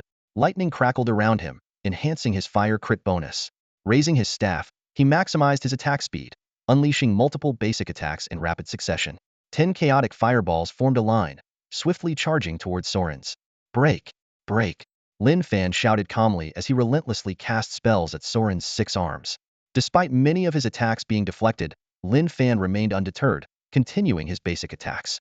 This action immediately enraged Sauron's, who vanished for a moment, using his elven stealth skill to significantly boost his attack power. At the same time, the giant crossbows of the Dragon Guard locked onto Lin Fan. Surrounded by danger, Lin Fan glanced coldly and sneered, "Full power in my domain." Instantly, an icy mist spread, freezing everything around him. Even the Dragon Blood warriors were not spared, and all enemy attacks were forcibly interrupted, causing the dragons to lose control and crash to the ground. Seizing the opportunity, Lin Fan unleashed his ultimate move, Divine Meteor. A massive meteor roared down, smashing the Dragon Guard before they could rise. A group of guards was slammed into the ridge, rendering them immobile for a short time. At this moment, Sauron, shrouded in dark light, aimed his deadly blades at Lin Fan's neck, intending to deliver a fatal blow. Without turning his head, Lin Fan chanted softly, "Cursed Wraiths." 2 ferocious cursed wraiths appeared out of thin air, clawing their way towards Sauron. Sauron retreated several meters, his eyes filled with disdain as he slashed wildly at the wraiths. However, the miss prompts kept flashing, indicating his physical attacks were completely ineffective. Though surprised, Sauron reacted swiftly, enchanting his blades. Instantly, the 6 swords were engulfed in flames, making Sauron resemble a bloodthirsty demon from hell. Faced with this situation, Lin Fan remained unfazed and whispered, "Soul Lock." One of the wraiths, surrounded by dark light, ignored physical collisions and grabbed Sauron, forcibly immobilizing him for 3 seconds. "Is this all? And you dare call yourself the Terminator?" Lin Fan said coldly, unleashing a barrage of magical orbs. The Scarlet King spread its wings, carrying Lin Fan into the sky. The loyal mount even turned its head and spat a glob of corrosive saliva right into Sauron's face. Thanks to his strong resistance, Sauron quickly broke free from the Wraith's control. He let out a roar, displaying his draconic might, and with a flurry of 6 blades, instantly killed the cursed Wraiths. Then, Sauron leaped dozens of meters into the air, his body trembling as the 6 blades transformed into a metallic 6-winged flame dragon. Although Sauron's transformed body wasn't particularly large, with a wingspan of only 40 to 50 meters, his oppressive aura was the strongest Lin Fan had ever encountered among the dragons he had slain.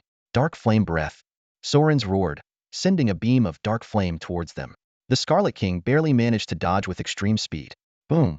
A violent explosion followed, and a protruding mountain peak on the ridge was instantly engulfed by the dragon breath, melting away in moments. Wiping cold sweat from his brow, Lin Fan thought to himself, can this get any more ridiculous? I'm only level 30-something, and I'm supposed to solo this thing? He knew the vast power difference between high-ranking and low-ranking dragons. This flame dragon, blessed by the Dragon King, was far more destructive than ordinary dragons. Standing on the Scarlet King's back, Lin Fan continuously cast chaotic orbs, triggering slow effects and stacking ice prison rings to freeze Sauron's, trying to hinder his movements. However, due to Sauron's high resistance, the actual slowing effect was less than half of its original power. Worse still, the Scarlet King's wings hadn't fully recovered, and Sauron's was incredibly fast. Lin Fan knew it was only a matter of time before they were caught. Roar! Another dark flame breath swept towards them. Despite the Scarlet King's best efforts to dodge, its tail was hit. The excruciating pain caused the Scarlet King to let out a pained howl. Lin Fan was horrified to realize it was a compound burning effect lasting 1 minute, which even fire resistance potions couldn't counter. What kind of ridiculous mechanic is this? Lin Fan cursed, realizing that if the burning continued, the Scarlet King would soon perish. He considered sending the Scarlet King back to the beast space to shield it from the negative buff damage. However, the Scarlet King's actions were far more ruthless than he anticipated. With a swift motion, its tail, already torn and broken at a 90-degree angle, was bitten off completely by the Scarlet King, ending the burning effect. You're tougher than me. I surrender. Lin Fan was stunned, nearly petrified. Although the immediate crisis was averted, Lin Fan knew this was not a long-term solution.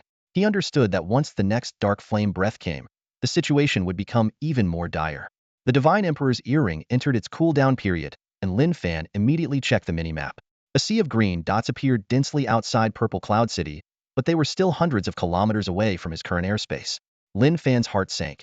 Given the current state of the Scarlet Scale King, there was no way they could hold out until reinforcements arrived.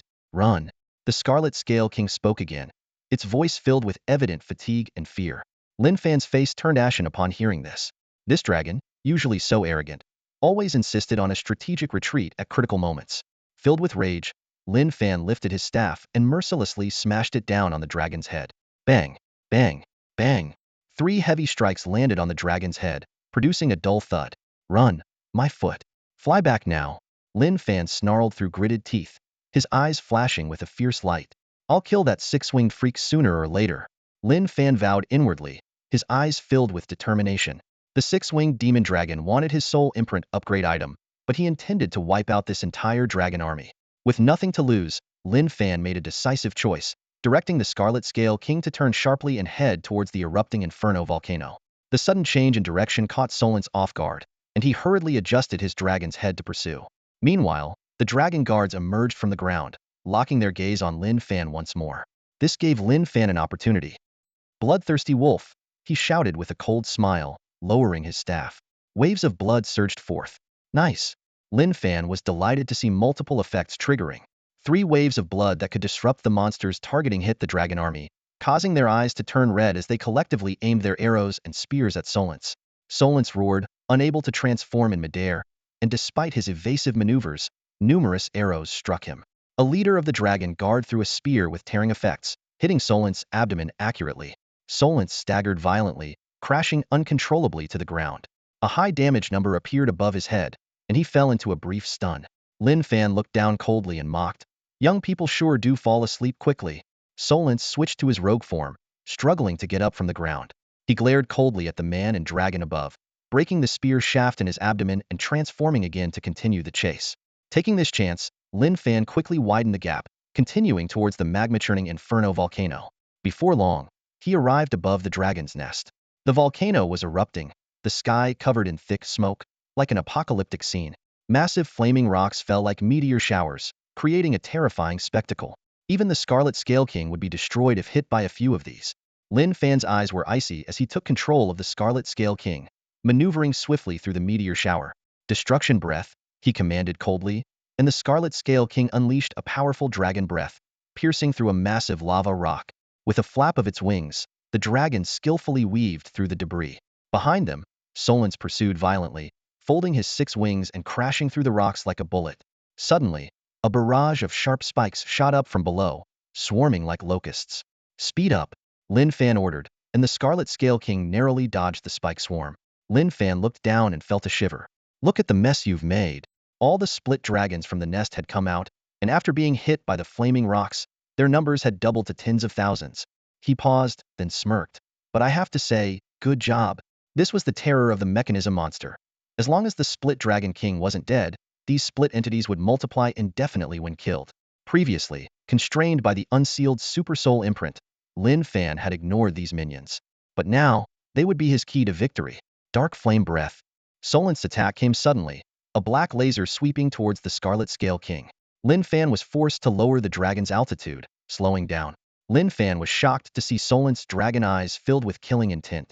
In midair, Solence dexterously switched to rogue form, his speed astonishing as he stepped on the lava rock fragments, closing the distance in the blink of an eye. Eternal silence.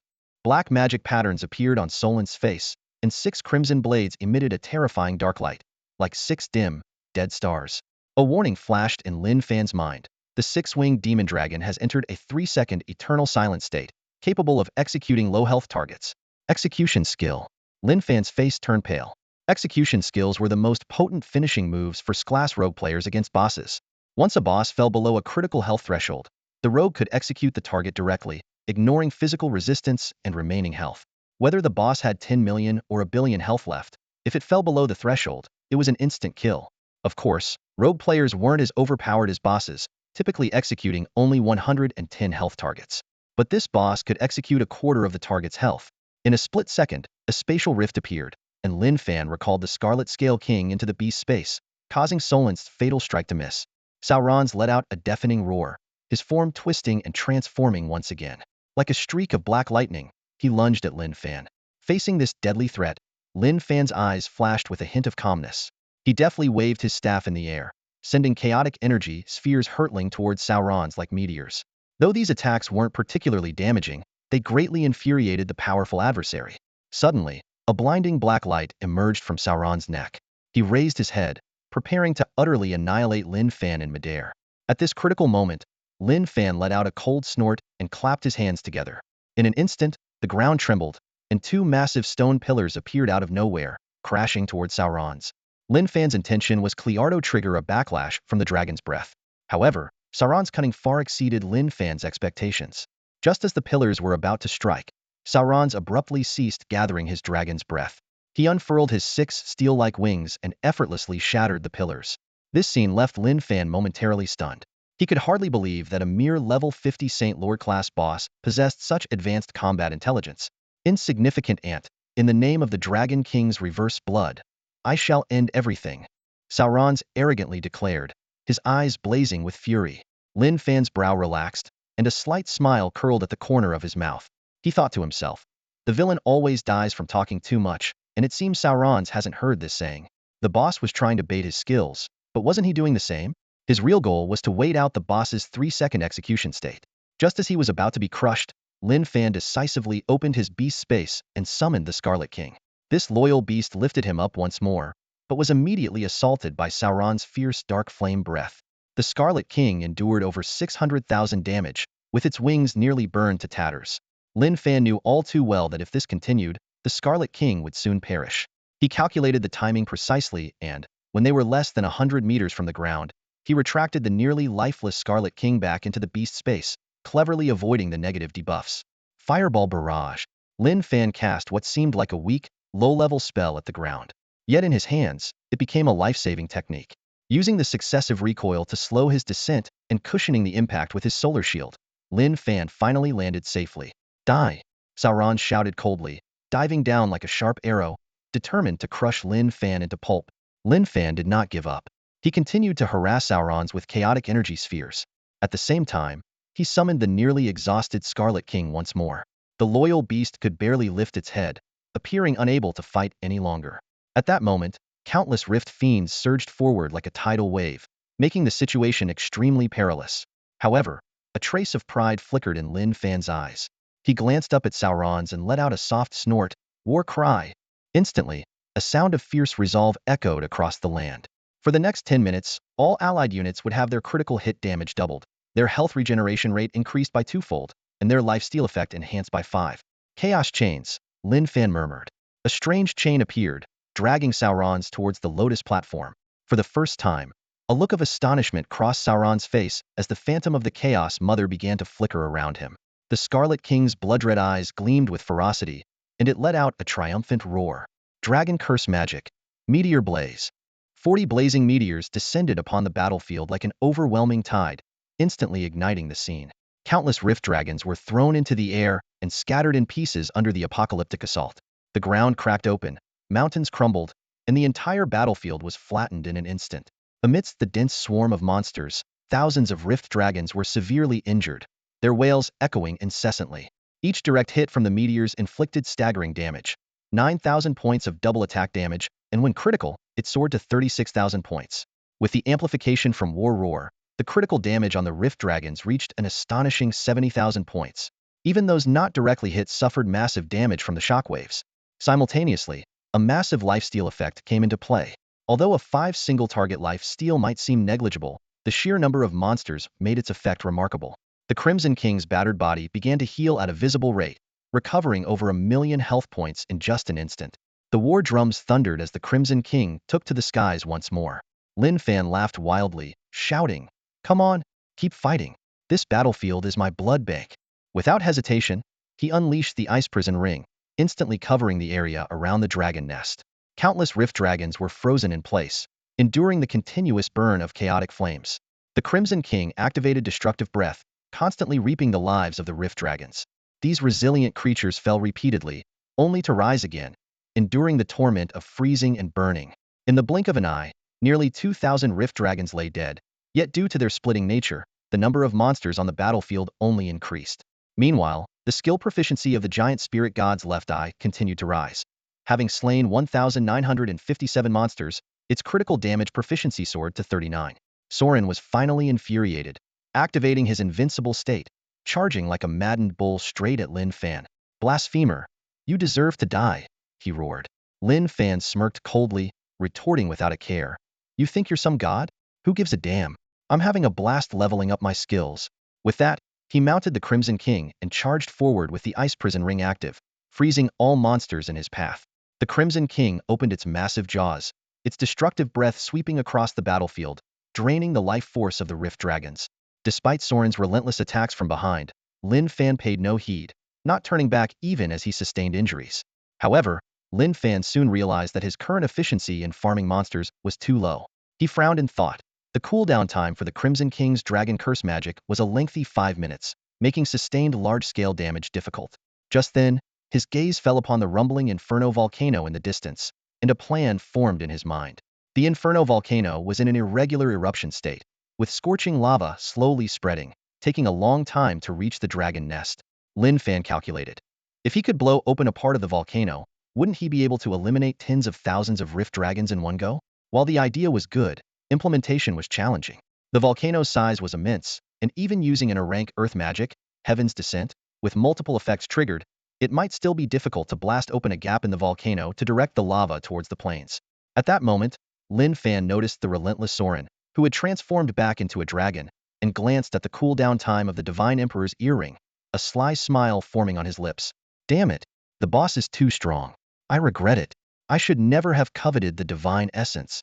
Lin Fan feigned panic with a poor acting performance. His words enraged Sauron, who accelerated his pursuit. Seeing this, Lin Fan raised his voice, continuing his soliloquy. "Such a powerful boss is beyond my weak self. It seems my end is near." With that, he suddenly retracted the Crimson King and stood still, ceasing his struggle. Sauron laughed maniacally at his words. This troublesome ant was finally offering itself up for death, and Sauron was more than willing to oblige. Lin Fan, suppressing his laughter, thought, "Indeed, a boss is still a boss. No matter how high the combat intelligence is set, its actual mental level is just so-so."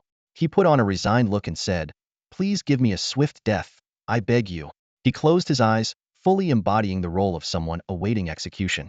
Overjoyed, Soren saw no reason not to grant the wish of this irritating insect. Lin Fan continued his act, spreading his arms and adopting a martyr's stance. To die under the breath of a superior dragon. I have no regrets. Flattered by such praise, Soren beamed with pride. No dragon could resist the flattery of a sycophant. Dark flame breath. Soren roared triumphantly.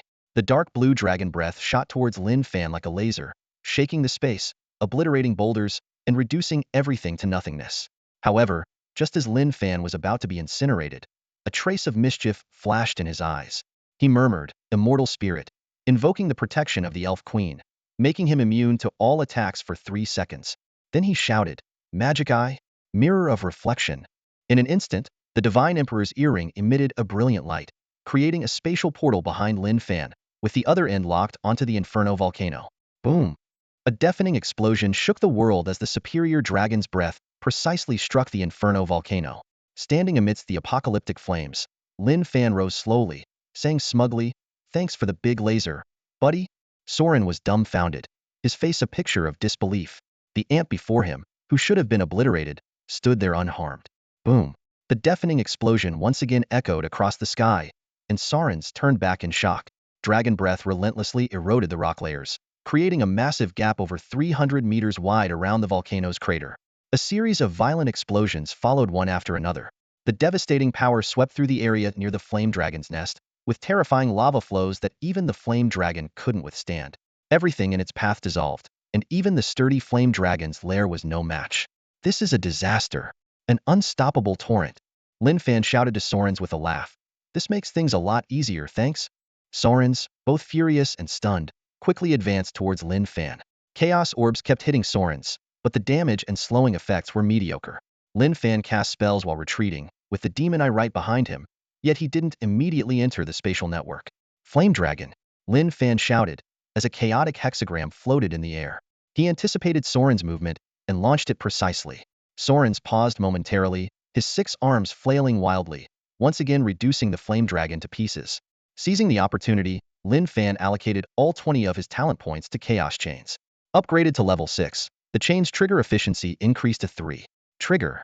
Just trigger already. Lin Fan was anxious. Despite its unbeatable control effect, the Chaos Chains had an absurdly low trigger rate. His staff was nearly worn out from overuse, triggering only once in a long while, which was frustratingly rare. Finally, the sound of chains dragging was heard. "It's about time." Lin Fan felt a sense of relief. The 3 trigger rate was indeed an improvement. With Soren's invincibility and cooldown, he was trapped once more. Soren still had over 60 million health points, so Lin Fan wisely decided not to get greedy and immediately entered the spatial network.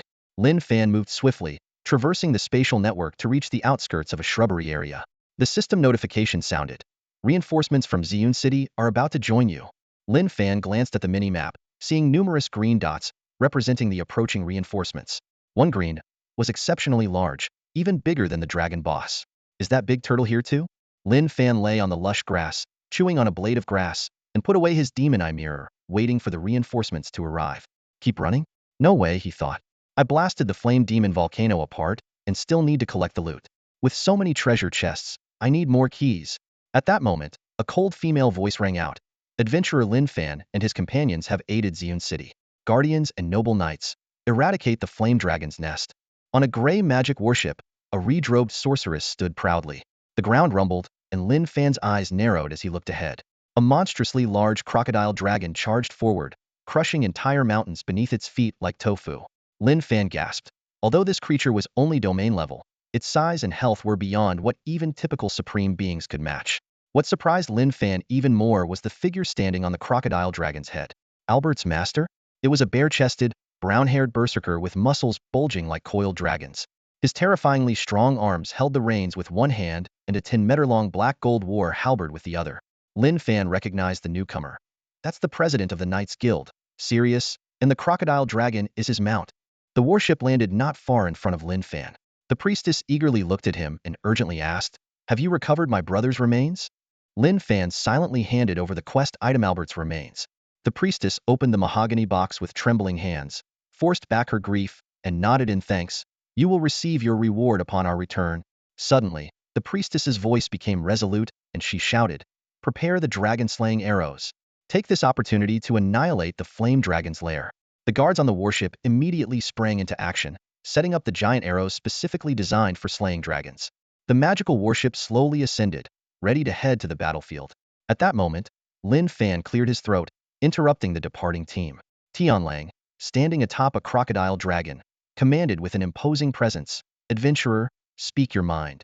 Do not delay the battle." Lin Fan replied calmly, "The flame dragon's lair is already gone. I killed and ate the 2 flame dragons. Only a legion of dragonkin remains, and they are about to retreat." Upon hearing this, the powerful NPCs from Ziyun City were first stunned, then burst into laughter. An old man with white hair sneered, "Humph, these adventurers are truly overestimating themselves." This elder, named Songyu, was a senior mage of the Ziyun City Mage Guild, proficient in various level earth magic. The crowd laughed scornfully, mocking Lin Fan's boastful claim. Songyu glanced at Lin Fan and said loudly, "Adventurer, do you know the power of a lower-ranked dragon? One dragon can destroy an entire city." Lin Fan smiled faintly. "Of course I know. Then why do you dare to spout such nonsense?" Songyu bellowed, his beard bristling in anger, while the mages behind him laughed heartily. Lin Fan shrugged and shook his head. "They were so strong that my mount only managed to eat 3 of them and almost got stuffed." Hearing this, even the priestess showed a helpless expression. The crocodile dragon knight frowned and said, "Please move along." He informed Lin Fan to return to Ziyun City immediately, where someone would handle the quest handover. At that moment, a thunderous rumble echoed from the horizon, and all the powerful NPCs from Ziyun City became alert. "Prepare for battle." The priestess's face turned pale. "It's a legion of thousands of dragonkin." The crocodile dragon knight observed carefully and noticed something amiss. "No, it seems they are fleeing from something terrifying." Suddenly, Song Yu's face turned ashen, and he exclaimed, "The flame demon volcano has erupted. Run." The next instant, a massive flow of volcanic lava surged forward, turning the grassland into scorched earth, incinerating all living beings, monsters, and dragonkin soldiers into charred remains.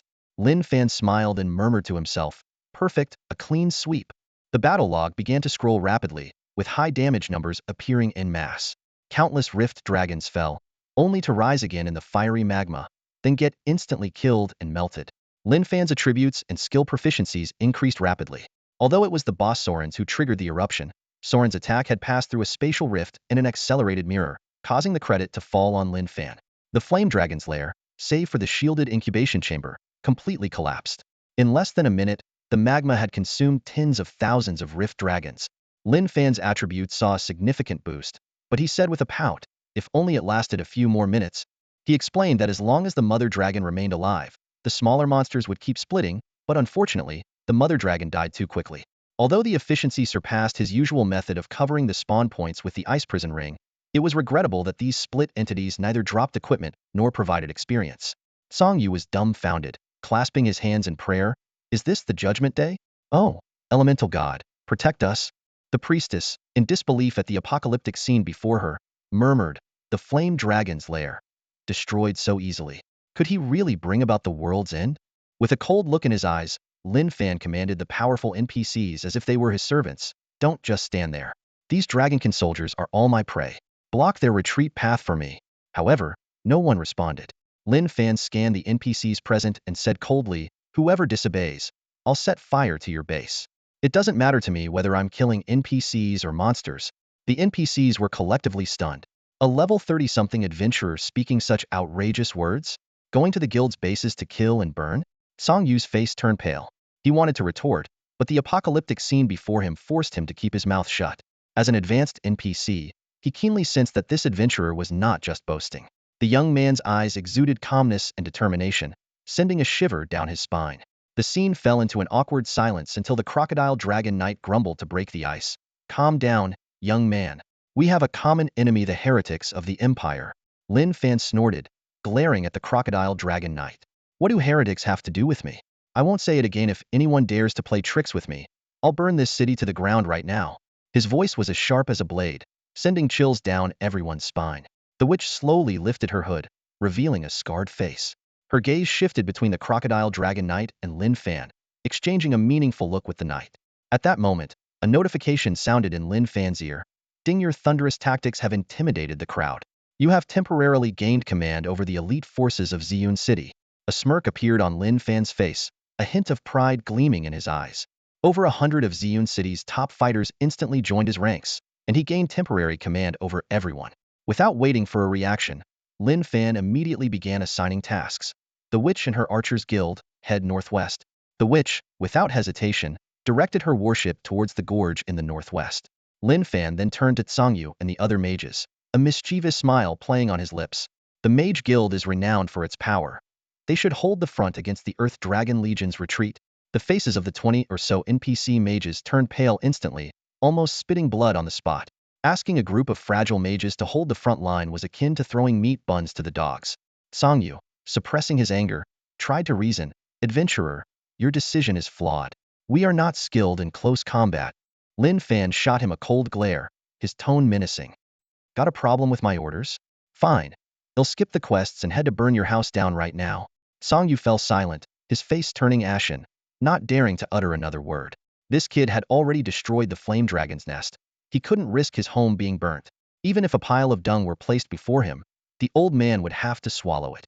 After completing his commands, the witch and Tsangyu led the elite forces of Ziyun City, each guarding a retreat point. Lin Fan softly said, "Heavenly vision."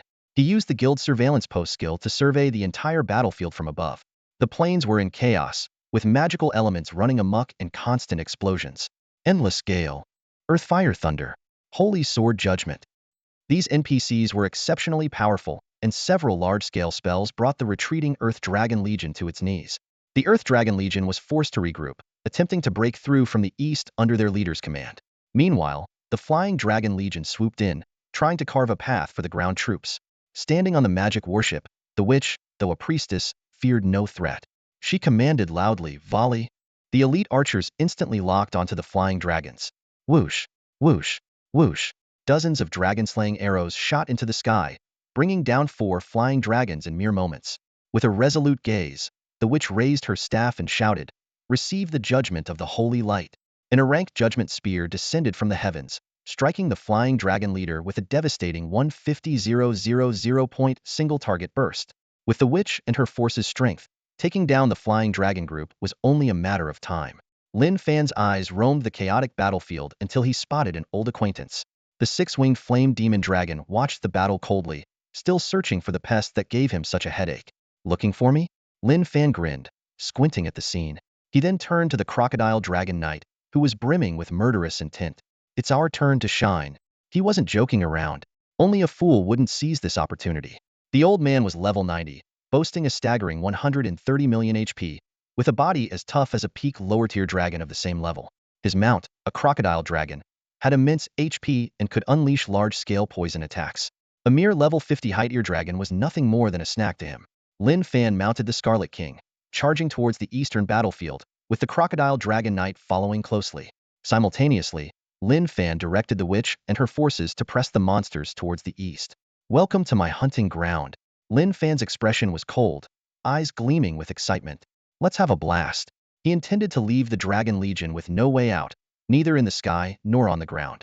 As Lin Fan anticipated, the Earth Dragon Legion, beaten back by the witch and her forces, saw an opening in the east and rushed towards it. However, what awaited them was a human-shaped dragon, the crocodile dragon knight Tian Lang. "Fight! Fight!" The roars of the alligator dragon and the old knight echoed as a purple toxic mist enveloped the area for thousands of meters. The alligator dragon's venom seemed endless, with each hit causing the damage numbers to skyrocket. In mere seconds, the damage numbers jumped over 10 times, reducing more than 40 demonic creatures to pools of blood. The knight Sirius was even more astonishing. Wielding a black gold halberd and thrusting it into the void with a thunderous shout, blood burst. The sound wave exploded like thunder, causing everyone present to feel their blood churn. Where the 10-meter-long halberd pointed, a blood-red fighting spirit shot out like a rainbow piercing the sun, sweeping across the battlefield with a 100-meter-long arc. The ground caved in instantly, and the sky dimmed. Whether it was earth dragons or dragonborn guards, under this terrifying assault, heads rolled and limbs flew. Tenfold. Holy crap. This is too powerful. Lin Fan couldn't help but curse. He thought to himself that the old man's individual strength was probably on par with the holy sword bearer Binghe. If you included his guardian mount, even Binghe would have to bow down. Even the dim-witted demonic creatures were now terrified, huddled together in fear and confusion. System notifications kept popping up. "You have slain an Earth Dragon Knight. Experience 4,000. You have slain a half-blood servant. Experience 2,000. You have slain a dragonborn archer. On the other side of the battlefield, Lin Fan didn't even need to lift a finger. Sauron's Earth Dragon Legion was trapped together, consumed by rapidly spreading lava. The battle log scrolled madly, and the experience bar shot up visibly. In just 10 minutes, over 5,000 high-level demonic creatures were killed, including more than 20 elite boss-level monsters. Your level has increased to 38. Your level has increased to 39. With a massive influx of experience points, Lin Fan was just 25 away from reaching level 40. The passive critical damage of the Titan God's left eye had stacked to 400, meaning a single critical hit could deal 5 times the damage. At that moment, Sauron glanced at the alligator dragon knight from a distance, and then turned to flee without hesitation. Lin Fan was momentarily stunned but then shouted, "Kill him! If that flame dragon isn't eliminated, it will be a huge threat."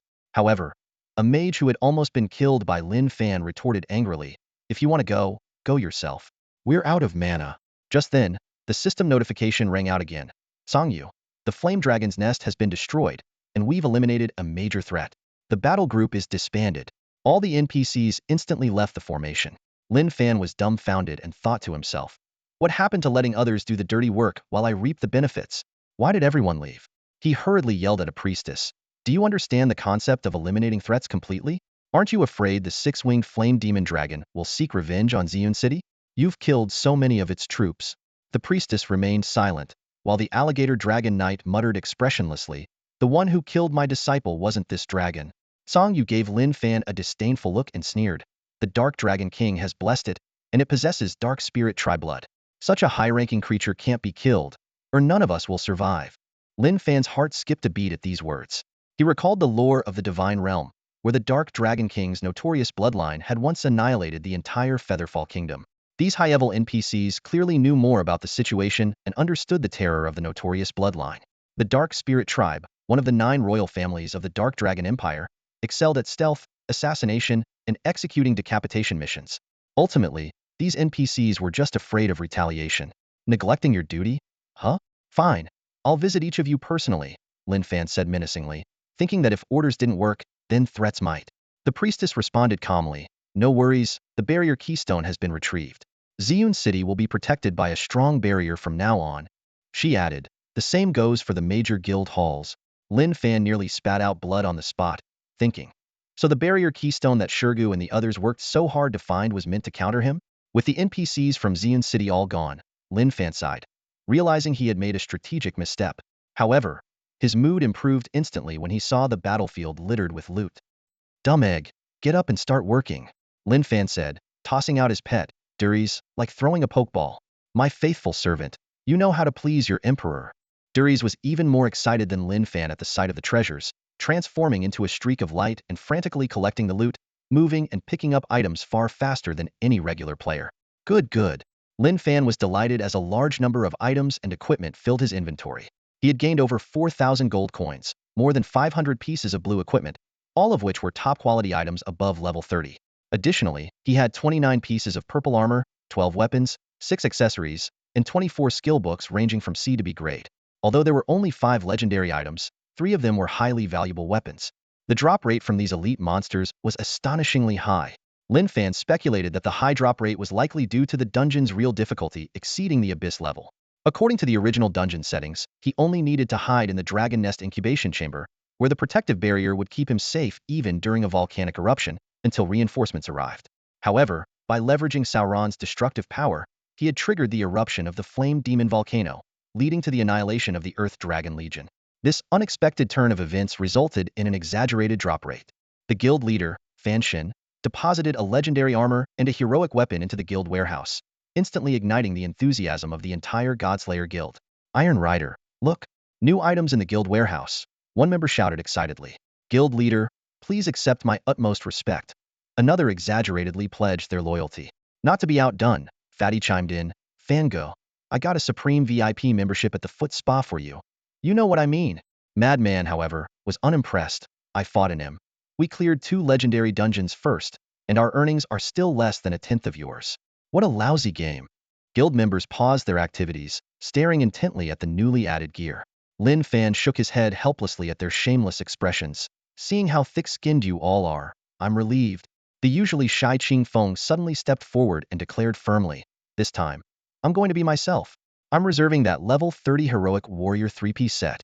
Just then, a player with the ID Fanshin's Iron Rod Fangirl interrupted, "Himph, my name is the longest, so how could the warrior gear be without me?" Oldine teased, "Oh, it's Sister Rod, the biggest fan of Fanshin." Fatty immediately retorted, "Shut up and focus on luring the monsters." Lin Fan was so shocked by the peculiar ID that he froze, stopping his item deposit. To his surprise, the level 23 female warrior was Tang Xiaoxiao. Unable to tolerate it any longer, Lin Fan shouted, "Vice President, allocate funds immediately to change her ID. Right now?" Although players in the game could change their IDs, it cost a hefty $10,000, which was unaffordable for the average player. Worse still, previous IDs would still be displayed in the character's basic information. Lin Fan couldn't imagine a young girl flaunting such an ID in the guild. It was too embarrassing. However, Tang Xiaoxiao insisted, "No, this shows I'm a die-hard fan. My ID, my persona, all dedicated to my idol." With that declaration, the atmosphere in the guild channel shifted instantly. Lin Fan sighed helplessly. "What did I do to deserve this?" Madman couldn't help but laugh. "Ha." Yiling joined in. "Sorry, you're interrupting my farming, but I can't stop laughing." Amidst the teasing, Sister Rod held her own against 10 others, showing a thicker skin than her brother. Lin Fan had no choice but to mute the channel and teleport back to Ziyun City to find the priestess. Shurgu and others had been waiting at the respawn point for a while. The Empress was surprised to see Lin Fan return alive. "You actually made it back?" Shurgu awkwardly laughed. "Weren't you supposed to appear from here, Master?" Only then did Lin Fan realize they were waiting for his soul to return, and he cursed, "Damn, waiting at the respawn point for me?" Shurgu quickly explained, "Haha, escaping the dragon's claws, truly worthy of being my master." The Empress chimed in, "Indeed, if you hadn't returned, we were ready to pick up your gear." Ignoring his two teasing friends, Lin Fan walked straight to the priestess. She solemnly said, "Ziyun City thanks you for everything you've done. Your name will be forever remembered." Suddenly, a golden light shot up like a dragon into the sky, spreading magnificently. Shurgu trembled and exclaimed, "World announcement! My master triggered another world announcement." Lin Fan frowned slightly and shook his head. "It doesn't seem like it was me." 7 hours ago, the first announcement sent shockwaves through the entire gaming world. Namiko, a player from the Japan region, led her guild members to successfully defeat the 5 major domain bosses within the city of Ingluo. This remarkable feat not only impressed multiple deities, but also earned Namiko the blessing of Susanoo. She gained 200 free attribute points, an increase in skill points, and a staggering 300,000 reputation points. Following closely, the second announcement 5 hours ago caused another uproar. Cain, a player from the Nordic region, showcased his wealth and prowess by spending 20 million gold coins to forge the evolving anti-magic weapon, the Thunder God's Battle Axe. This achievement earned him the blessing of Thor. 3 hours ago, the third announcement brought even more astonishing news. Cindy, a player from the Indian region, used her advanced plague sorcery to poison and kill the Grand Commander of the Holy City, earning the blessing of Shiva. A series of global announcements exploded like bombs in the gaming world, propelling top players from various regions into the spotlight of millions of gamers. Lin Fan frowned in deep thought, realizing that events were unfolding much faster than anticipated. What was supposed to happen a month after the game's launch was now progressing at an accelerated pace. On the World Channel, players were fervently discussing these incredible achievements. Spending 20 million gold on a weapon, isn't that about 2 billion renminbi? 200 million euros, wow. Kunkin exclaimed. Aren't the Indian players even more insane? Jun Ruoshue commented. I watched that video. The guy has a plague aura that silently wiped out all the nobles in the main city, Kuang Lang Buji added. However, amidst the cheers, someone noticed a glaring omission. Hey, this is strange. Why aren't there any players from China? Don't we have some pretty strong players in our region? An Wuxing asked in confusion. Yeah, no kidding. Kunkin agreed. Top players from every region are making the announcements, but our 3-time champion got taken down by Dragon Knight once and just disappeared? Jun Ruoshue tried to explain. Good luck doesn't last forever. He's strong, but there's a clear gap between him and world-class players. Wuxing nodded in agreement. True, anyone on that list is out of Fanshin's league. Lin Fan read these comments and merely smiled. However, his disciple, Shurgu, couldn't contain his anger. A bunch of idiots. I just saw that Jun Ruoshue at the gate. I'm going to take him down 10 times for master. Shurgu said furiously. Even the Empress couldn't hold back, saying coldly, I'm not in a rush. So why are you? Lin Fan held back the enraged Shurgu, smiling. I'm not in a rush. So why are you? Just then, the final announcement appeared, igniting the passion of Chinese players. Announcement 9 declared, 1 hour ago, Kongqing from the China region, displaying unparalleled bravery, led his guild members to slay the demon prince, paving the way to dominate the Dark Dragon Empire. He received the blessing of the Blood Angel. The world channel erupted once more. OMG, Kongqing is defying the heavens, dominating the Dark Dragon Empire.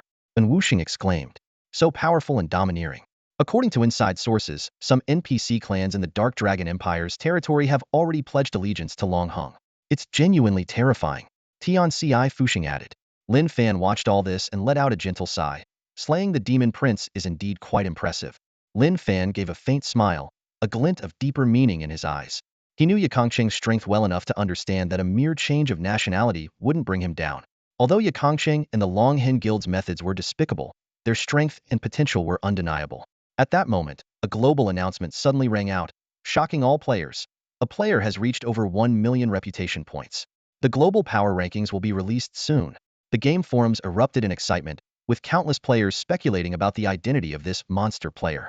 After all, the game had only been live for a short time, and achieving such a high reputation seemed unbelievable. Lin Fan chuckled and shook his head, glancing at his own stats panel. He had just completed the Flame Dragon's Nest quest, pushing his reputation to 1.01 million. On top of that, the quest had brought substantial rewards: 150 free attribute points, 200 skill points, 10 talent points, and 2,000 gold coins. More importantly, by successfully destroying the Flame Dragon's Nest, his favorability with Ziyun City had skyrocketed by 300 points, earning him an additional 300,000 reputation points. This meant he would be under the protection of the city's priestess, no longer needing to hide his identity or worry about being hunted by guards.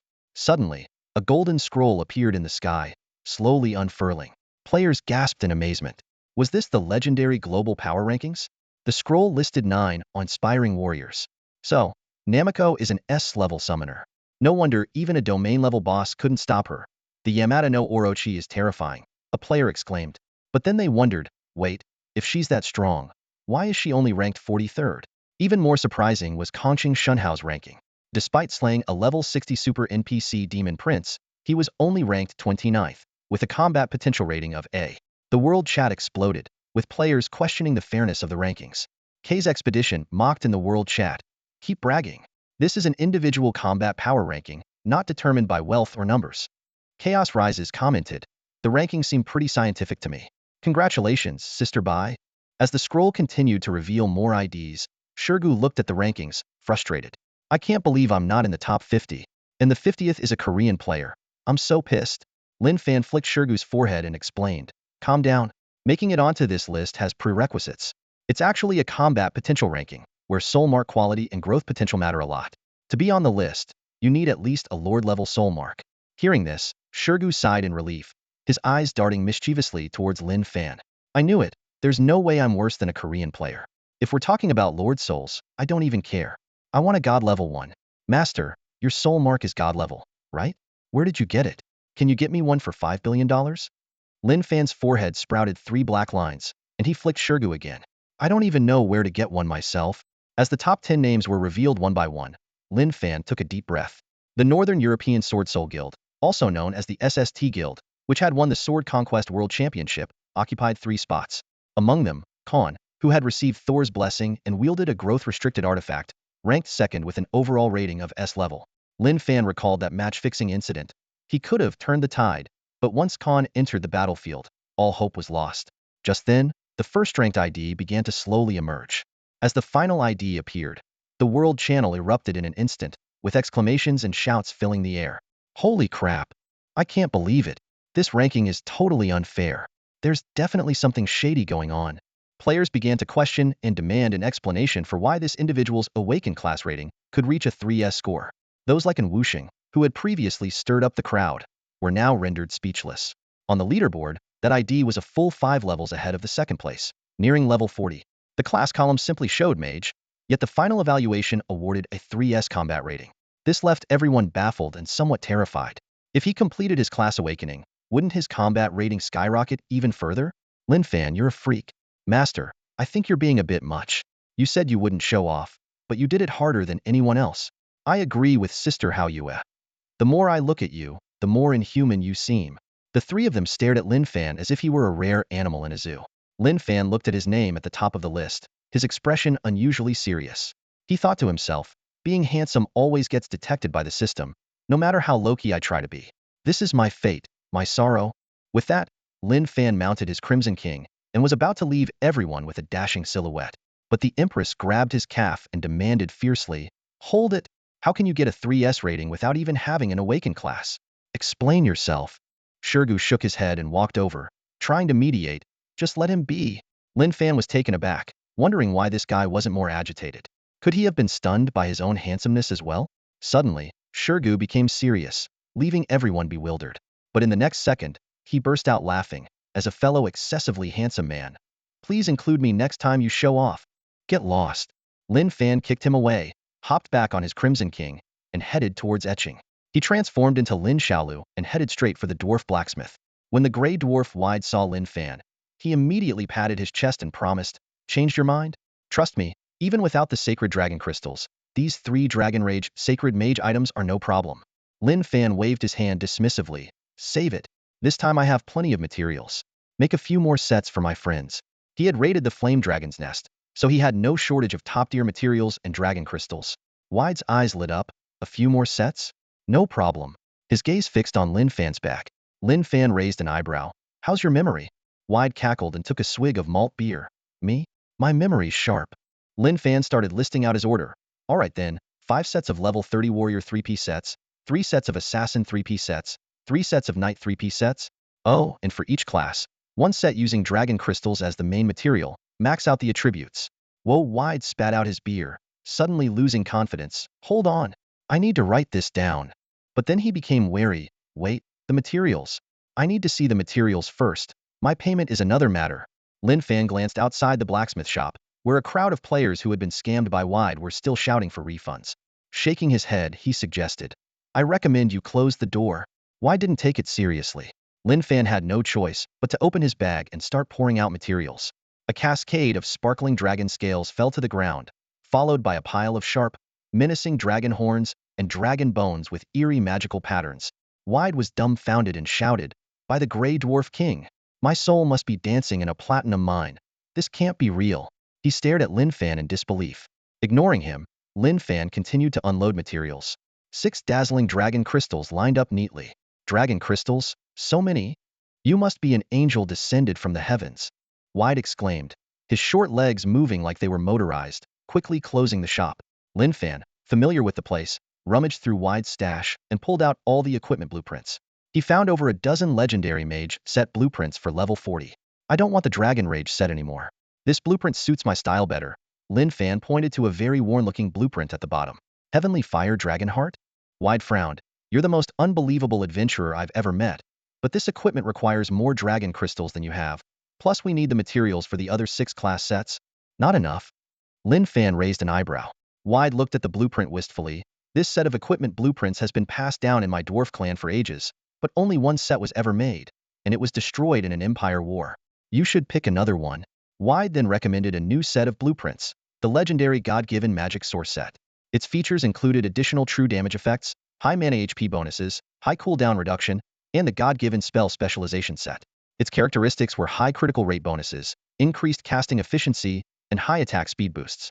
The forging cost for a single piece of equipment is 3,000 gold coins.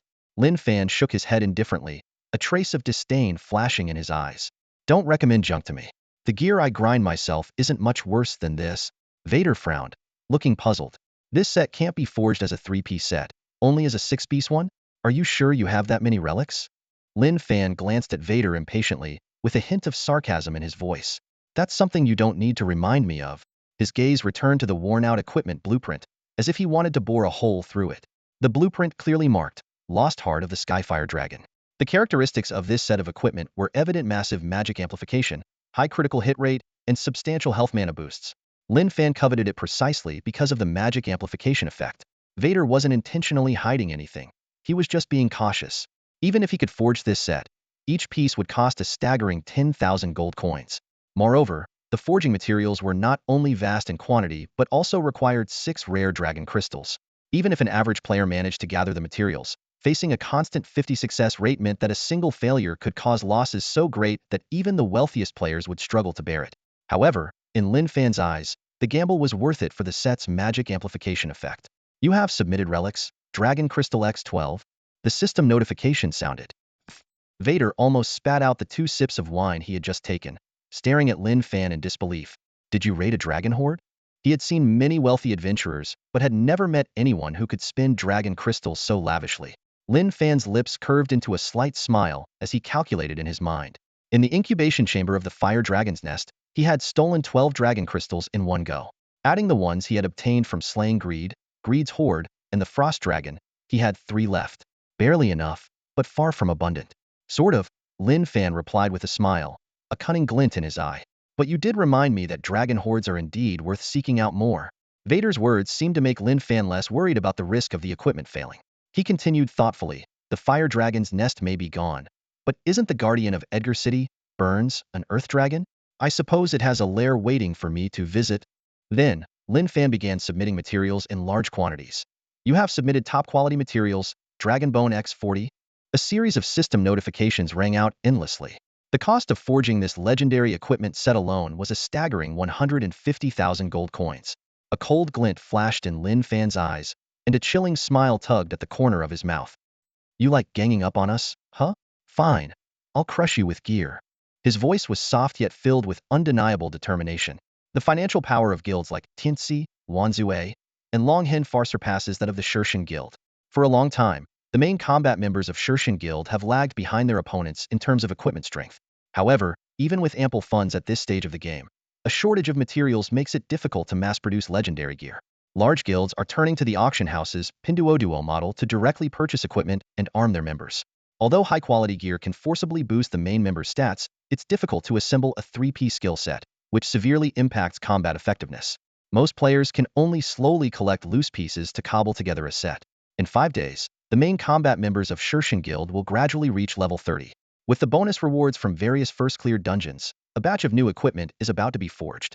Coupled with the large stockpile of heroic and legendary gear and high-level skills stored in the guild warehouse by the leader, the top 10 solo kings, the Madman's assassin squad, and Fatty's melee army will all be fully armed.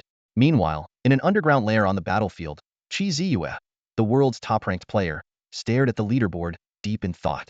Around him, over 200 members of Tianxi Guild continuously attacked the air, with damage numbers popping up as hexagonal runes flickered around the altar. The teleportation array with 1 billion health points had already been worn down by 200 million, and as the barrier's defense weakened, the destruction speed was accelerating. A confident man holding a dragon spear stood next to Chi Ziyue. Don't worry, he said, even if he's ranked first on the leaderboard. With me and Junlin Guild here, a mere mortal god is nothing to fear. This handsome man with sword-like eyebrows had a small, shimmering silver creature on his Shadera level, one superior silver dragon, which drew exclamations of awe from the other Tianxi Guild members. Chi Ziyue flashed him a charming smile. Of course, I'm very grateful for everything you've done for me. Ziyue doesn't know how to repay you. The man, exuding elegance and nobility, responded. How about we log off and have a drink? Sure. I'll come pick you up, Chi Ziyue replied with a smile. She had already met this naturally blind yet handsome and wealthy heir. As a woman adept at using her beauty to climb from the bottom to the top, Chi Ziyue would not miss such a perfect prey. The two logged off one after another, and the scene switched to a high-end private club in Jiangchuan City. Chi Ziyue affectionately linked arms with Zue Ming, guiding him to his seat. Sipping his wine, surrounded by several bodyguards, Zue Ming sighed. Thank you. I thought you might run away seeing me like this. You're kinder than I imagined. Chi Ziyue blushed slightly. Really? Actually, none of us are perfect from birth, myself included. She deftly changed the subject. By the way, where were we? Given the current progress, how many more days do you need to break the barrier? Zue Ming frowned inwardly, realizing she hadn't revealed any substantial information. He then asked, that Namiko, she's your friend, right? Will she be part of the elimination plan? As an S-ranked summoner capable of calling forth the 8-headed serpent and ranked in the top 50, Namiko's entry into the Huaxia battlefield would undoubtedly cause a stir. Zue Ming, always confident, believed his real combat power was no less than hers. He knew that summoners, originating from the priest class, were fragile. Once the summoner was killed, the summoned creatures would disappear. This was the fundamental difference between summoners and beast tamers, even though summoned creatures could be called again after death. However, after facing Lin Fan, he understood the meaning of there's always someone better, and decided to never underestimate any potential opponent again. Seeing Chi Ziyue hesitate, Zue Ming teased, it's okay if you don't want to tell me. I was just curious if she's as pretty as you. He sighed, lamenting that as a little blind guy, he couldn't personally admire the beautiful Chi Ziyue. His words made Chi Ziyue lower her guard slightly. Faced with a man who had billions in assets but couldn't truly see the world, her sympathy began to overflow. Yes, she's indeed my friend. I also know the other 3 Japanese players on the leaderboard. They're all good partners, Chi Ziyue said playfully. Namiko is much prettier than me. Should I introduce you? I think she's single. No way. If you introduce her to me, what about you? Zue Ming joked. Chi Ziyue blushed again, and they both smiled at each other. The two talked happily until late into the night. Reluctantly, Chi Ziyue finally got into a luxury car and left. As soon as Chi Ziyue left, Zue Ming let out a long sigh, his brows furrowed.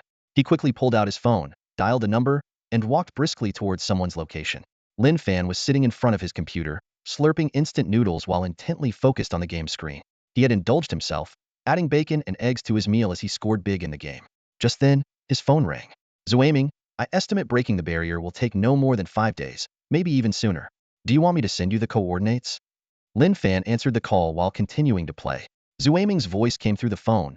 To be honest, she's quite shrewd. At first, she didn't give away any information. Luckily, my charm worked. Stop. Lin Fan interrupted him immediately. Save the bragging for someone else. Zue Ming seemed puzzled. Her voice is so pleasant, but her heart is so ruthless. Collaborating with outsiders is a national disgrace. What a pity. Lin Fan chuckled. If Chi Ziyue saw this, her heart, which was just fluttering, might stop beating. He paused, then continued. Zue Ming, the Godslayer, has long been my undercover agent within the enemy ranks. No need for coordinates. I have insiders keeping an eye on things. Just note this down. Zue Ming's tone turned serious. 4 guilds in the Japanese server, right? Let me note it down. 1 SS Summoner, 1 Spirit Master, and 2 Strength Ghost Warriors. Suddenly, Zue Ming's tone changed. What? One of the guild leaders is Chinese and can be bribed. Lin Fan flatly refused. No way. Why waste money on that? He shook his head. Whoever comes through the teleportation array from the Japanese server to Huaxia, it's a provocation. They'll be met with thunderous retaliation. Changing the subject, Zue Ming suddenly said, after drinking, she invited me to her villa for coffee. What do you think that means? Could she be attracted to my good looks? Lin Fan replied irritably, please go ahead. I beg you. Without a fortune worth billions, that woman wouldn't even look at you. Zue Ming's tone became urgent. Do you know I almost fell for it? Do you understand how empty I feel? I'm tired of looking up and seeing nothing but emptiness in reality. Lin Fan's tone softened. It's only temporary. You'll get better, my friend. Once reality merges, the Silver Dragon Night King will be reborn, and your eye condition will naturally be cured. Zue Ming on the other end of the phone still seemed uneasy. Sigh. My friend, I'm really not good at this kind of work. Lin Fan smiled. You'll get used to it. You're the top-ranked player after all. With that, he hung up the phone and returned his focus to the game in front of him. The regional announcements kept flashing, heralding the news of first clears in various dungeons. Player Tianyu Juejuezi led a team to clear the level 30 elite dungeon Demon Town and received generous rewards. Wangchao Lao Eanes conquered the level 25 elite dungeon Venomous Root, and Kay's expedition seemed almost godlike, leading a team to conquer the level 30 legendary dungeon Sanctuary Ruins, earning enviable attribute points, skill points, and gold. Lin Fan had just finished a bowl of noodles and was ready to sleep but was kept awake by the incessant announcements. He couldn't help but grumble. How many times has it been already? These people clear elite dungeons like they're nothing, leaving no chance for those of us just trying to get by in Ziyun City.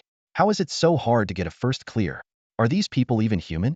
Players in the world chat were equally bewildered. Some hadn't even found the dungeon entrances before hearing that the Shirshin Guild had swept through 3 legendary dungeons, 8 elite dungeons, and as many as 12 normal dungeons in one day. The efficiency was staggering, leaving everyone in disbelief. Inside a dungeon, Madman was leading a group of rogues in battle. They had chosen an unusual lineup, 11 assassins and 1 little priest. This combination was giving them a hard time against the hordes of Death Knights in Dark City. The little priest tentatively asked, Are you sure you don't need me to heal? I think our lineup is too fragile. No. One rogue almost pleaded. I suggest you just go FK.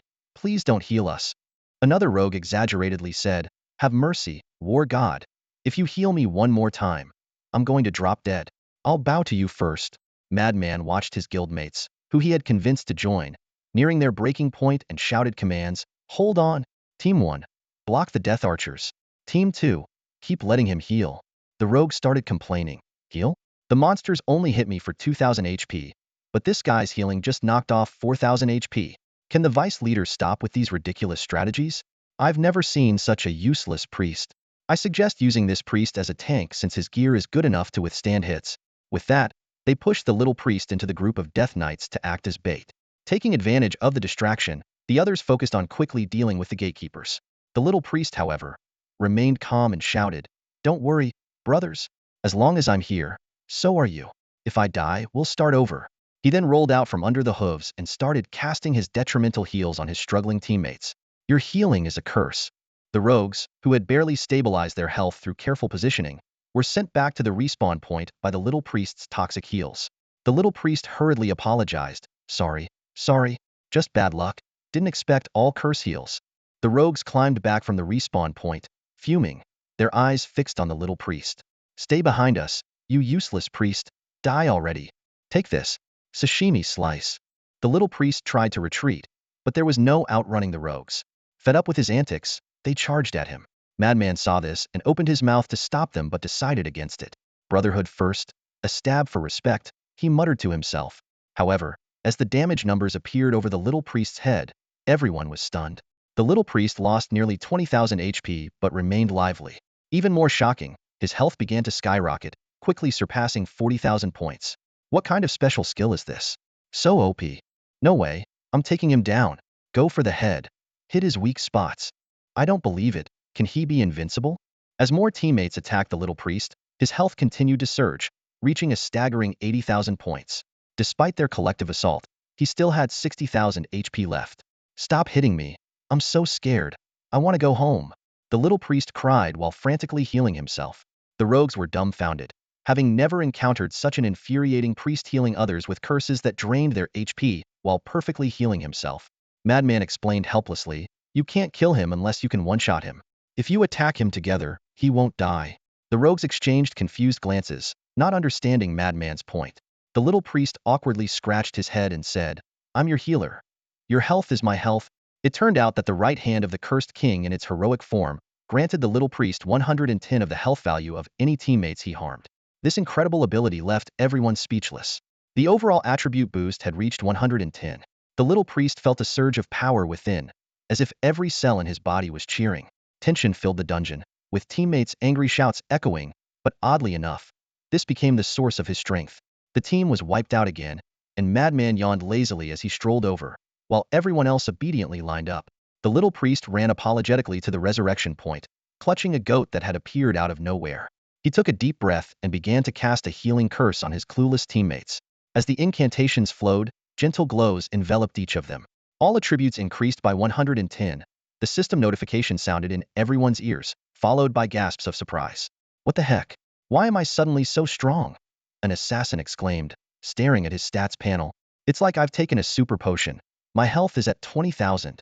No way, I can crit for 6,000 with one hit?" Another person waved his weapon, eyes gleaming with excitement. "Wait, my speed has doubled?" Yet another assassin ran back and forth, becoming a blur. The entire team of assassins was dumbfounded, unable to believe their eyes. They had thought the deputy leader was saddling them with a useless priest, but now it seemed the priest was leading them. With a command from Madman, more than a dozen shadowy figures shot towards the Death Knight like arrows. Boosted by their enhanced attributes, they sliced through the dungeon effortlessly. Meanwhile, other members of the Godslayer Guild were busy as well. They pulled all-nighters, wreaking havoc around the mission points near Ziyun City. A player named Tough Guy Tears couldn't help but remark, "These people are nuts. It's one thing for the top players to be overpowered, but now even the regular members are going berserk." Qingzhou Peng Yuyan also noticed the unusual situation. The Emperor Demon personally led a team into the legendary Holy Sanctuary dungeon, with 6 players wielding legendary weapons, and they were still 10 minutes slower than K in clearing it. Zongheng Qingyao explained, "You don't get it. The Emperor Demon's team followed K into the dungeon. Even if they don't get the first clear reward, just finishing a high-difficulty dungeon means they still get great loot." At that moment, a piece of explosive news spread among the players. Breaking news!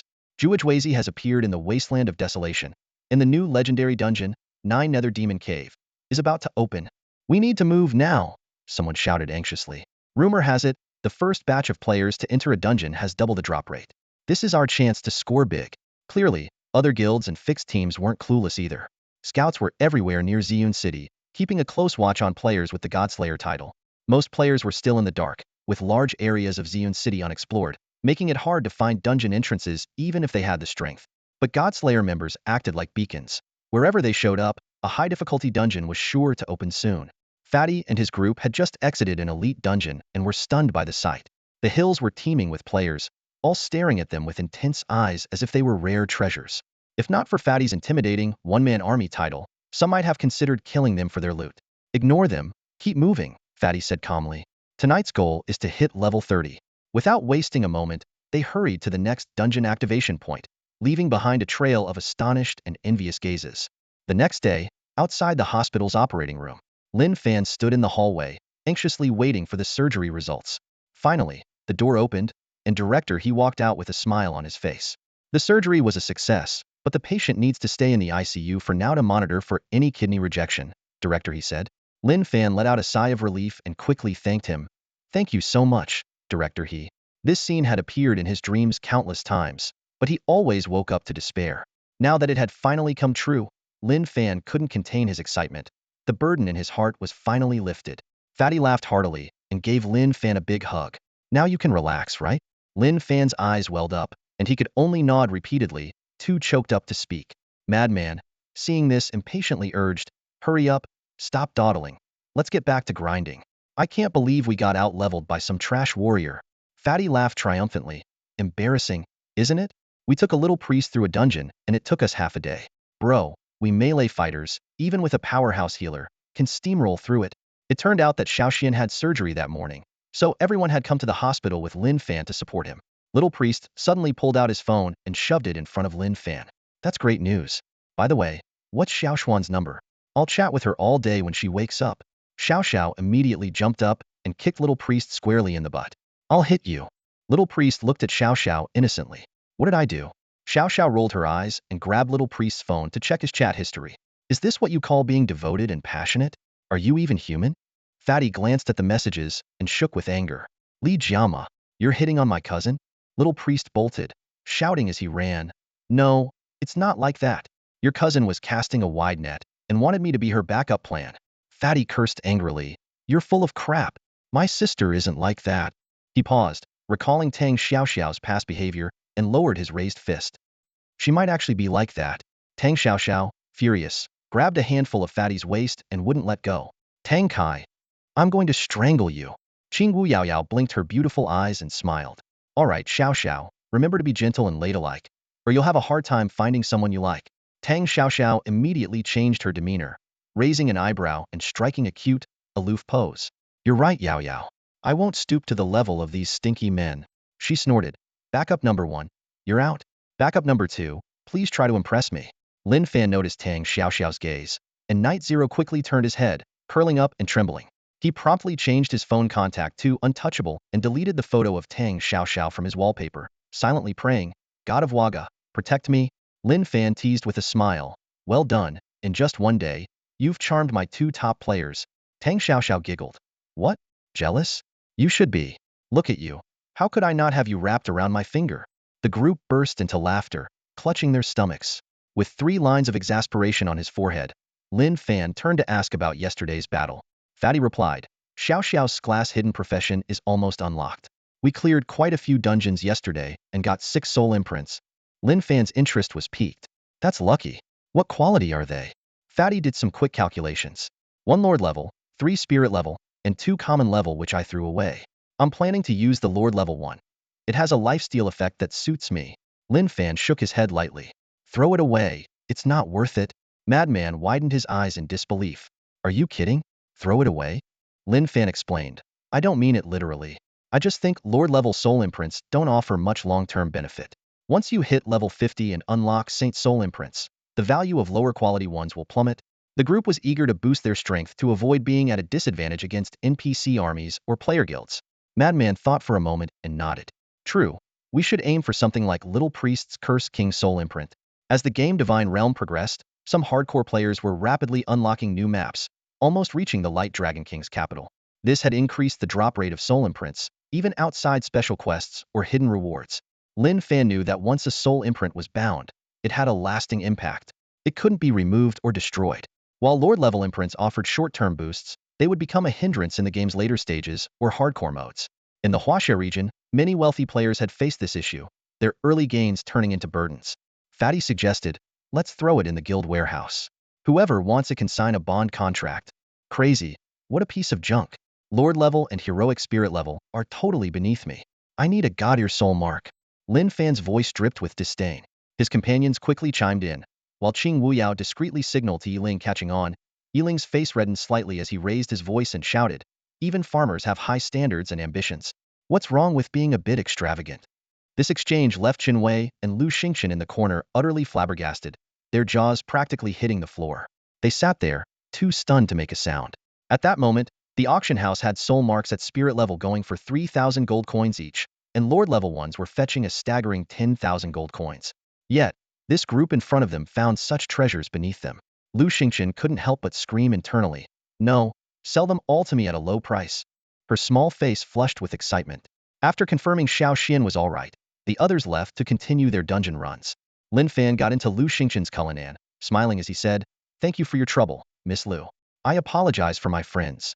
They haven't seen much of the world. Lu Xingqian sat in the driver's seat, her charming face blushing, breathing rapidly as she stared at Lin Fan's muscular legs, thinking to herself, this time, nothing will make me let go. Qin Wei handed over a report, information from Nami on the Japanese server forums. With a casual glance, Lin Fan saw his character details. ID Fanshin, titles including Scarlet Butcher, Orc Heretic, Dragon Slayer, with both danger level and power rating at 5 stars. In contrast, the description for Crazy was just a simple line. Thief, do not engage. Almost no threat support class rogue logistics manager. Stifling a laugh, Lin Fan calmly remarked, Nami is quite thorough. The information is pretty comprehensive. Qin Wei was puzzled by the source of the detailed information, especially the specifics about login times. Lin Fan explained that this was standard procedure, but Nami spreading the information on the forums was unusual. Lu Xingqian astutely observed, you mean, the deliberate dissemination of this information is actually to gather the right people? Exactly. Lin Fan pointed to the forum screenshot title in the report. It's also meant to provoke hostility from the Japanese server players towards me. The title boldly read, The Undefeated Sorcerer of the Dragon Empire. Is it really a good idea to create an account on the Japanese server? Qin Wei maintained a polite smile as he saw Lin Fan off to his villa, then turned to Lu Xingqian with a look of confusion. Lu Xingqian shrugged helplessly with a bitter smile. What can I say?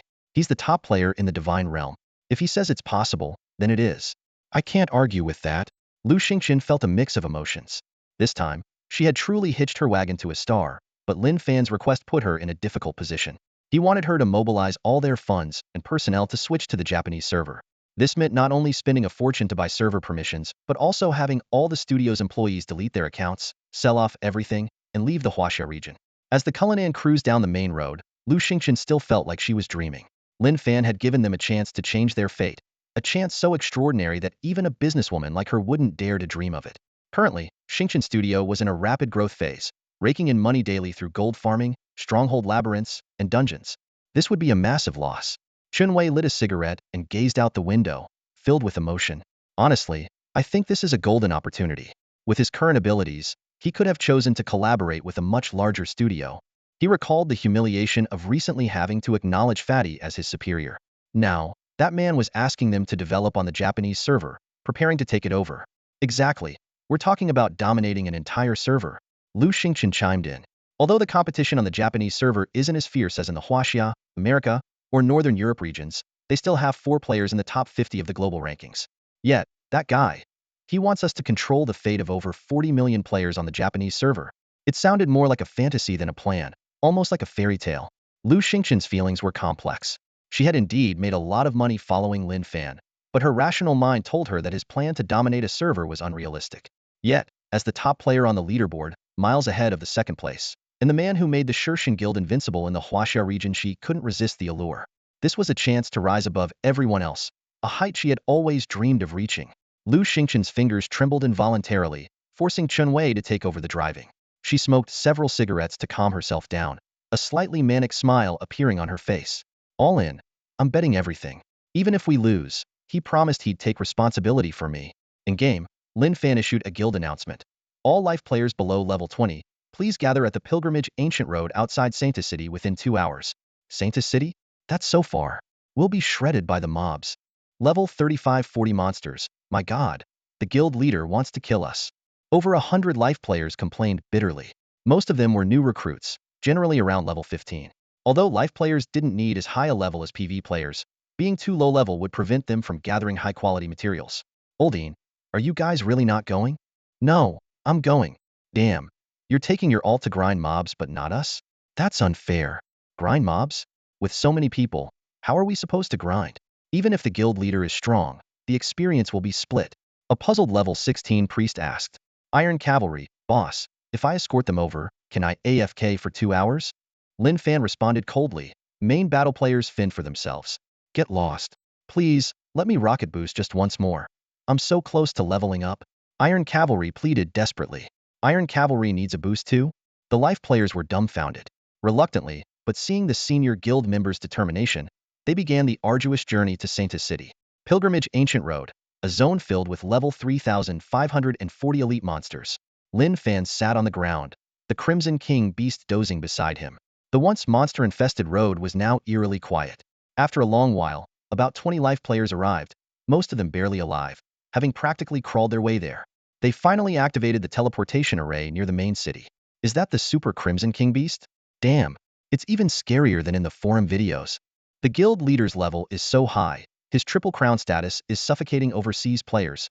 Everyone gasped, seeing a man in white robes sitting on a stone, his face calm and smiling. The giant beast beside him opened its blood-red eyes, making everyone too scared to move. Lin Fan slowly opened his eyes, which shone like stars. Hello, nice to meet you. I'm the guild leader of Shershan. Hello. Nice to meet you. The players greeted him hastily, no longer as casual as they were in the guild chat, where they would jokingly call Lin Fan the Melee Emperor. Knowing that the man before them was the only player in the world rated SSS in combat power by the system, they couldn't help but feel nervous. Even if Divine Realm was just a game, its influence was such that being its top player meant being someone they could never hope to reach in real life. There's no need to feel restrained, Lin Fan said with a smile, glancing around at the guild members.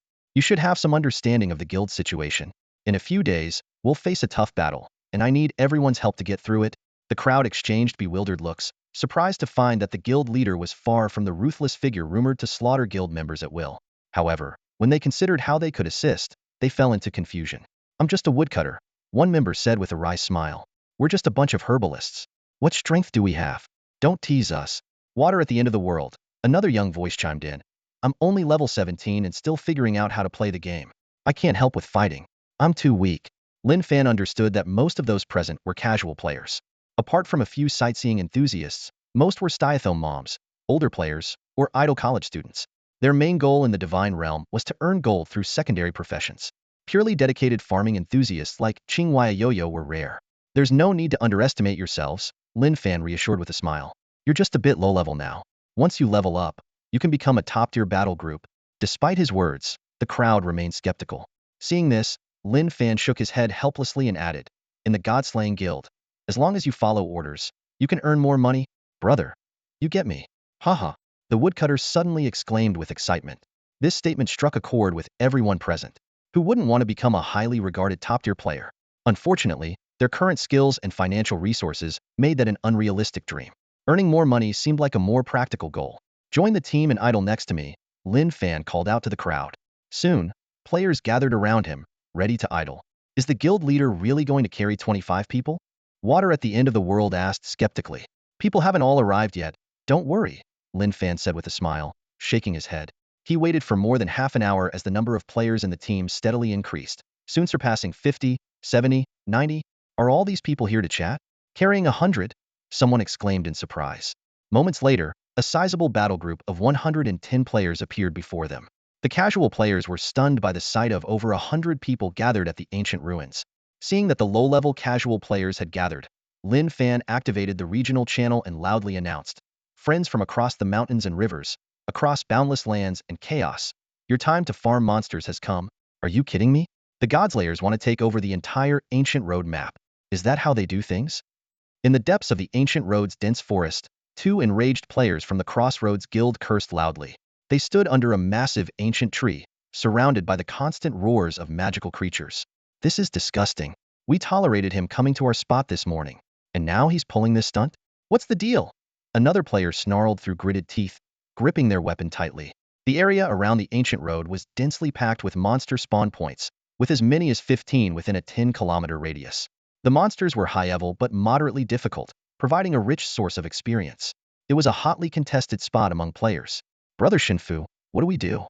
That guy's trying to take our spot again, and he's brought over 100 life skill players.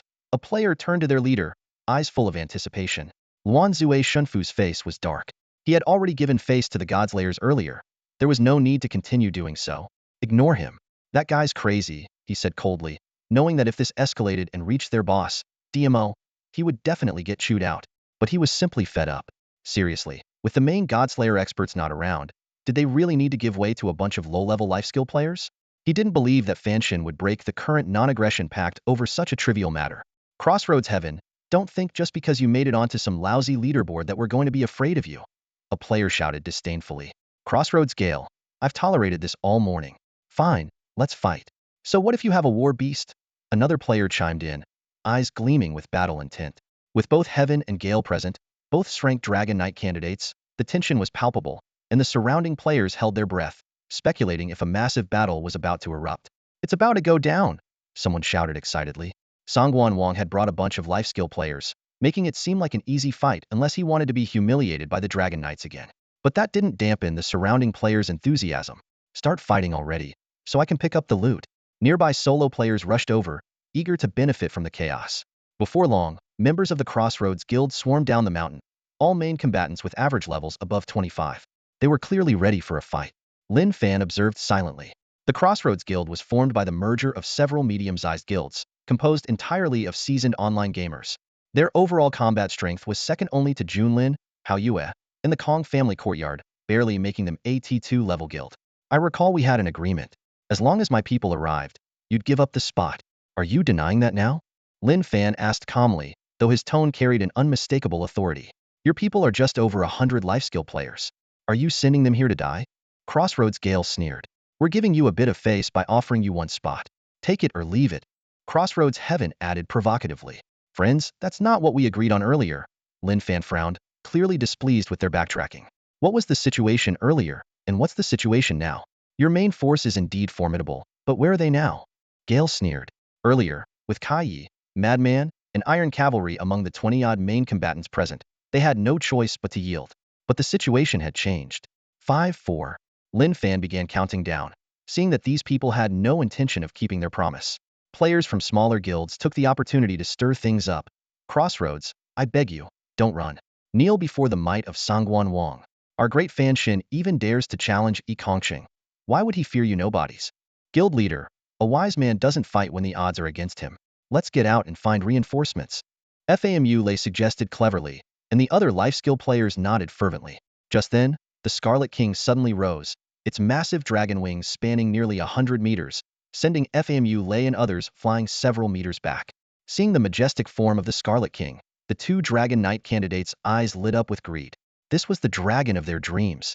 If you want to keep your gear, trade it for this mutated lizard, Gale said with a sinister smile, as the battle group split into two to cut off Lin Fan and his team's retreat. At that moment, members of the Luan Zue Guild arrived and saw the standoff. Luan Zue Shunfu's heart raced. He decided to eliminate Fanshin and his group. No matter how strong Lin Fan was, given the right conditions and timing, he believed even Songguan Wang could be taken down, especially with two Dragon Knight candidates present. I've tolerated you long enough, Lin. Shinfu started, but Lin Fan interrupted.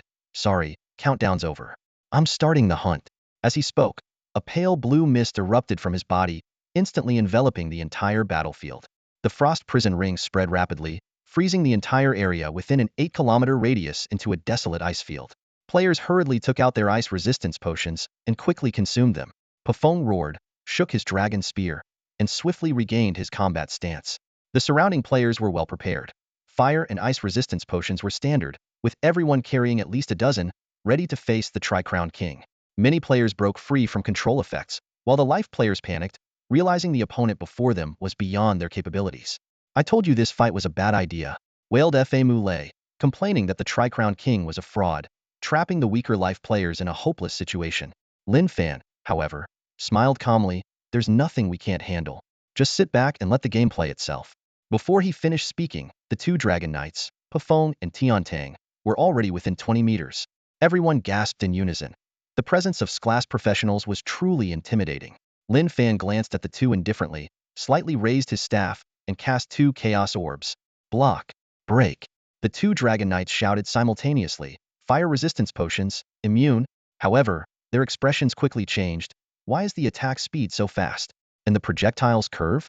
Before they could react, for more chaos fireballs were headed straight for them.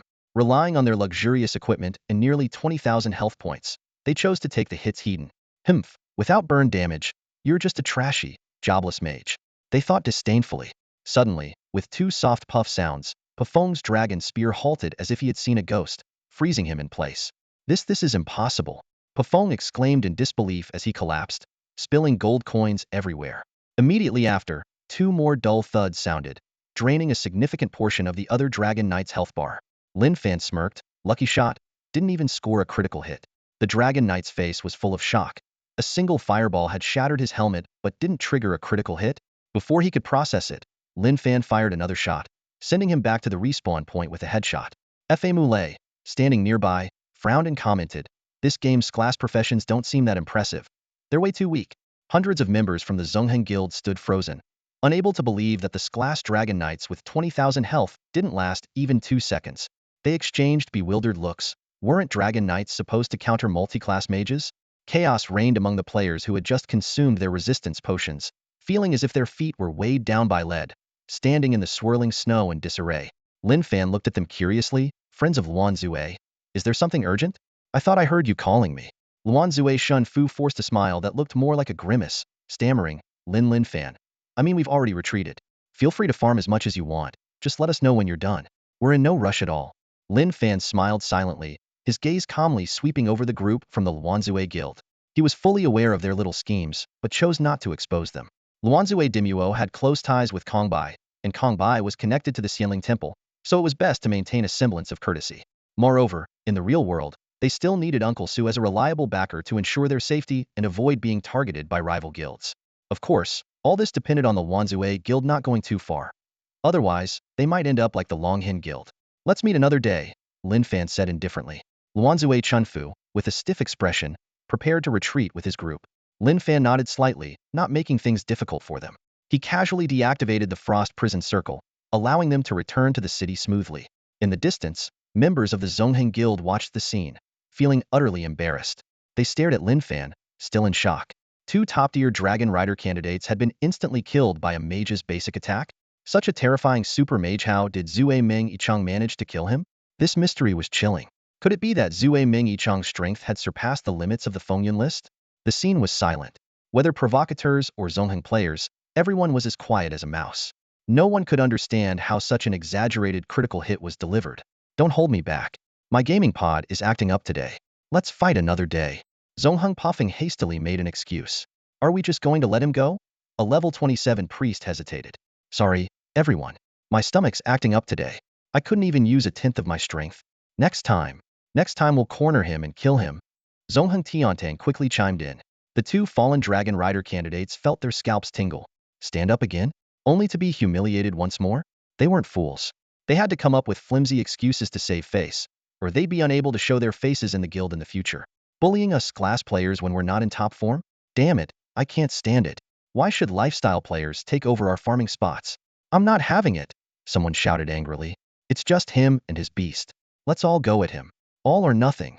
The Zhongheng Guild members misunderstood, roared, and charged from all directions, ready to fight to the death. What? They're coming again? Weren't their leaders just insta-killed? Sigh, fighting is so troublesome. Lin Fan sighed helplessly, activating his domain of the Overlord once more. Luanzue Chinfu and his group, who hadn't yet retreated, were stunned. Their bodies frozen again as chaotic flames began to burn their health bars. "Are you guys insane? Why provoke him?" Luanzue Chinfu roared in anger. "Great, my potions are still on cooldown. I'm going to burn to death." Luanzue Qingsheng wailed. The Luanzue Guild members cursed their luck as they were caught in the crossfire. The priests in their battle group frantically cast healing spells, but they couldn't keep up with the nearly 8,000 points of burn damage per second. Seeing they were about to be wiped out, Chenfu, known for his adaptability, quickly sent a battle group merge request to Lin Fan. Lin Fan was momentarily stunned but then laughed. This guy. He may look annoying, but he's smart. He immediately accepted the merge request. Once they joined Lin Fan's battle group, the Luanzue members became allies and were immune to the negative effects of the Frost Prison Circle. Luanzue Chinfu breathed a sigh of relief, then pointed at the Zhongheng Guild members causing trouble and cursed, "Damn you, Zhongheng Guild. I've had enough of you. On the other side, Zhongheng members were still struggling, while Wanzue Chenfu led his group to attack them. Chenfu, what are you doing? Weren't we just joking around? Who said something about wiping out? A Zhongheng warrior didn't finish his sentence before being instantly killed by Chenfu's war halberd. That was close. Chenfu panted, his heart racing. He glanced at Lin Fan, who remained expressionless and felt somewhat reassured. Such a dramatic scene left the lifestyle players from the FAMU guild dumbfounded. What's going on? Why are they fighting? The Wanzue guild members were already stronger than the Zhongheng members, and with the added benefit of Lin Fan's Frost Prison Circle, they quickly cleared out a large number of Zhongheng players. Sorry to bother you, Fanshin. These spoils of war are compensation. Wanzue Chenfu forced a smile and sent a trade request to Lin Fan. Thank you. Lin Fan accepted without hesitation, taking the 20 or so blue items and a few purple items dropped by the Zhongheng guild and handing them to the FAMU guild members. You guys take these. You can equip them once you level up. Wow. I didn't expect the Wanzue guild to be so honorable. Tianya Ruoshue exclaimed. Much appreciated, but these items are all level 20 and above. It might take a while to level up enough to use them, FAMU said. It won't take long, Lin Fan chuckled. My brother took almost 10 days to reach level 20. As a guild member, I should be able to do it in about a week. The lifestyle players were thrilled to get free gear. Even if they couldn't use it themselves, they could sell it at the auction house for a profit. Lin Fan shook his head without saying anything, fully activating his domain of the Overlord to cover the farming spot. The Scarlet King spread its wings and soared into the sky. Its devastating breath rained down like a storm, toppling trees in its path. Suddenly, a horde of level 35 elite undead warriors emerged from the forest, throwing the scene into chaos. At that moment, the guild leader unleashed a jaw-dropping spell, Divine Meteor Strike. With multiple special effects triggering, 3 massive meteors descended from the sky, crashing into the ground. OMG, is this the guild leader's magic? Someone exclaimed. This is freaking terrifying. The surrounding players were left in awe. They had seen this move in videos, but witnessing it firsthand was a whole different experience. The damage numbers in the battle logs scrolled wildly, and the undead warriors, with health points as high as 150,000, were nearly obliterated by the 3 meteors. The guild leader followed up with a flame dragon spell, instantly reducing over 50 elite monsters to ashes. System notifications popped up continuously. You have slain an undead warrior. Experience 400. You have slain. Although the experience points from individual monsters were divided among many players, the sheer number of monsters made sure everyone reaped the benefits. Within just 2 minutes, half the players in the battle had leveled up, their faces filled with disbelief. Normally, it would take hours of grinding to gain a small amount of experience, but now they were leveling up while practically sitting idle. Lin Fan assessed the situation internally. The critical strike damage isn't enough. The crit rate is still a bit low. He opened his panel to check his stats. ID, Fanshin. Race, human. Level, 40. Magic attack, 2000. HP, 7300730. MP, 7800078000. Attack speed, 3.0. Agility, 100. Defense, 24,030. Dual resistance. Crit rate, 35. Range, 7,240 meters. Remaining attribute points, 150. Remaining skill points, 650. Remaining talent points, 3. Earlier that morning, Lin Fan and his team had been grinding, boosting his attack power to 2,000 points. The proficiency of the giant spirit god's left eye's critical damage had reached 600, allowing him to deal 7 times the crit damage, including his own 1x crit multiplier. Adding the 3-fold base damage from Divine Meteor Strike, he could deal over 40,000 damage on direct hits, not counting the massive splash damage. Such stats were staggering. With a 7-kilometer range, he could cover most of the monster spawn points along the Pilgrim's Ancient Road. The Ice Prison spell ring enveloped everything at full power, and nearby monsters were obliterated by the Scarlet King's brutal attacks. All he needed to do was add some supplementary damage. Distant monsters would be frozen or burned to death before even getting close. Lin Fan chose to grind in the wild rather than in dungeons to save travel time and ensure a constant stream of monsters to kill. The system notification chimed again. You have completed a Brank extermination quest. You have cleared 300,300 undead warriors. Free attribute point 7, skill points 10, silver coins 50, experience 20,000. While grinding in the wild, he was also completing hunting quests. Lin Fan's hunting level had risen to silver, allowing him to take on higher difficulty Brank quests. With the support of large gift packs, he could borrow numerous hunting quests from Holy Maiden City and submit them online to amass attribute points. However, these gains were secondary to Lin Fan. His main goal was to max out his soul imprint proficiency by killing 100,000 monsters as quickly as possible. That was the real prize. Lin Fan had a plan. With 10,000 mana, a 10-kilometer range, and an outrageous 20x critical damage, he was preparing to deliver an unimaginable blow to enemy players and NPCs alike. Fatty, gather all members who need the servitude contract at the base within 10 minutes. Latecomers will not be entertained. Fatty's voice boomed across the guild channel. Simultaneously, other administrators began issuing their commands. Qingwu Yaoyao reminded, members who have reached level 30 and need the fruit of life, come to me to collect it. Yiling impatiently grumbled, please, everyone, stop visiting the first floor of the maze. You are seriously disrupting my planting. Madman's roar was even more deafening. Damn it. Anyone slacking off? Any assassins not yet level 30? Get out of here. The grind never ends. Time flew by, and 4 days passed in the blink of an eye. During this short period, Fatty's team swept through the dungeons near Ziyun City with astounding efficiency, securing first completions on over 80 of them. The rewards poured in like a tidal wave: equipment, skill books, experience points, soul imprints, and more. Lin Fan leveled up at a breakneck speed by relentlessly farming monsters.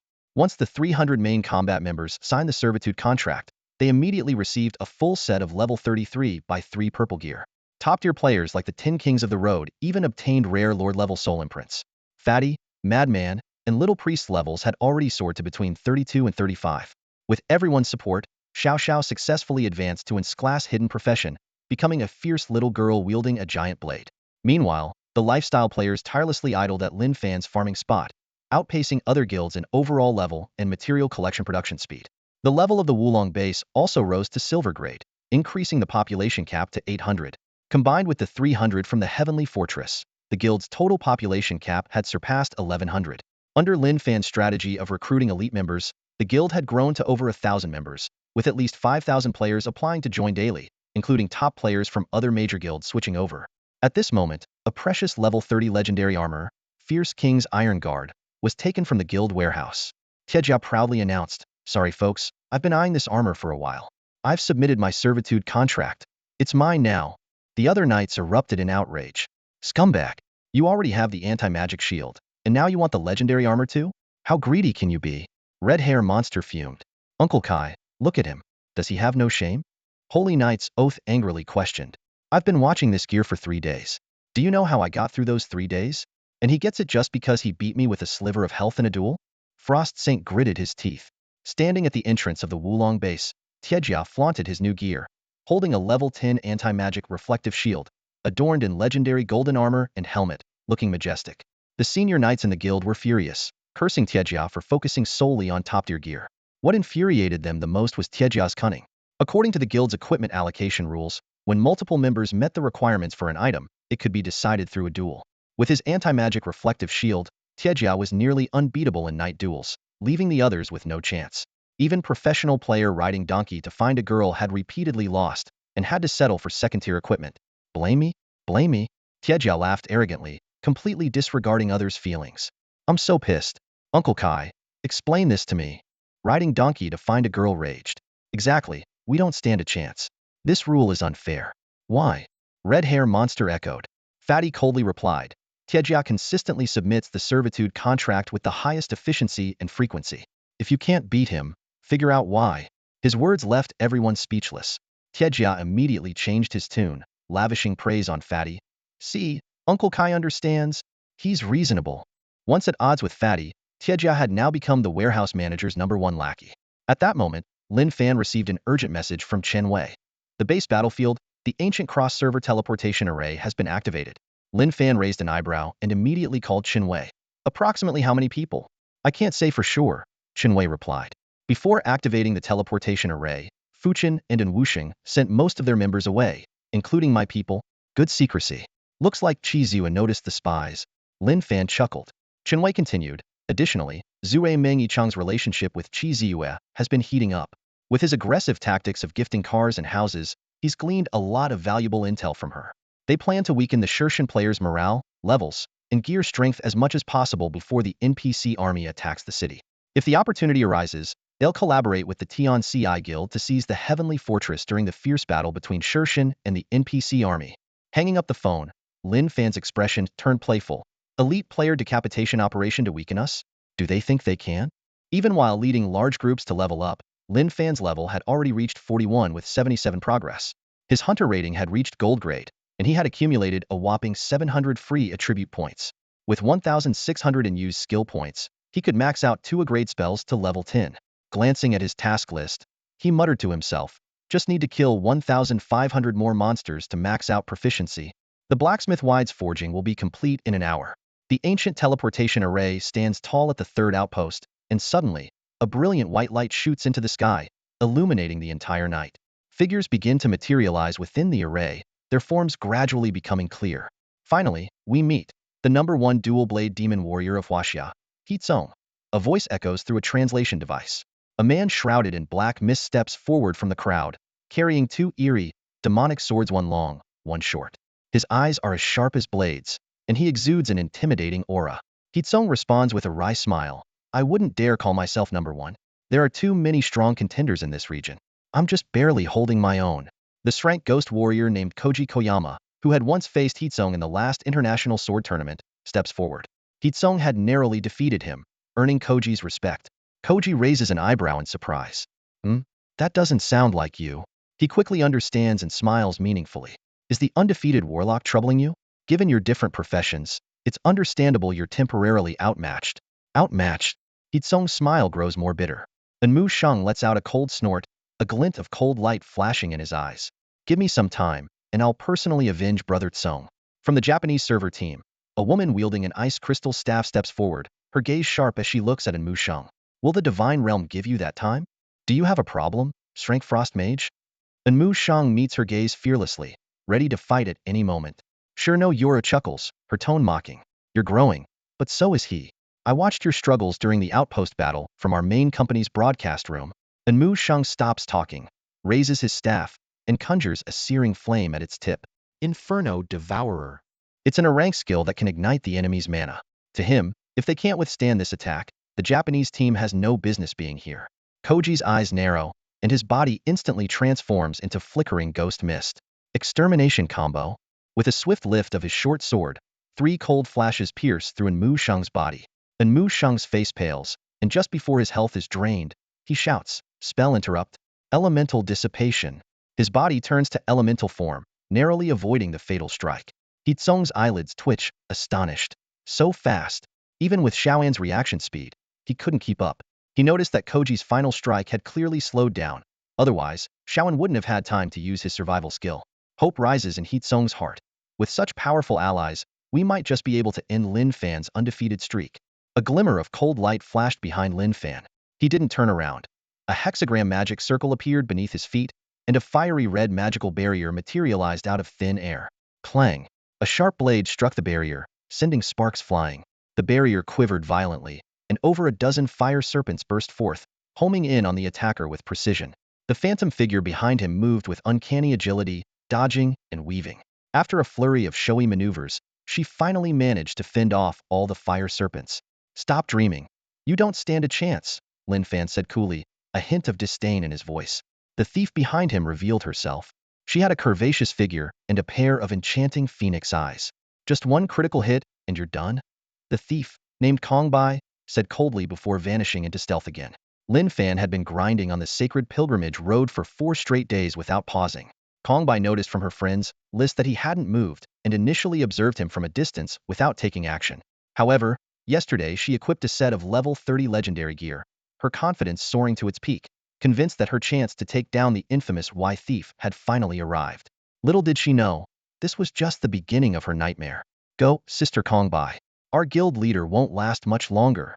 Kongbai, you have to break his defense this time. Watching you die repeatedly is breaking my heart. Several Idle Life players around them cheered on Kongbai with sympathetic eyes. Lin Fan frowned and snapped, keep it up, and I'll send you back to the mines. Please let Sister Kongbai kill you just once. She's been through enough. Yeah, come on, guild leader, can't you let her win just once? The female players pouted in discontent, frustrated by their seemingly heartless guild leader. In truth, Kongbai had attempted 14 assassination ambushes already. She had narrowly escaped twice by using potions but had died 12 times at Lin Fan's hands, dropping from level 36 to 34, undoing days of leveling efforts. Yet, she wasn't discouraged. She analyzed her failures and enhanced her critical bleeding attribute through a God-ear soul imprint. Now, with one critical hit, she could inflict over 10,000 true damage bleeding. She was certain this time would make Lin Fan log off in tears. Kong Bai's figure flickered, launching a mid-air assault. She feinted, trying to bait Lin Fan into using a skill. But Lin Fan didn't even raise his staff. He just shook his head slightly. True damage bleeding is terrifying. But you have to hit my real body first. Flame Demon Surge, Lin Fan whispered, and flames erupted around him, the red barrier reappearing. This was the effect of the Brank Fire spell Flame Demon Surge, consuming 500 MP to summon a flame barrier with a shield value of 1000 plus spell attack power. Upon taking damage, it releases 12 fire elements, each dealing damage equal to 5 of his attack power. The barrier consumes 400 MP per second and has an 8-second cooldown. This was one of Lin Fan's gains from grinding. Compared to the Sun Shield, this skill was much stronger. Although it didn't offer the exaggerated shield value of 9 Sun Shields, it provided comprehensive protection. If an opponent got entangled by the fire serpents, it would trigger the flame burn effect, making it both offensive and defensive. Heart-piercing twin demons. Kong Bai's short blade glowed a ghostly blue as she unleashed her Shrank-exclusive skill, aiming to shatter the magic shield. The legendary short blade emitted a low growl, and a ghostly blue two-headed wolf lunged forward.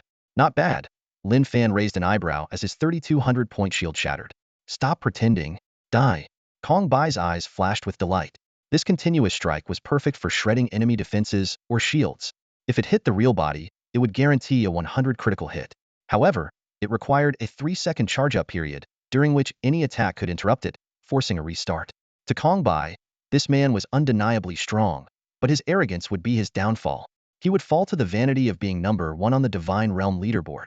Don't be so dramatic about life and death, Lin Fan sighed with a wry smile. Kong Bai's beautiful eyes narrowed in surprise. Another shield under the shield? Lin Fan chuckled as fire elements continued to surge. For Sun shields had long been arrayed in front of him, continuing to fend off the two-headed wolf's assault. Kong Bai, you're overconfident. Heart-piercing twin demons was prepared just for you, she exclaimed, not dismayed but delighted as the two-headed wolf bit through each shield with ease. A skill that weakens magic shields is indeed good, but Lin Fan's lips curled into a smirk. Do you know what a shield mage is? Kong Bai's eyebrows furrowed, puzzled by his confidence. How could he still talk big when targeted by a thief of her caliber? He was asking for it. Just as the legendary short blade pierced through all the sun shields, aiming for Lin Fan's heart, he whispered again, Water Demon Guard. A blue glow enveloped his body, leaving Kong Bai stunned. She, usually so composed, couldn't help but want to curse. How many layers of shields did this bastard have? It was never-ending. Gritting her teeth, Kong Bai thrust her blade forward, and the damage number that appeared left the onlooking female players in shock. Critical hit reduction. Kong Bai stood there, stunned, eyes wide in disbelief as she stared at the damage numbers before her. She had finally broken through layers of defense, only to fail in delivering the expected critical hit. The two-headed wolf let out a wail before vanishing, seemingly ashamed of the negligible damage. How is it possible to miss a critical hit with a 100 rate? Kong Bai's beautiful eyes were filled with shock, her voice trembling slightly. Lin Fan raised his staff, a mocking smile playing at the corners of his mouth. Practice more if you're weak. Before he finished speaking, a chaos ball was already heading her way. A despairing number flashed before Kong Bai's eyes, marking her 15th failed ambush. She fell to the ground, still unwilling to give up, shouting, just you wait. I won't accept this. Lin Fan chuckled calmly. No time for your antics. We have an important guest in our region. Important guest? Kong Bai sensed something and stopped pestering him. A flash of white light transported her back to the fountain. Lin Fan exhaled deeply, muttering to himself, phew, that was close. If she had landed a critical hit, I'd be done for. He was secretly relieved, almost failing while showing off. Although the twin demon attack seemed to only cause 1 point of damage, if not for the Blevel protective skill Water Demon Guard, forming the final line of defense, the outcome could have been very different. Lin Fan pulled up his skill panel and examined it closely. Blevel Water Magic Water Demon Guard consumes 800 MP to summon a water barrier, providing 2,000 fixed shield points, while reducing the attacker's critical hit rate and piercing effects by 40. Cooldown, 30 seconds. With over 100,000 MP, Lin Fan could activate triple shields at any time. Even when surrounded by numerous assassins, he could handle it with ease, and even had the capacity to summon the magic eye mirror to distance himself for a counterattack. Just then, the guild channel exploded with activity. Yi ao you phone do. Are you crazy? Brothers, we've been attacked. Why do these people kill us on sight? Qian Qian. Help. These players are disgusting. They killed me once and keep killing me whenever I revive. Sacred Maiden City coordinates 126.22. Dungeon entrance under attack. Suspicion of mass poisoning by players with Japanese IDs in the public dungeon of Purple Cloud City. Random killings by Tion CI players at the monster spawn point outside Purple Cloud City. Lin Fan stood up, a glint of determination in his eyes, and whispered, "It has begun." The madman received a disturbing message. Alarming casualty reports came in from the public instance. The squad led by Qingfeng Tizi had encountered formidable enemies. The opposing team was powerful, with at least 10 rank players and 3 strength players. A level 28 warrior reported the situation with a bitter smile. He was also a member of Qingfeng's team. They even kill non-combat players? Tiechi asked in shock. Are they still alive? Upon receiving a positive response, he immediately messaged Lin Fan privately. Brother Fan, should we send people over? Lin Fan glanced at the latest battle report. Dozens of guild members who were out farming and gathering herbs had been killed. While such incidents were not uncommon, they were usually minor skirmishes over resources with solo players. Normally, no large guild would dare act so brazenly. Even Tianzi had been particularly low-key recently. But this was the first time so many members were killed all at once. Rescue the fallen players, just drive them away without deep pursuit. Lin Fan replied succinctly. Upon hearing the news, Pongzi and Xiao Xiao immediately rushed to the poison cloud instance where the most members were trapped. This was a dilapidated village where all the villagers had been poisoned, leading to a plethora of monsters. This level 30 legendary public instance, after being conquered by Pongzi and others, now accommodated hundreds of players farming monsters and gear. It was a mixed bag, with numerous large guilds farming there. You won't escape.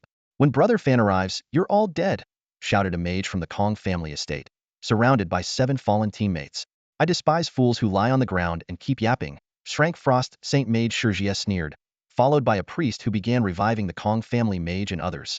Return of the spirits, the priest chanted, casting an rank resurrection spell over all targets in range. No, everyone, don't stand up. The Kong family mage quickly realized their intention and ordered everyone not to accept the resurrection. Enslavement rune, another priest sneered, as a gray rune stone hovered over the corpses. Revival denied. Forced resurrection, the system prompt sounded. The Kong family members were horrified. These rune stones could force enemies to resurrect? You will die a miserable death. The Kong family mage and others were forced to stand up, without even a chance to log out, only to be killed again by dozens of frost arrows. Remember the word, retribution? Qingfeng wielded his battle sword, forced to stand up from the ground. His eyes were fierce, and his round battle shield deflected numerous ice arrows. Shurjie frowned as a barrage of ice spikes erupted from the ground, but Qingfeng's agile movements allowed him to dodge through the gaps. Roar of the Dragon Lion, Qingfeng shouted, shattering all the ice within 10 meters with a powerful roar. 7/Fury. Qingfeng's wild sword dance continuously broke down the attacks of the Shrank Frost Saint Mage. The impressive momentum even made Shurjie panic, causing her to step back instinctively. However, with her legendary gear, she couldn't afford to be timid and continued the fierce bombardment. Qingfeng's health reached the bottom, and he was knocked back, kneeling on one knee but still exuding an undiminished aura. Even if you kill me 10 times, 100 times, Shurshin will return the favor tenfold. A Brank warrior with such strength? Kazuo observed deeply, recognizing the man's top-tier skills and decent equipment, though limited by his class rank. Ridiculous Brank warrior. Know your place. Chinese scum. Shurjie couldn't bear the humiliation, raising her hand to cast 2 ice spikes, knocking Qingfeng down again. His heroic battle sword also dropped from his grasp. That's enough. Next coordinate. A group of over a dozen Japanese server players decided, having taken down 4 squads from Shurshin in the Kong family estate and reaped considerable loot. Revive my brother. Those who kill Shurshin members die. A furious shout echoed, and a resurrection aura appeared on Qingfeng. Suddenly, a figure descended from the sky, kicking up dust. In the midst of the dust, dual swords gleamed menacingly. His eyes were wide with anger, and light and dark elements swirled around him like 2 dragons coiling at his waist. Run? Carrying the anti-magic shield, Tiechi cursed. You think you can just run after killing our people? Light and dark swordmaster? Ghost warrior Kazuo's face darkened as Shurshin's main force arrived. He chose not to engage further, smirking, ignore them. We withdraw. Regroup at the next coordinate. You face them heathen. I'll cut off their retreat. Kill my brothers, and I'll bash your brains in. A girl's voice rang out, as a petite figure wielding a giant sword as big as a doorboard swiftly slid in, blocking Kazuo and his team's retreat. Shurjie, you dare speak arrogantly at level 32? Kill. 3 rank mages under her command formed a hexagram, unleashing a torrent of fire, earth, and wind magic, overwhelming the little girl. Overlord's descent. The purple-haired girl grinned, her smile carrying a terrifying killing intent. Her figure began to stretch and grow taller, with her short legs transforming into long, bronze-colored limbs. A pair of small tiger teeth turned into sharp fangs, and black demonic patterns erupted all over her body, making her look like a formidable beast lord descending onto the battlefield. Shizuno and the elite Japanese mages stood there, dumbfounded. Without hesitation, they unleashed a barrage of magical skills, filling the air with dazzling lights and waves of energy. However, when the dust settled, they were shocked to find that the opponent had lost barely 2,000 health points. Done already? My turn. Xiao Xiao grinned, embodying the spirit of the Beastmaster swordsman. Her smile appeared particularly terrifying and fierce at that moment. This is absurd, exclaimed a nearby knight. Even I, a knight, can't reduce magic damage like this. We've created a monster. The trial task for this class hidden job, the Greatsword Overlord, was extremely challenging. Fatty, Iron Knight, and others had battled for an entire morning on an ancient battlefield just to barely pass, a difficulty comparable to a level 30 Abyss dungeon. The legacy of the Greatsword Overlord came from a half-beast, fanged swordsman's heroic spirit. This class was a natural enemy of magic. Once the Overlord Descent state was activated, it could significantly reduce enemy magic damage for 10 seconds, with a cooldown of just 30 seconds. How can a melee class counter me? Maybe you should switch games, Fatty said, looking utterly dejected. The light dark swordsman's attacks included a lot of magic damage. Once Xiao Xiao grew stronger, she might not even lose in a 1v1 match against him. Xiao Xiao charged forward, using her exclusive weapon, a giant blade, as if it were a skateboard. She executed a unique technique, giant blade charge, and barreled into an earth mage. Ready to taste my blade? Xiao Xiao chuckled. The next second, with a loud boom, the ground split and dirt flew. Xiao Xiao swung her giant sword furiously, smashing down with immense power. The earth mage, stunned, was quickly and brutally buried in the mud. That's what you call a small slice? Iron Knight couldn't help but complain. Was this guy chopped to death or smashed by that huge sword? He noticed that Xiao Xiao's sword was twice as large as his broadsword, more like a door panel being swung around. Are you two siblings monsters? Juajweizi joked from the side. If she switches to that giant case sword in the warehouse, who knows how fierce she'll be? Fatty suddenly realized. Damn, she's stealing all the spotlight. What a miscalculation. The greatsword style was hard to master, but high difficulty often meant high rewards. Xiao Xiao wielded only a level 25 hero giant sword with a base attack of 1,300 points, but under the greatsword overlord's boost, her normal attacks dealt double damage, cutting out 2,600 damage per hit. If she landed critical hits consecutively, even her brother Fatty would feel the pain after a few strikes. However, there was a trade-off. The greatsword style was slow, making it easy for nimble warriors to dodge, but it could quickly break into the enemy's backline, reducing magic damage and acting as an excellent battering ram. Anyone else? Xiao Xiao returned to normal, standing on one leg atop her giant sword, provocatively scanning the surroundings. Ignore her, move out, Kazumi decisively ordered. Two A-class warriors advanced to encircle Xiao Xiao, providing cover as he led his team to retreat. Why are they running? I've only killed one person, Xiao Xiao muttered, stunned that the Japanese warriors fled while her abilities were on cooldown. Captain, should we chase them? Iron Knight asked. They didn't seem that tough. Be cautious of an ambush. I suggest we don't go, Qing Feng warned. Fatty watched Kazumi and his group retreat, a glint of coldness in his eyes. Their Hitandran tactic was indeed strange, but it was unclear who was setting up whom. Let's move. They have a treasure that can forcefully revive teammates. Next coordinate, rescue the team. Fatty commanded, leading Qing Feng and the others to the next skirmish location. Night fell, casting shadows through the forest. Hizai led a squad that moved like phantoms among the trees, each member's movements reflecting their rigorous training. Shitsizi glanced back towards the dungeon and sneered. Is this the strength of Huaxia players? Humph, they don't even dare to pursue us. Hizai warned cautiously, don't underestimate them. Some of them are quite strong, with skills and gear that rival our own. The group moved like a team of assassins in the night, thoroughly prepared for this cross-server assassination mission. Each carried numerous items to handle unforeseen circumstances, equipped with speed-boosting skills and gear, allowing them to move much faster than ordinary players. Their plan was ambitious. As long as the ancient teleportation array remained active, they could continuously infiltrate the Guanglong Empire. Weakening the Shirshin Guild was just one goal. More importantly, this was a show of strength for the players from the Eastern District. Neither the financial backers nor the national interests behind them would tolerate the rise of an undefeated champion in the Dragon Empire.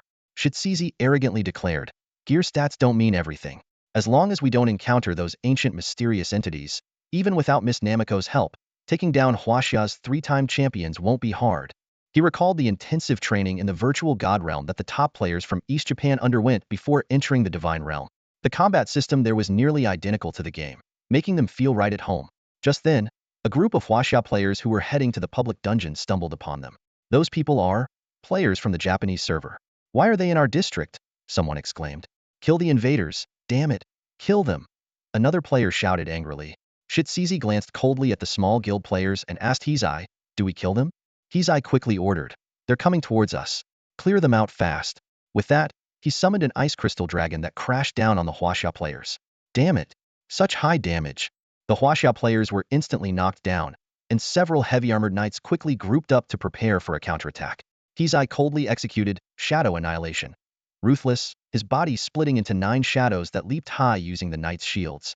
His short blade plunged into the ground, and the 9 shadows drew their blades in unison, delivering 18 slashes in a second, instantly killing a level 29 Guild Elite Knight. The Japanese squad demonstrated incredible strength, with even their healers dealing significant damage. In a matter of moments, the small Huaxia battle group was nearly wiped out. The remaining players panicked completely. Ruthless Piledriver, realizing the dire situation, fled with a staff, taking a shortcut through a side path from a previous side quest. Hizai ordered, leave no survivors to prevent them from regrouping and affecting our operations. 2 team members immediately chased after the fleeing mage. While escaping, Piledriver ran into a figure. Looking up, he was stunned to see Lin Xiaolu. Empire Fire Mage? Lin Xiaolu? Why does this ID seem so familiar? Wait, Empire Mage, could it be that the Japanese player's invasion has alerted the Guanglong Empire? Lin Xiaolu asked, are you a player from 4396 Newbie Village? Piledriver was overjoyed. Whoa, a newbie village guardian. Aren't they super powerful? Then go deal with them.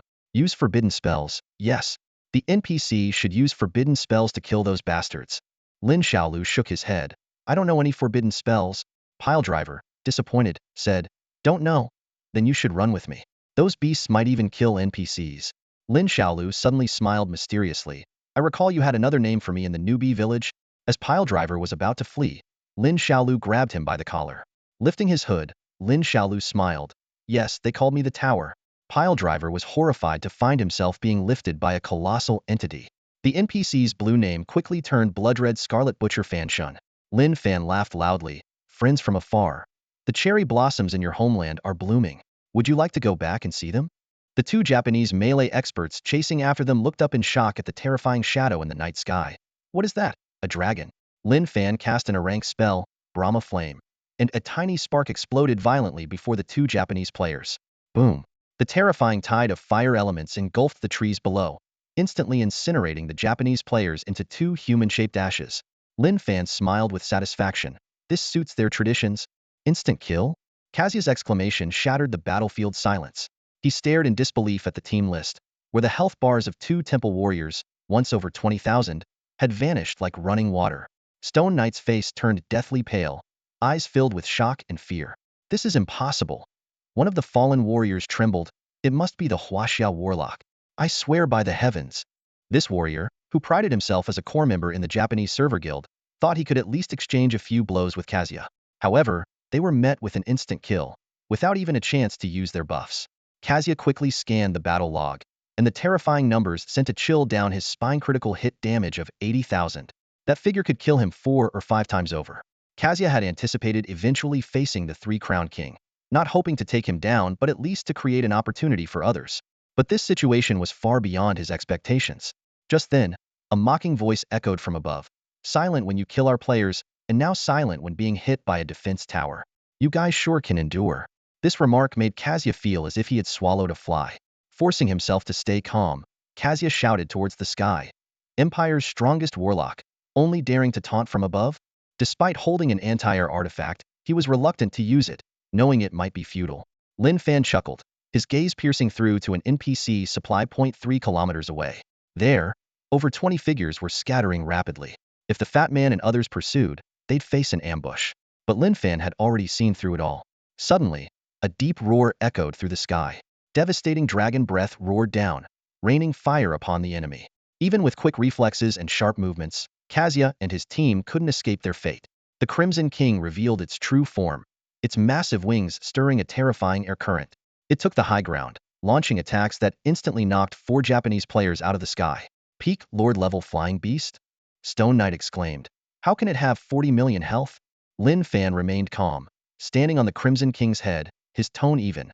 I'm just a defense tower. He paused, then added, a defense tower guarding Huaxia's territory. This statement sent shivers down the spine of ruthless piledriver, who was clinging to the Crimson King's back. He shouted excitedly, I'm a fan from today. 3-Crown King, crush them. Lin Fan coldly surveyed the Japanese players. Killing my guild members, killing Huaxia players, you deserve no mercy. Everyone retreat. Kazuya roared, and the entire team began to withdraw. Run. Lin Fan's lips curled into a cold smile, exuding arrogance. This mountain, this land, every blade of grass and tree here, belongs to me. Such dominance, truly impressive. The fallen players didn't immediately revive but instead started recording. Anyone who disses Fangod after this, I'll climb their window at night. This video will go viral on the forums tomorrow. Magic Eye. Mirror split. Lin Fan's ears picked up the divine energy from the God Emperor, the mirror split locking onto the fleeing elite Japanese players. Wind elements surged around him, the Wind Whisperer activated, maxing out his attack speed. Chaos orbs poured out like waves, each one a streak of light crashing into the ground. Even though Lin Fan's current critical hit rate was only 35, with 5 to 8 Chaos orbs per second, multiple critical hits were inevitable. Combined with the mirror split's 5-fold speed boost, no player could react to such terrifying bombardment. With 21 times critical damage, whether it was in a rank warrior or a fully defensive knight, they were killed on contact. Instant kills. All instant kills. Dying this time was worth it? Players in the regional channel exclaimed. Feel the terror of being dominated by the 3-Crowned King. Ruthless Piledriver couldn't help but laugh. This is hilarious. These noobs think they know why Yakongqing ran to the Dark Dragon Empire. It's all because of me, the 4,396 village cannon. The fat man chimed in, I have to say, delivering heads from 1,000 miles away, Japanese server philanthropists. Iron Rider shouted excitedly, brothers, it's payday. Grab the gear. In no time, under Cannon Lord's command, over 10 Japanese players lay dead in the wilderness. Each of them had at least one legendary item, making them incredibly wealthy. Faced with such a lucrative opportunity, the opportunists of the Godslayers swarmed in, ignoring the nearby enemies, focusing solely on grabbing as much loot as possible. Below, Stone Knight struggled to maintain composure, a level 30 legendary staff floating above him, a 6-pointed star of frost appearing. He shouted, Frost Sovereign's Curse. 2 massive icebergs formed in the sky, hurtling towards Lin Fan, attempting to disrupt his bombardment. Lin Fan raised an eyebrow, his tone playful. Really? Using ice against me? He casually tossed a flame dragon, effortlessly deflecting the icebergs from their path. Shirjie stared in shock at the scene before him. He had expected the collision of 2 icebergs to cause massive splash damage, buying him at least 10 seconds to escape. However, the battle beast defied his expectations with sheer brutality. It extended its neck and shattered the Agrade ice magic with its body. Lin Fan's gaze fell on the Japanese girl below, a slight smile curling at his lips. Divine Fall, he chanted softly, triggering multiple effects instantly. 3 gigantic meteors roared through the sky, colliding with thunderous booms that sent chills down everyone's spine. This scene perfectly illustrated the phrase, small fry compared to the big leagues. Wuqing Dazuangji was ecstatic. Oh my god, I have a VIP front row seat. This video is worth millions. He transformed into a war correspondent, lying near Chilean King's wings, sticking his head out to give Hizai and the others a close-up shot. Despite being a grade magic, the small iceberg disintegrated instantly under the impact of the meteor swarm. Ice shards scattered everywhere as the meteors smashed the iceberg into the ground. The Japanese server players below had no escape, no matter how fast they moved. Hizai glanced back at the panicked Shirjie and whispered, Now's not the time to settle scores with him. Shirjie took a deep breath and nodded solemnly. He used a global shout and declared loudly, the Shirshin Guild must be eradicated. Only then can the Huaxia and Japanese regions truly prosper together. Wuqing Dazuangji cursed, screw you. Die already. He quickly activated the special skill Imperial Judgment, but his target suddenly committed suicide. Lin Fan frowned and couldn't help but curse. What the heck? Are you crazy? Damn it, do you even know how to play? If you don't, why did you come to Huaxia? Tiechi was furious. He had just aimed at a Japanese server player who hadn't been crushed by the meteors, only to see the player stab himself in the stomach, instantly returning to his home base. Lin Fan, exasperated, explained. Although the game styles are similar across the different regions in the Divine Realm, there are unique skills. Hizai and his group have mastered the special skill Imperial Suicide. which increases the death penalty experience by 5 times and drops half a level's worth of experience, but doesn't drop any loot. After cleaning up the battlefield, they only collected a few purple items and a few hundred gold coins. The fatty looked at Tiki's gloomy face and teased, "Oh, the legendary broadsword didn't drop? Huh?" Feeling pissed, Wuching Dazuangji joined in. "Tiechi, how does it feel to go up against Japanese server players?" Tiechi glared at him and cursed, "A bunch of broke players. If you can't afford to play, don't play." The others were equally displeased, wishing they could strip the Japanese server players of all their gear. Lin Fan walked over with a smile, and everyone turned to look at him with fervent eyes. "Fanga, boss. My darling." Everyone greeted Lin Fan, except the last greeting made his hair stand on end. Everyone froze for a moment, and then glared menacingly at Gunner Jia. The chubby guy raised his hand and gave Xiao Xiao a hard flick on the head. Xiao Xiao winced in pain, clutching her head and pouted. "We are lovers after all. We can call each other whatever we like, can't we?" The chubby guy widened his eyes and loudly declared, "Retirement ceremony starts now. Let's send Xiao Xiao off." As soon as he finished speaking, the others immediately joined in. "Farewell, Sister Stick." Covering her mouth playfully, Xiao Xiao pouted. "You're so annoying." Lin Fan looked around and noticed many of the main combat members were unfamiliar faces. He smiled and greeted each one, introducing himself. Although they were in the same guild, only a few regularly saw him. Lin Fan spoke gently. "It's been tough these past few days. Such attacks are only going to increase." He then announced, "Members who meet the combat standards can submit their indenture contracts to reserve new legendary equipment." New equipment? Everyone was shocked and exchanged glances. The Iron Cavalry from the Branch family reacted the fastest and shouted, Me, sign me up." The chubby guy replied irritably, "Your indenture contract is on cooldown. Sign up, invalid." He then pulled Lin Fan aside and whispered, "Brother Fan, what legendary equipment? Even though we just cleared out some unused gear and skill books, we can't afford to squander like this." The chubby guy explained that the ongoing plan on Yiling's side was costing more than expected, nearly draining all their gold from selling strongholds. Now distributing legendary equipment seemed like a reckless move. Lin Fan smiled faintly, unconcerned. He opened the guild channel and began to shout, "Japanese server players are disrespecting our ancestors. Can you tolerate this?" The guild channel erupted instantly. "Jujuzi, let's crush them and smash those traitors' balls. Rua Xian Sui. Such boldness, such violence, I love it. Jujuzi, you're amazing. Oldine, tolerate my ass. Riding a donkey. They got away this time, but next time I'll capture and bind them. Madman, a kindred spirit. Whips, candle waxlets give those Japanese server girls a taste of everything. Finally someone who understands." The guild channel was filled with rage, but the conversation suddenly shifted to discussing the best type of Japanese server girls to conquer. Lin Fan was left speechless, unsure how to respond. Just then, Madman threw cold water on the conversation. "Shut up, everyone. The data speaks for itself. Whether it's Japanese server players or professional players from TNCI Guild, none of them are easy to deal with." Iron Cavalry retorted defiantly, "Not easy to deal with? Then why did they commit suicide and run away?" Jujuzi agreed. "Exactly, just a bunch of cowards." "Madman, are you scared?" Seeing this, Lin Fan immediately stopped the argument. "Stop arguing and let Madman finish." He knew Madman had a deep-seated hatred for Japanese server players, due to personal reasons, and wanted nothing more than to wipe them out. Madman continued, "So far, we've only gained a few level 30 purple items. Most of our main combat members have encountered opponents committing suicide to prevent item drops." The chubby guy and others were stunned, not expecting such significant losses. They recalled the scene with Za and others using the royal judgment, feeling disgusted. Although the experience penalty was doubled, Japanese server players could quickly regain their levels due to their strength. Moreover, they had disgusting items like enslavement runes, constantly reviving and killing people again for high item and experience gains.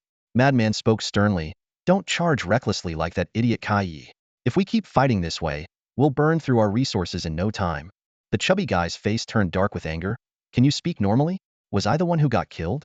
Madman shot back, "You weren't killed, but do you know over 50 life players died at the Xian mining site? Can you handle it with your shadow clone?" Seeing the argument escalating, Lin Fan frowned and interrupted, "No need to argue over such a small matter. Losing equipment is indeed a big problem." Everyone fell into deep thought. Although the strength of the chubby guy, Juju Z, and others was on par with top Japanese server players, this was based on direct confrontation. However, their opponents used cunning tactics, striking quickly and retreating, targeting easy marks. Only Lin Fan could keep up with them. The chubby guy frowned and asked, "Brother Fan, we can't just let them do as they please, right?"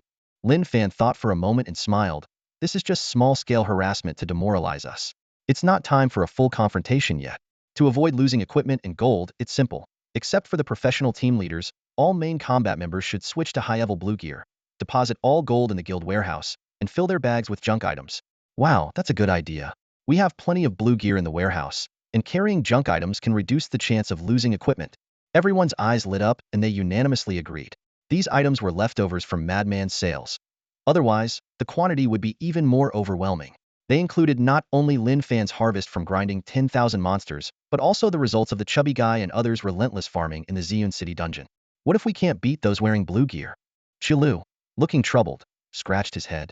As a former rival of Lin Fan on the professional circuit, he was responsible for mentoring the guild's knights. However, the knight commander was still that stubborn kid, Tiechi. Before Lin Fan could respond, everyone chorused, "That's obvious. Just practice more if you're bad." Their disdainful gazes surrounded Qilu. Lin Fan decided to swap all the main combat members' gear to slightly inferior blue gear. This move wasn't just to reduce battle losses, but had deeper considerations. The difference between field battles in the Divine Realm and guild stronghold battles is substantial. Guild stronghold battles involve large numbers, simple terrain, and require coordinated skill release, focusing on team cooperation and class synergy. On the other hand, Divine Realm field skirmishes require consideration of many factors: advantageous terrain, timing of attacks, the cooldowns of key enemy skills, and the comparative strength of both side stats. In essence, field battles in the Divine Realm are closer to hardcore, realistic combat scenarios. To ensure these guys could survive in the future, Lin Fan spared no effort. He hoped to train them to win even when they were at a disadvantage in both equipment and class. After all, most challengers often find themselves at a comprehensive disadvantage when facing celestial demons, and getting crushed is common. After making all the arrangements, Lin Fan donned a disguise and set off for Edgar City to collect his completed goods. However, as he arrived at the blacksmith shop, he immediately sensed something was off. The shop's doors were tightly shut, and Lin Fan's scalp tingled. Damn it, where's my personal blacksmith? Did that gray dwarf bastard run off with my stuff?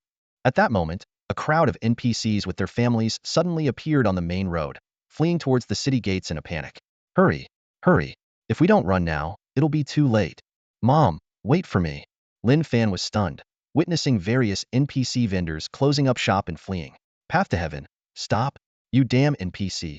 You still owe me that monster meat with buffs. Wong Quan, this is insane. My magical items haven't been delivered yet. Why are all these NPCs running away? Is this some new scam? Lin Fan was bewildered, having no idea what was happening. Suddenly, his eyes locked onto a dwarf in the fleeing crowd, carrying a tattered cloth bag and following the masses out of the city. Where do you think you're going? Where's my stuff? Lin Fan took a few quick strides and grabbed Vade's shoulder. Just then, a district-wide announcement popped up. Due to Lord Cain of Edgar declaring war on the Godslayer Guild, the battle is imminent. For the next 5 days, more than half of the NPCs in this main city will not provide services to players. King of the Grey Dwarves, you finally made it, came the voice of Wei Da. Lin Fan turned around and breathed a sigh of relief. System notifications popped up one after another. You have obtained the level 30 legendary 3-piece set. Holy Heretic Crusher. You have obtained the level 30 legendary 3-piece set. Holy Demon Slayer. You have obtained the Lost Dragonheart 6-piece set. Lin Fan's heart leapt with joy. He had braced himself for the worst, but it turned out Wei Da, the little corgi, really had some tricks up his sleeve. However, before he could examine the equipment stats, a series of region-wide announcements rang out. Due to Edgar, the Warriors Guild has withdrawn. The Priests Guild has withdrawn. Lin Fan looked up to see 3 sizable magical warships in the sky, each bearing the insignia of its respective profession. The Mages Guild, Warriors Guild, Knights Guild, and Thieves Guild NPCs were all retreating. He steadied himself, thoughtfully gazing toward the city walls. The guards, who usually indulged in drinking and gambling, were now clad in heavy armor, ready for battle. The message was clear. Lin Fan astutely noticed that 2 guilds hadn't made a move. He muttered to himself, the Priests and Archers guilds aren't retreating? The world chat was abuzz, driven by Tianxi's provocations. Lin Fan glanced at it, and couldn't help but chuckle. It was obvious that most of the players posting were shills, except for a few genuine ones speaking up for Lin Fan, only to be drowned out by the flood of messages. Lin Fan smiled faintly and instructed his team to mute the chat, advising them not to engage with the troublemakers. From his experience, arguments never produce champions. True strength was proven through actions, not words. Lin Fan saw through Qi Ziyue's tactics clearly. She was using both public opinion and surprise attacks to undermine their momentum. The goal was to provide a justifiable reason for Japanese players to infiltrate the Huaxia server. Otherwise, the patriotic Huaxia players would band together to resist, hindering Qi Ziyue's plans. So, Qi Ziyue started a smear campaign, painting Lin Fan as a heretic that needed to be eliminated for the peace of the Huaxia server. If they don't want me to have peace, then they won't have it either, Lin Fan smirked, heading to Ziyun City after collecting his gear. He planned to use the Stronghold's guide to investigate the area where Qi Ziyue had allied with the Japanese players. Under the cover of night, Lin Fan arrived at the third Stronghold battlefield. He mounted his Crimson Flame King and rode off, examining Wade's latest creation. His heart raced as he prayed silently, "Please don't let me down." The equipment, made from rare and sacred materials, would be a huge loss if it didn't gain the magical enlargement trait. According to the game's crafting system, the rarer the trait, the harder it was to obtain. Take his Holy Realm power set, for instance. It promised true damage in its style, but didn't perfectly reflect that on the equipment stats. The Dragonheart Mage set was designed for high health and mana. Whether it gained the magical enlargement trait was up to fate. Lin Fan scrutinized the equipment's attributes. Lost Dragonheart Ultimate Legendary Staff. Quality, Legendary. Level, 40. Class, Mage. Magic Attack, 1300. Attack Speed, 2.1. Critical Rate, 30. Effect 1. Reduces skill cooldown by 20. Effect 2. Increases MP by 300. 6B set activation, Awakening Skill 1. Dragon's Gift, increases damage area. Normal attacks have a 100 chance to enlarge by 4 times. Active magic skills have a 100 chance to enlarge by 2 times, a 50 chance to enlarge by 3 times, and a 20 chance to trigger Dragon Curse, enlarging by 5 times. Dragon's Gift? That's it. Lin Fan's eyes lit up, his heart nearly leaping out of his chest. I gambled, right? It was worth spending all those precious dragon crystals. Now it all pays off. Unbelievable. 100 chance for 4 times enlargement on normal attacks. 20 chance for Dragon Curse. Lin Fan shook his head in amazement. This effect doesn't directly increase damage, but it turns him into a god-level artillery platform extremely long range, ferocious firepower, and wide coverage. Lin Fan understands that the fundamental difference between player mages and NPC mages at this stage isn't in damage output or skill intensity, but in the area of effect. NPC mages' skills often cover more than twice the area of players, making them exceptionally difficult to evade. Lin Fan carefully examined the Skyfire Dragonheart set. From the Ultimate Legend label, it was clear that this was the pinnacle of level 40 gear. His attention was drawn to Awakening Skill 2, noted at the bottom of the equipment description. 6-piece set activation, Awakening Skill 2, Dragon's Roar. Effect, consumes 5000 MP, granting a roar aura to self and allies. When activated, it consumes 5 of total MP per second, and item equipment MP recovery is disabled. During this period, a rank and below skills have no cooldown or cost, lasting 20 seconds, with a 20-minute cooldown. Unlimited firepower for 20 seconds? Lin Fan couldn't help but smile. At this stage, most mages don't even have 5000 MP, let alone maintain the aura throughout. Even for him, the 5 MP drain per second was daunting. This was undoubtedly a double-edged sword once activated. There was no way to regain MP through conventional means, only to wait for it to deplete. If caught off guard by enemies, the consequences would be dire. After careful consideration, Lin Fan allocated his remaining attribute points to attack and then donned the Skyfire Dragonheart set. He eagerly opened his attribute panel. ID, Fanshin.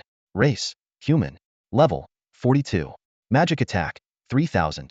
HP, 18000180000. Mobile phone 115000115000. Attack speed, 4.1. Agility, 100. Defense, 40,030. Dual resistance reduction. Critical rate, 50. Range, 10,400 meters. With the god-level equipment, Lin Fan's attributes saw a qualitative leap. His HP was comparable to that of an Shrank melee class, and the astounding 115000 MP was jaw-dropping. At this moment, Lin Fan was clad in a dark red dragon scale robe, surrounded by 9 blazing flames, resembling 9 crimson suns orbiting him.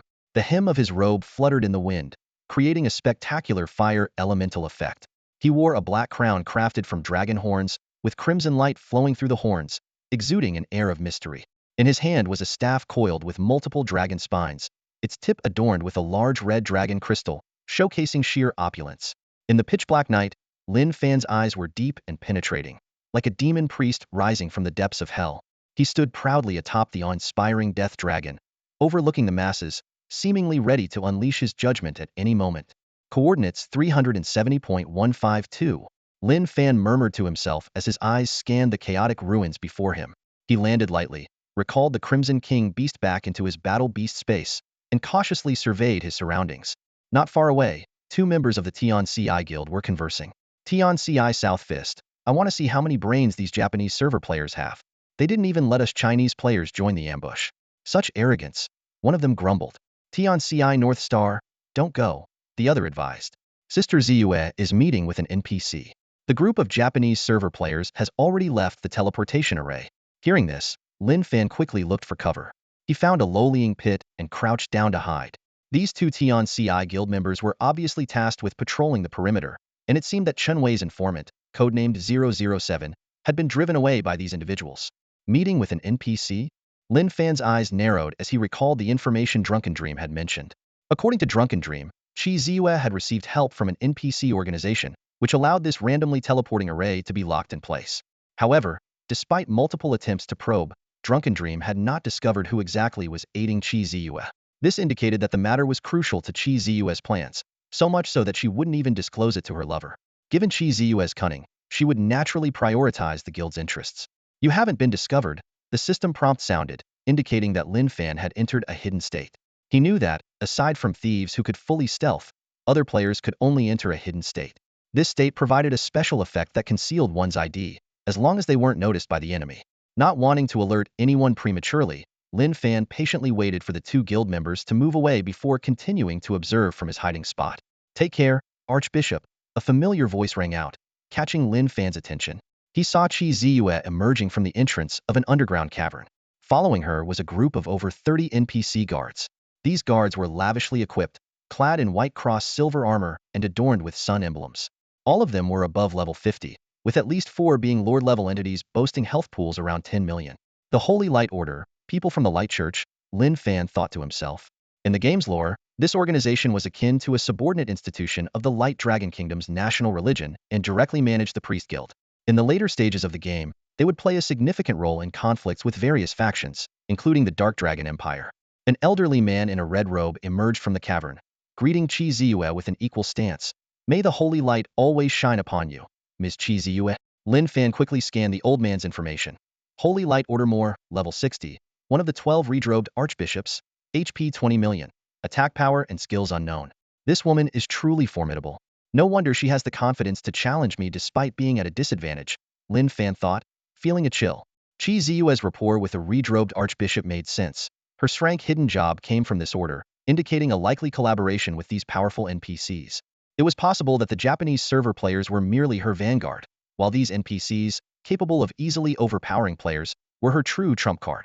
After sending off the redrobed archbishop, Qi Ziyue addressed the patrolling Tion CI players. You can change shifts now. Go attend to your own tasks. There won't be any more Japanese server players coming for the time being. Tion CI Northstar chuckled. Hee, Sister Ziyue, you're always so wise. It looks like our chances of winning have increased significantly, right? He gestured towards the departing NPCs, hinting at their significance. Qi Ziyue smiled but did not directly respond. She simply said, we cannot afford to be careless. Lin Fan is never just a simple madman. Until the very end, we can't claim victory. Thanks for the compliment? Interesting. Lin Fan smirked. Once Qi Ziyue and her group had left, Lin Fan activated his stronghold skill, Divine Vision. His eyes flickered rapidly as the entire explored map of the third battlefield came into view. He spotted the Tion CI members coming to change shifts. This group would take at least 5 minutes to arrive, giving him just enough time to explore the cavern. Lin Fan quickly infiltrated the depths of the cavern and soon discovered a massive teleportation altar.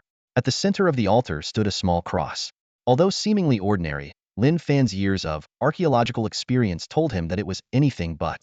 It had managed to dent the indestructible ancient teleportation array, indicating its extraordinary nature. Upon closer inspection, Lin Fan noticed that the cross was actually formed from a statue of a figure with a pained expression. The system prompt appeared. You have discovered the ancient teleportation array. You have discovered the saint's death carving, one of the 12 saints Vamikil's death. HP, none. Effect 1. Crafted by the Holy Light Dragon King, indestructible.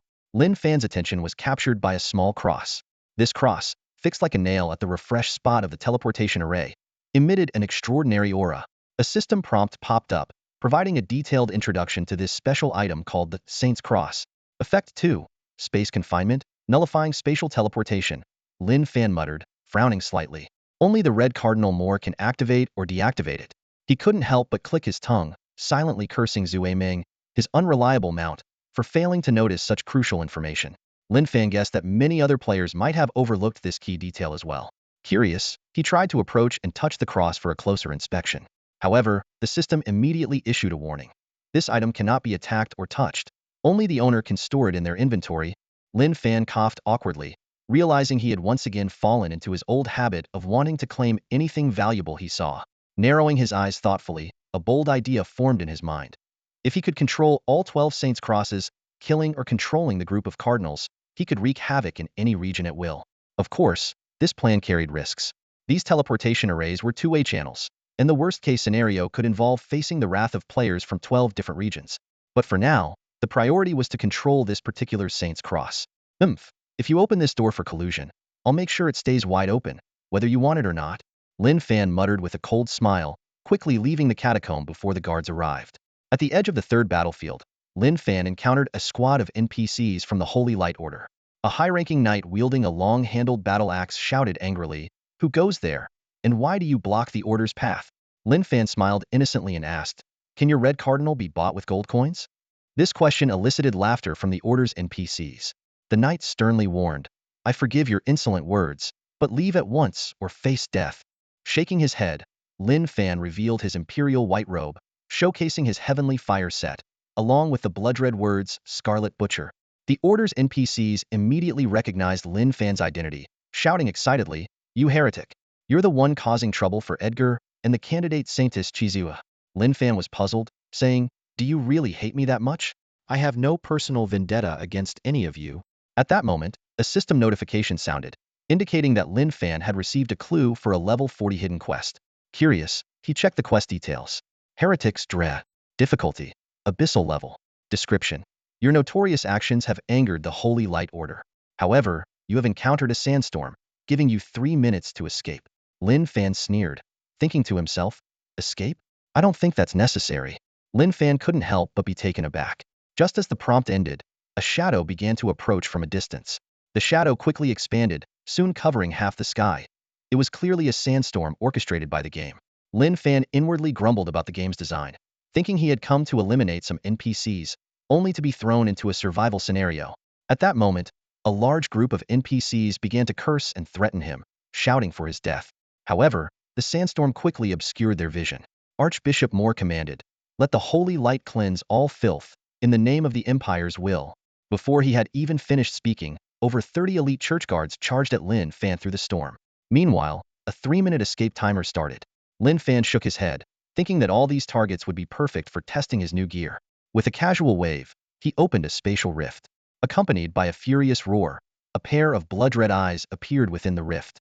The Crimson King burst out from the rift, unleashing its boundless rage amidst the swirling sand. Its fanged maw opened wide, releasing a chaotic breath that swept across the NPCs, who screamed in agony. Lin Fan marveled at the Crimson King's increased power. Now at level 45, with a 300 growth in devouring abilities, its attack power had reached 10,000 points. Even though these ordinary church guards had health points in the millions, they couldn't withstand the Crimson King's relentless assault. After just one breath attack, many NPCs had lost a third of their health. Temple archers, protect the Archbishop and kill that beast.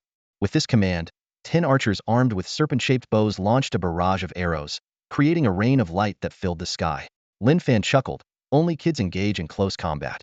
Adults, play dirty." He mounted the Crimson King and flew into the air, easily dodging most of the attacks. Although the Crimson King was hit by more than 10 arrows, the damage was insignificant given its current health. Lin Fan had the Crimson King circle above the sandstorm, using it as cover to evade most of the NPC's attacks. He took a deep breath, ready to test the effect of his basic attacks. When he launched a chaotic fireball towards the ground, he was shocked to find, whoa, why did it get so big? The heavenly fire staff emitted a sinister red glow as the first chaotic fireball was launched. Originally the size of a human head, the fireball expanded to a terrifying 1-meter diameter. Lin Fan thought that such a massive projectile would surely terrify any player it hit, for chaotic fireballs per second rained down like meteors. Boom, boom, boom.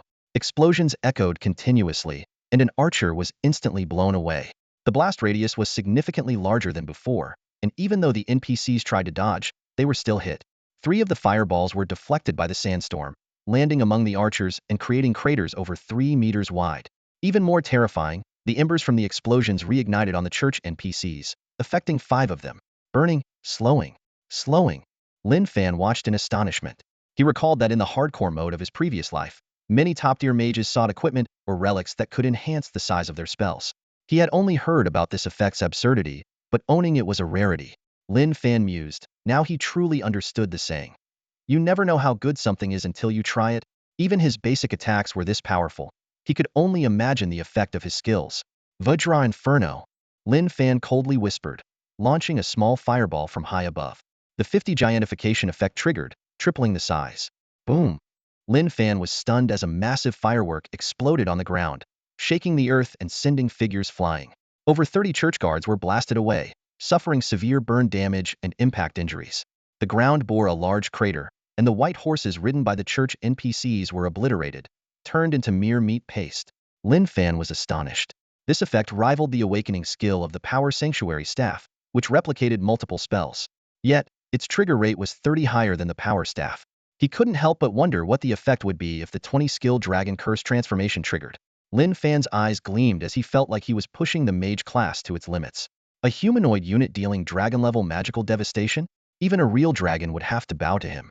Below, the NPCs began using magic to disperse the burning effects. Several Lord-level figures, now in disarray, shouted, "He must be a spy from the Dark Dragon Empire, an evil heretic mage. Kill him." Lin Fan frowned, wondering why the Archbishop hadn't acted yet. Although something seemed off, he didn't care at the moment. Right now, he just wanted to fully enjoy this magical feast. The Chaos Hexagram burst into dazzling light as Lin Fan focused his energy, preparing to unleash a world-shaking strike. He intoned, "Divine Fall, descend from the heavens." As soon as the words left his mouth, the bright moon in the night sky suddenly dimmed, and the raging sandstorm instantly calmed. Feeling the surge of magic within him, Lin Fan shouted, "Magic Dragon Curse, activate transform." Magic volume increased by 5 times. With the release of the spell, the world around them changed dramatically. Below, NPCs were filled with terror, dropping to their knees in prayer. The end is upon us. Is this the Dragon King's punishment? Great deity, please protect your people. Lin Fan was taken aback by the scene. The NPCs had lost all will to fight, only trembling and praying. He looked up abruptly, seeing a massive object blocking the moonlight. It wasn't just a large rock. It was a kilometer-wide asteroid. Amid the deafening roar, Lin Fan's heart raced as he realized he was within the impact zone. He quickly activated the God Emperor earring, having the Crimson King take him into the space warp. The enormous meteor's oppressive presence swept across the land, causing the NPCs to instinctively shiver. Lin Fan was inwardly shocked. Such an exaggerated magical creation was nearly at the level of forbidden spells, yet it was originally just a rare A-level earth magic. At that moment, the redrobed Archbishop Moore dismounted calmly, his murky eyes emitting a holy radiance. He gazed sternly at the demonic shadow in the night sky and declared, "Heretic, you deserve to die." Lin Fan paused for a moment, then sneered, "Look at the foolish things you've done, believing that woman's lies, sealing the ancient teleportation array to let outsiders in to slaughter my people. You are the one who deserves to die." Moore's face darkened, a white staff appearing in his hand. He struck the ground forcefully and shouted, "Sword of Heaven, descend." Lin Fan frowned slightly, thinking, "S-level holy light magic, Sword of Heaven?" As the meteor was about to hit the ground, over 30 holy projections descended from the sky. They were angelic figures. An old man with white wings, a girl with a serene smile, and a man holding a holy bow. They gently touched each terrified NPC guard, eventually merging with them. Lin Fan smirked coldly, "Spare me the theatrics. If angels were so effective, there wouldn't be any demon trouble." He recalled the apocalyptic war, where those so-called powerful factions merely watched as the trial participants met their demise, with no divine intervention or rebirth in sight. Boom! The meteor struck the ground at 21 times the speed of sound, flattening low mountains and killing all NPCs in its path. However, within moments, the pulverized NPCs reassembled. They no longer felt fear or pain, and now bore white wings, having merged with the combat angel projections. Archbishop Moore remained expressionless, his previously skeletal body rapidly expanding, muscles rhythmically pulsing. His face grew youthful, and his eyes were filled with a deadly resolve. The staff in his hand transformed into a golden holy sword, resembling an angel descended from ancient legends. In Lin Fan's vision, Moore's information appeared. Battle Angel Moore, level 60. one of the 12 redrobed archbishops of the order. HP, 60 million. Attack power? Skills? Lin Fan's hidden mission suddenly turned into a heretical crusade, presenting him with an unprecedented challenge. The system notified him that the Holy Light Order would stop at nothing to hunt him down, and his identity had been compromised. The mission's difficulty level skyrocketed to hell, with the objective to eliminate 12 cardinal archbishops of the Holy Light Order. Facing such a daunting task, Lin Fan simply smiled without a word. The system warned that the odds of success were slim, but he had already formed a plan. His eyes gleamed with a destructive light as he coldly declared, "If I can slay dragons, I can slay bandits too." In an instant, the Angel Legion descended, granting all Order NPCs the ability to fly. Eradicate the heretic. Archbishop Moore, wielding a golden holy sword, spread his snowy wings and soared towards Lin Fan like a comet. Lin Fan snorted coldly, "Get lost." He brandished his Skyfire staff, causing ripples in the surrounding space, and a terrifying chaos orb shot out. However, Archbishop Moore was unaffected, speeding towards him without any hindrance. Lin Fan noticed that Moore had a Battle Angel Blessing buff in his status bar. The Crimson King roared, unleashing a wave of destructive flames that engulfed the angelic horde, dealing massive damage. Lin Fan clasped his hands together, and the Skyfire staff emitted layers of magical light, shaking the earth. The magic tripled in size, and two colossal stone dragons, each 100 meters long, emerged. Under Lin Fan's control, their tails lashed out, intercepting the advancing angelic legion. However, the Order NPCs were immune to the crushing and burning effects. Although over a dozen NPCs were knocked to the ground, Lin Fan was secretly shocked that these temporarily airborne NPCs had not only gained a massive health boost, but were also immune to various forms of passive damage. Lin Fan quickly analyzed the situation. The Battle Angel Blessing had tripled Moore's health and doubled that of his subordinates, lasting a full 5 minutes. Coupled with their flight abilities, they were nearly invincible during this period. But Lin Fan remained unfazed, his lips curling into a faint smile. He waved his hand, and a double-sized flame dragon hurtled towards Moore. Moore swung his holy sword, causing the flame dragon to explode, scattering fireballs in all directions. "Fine, I'll deal with you in 5 minutes," Lin Fan chuckled, commanding the Crimson King to retreat. At the same time, he unleashed his bloodthirsty surge skill, causing a massive crimson wave to rise. Although ineffective against NPCs, the wave combined with the scattered fireballs to create a thick mist that obscured Moore and his troops' vision. The Angel Legion paused their pursuit, searching for Lin Fan's whereabouts. Lin Fan keenly noted that the earlier sandstorm had also obstructed Moore and his troops' vision.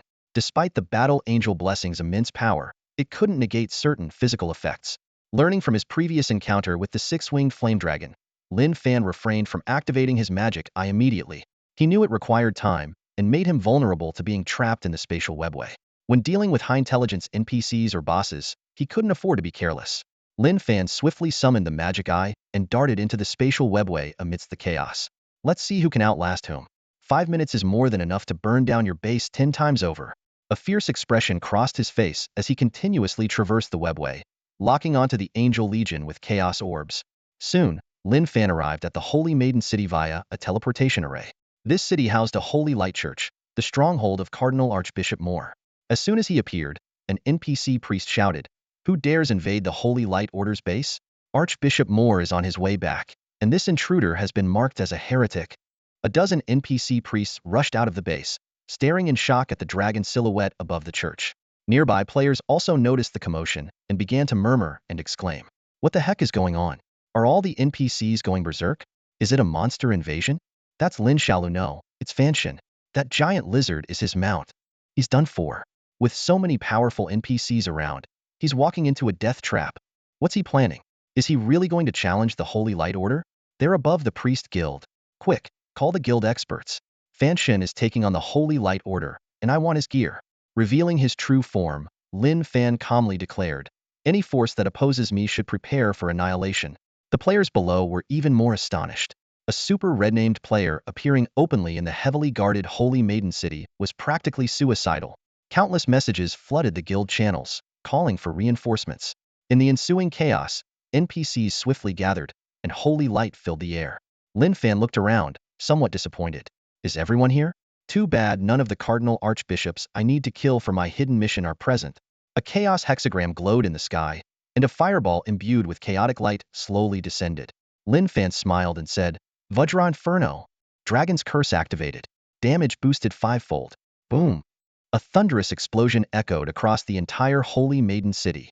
Apocalyptic flames surged from the epicenter, engulfing everything in their path. Hundreds of players who rushed to the scene were obliterated by the searing damage, which reached a staggering 10,000 points per second. The church collapsed with a deafening crash, and the towering statue of the Holy Maiden shattered into pieces. Buildings within a kilometer radius crumbled like paper, and both NPCs and players were consumed by the inferno, turning the scene into a hellish nightmare. Lin Fan gasped, realizing he had accidentally triggered a jackpot. However, he quickly noticed that not only were enemy players caught in the devastation, but hundreds of allies who came to support him were also engulfed in the flames. System notifications popped up incessantly. Sin value 100. You have killed Tiancie. The battle log scrolled rapidly, with countless innocent bystanders caught in the crossfire. Thinking on his feet, Lin Fan employed his wealth. Server announcement.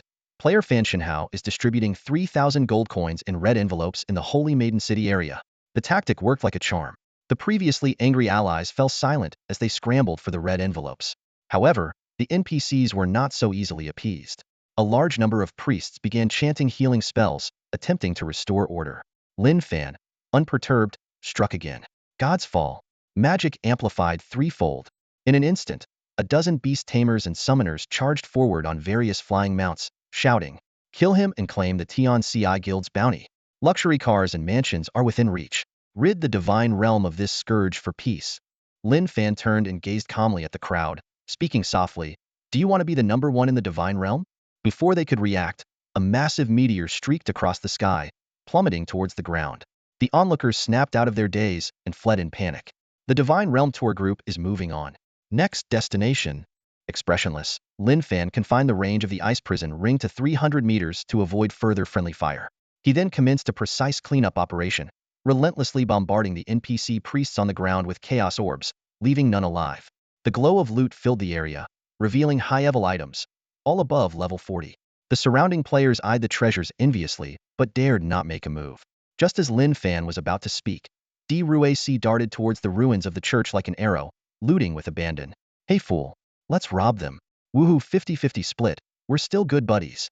The small creature darted around, capable of brief spatial teleportation. Therese swiftly swept up the loot, far more efficiently than Lin Fan could manually collect the equipment. "Therese, report to your master. We found a treasure trove, a massive one." Therese exclaimed excitedly. "Why are you just standing there? Start moving it." Lin Fan's heart skipped a beat. A hidden treasure vault had appeared in the ruins of the cult, surrounded by a powerful magical barrier. Yet, these defenses posed no challenge to Therese. It darted back and forth, shimmering as it went, transporting chest after chest of treasures out. A system prompt popped up. "You are looting the Holy Light Cult's treasure vault." Wow, I knew these guys were loaded. Their wealth rivals that of a small dragon's horde. Lin Fan's eyes sparkled with greed. He had long heard that the Church of Light was incredibly wealthy, and as a direct affiliate, the Holy Light Cult was no exception. "There's too much. We can't carry it all. This is pure bliss." Therese bounced around joyfully on the ruins. The spectators from the Flying Battle Beast tour group looked on in shock, nearly driven mad with envy. "What am I seeing? Is that an egg talking? And it's looting an NPC treasure vault? That's Lin Fan's dragon egg. This is insane. He's robbing an Imperial NPC organization. Holy crap." System prompts continued to appear. "You have obtained 5 silver chests. You have obtained 5 gold chests. You have obtained 50,000 gold coins." Over a dozen chests of at least silver quality filled Lin Fan's inventory, along with a haul of 50,000 gold coins. Additionally, he acquired 3 legendary items, 9 purple gear pieces, and 12 skill books, far surpassing the usual monster drops. Suddenly, a notification sounded in his ear. "Holy Light Dragon Knight Teresa is watching you." Lin Fan was startled, feeling a chilling presence locking onto him. Teresa, one of the top 10 NPC Dragon Knights in the Divine Realm. Lin Fan's hair stood on end. This NPC knight was unique. She was one of the few who stood firmly with the challengers during the apocalypse, known for her noble character and exceptional dragon riding skills. Lin Fan recalled the time he had seen her at the former site of Jiangchuan City. She rode a high-ranking holy dragon, comparable to the Holy Light Dragon King, leading numerous challengers to the front lines. Her prowess was legendary, and her presence had mesmerized countless people. Unfortunately, she later died in an internal conflict within the Church of Light, killed by a supreme entity of the Divine Realm. Why is she in Saintis City? This NPC isn't supposed to appear until the later stages of the game. Lin Fan frowned, feeling an overwhelming sense of oppression. This mental pressure was imperceptible to ordinary players. Ruthless domination of the superior over the inferior. She could erase him at any moment if she wished. Another system prompt appeared. You are testing Teresa's limits. For some reason, she hasn't acted against you yet. Your battle beast, Transport Unit 1, is attempting to tear through the beast space. Lin Fan's face changed as the battle beast icon on his interface trembled violently. The Crimson King's raging fury was crashing against the spatial constraints. Lin Fan had always felt the Crimson King's anger, its desire to tear apart all dragonkind. But this time, the feeling was exceptionally intense. Stop stealing. Let's get out of here.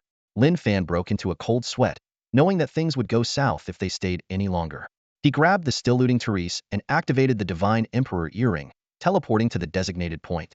They transported out of the city just before a horde of NPCs from Sainta City arrived. Damn it, these overpowered NPCs are ruining my archaeological work, Lin Fan grumbled, frustrated by the treasure chests and gold left behind, costing him several major gains. Mark the coordinates, we'll come back later, he muttered, adding a golden icon to his minimap. Treasures are great, but you need to stay alive to enjoy them. Faced with these NPCs beyond a player's typical understanding, he had to tread carefully. With the Scarlet Butcher title hanging over his head, getting killed would be a big problem. Heretic, prepare to die. A shout rang out as NPCs from the cult, possessed by bird spirits, pursued him. A dense rain of holy light arrows rained down on him. Lin Fan remained calm, summoning the Crimson King with a wave of his hand. The Crimson King, unable to contain its fury any longer, roared fiercely, spreading its wings to withstand the onslaught. Lin Fan glanced back, a cold smile curling his lips. In 10 seconds, the angelic sword buff would be removed. These NPCs mistakenly thought he was fleeing towards Sainta City out of fear. Little did they know, he had already looted the Archbishop's headquarters. It's Lin Fan. He's the one who raided the old sanctuaries and now plans to fight NPCs here. The second team of war reporters hurried to catch up. Lin Fan has appeared in the withered jungle, and a major battle is about to erupt. Wow, burning down Sainta City and killing dozens of NPCs. How much money did this guy spend to get this strong? Lin Fan was momentarily taken aback as various messages flashed in the regional channel. Activating his divine vision, he saw a crowd gathering to watch. Why are these people spectating instead of leveling up at this hour? Lin Fan was speechless. The major teleportation points in the Holy Maiden City were jam-packed with players, thousands of them swarming in as if on a pilgrimage. The withered forest was teeming with people. On a dead tree not far from Lin Fan, more than 20 war correspondents were perched on the branches, their camera lenses all trained on him. Just moments ago, an explosive post had gone viral on the official forum. The title read, "The Melee Emperor battles a soft-spoken girl from the Japanese server for 300 rounds, even strips her clothes." The poster had attached a professional third-person perspective video and cunningly set it behind a paywall, charging 5 gold coins per view. The post instantly topped the trending list, and a radio journalist with the ID ruthless piling machine became an overnight millionaire. In just a few hours, he raked in over 10 million from the video, and the number was still skyrocketing. Other players smelled a business opportunity and abandoned their plans to besiege the Triple Crown King or join the Heaven's Gift Japanese server factions. They realized that live streaming or recording every battle involving the God of Fan could earn them a fortune. Even reporting his location first could fetch a handsome amount of gold coins. Lin Fan's private chat channel was instantly flooded with collaboration offers. God of Fan, say I only cook with Wang De Kong before the fight, and you'll get 2,000 gold coins. Triple Crown King, endorse Artsuitsue rice bowls, and we'll pay you an annual salary of 30,000 gold coins. Old friend, remember Baolumi? We have a proposal. Lin Fan put on a mask of pain.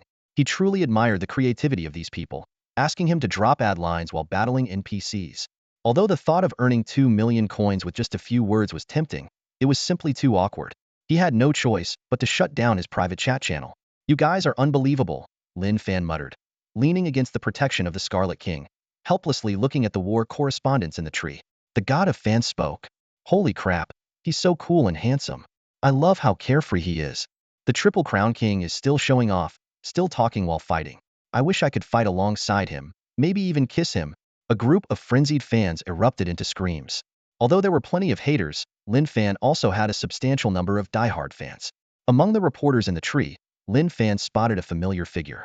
Another piling machine from the same 4396 village? Brother machine, aren't you afraid I'll burn you to death? You're standing too close, Lin Fan said as he unleashed a ground-shaking attack, sending MMO and others who dared to charge forward flying. Not at all, not one bit. If possible, I'd let you burn me every day. Piling machine replied with a cheeky grin. For him, Having just struck it rich thanks to Lin Fan, dying a few thousand times a day was a small price to pay. You said it, so don't blame me, Lin Fan sneered, his expression arrogant. He raised his hand as if listening to the whispers of the wind. In an instant, his attack speed maxed out. Boom boom, chaotic orbs rained down like a storm, causing explosions throughout the withered forest. Lin Fan transformed into a human mortar, bombarding the knights charging at MMO air, sending them flying. Flame Dragon, Lin Fan shouted, and the legendary staff in his hand emitted a fiery glow. A dragon, tens of meters high, rose into the sky, leaving all the players witnessing the scene in shock. Holy crap, you're telling me this is a clever fire spell, someone exclaimed. Where do you find a clever elemental creation that's tens of meters high? That man, he's so big, and his range is incredible. A female player mumbled with flushed cheeks. Why is my face so hot? Is it because that man's temperature is too high? The entire forest canyon felt like an ancient Roman Colosseum, with players packed on the hillsides, exclaiming in awe. Lin Fan chuckled and shook his head, a hint of heroism flashing in his eyes. He was familiar with this feeling standing under the spotlight, completely relaxed, his mind extremely calm, controlling the surge of elemental power with his hands. It was like being back on the professional stage, where he would once again play the dirge of his enemies. 3 bosses, each with millions of health points, were effortlessly lifted into the air by Lin Fan. Within 100 meters, it was as if he controlled their fates. Chaotic orbs continually adjusted their knock-up angles, and Lin Fan's eyes were as sharp as an eagle's, capturing every detail. Unbelievable. Floating 3 NPCs at once? A player exclaimed, and they're all in an infinite combo. This is insane. Mingyu the assassin pondered. I feel like he's holding back, not even using skills to adjust the knock-up positions. The bosses screamed under the high critical hits. Among the crowd were some top players, who had barely stepped into the realm of infinite combos after watching the Melee Emperor's videos. However, seeing Lin Fan calmly execute a triple infinite combo was beyond their imagination. Combo X10. Combo X30. The system notifications kept ringing. The 3 NPCs roared in anger, activating their invincibility skills, and charged at Lin Fan with red eyes. Seeing this, Lin Fan immediately mounted his Crimson King and began circling the valley, continuously firing chaotic orbs. He had to keep dealing damage, otherwise, with Archbishop MMO Air as the holy healer, the NPC's health regeneration would be absurd. As the NPC's invincibility ended, the Crimson King hovered in the air, and Lin Fan clapped his hands, shouting, "Earthquake!" A stone dragon roared ferociously, sending the leaping NPC bosses flying. Then, with a clatter, chaotic chains activated, binding 12 NPCs, including several bosses. Double true damage activated. 21 times critical hit. Man, my eyes are blind, a player exclaimed. Whoever said mages' basic attacks are weak, I'll cut them. Instant DPS over 100,000. I can already imagine the fate of those Japanese server players. The NPCs were quickly reduced to low health, and the players present were nearly petrified. This was not just basic attacks. It was more like an S-level forbidden spell. As the 5-second double true damage effect ended, Lin Fan's eyes sharpened, and he unleashed a group AoE spell, Wind God Sigh. Sacrifice for glory. A boss archer fired a desperate arrow, causing a spatial tremor and sending Deadwood flying. Oh no, his battle pet's reaction is slow, someone exclaimed. It looks like he can't block it. These bosses had attack power over 3,500, and with high-level skills, they could easily one-shot a mage. Lin Fan smirked coldly. This attack had anti-magic properties, so activating his shield mode would take time. Thus, dodging was the only option. Chain fireballs. Lin Fan cast an A-level spell that any mage would disdain, moving horizontally on the Crimson King's back by 5 meters. However, the light arrow suddenly changed direction and came at him again. Lin Fan raised an eyebrow, thinking, a skill with tracking and locking? Explosive fireball. Lin Fan whispered. The fireball exploded near his chest, causing the light arrow to tremble, slightly altering its trajectory, and it grazed his clothes before hitting the mountain wall. Unbelievable! The crowd exclaimed. What precision and micro-control! It's like a dream. One word: awesome. With a loud bang, the mountain wall was blasted, creating a massive hole, and large rocks tumbled down. 3 slow-reacting players were unlucky and got crushed. Before the crowd could recover, Lin Fan's skill cooldowns refreshed again. He glanced back, palms down, and pressed hard. Flame Dragon! Screams echoed once more as the remaining 3 bosses were lifted into the air again. Lin Fan continued his basic attacks with a blank expression, while the Crimson King's destructive breath followed, maintaining the damage output. Oh, immortal and undying god of light, your people are willing to pay any price.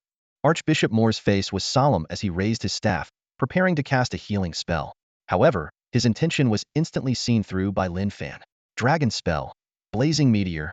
Lin Fan's eyes flashed dangerously as he softly chanted, Vajra flame. As the cryptic dragon language echoed, dozens of enormous flaming meteors suddenly appeared behind the Crimson King.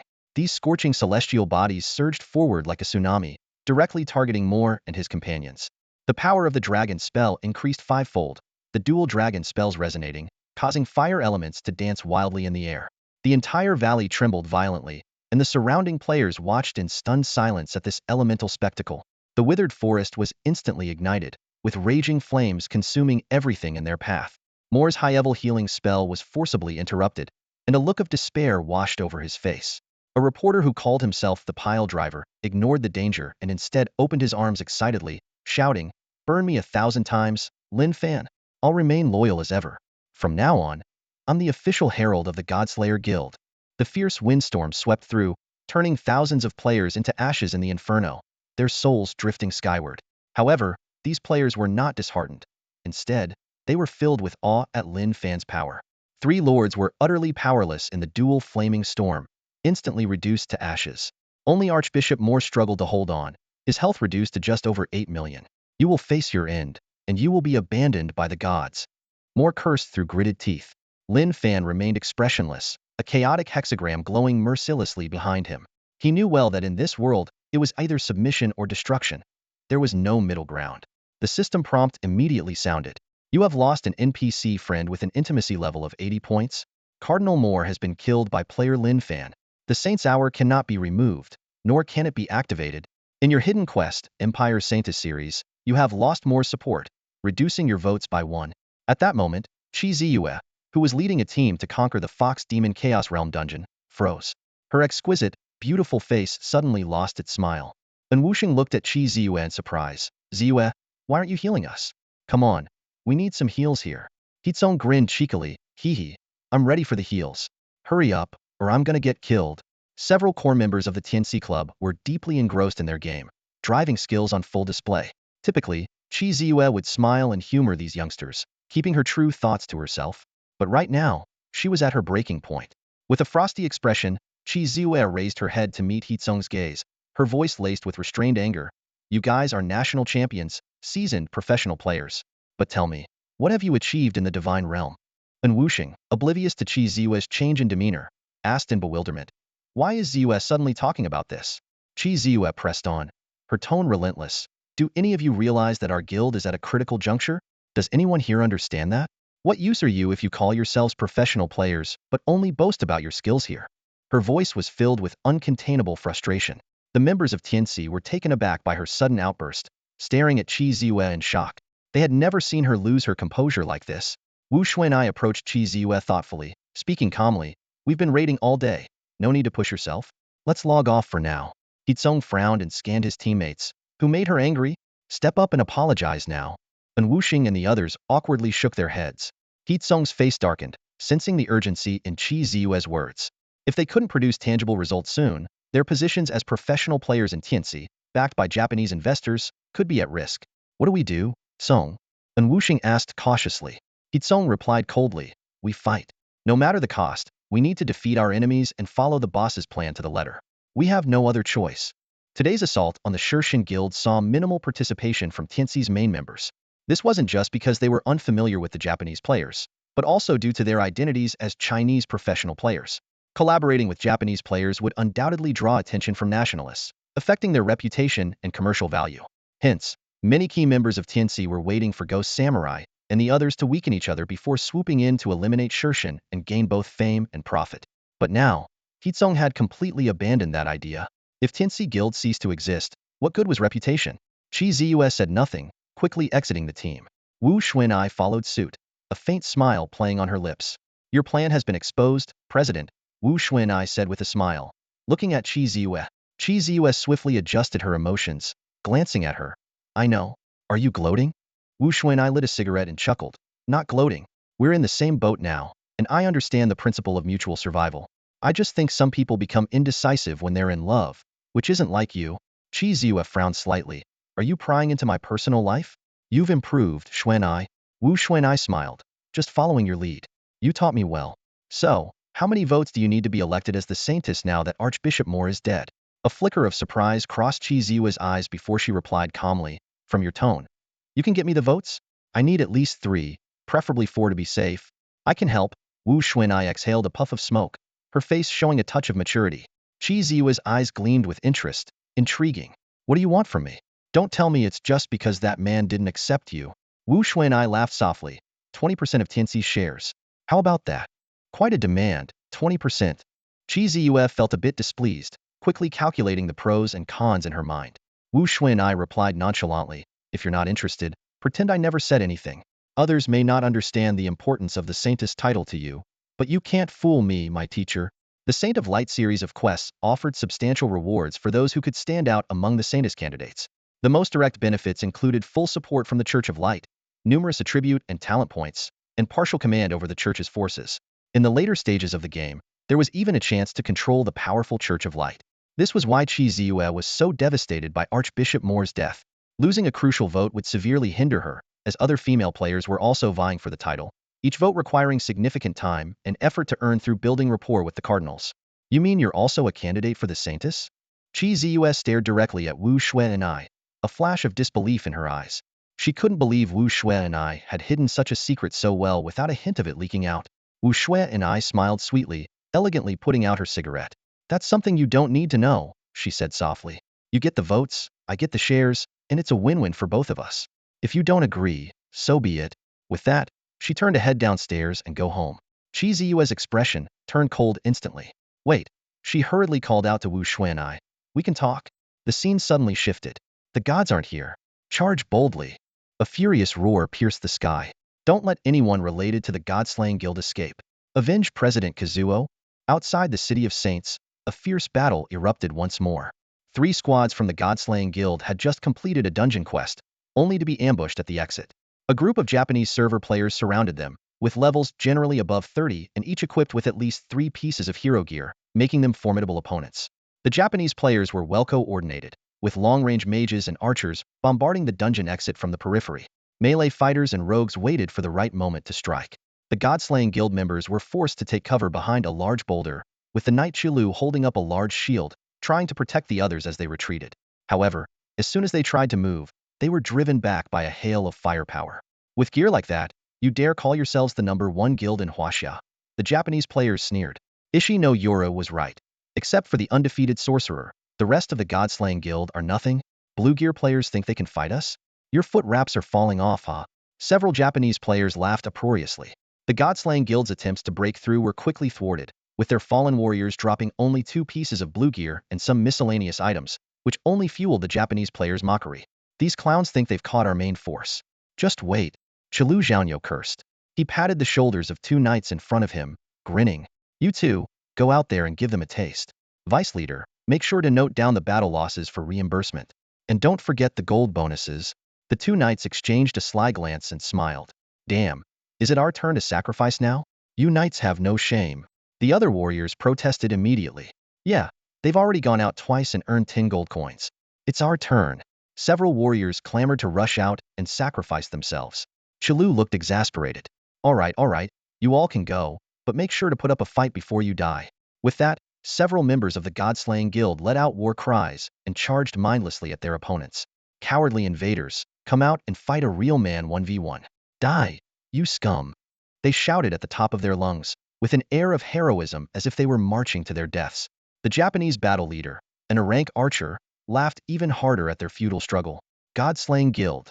You've succeeded in amusing me, he taunted loudly, then ordered, everyone, keep up the pressure and get the enslavement runestones ready. The 4 God-slaying players were quickly killed, and the Japanese battle leader laughed triumphantly, ordering his scattered teammates to advance and surround the boulder for a close-range attack, planning to camp the bodies and take all the loot.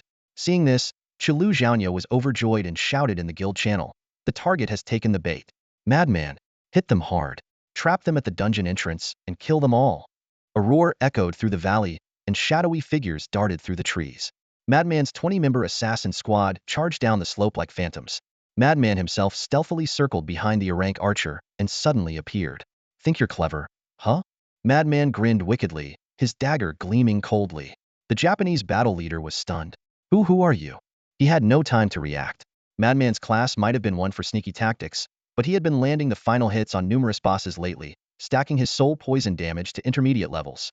His short-term burst damage was terrifying, and with his equipment's awakening skill, Rapid Strike, his critical hits were maxed out. 3 swift strikes, all critical hits, combined with poison damage, took down the battle leader in the blink of an eye. Us? We're your worst nightmare. Madman coldly replied. Chi Lu and his team were locked in an intense battle with top-tier Japanese players when suddenly, like ghosts, Feng Yi and his 30 bandits appeared, seamlessly weaving through the clash of magic and combat skills. Seizing the opportunity, Chi Lu and his team unleashed their full power, attacking from both inside and out, swiftly disrupting the enemy's formation. The assassins danced across the battlefield, toying with their foes. They ruthlessly targeted the main damage dealers in the enemy's backline.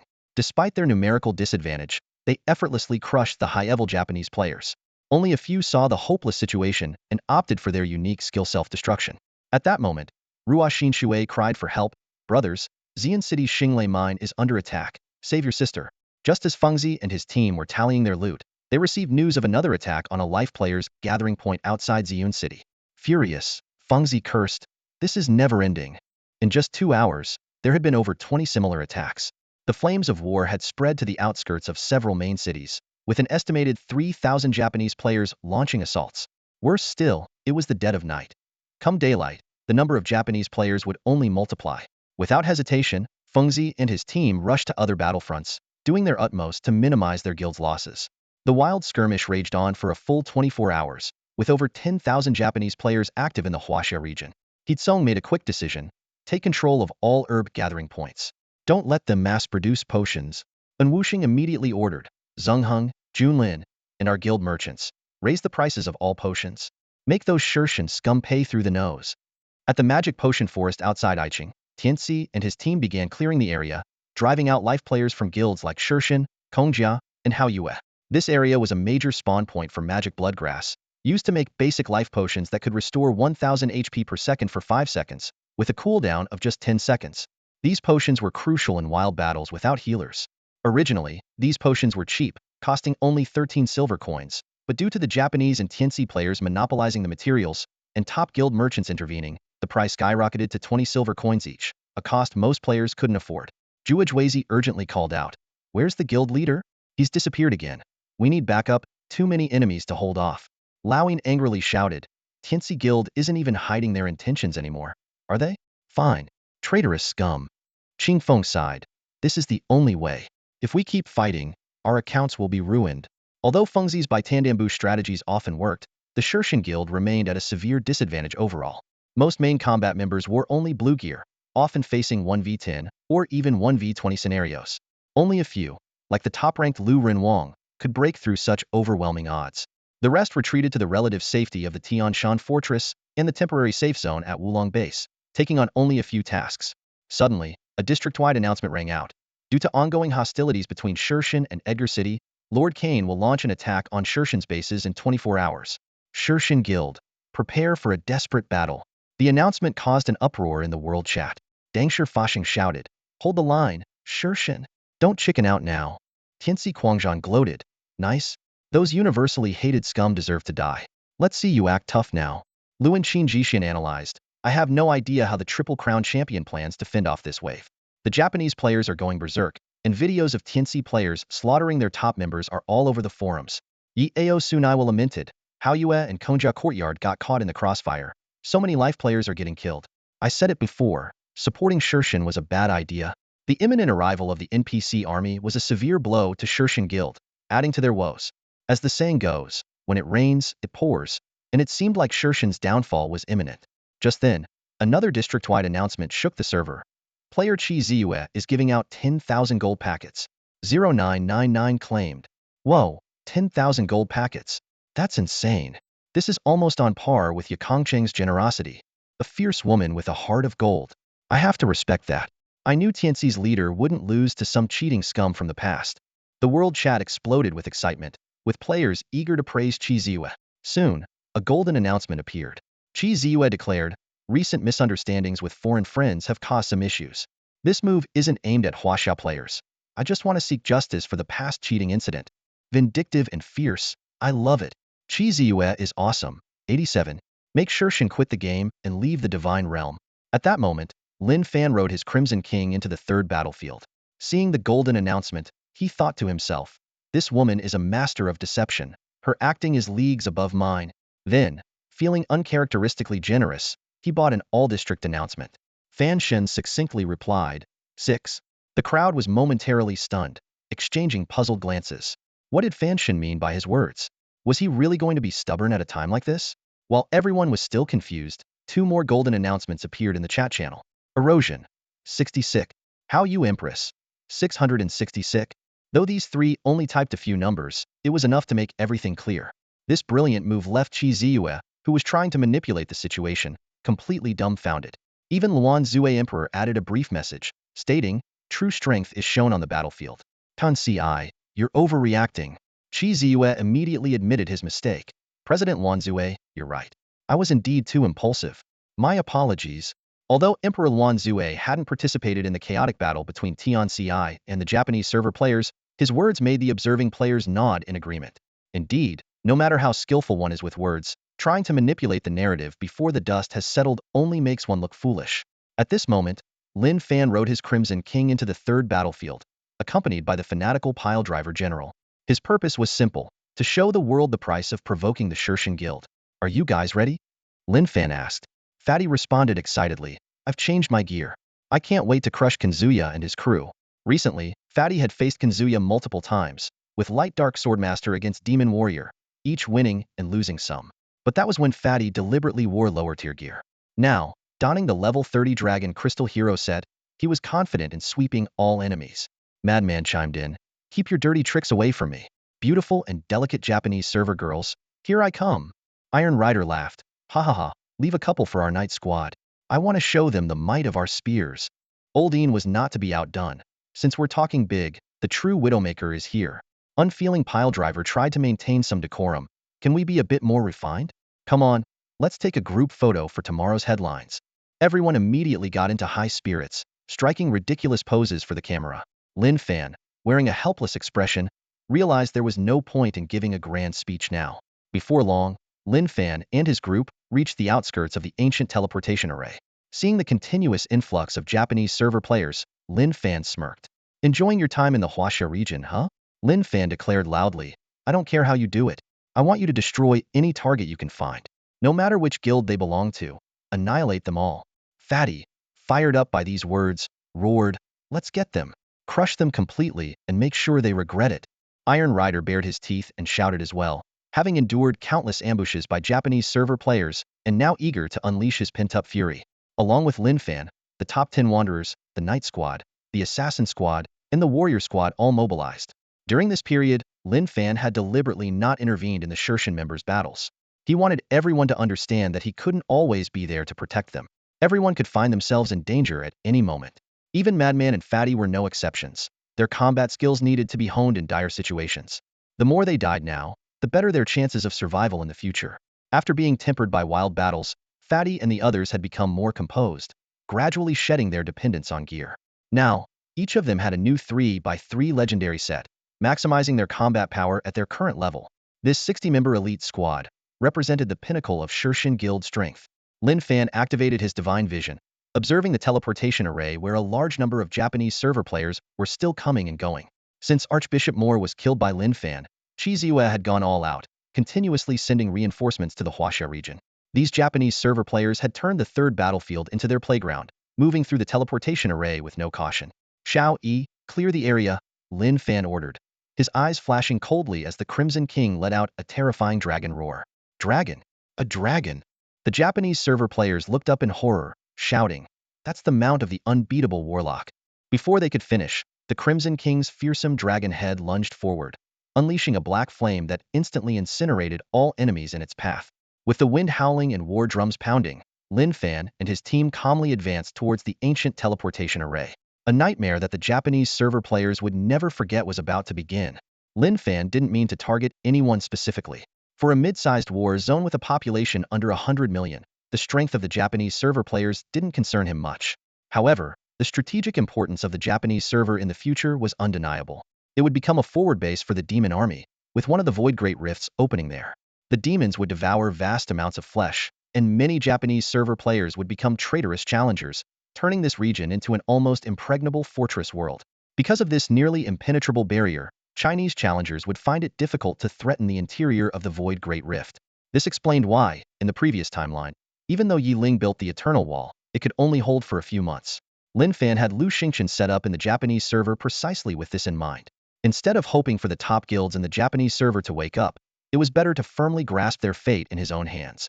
Additionally, the Japanese server was rich in a resource. Lin Fan needed soul essence stones, a crucial material for crafting high-level equipment after level 40.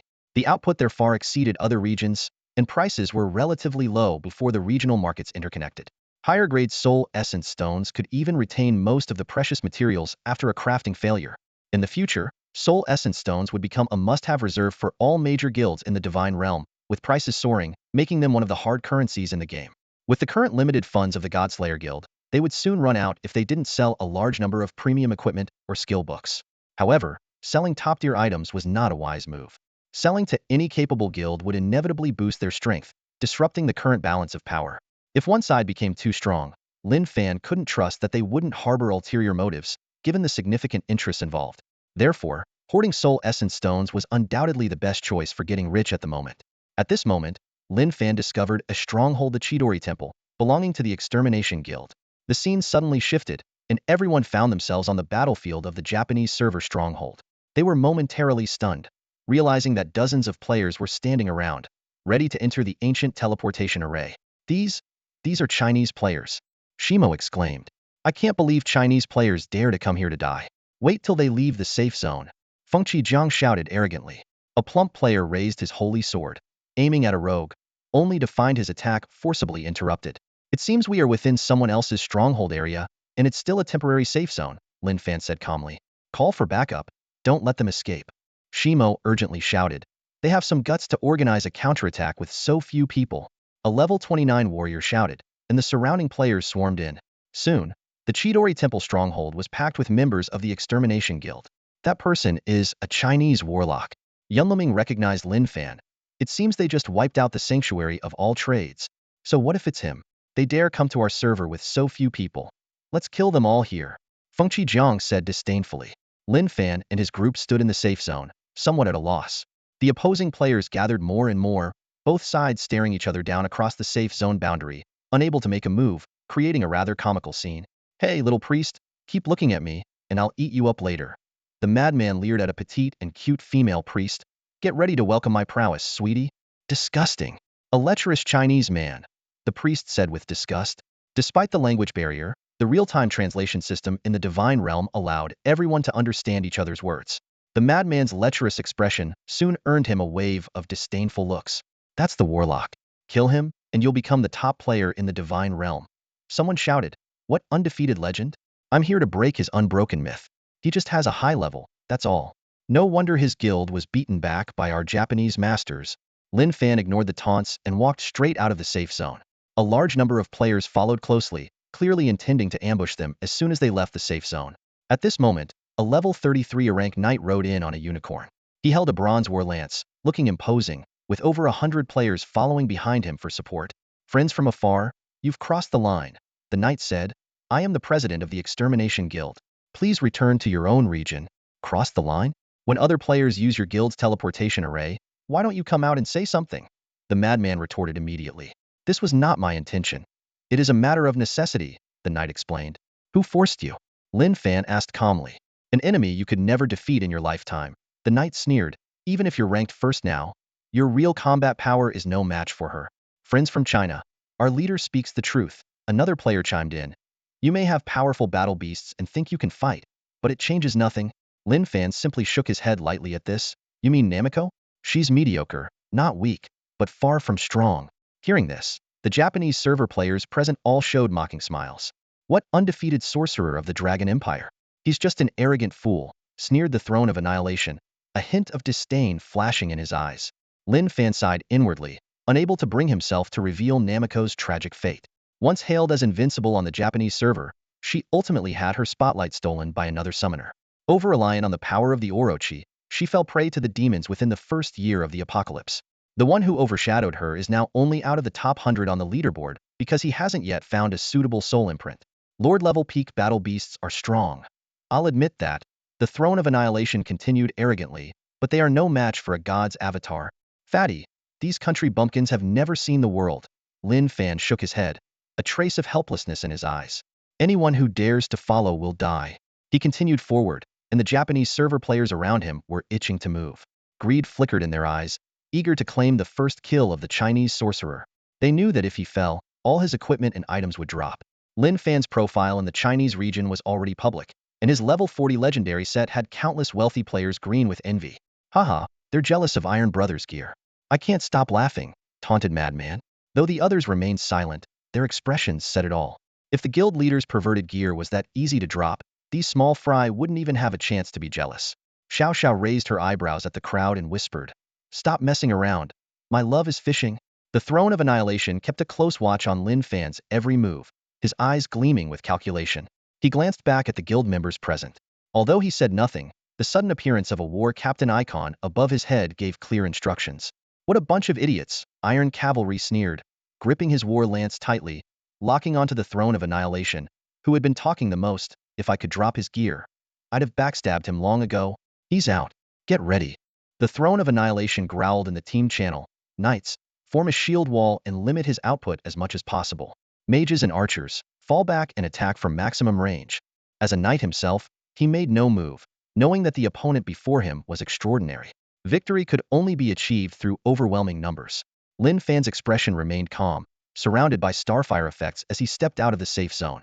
In an instant, a barrage of elemental magic and enchanted arrows rained down, aiming to take him down in one fell swoop. Iron Cavalry. Fine girl, Madman commanded in a deep voice, accompanied by the neighing of a prized horse. On it, riding a black Escalating horse, Fine girl charged forward, performing an aerial roll and landing deftly in front of Lin Fan. Boys. Super shield wall. His blood surged, holding a golden knight's shield, leading 5 black-armored knights to shield Lin Fan. Unmatched. Shield wall. The 6 black-armored knights roared in unison, their shields connecting to form a tight formation, enclosing Lin Fan. They simultaneously exerted force, sending the dozen or so warriors of the Annihilation Guild flying. The Throne of Annihilation was stunned.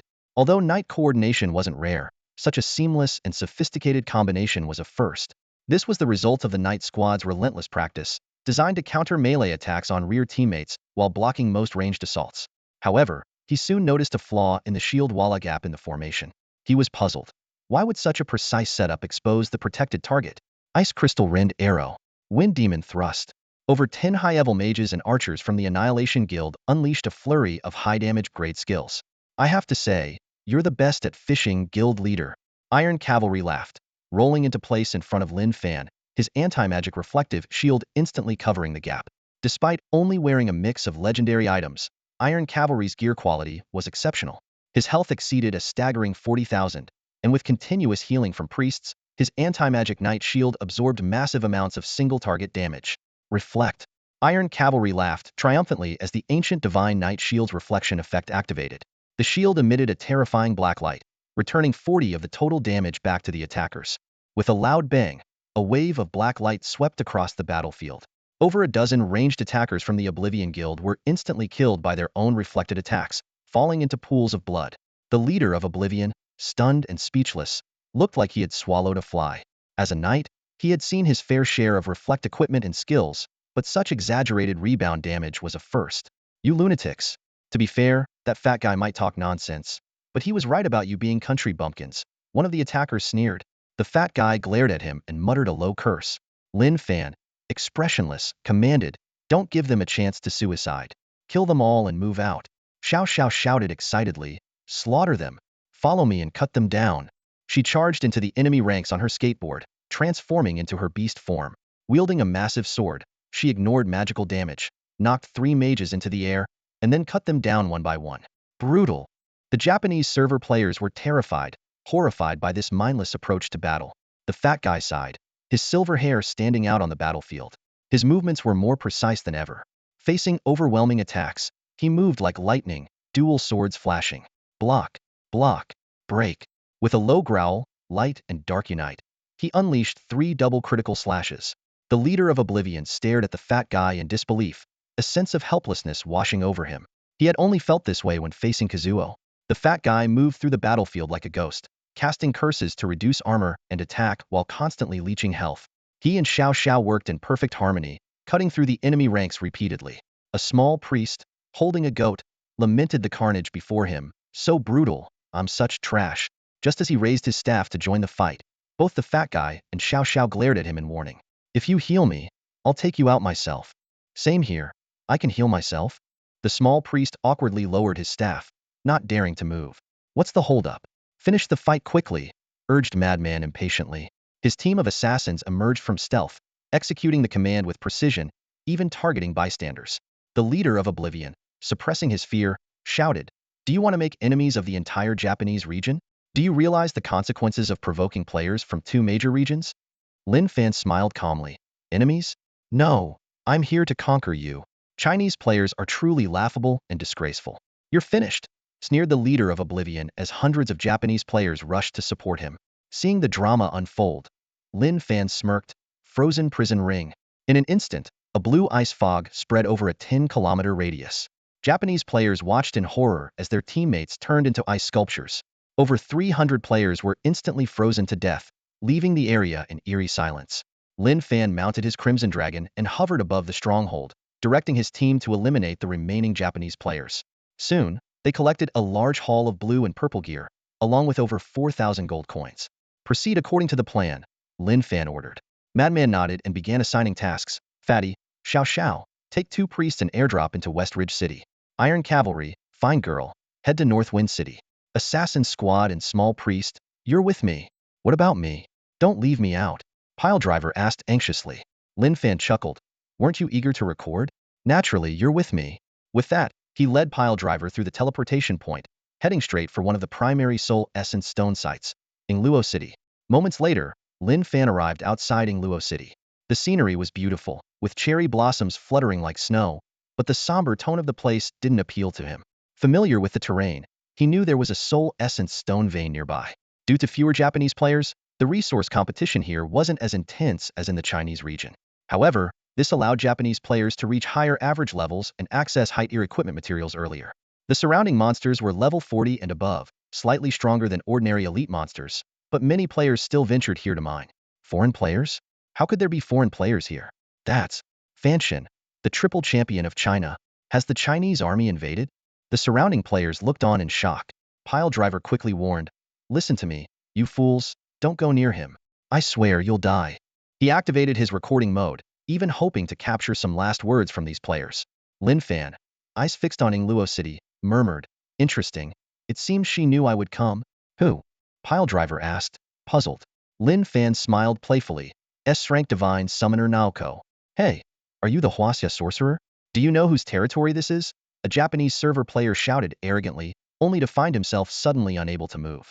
I can't move. Damn it. I'm going to burn to death.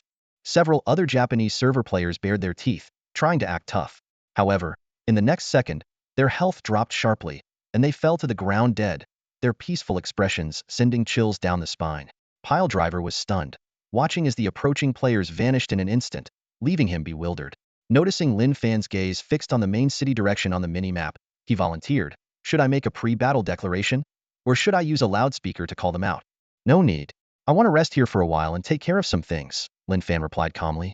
Piledriver scratched his head awkwardly and sat under the cherry blossom tree with Lin Fan, trying to be patient. System notifications kept popping up. You have killed Bei Yi. Sin value 100. You have killed Shuelong Kinsuk. Sin value. Lin Fan appeared inactive, but in reality, he had extended the range of his nuclear radiation to the limit, covering most of the misty minefield. A silent massacre was underway, with the combat log filled with messages of player deaths. Not wanting to miss any chance to collect loot, Lin Fan released the Egertoaction, allowing her to move freely. Dyers transformed into a streak of light, jumping back and forth in the space, busy as could be. You have obtained material, Soul Essence Stone. Quality, common. You have obtained material, Soul Essence Stone. Suddenly, a global announcement echoed throughout the server. Player Fanshin of Huaxia Warzone has killed 1,024 players from other regions. Achieved the title Ruthless Slayer.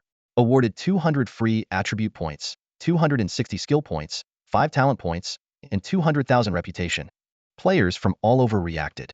This is huge. I can't help but laugh. When he strikes big. What happened?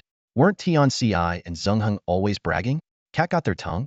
The players chasing the Godslayer in the Huaxia region were collectively dumbfounded. Where is everyone? Why can't I see anyone? Which guild was unlucky enough to run into him? What do you mean? Only the people around the teleportation array were killed, just a couple dozen. How could he have killed so many?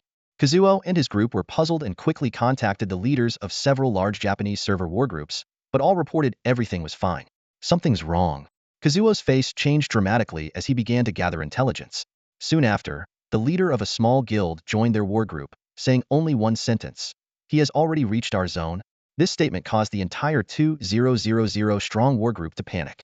Even though Kazuo and other top players had devised detailed plans and anticipated various scenarios, they hadn't expected Fan Shin to go against the grain and attack their base directly. The system issued another global announcement.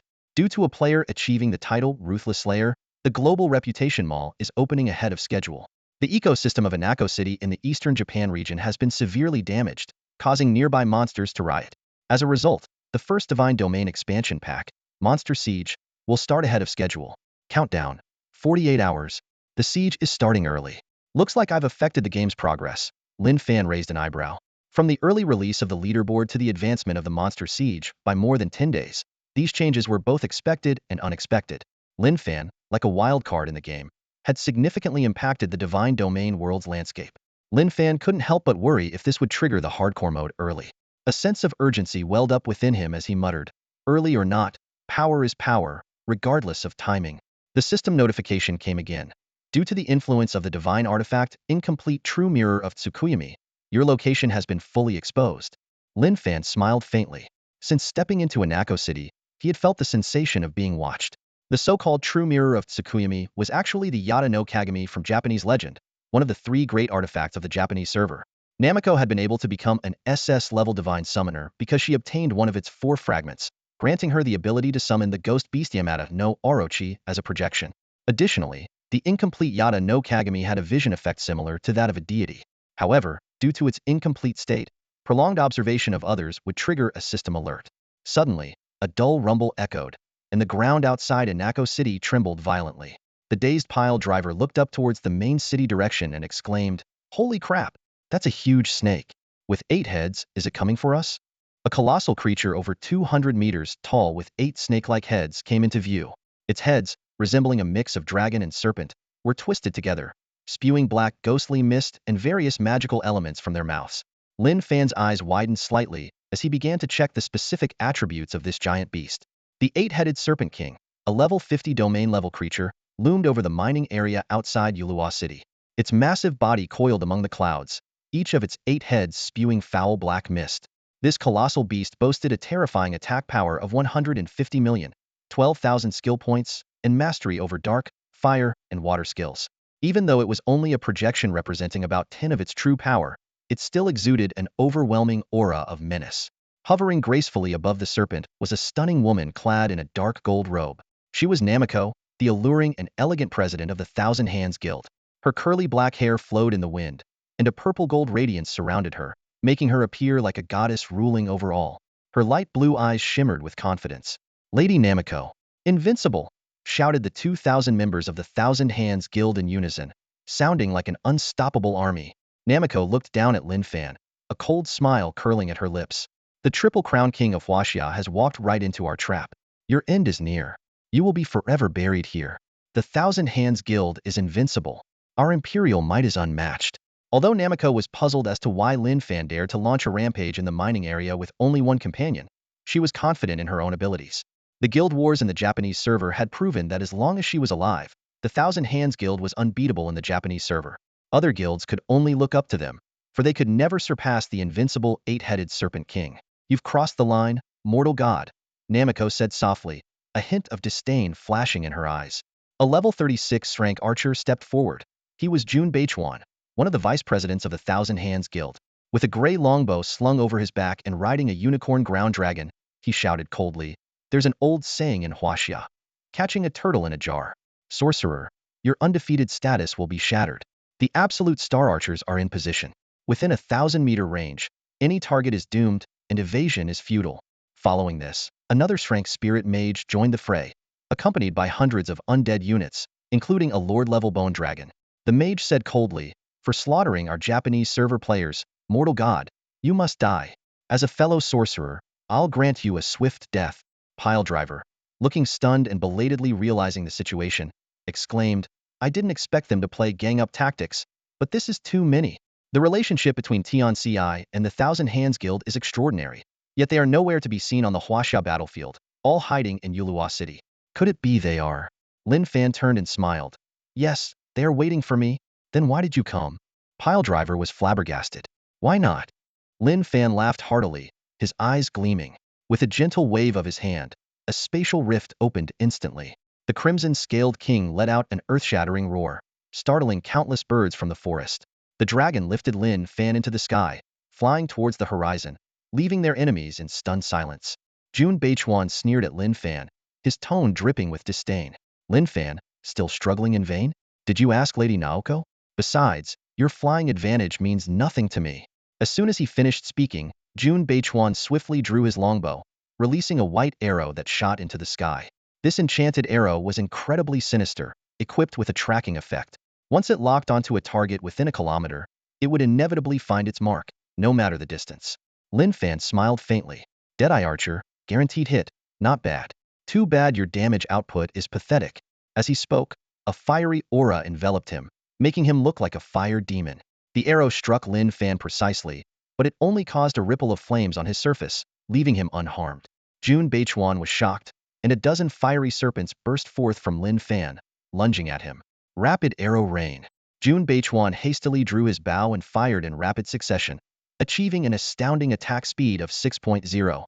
6 enchanted arrows hit the fiery serpents, forcefully breaking them apart.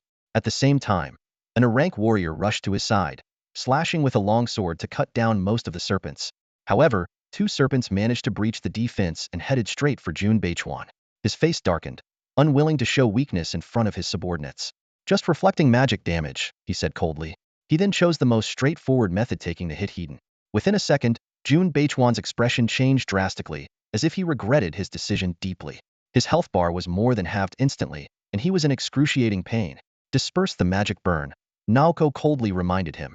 Fortunately, the nearby healer reacted swiftly, casting a spell to dispel the burning effect, saving the vice president from further humiliation. The Japanese server players gasped in unison. The reflected damage from a mere magic shield nearly took out their vice president.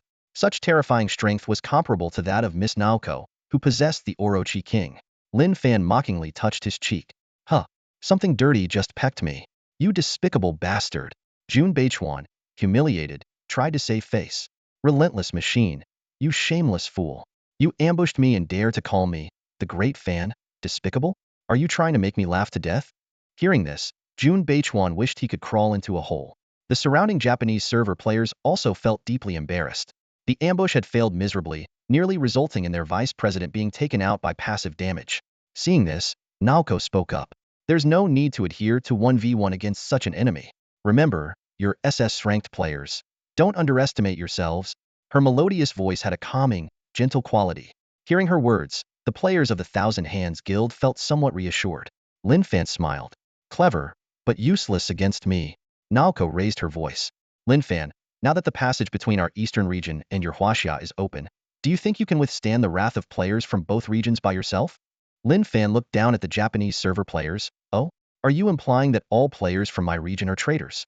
Naoko's lips curled into a smug smile. "Then tell me, where are your reinforcements? Why don't I see any players from your region supporting you?" At this moment, most of the passionate Huaxia players were still on the fence, while the major Huaxia guilds were waiting to reap the benefits. Aside from a few of Lin Fan's allies, no one wanted to see his guild dominate. This was Ziyue's cunning plan. She had hired countless trolls to paint Lin Fan's guild as the common enemy, turning what should have been a war between 2 regions into a personal vendetta between her and Lin Fan, a battle to purge the ranks. Lin Fan remained calm, his gaze fixed on the disdainful Naoko. "To be frank, your guild alone is no match for me. I'll give you a chance. Pay a tithe and I guarantee the safety of your members." A tithe? The Japanese server players were stunned. The humiliated Jun Beichuan immediately erupted in anger. "You Huaxia players have some nerve. How dare you try to impose a tithe like the ancient Western Church?" The tithe was a tax model from the ancient Western Church, where 1/10 of a believer's income was given to the church. Naoko sneered. "Nonsense. Are you claiming to be God? Lin Fan flashed a grin. Whether I am or not is irrelevant. Given the disparity in our strength, asking for protection money isn't unreasonable, is it? The Japanese server outpost didn't have many players, but its resources were exceptionally abundant. Soul Essence Stones were just one target. The Japanese players aimed to exploit Lin Fan's guild members, so it was only fair for him to collect a tithe. Namakosa's provocation made Lin Fan shake his head. In a calm tone, he advised, "You've picked the wrong target. No player dares to insult the Chinsho Guild. I am the God Blessed, a symbol of invincibility." Lin Fan gave them an hour to reconsider, but was met with scorn. "Cowards of Huaxia, prepare to meet your doom." Before Namakos could give the order, the necromancer had already commanded the bone dragon to attack Lin Fan, aiming to humble this so-called undefeated legend. The bone dragon was formidable, boasting millions of health points and ranking among the most powerful undead creatures. Yet, Lin Fan merely chuckled. "I've slain countless lesser dragons. A bone dragon dares to show off?" Before he finished speaking, the Crimson King roared and charged at the bone dragon. Despite being a mere undead, the dragon's aura triggered the Crimson King's hatred. With wings spread wide, its claws struck the bone dragon's skull like lightning, slamming it into the ground. Bones shattered in all directions as the Crimson King mercilessly tossed the bone dragon into the air, then smashed it against a mountain. The bone dragon left a trail hundreds of meters long, but remained defiant, beginning to gather its breath attack. Facing the impending breath attack, the Crimson King did not retreat. Instead, it unleashed a devastating breath directly into the bone dragon's open mouth. The magic flames overwhelmed the breath attack, surging into the bone dragon's body and exploding within. With a thunderous boom, the lower half of the bone dragon was blasted to pieces. The Crimson King seized the opportunity, crushing the remaining skeleton with a series of powerful strikes. The entire process took less than 20 seconds, and the bone dragon with millions of health points was annihilated. Members of the Chinsho Guild were stunned, unable to believe their eyes. The necromancer stood frozen, unable to accept that his meticulously crafted bone dragon was so easily defeated.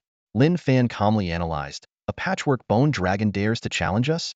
This necromancer may be able to summon powerful undead, but this bone dragon is clearly assembled from multiple incomplete dragon corpses. It lacks the invincibility skill. Using breath attack at close range against the Crimson King is pure suicide." Even so, a bone dragon lasting less than 20 seconds against a Huaxia sorcerer left the Japanese server players pale, struggling to accept the reality. The sound of war drums thundered like a storm as Lin Fan hovered above the city of Yingluo, his gaze cold. "I gave you a chance. Either pay a tenth of your earnings weekly, or be prepared to be subjugated." The pile driver shouted in agreement. "Our God is mighty. Our God dares to claim invincibility. If anyone disagrees, come forward and die." Namakosa's face was icy, and she said no more, only coldly uttering, "Attack. Bring it on. Who's afraid of whom?" The relentless pile driver tried to sound tough, but his eyes involuntarily glanced at Lin Fan, hoping for a reaction. However, Lin Fan remained motionless, as if he hadn't heard a thing. Frustrated, pile driver jumped up and down, shouting, "Blast them.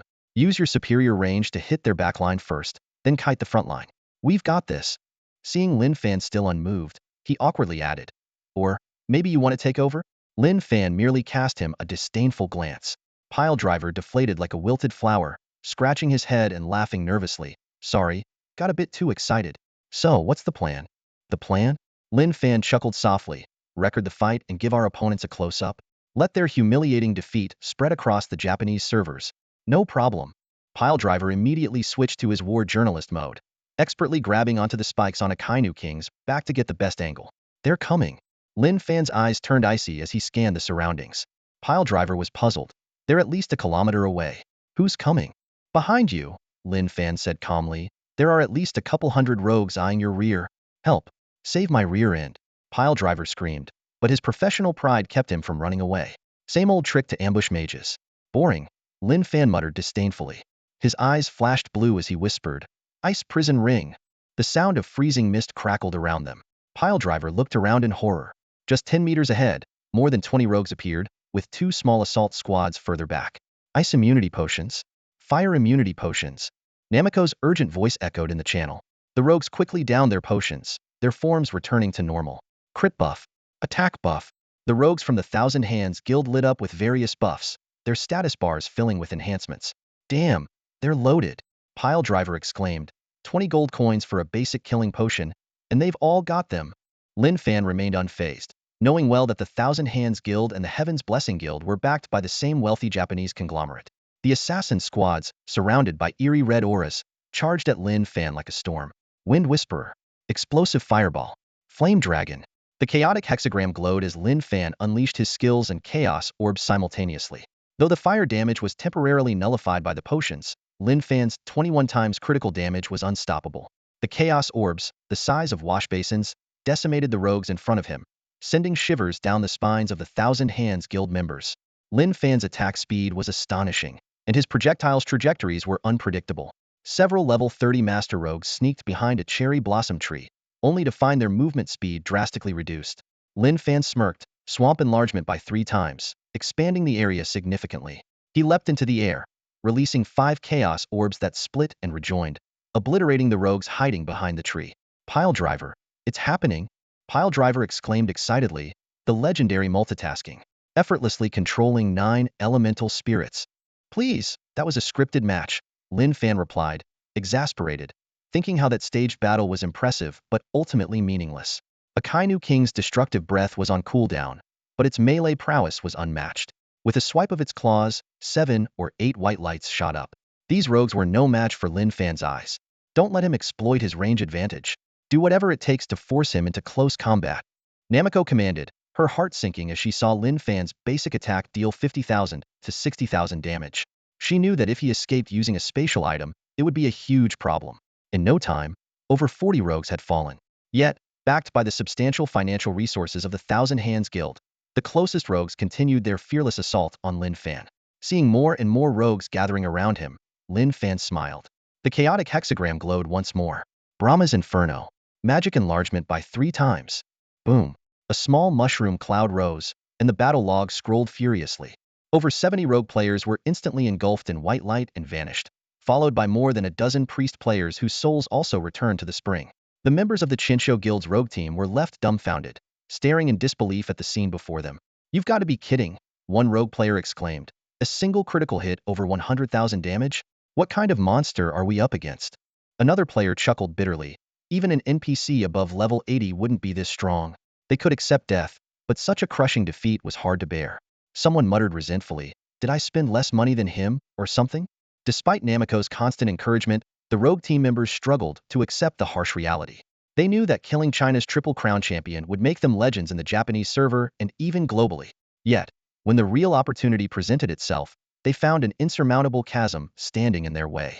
This is like heaven and earth, one player shouted in despair. The gap is driving me insane. Jun Beichuan gritted his teeth. I still can't accept that someone of this caliber is just a player like us. Namiko remained resolute, her voice cold. Of course it's hard to accept, but he will die for causing trouble on the Emperor's land. Finally, Namiko's summoned beast, the Yamata no Orochi, made its move. She knew that her team needed a glimmer of hope, and now, hope was about to descend. Ice Star Rain, Namiko commanded coldly. 2 kilometers away from Lin Fan, one of Yamata no Orochi's mist-shrouded heads suddenly attacked. An incredible surge of water elements gathered, and with a flick of its head, a massive water sphere, 100 meters in diameter, appeared above Lin Fan. Miss Namiko is making her move. The Chinese warlock is done for. Now that's divine wrath and imperial might. The Japanese server players' confidence soared, convinced that as long as Namiko's sacred beast was in play, victory was theirs. With a loud crash, the water sphere exploded, transforming into countless crystalline shards that covered the area where Lin Fan stood. Damn it! Ruthless Piledriver exclaimed. That 8-headed snake's range is that far? Lin Fan explained, of course, don't be fooled by its massive size. It's actually a caster among battle beasts. The Crimson King raised its enormous wings, shielding Lin Fan and taking nearly 100,000 damage heaten. Lin Fan muttered to himself, women can be terrifyingly ruthless, even killing their own guild members. Many players from the Chinsho Guild were killed by the Ice Star Rain, clearly indicating that Namiko's skill level wasn't high enough to avoid collateral damage while casting large-scale rank spells. Fire Shockwave. Namiko attacked again. Several fireballs exploded in the air, raining down and causing continuous explosions. Trees fell, and the ground became riddled with craters. Anyone hit by this attack would be knocked back. Namiko's intention was clear. Force Lin Fan out from under the protection of the Crimson King. Unbelievable. Ruthless Piledriver marveled. Does that thing have unlimited rank spells?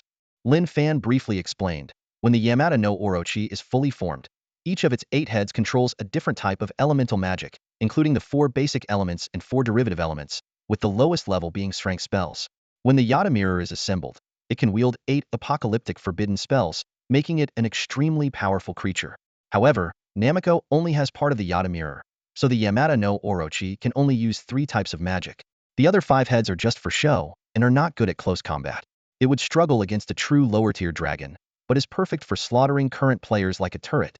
As the attack descended, a magic mirror appeared in front of Lin Fan. He's using a spatial item? Namiko was not surprised but delighted, quickly making a decision. Knights, charge in. His spatial item has a delay. Suddenly, the sound of horse hooves echoed from the depths of the forest. A group of well-equipped knight players charged out. Under Namiko's strategy, they had been lying in wait, using an outside city teleport point.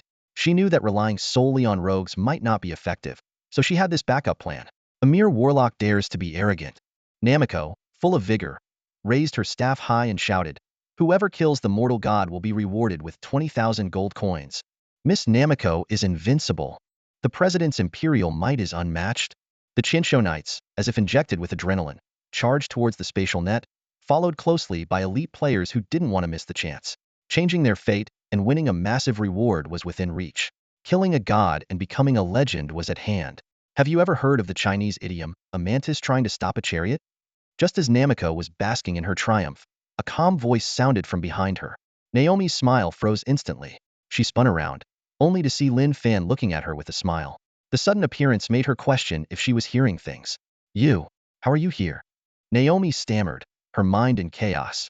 The man before her defied all logic, even in a world filled with magic and bloodshed. Lin Fan had a peculiar device strapped to his back. It looked like a pile of junk, but its tail emitted powerful wind magic. Naomi suppressed her shock and examined the device's attributes. Goblin Tech Type 1 Jetpack. Crafted by Player Knight 0. Quality: Heroic. Mana Reserve: 720 charges. Effect: each blast moves the user 100 meters, can be recharged with mana. Enters a 10-hour cooldown when removed. Durability: 10,000 HP, destroyed upon depletion. A rocket jump pack? Naomi's mind went blank. This was clearly a single soldier flight device from the real world. How did it appear in the game? In reality, the equipment on Lin Fan was one of the latest creations by the master craftsman Knight Zero. Despite its rusty appearance, the cost was a staggering 3,000 gold coins. As part of the first batch of jetpacks, its high price meant only 60 players in the Japanese server were equipped with it. The investment proved worthwhile, making it extremely convenient for escaping or ambushing. It was this device that allowed Lin Fan to quickly move from the eastern side of the City of Pearls to the top of the Orochi's head. Correct? Lin Fan raised an eyebrow, his Skyfire staff glowing with destructive power. Naomi's eyes turned cold as she sneered. "Even if you can kill me, do you really think you can win? Don't forget, this is my territory. Naomi, even if you kill me once and loot several of my legendary items, your fate is sealed." Lin Fan said calmly, "Pay the tithe or be conquered, crushed and slaughtered. Kill him." "Orochi," Naomi ordered. The Orochi's 2 heads moved to devour the tiny figure of Lin Fan. "Stubborn fool," Lin Fan sneered. He launched a close-range explosive fireball at Naomi's face, mercilessly ending her life. Lin Fan glanced at the gaping maw coming his way and scoffed, "Begone." The massive body of the Orochi started to fade until it disappeared completely. This was the main reason why Naomi, despite being in Steer Summoner, wasn't highly rated on the leaderboard since the summoner was killed. No matter how powerful the summoned creature, it would be forced into cooldown and leave the battlefield. A golden light appeared as Lin Fan picked up a level 30 legendary shoulder piece, along with over 1,000 gold coins that Naomi had dropped. "Consider this an advance on the tithe," Lin Fan said, activating his jetpack and gracefully landing.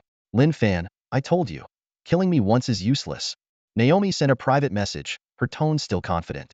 At the respawn point, Naomi's expression was resolute. Though she had temporarily lost the assistance of the Orochi, she believed that with the elite players of the Thousand Hands Guild, Lin Fan would still be struggling for survival. "Is that so?" Lin Fan chuckled. Naomi felt a twinge of unease at his calm voice, as if she had overlooked something crucial. She quickly opened the guild channel to check the messages, and her face turned pale. The guild channel was filled with panicked messages.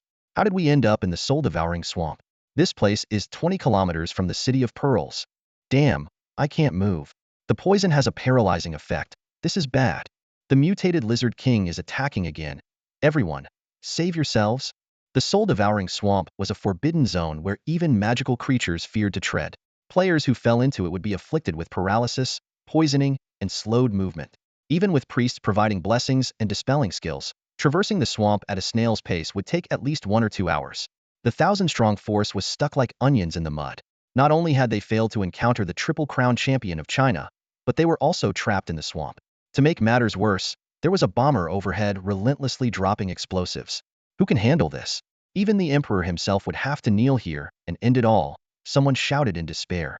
The Scarlet King roared as he unleashed merciless carnage, diving and spewing deadly magic flames. With a swipe of his claws, swathes of players turned into white light. Disaster! Miss Naomi was ambushed. The Orochi is on forced cooldown, someone exclaimed. Jun Beichuan, suicide, everyone suicide now. Don't leave any loot behind. Teleport back to the main city immediately. The desperate shout echoed across the battlefield, throwing the Senshu Guild players into chaos. Thousands of players surged towards the teleportation point like a tidal wave, the mass exodus leaving onlookers stunned. Standing atop the Crimson King, Dazuangji couldn't help but burst into laughter. He raised his camera and with a click, captured the scene that could rival a masterpiece. He named it The Birth of Despair, a snapshot filled with frantic, fleeing figures.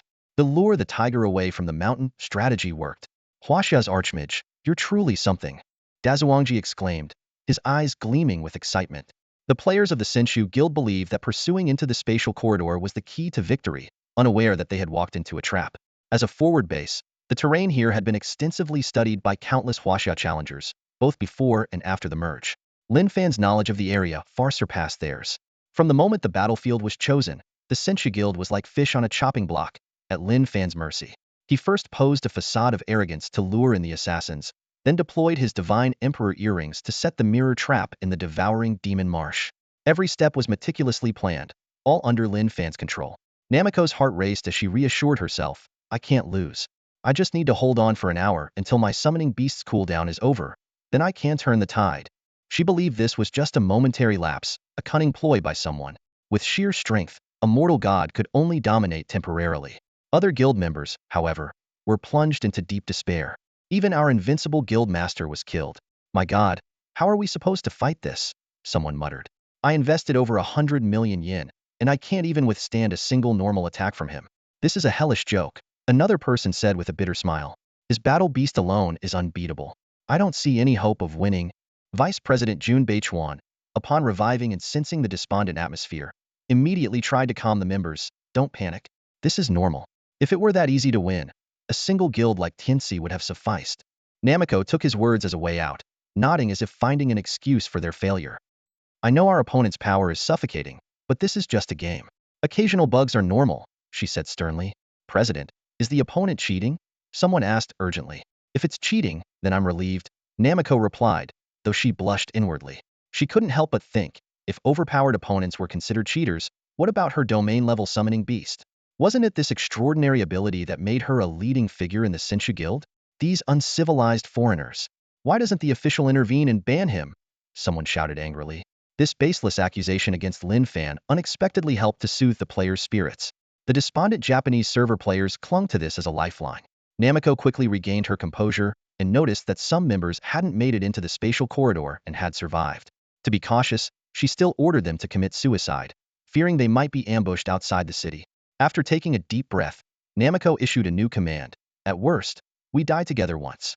Everyone regroup at the main city of Elysium. She believed that as soon as her summoning beast's cooldown ended, she could turn the situation around. He won't dare come into the city to kill us. Namiko thought to herself. Even if he does enter the city, once he kills someone, he will be hunted by the city guards. Plus, with the city's protective barrier, he won't be able to escape quickly using his flying beast. And spatial items can't be used within the barrier. If he dares to come, he'll be trapped in Elysium City, submerged by the fury of Japanese server players. Just outside the revival point, an Imperial Mage NPC rested his chin on his hand, curiously watching the players. Waiting for your summoning beast cooldown? Such cowardice. I thought this era's S-rank summoner would be different, he muttered, a hint of disappointment in his eyes. Have you found the fool yet? Lin Fan sat leisurely on a small stool, swirling a glass of malt beer, a hint of mischief in his eyes. Impatiently, Duress complained, Ugh, it's just a stupid stone. Why the rush? Let's just raid the Lord's treasury instead. Lin Fan quickly dismissed her dangerous idea, recalling their near miss with that terrifying woman when they raided the Holy Light Order's base. He said seriously, no, I need that stone. Even if the guardian of Ingluo City isn't as crazy as that woman, raiding the treasury now would still cause a lot of trouble. Just then, a guard captain on the city wall rubbed his eyes in confusion, muttering to himself, strange. Why has the southern barrier disappeared? Meanwhile, inside the Lord's mansion, Duress was looting the guards at an incredible speed. She eventually rummaged through the home of an old mage and successfully found a black stone. Imitating the system prompt, Duress cheerfully announced, Ding dong me dear servant, the barrier stone is secured.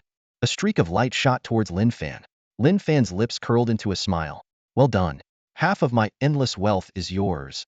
Pinky promise. Duress replied playfully. Lin Fan's inventory now contained the southern barrier stone. He donned his hood and walked briskly towards the respawn point where a group of Thousand Hands players were gathered, posing as an NPC. Brave adventurers, do you require my assistance? He asked. A few members of the Thousand Hands Guild frowned in thought. An NPC? Lin Xiaolu? What a strange name. A hidden quest? Why now? Though puzzled by the sudden appearance of the NPC, they were not in the mood to accept any quests. Namiko, startled, looked at the hooded mage and suddenly exclaimed, Lin Xiaolu? Is that you?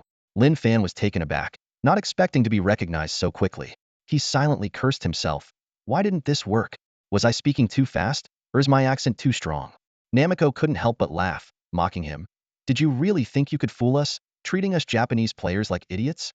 You overestimate yourself. It turned out they had thoroughly researched all of Lin Fan's disguises.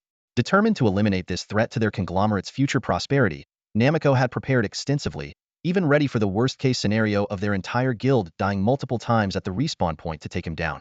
Let's see where you run now, Namiko said triumphantly. The members of the Thousand Hands Guild were ecstatic and charged out of the respawn point, vowing to kill Lin Fan. Feigning surprise, Lin Fan retreated while saying, wow, some intelligence. I underestimated you, Namiko said arrogantly.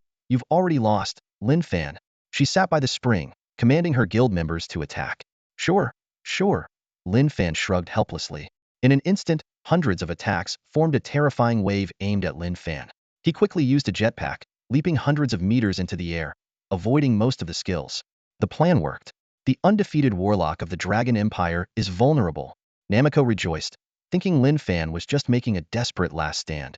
Miss Namiko truly deserves the title of Queen of the Japanese server. Feigning weakness to lure the enemy in, guild members praised. Jun Beichuan laughed heartily. Haha, look at this Chinese dog running with his tail between his legs. He dared to come into the city alone. The bounty is still valid. Kill him and make a name in the cross-server war. He then fired a series of tracking arrows at Lin Fan. To prevent a repeat of the near-miss burning shame, he had taken a fire immunity potion in advance. Namiko waved her staff, casting the rank priest attack spell Radiant Staff. An ethereal staff of light appeared. In the game settings, summoners could branch into any basic class, but priests and mages were the best choices due to their healing abilities and wide area damage. Some guild members smiled wryly. The president is too much, issuing a bounty but planning to take it herself? Well, who wouldn't want the glory of defeating the top warlock of the Dragon Empire? They eyed Lin Fan's level 40 legendary gear, wondering if they could grab a piece in the chaos. As the Thousand Hands Guild members were lost in their fantasies, Lin Fan's cold voice interrupted. Magic eye? The Divine Emperor's earrings emitted a strange light, and a spatial net appeared. Lin Fan turned back, smiling at the panicked Namiko, and calmly said, Please, step inside. Namiko was frantic, shouting in disbelief. This can't be. Spatial magic can't be used within the main city's barrier. Once again, Lin Fan shattered her understanding. The pride in her heart vanished. Could he really be a cheater? Otherwise, how do you explain all of this? Lin Fan stood under the cherry blossom tree, a confident smile playing on his lips as he waved to the distant crowd. His voice rang out clearly, reaching everyone's ears. I know you've always coveted the vast and rich lands of Huaxia. So, I sincerely invite you all to join me in ushering in an era of conquest. This statement was like a bombshell, causing an uproar among the Japanese server players. They looked at each other, eyes filled with confusion and unease. Seeing their reactions, Lin Fan continued, Yes, just as you thought. I, Fanshin, leader of the God-slaying guild, will enslave all of you from today onwards. Lin Fan's tone suddenly turned icy, a glint of coldness flashing in his eyes. I understand you don't want to pay the tithe, but my patience has run out. Namiko stood among the crowd, her face pale and lips trembling. She wanted to say something, but words seemed to fail her. A surge of panic rose within her as she realized that if Lin Fan left as he was, the Japanese server players would never have a day of peace. However, Lin Fan gave her no chance to speak further. He turned coldly and stepped into a suddenly appearing spatial rift. In a blink, he was back under the same cherry blossom tree in the misty minefield. This time, none of the Japanese server players who had once clamored for the Greater East Asia co-prosperity sphere dared to enter the area. Soon, Chilian Wang descended from the sky with Piledriver in tow, landing in front of Lin Fan. Piledriver exclaimed excitedly, "Haha! Burning those fools was exhilarating. 1,000 suicides. I'm going to make a fortune on the forums." Lin Fan gave him a faint glance, and Piledriver immediately realized his mistake. He cleared his throat and quickly corrected himself. "I swear, this time we'll make sure all the fin-sitters and traders among the Huaxia players get their faces slapped. Once this video and these photos are out, a ton of Huaxia players will start frequenting the Japanese server." Lin Fan nodded, thinking that while Piledriver might be unreliable, his ability to create a buzz was unmatched. The wavering Huaxia players would likely be encouraged by this, but it was still not enough. Yujian Xingqian suddenly chimed in, "We've reached Ingluo City, but I think the timing isn't right yet. We're still negotiating the purchase of the stronghold." Lin Fan replied succinctly, "Level doesn't matter, just bring your people over." As soon as he finished speaking, over 300 players joined his battle group. Although their IDs had a strong Huaxia flavor, they were actually Japanese server players. Dawei Tianlong Weiga asked excitedly, "Master Fan, did you really wipe out the Thousand Hands Guild? They're all just standing at the respawn point, stunned." Lin Fan immediately recognized the silly ID as the true identity of Chen Wei from Xingqian Studio, now a vice president with $1 million salary. Lin Fan chuckled, "This is just the beginning. They defied me, so they need to be wiped out again." The players in the battle group started joking around, many of them old friends of Lin Fan who had once toiled together in the black coal mine. Someone suddenly said, "Brother Fan, to be honest, I was the one who ate those 3 buckets of instant noodles under your desk last time. I didn't dare admit it then. You won't hold it against me, will you?" Piledriver looked at the Japanese server players, who were only around level 15, puzzled. If they're here to support us, isn't their level too low? Aren't they just cannon fodder?" Lin Fan ignored his question and instead turned his gaze to the south side of Ingluo City, where the barrier had fallen. He suddenly asked, "You must have quite a few followers on the God Realm website by now, right? Can you start a live stream?" Piledriver's eyes lit up with excitement at the mention of a live stream. A live stream? Absolutely. He was thrilled, having long wanted to do this but never daring to suggest it. After all, this was the perfect opportunity to capture the ultimate third-person view of Fanshin in action. Family, this is the exclusive first-person view of Fanshin. Grab your snacks and beers, and join us quickly. Our streamer is frantically setting up the live broadcast, eagerly anticipating a flood of viewers. However, only a handful of people are watching. Goodness, isn't this like the 28th person claiming to be Fanshin's exclusive view? Still trying to scam us, huh? Are you kidding me? Fanshin hanging out with a level 20 warrior? Who are you fooling? Faking it might be fun for now, but keep it up and you'll face the consequences. A few sharp comments floated across the screen, and the streamer began to panic.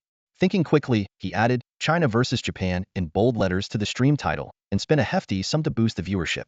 The camera focused on Lin Fan, who was meditating, and the streamer shouted again, "Fanshin on the front lines, slaughtering the Japanese. Don't miss out." This tactic worked like a charm. The comments exploded. "Holy crap. It's really Fanshin. Damn. The title, Bloodthirsty Butcher, looks so badass. Unbelievable. Streamer. Are you his family or something? How are you so close without getting killed? Damn. That Heavenly Fire Dragonheart set is rumored to cost billions. It looks so cool with the special effects." In just a few seconds, the viewership skyrocketed to over 100,000 and kept climbing. Minimap coordinates. City of Ingluo. He's really in the Japanese server. I knew it. Haven't seen the Triple Crown King lately. He must be planning something big. Breaking news. Fanshin just wiped out one of the top 3 Japanese guilds, Senju. The streamer grinned widely. A wealthy viewer immediately sent 5 super rockets worth 5,000 renminbi each, promising to send 5 more for every 100 enemies Fanshin killed. "Young man, don't overdo it. I'm afraid you'll drain your family's fortune." The streamer laughed even more heartily. Lin Fan finished his meditation and stood up, asking, "How many viewers do we have now?" "500,000. The streamer was trembling with excitement. "Can we start now?" He was already dreaming of the luxurious yacht he would buy from riding on Fanshin's coattails. "That's still too few. This isn't big news yet. Keep boosting the viewership," Lin Fan said with a mischievous smile. Gritting his teeth, the streamer responded, "Boost it is. Damn it, it's just money. As long as you're happy." He threw in another 8 million renminbi. The viewership continued to surge, soon surpassing other streams and topping the platform's charts. More wealthy viewers appeared. "Thanks to Shirgu for the 30 super rockets. Thanks to Emperor Demon for the 10 super rockets. Thanks to Wushuang Shanshui. The streamer was dumbfounded. These were all renowned wealthy viewers. Meanwhile, the number of viewers both in and out of the game was skyrocketing, soon surpassing 1 million. Zui Mingichang sighed. My friend is up to something big again. He's a terrifying man. The Empress seemed slightly annoyed. A cross-server war, and he didn't invite us? That's a bit unfair. Shirgu boldly declared. My master will crush the Japanese server. Those foreign boys better brace for the apocalypse. The streamer was both excited and nervous. He wasn't worried about too few viewers, but rather about Lin Fan failing. After all, the Senju Guild was formidable. If Naomiko managed to summon the Great Serpent King again, things could take a turn for the worse. The more viewers, the higher the stakes.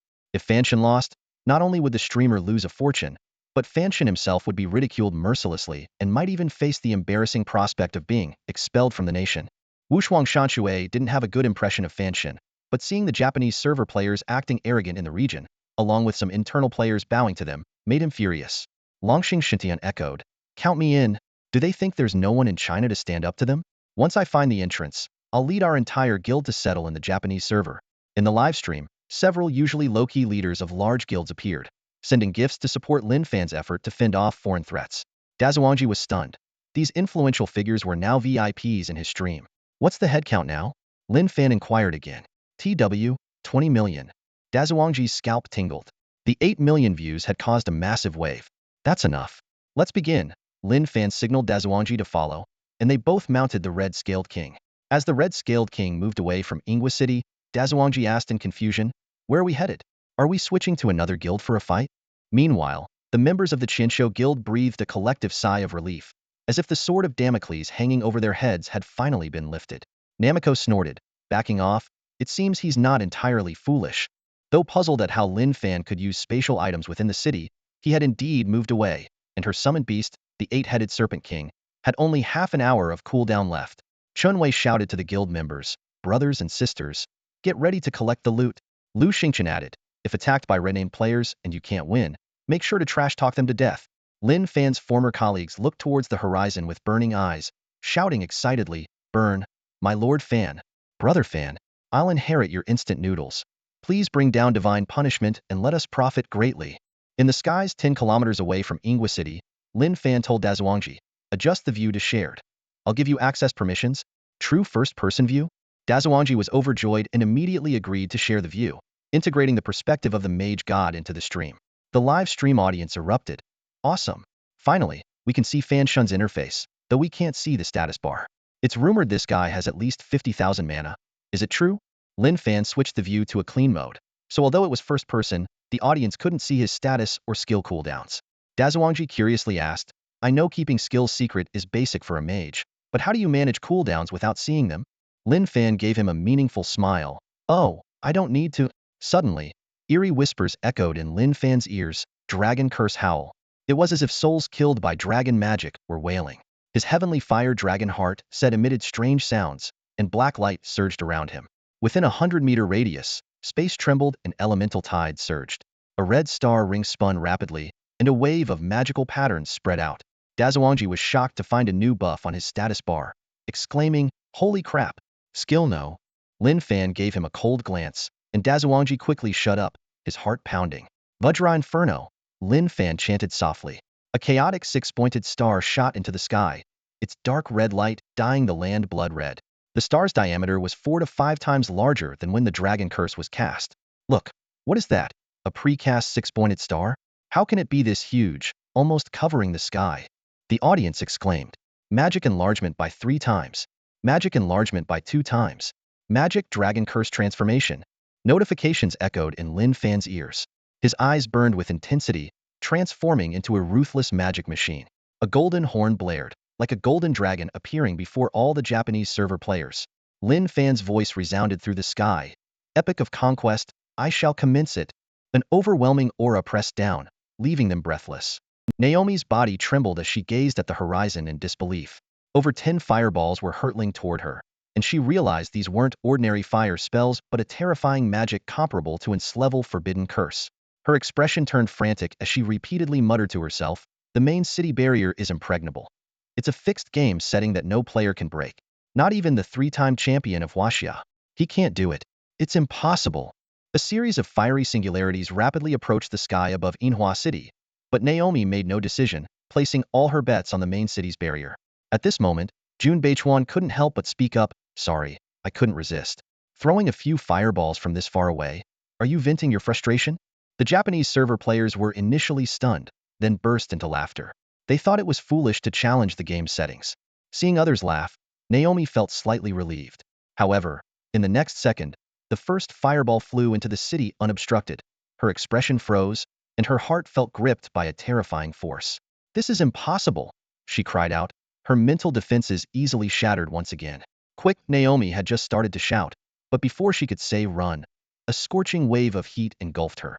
She watched in horror as her fair, jade-like arm burned, the skin peeling off rapidly, muscles disintegrating, and her entire body melting like a puddle of mud. This scene dealt a massive psychological blow, as if she were in a horror game. Even though she couldn't feel the pain, the sight would undoubtedly become a lasting psychological shadow. Meanwhile, Lin Fan demonstrated an extreme casting speed. He simplified some casting steps, immediately interrupting the casting lag with normal attacks or explosive fireballs after each release of Brahma's fire. In just 20 seconds, he unleashed 12 level Brahma's fire spells before running out of mana, with 4 of them triggering the Dragon Curse's magnification effect. Commentator Pile Driver's expression quickly shifted from shock to fervor, his voice filled with passion. "The Archmage. Huaxia's undefeated Archmage. He has become the Judicator and will claim the title of King of the Divine Realm." Pile Driver fully immersed himself in the role of the Archmage, his compelling tone stirring the audience's blood. Boom, boom, boom. The apocalyptic power descended, sweeping up the remnants of thousands of Japanese server players' souls, trembling in the face of doom. Pile Driver felt his soul quiver, excitement and horror intertwining, and he roared again. "He is the indestructible light of Huaxia. The mortal god will annihilate all invaders." 10 kilometers away, a mushroom cloud erupted over Inhua City, towering 1,000 meters high. Within a 2-kilometer radius, merciless flames consumed everything. System notifications flashed continuously. "You have killed Naomi, sin value 100. You have killed."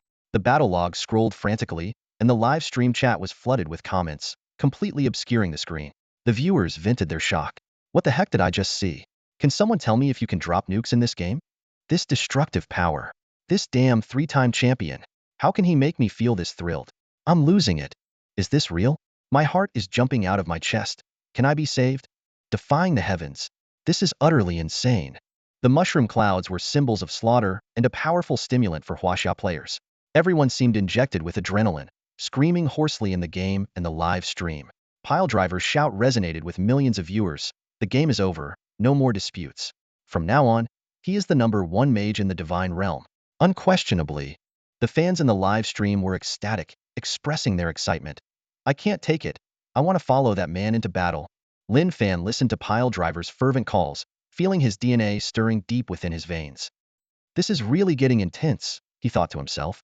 The members of the Thousand Hands Guild instinctively stood up from the respawn point, only to melt again in the fountain. It was as if they were paying homage to their ancestors from 100 years ago, screaming in the flames, hoping for salvation from the Eastern gods. However, all that awaited them was the ruthless judgment of the Divine Realm Archmage.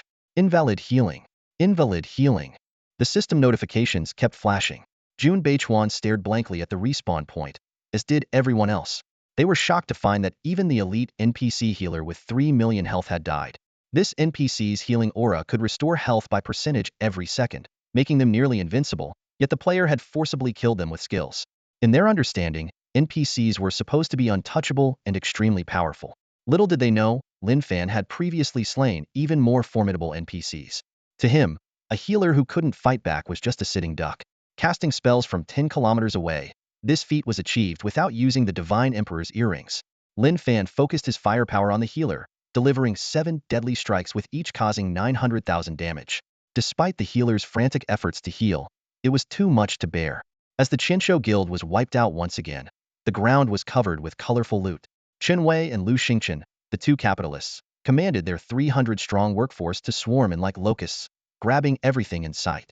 Chaos erupted among the Qinsho Guild members. "Damn it! My hero weapon dropped," someone shouted in frustration. "I spent millions of yen forging that." Another player wailed. "I lost over 1,000 gold coins. The loss is too great." Someone else cried out in despair. "No way. I lost all 20 soul essence stones I saved up. Yame. A large number of low-level green-named characters took advantage of the situation and rushed into the city, picking up whatever they could find. These people had no sense of honor, throwing the Chinsho Guild into complete disarray. Jun Beichuan roared, "You worthless slave players, die!" As the burning effect of Brahma's fire ended, he immediately stood up and fired 5 arrows in quick succession, each one precisely killing a low-level character who was looting. Seeing this, other guild members followed suit, determined to recover their lost gear. After reviving, Namiko looked up to see her teammates continuously attacking, their sin values skyrocketing.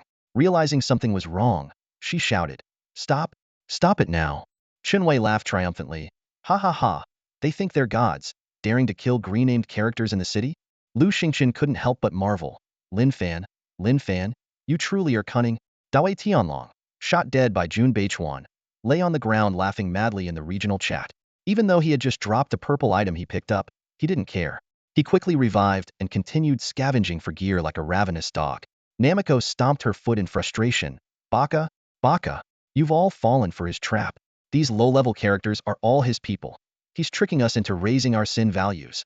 But Jun Beichuan and the others, blinded by their desire to recover their losses, continued their killing spree. Their sin values quickly exceeded 1,000, turning their IDs blood red in an instant. When Lin Fan heard that Namiko and her team had taken the bait, he found the foreign girl's naivety endearing. According to the rules of the Divine Realm, when the level difference exceeds 15, high-level players killing low-level ones incur 5 times the sin value penalty, second only to killing NPCs. Lin Fan's sin value was already a staggering 700,000, far beyond normal. He had long earned the title of bloodthirsty butcher. No matter how much he farmed, being killed would reset his level and drop all his gear. This was akin to having so many lice that one no longer fears the itch. But the Chinsho Guild players were different. Their high sin values would lead to a significant increase in the drop rates of their equipment, gold, and experience. Seeing that the time was right, Lin Fan stood up after recovering some mana. He swung his staff and chanted softly, "Death's Lament. The gods have fallen from the heavens." Lin Fan shouted lowly, and the heavenly fire staff glowed intensely. The dragon spell of magic instantly transformed into a massive flaming dragon, swirling and roaring in the sky. With the incantation magic amplification by threefold, the dragon's size swelled, nearly obscuring the entire sky. Inside Luo City, continuous explosions echoed. The flaming dragon dove down, engulfing everything in its path. In an instant, over 400 red-name players from the Chinsho Guild were obliterated. The city was left in ruins, with the glowing remnants of various items forming a sea, as if the gates of a treasure vault had been blown open. "Log off from combat," someone screamed in terror. However, Lin Fan's magical attacks rained down on Luo City, giving the opposing side no chance to catch their breath. Namiko's face turned pale, but she forced herself to stay calm. Chunwei roared, "Log off? No way. Who was the idiot that killed me just now? Take an arrow from me." Lu Xingqian wasn't to be outdone. "Why run? I just picked up a legendary item and haven't even made enough to buy the server yet. No one is leaving." Jun Beichuan and his group were already dumbfounded. This bunch of low-level characters, wielding level 10 trash weapons, were launching a counterattack against the top-tier players of the Japanese server? Lu Xingqian taunted, "Hey, are you the leader of the Chinsho Guild? I'm the president of the Xingqian Guild, and personally, I think you're ugly." She continued to mock, "Tisk tsk, especially with that makeup. At first glance, you seem pure and innocent, but up close, you look like an old hag. Are you a cross-dresser?" Namiko was shocked. She had been hailed by the Japanese media as a once-in-a-century beauty, yet here she was being ridiculed by a level 12 female swordsman right in her face. Her face turned red as she stammered, You aren't beautiful either." She then raised her staff and sent Lu Xingqian away with a holy light spell. Namiko's ID turned red as well. "Come on, this isn't enough." Chunwei and the others kept shouting, "Keep fighting if you dare. Yeah, try it and you'll be dead meat. Don't run if you have the guts." They continued to taunt and harass with their trash weapons, forcing the Chinsho red-name players back into combat. This made it impossible for the Chinsho players to log off, and forcibly logging off would result in standing still in the game. They were left at the mercy of Lin Fan's long-range bombardments.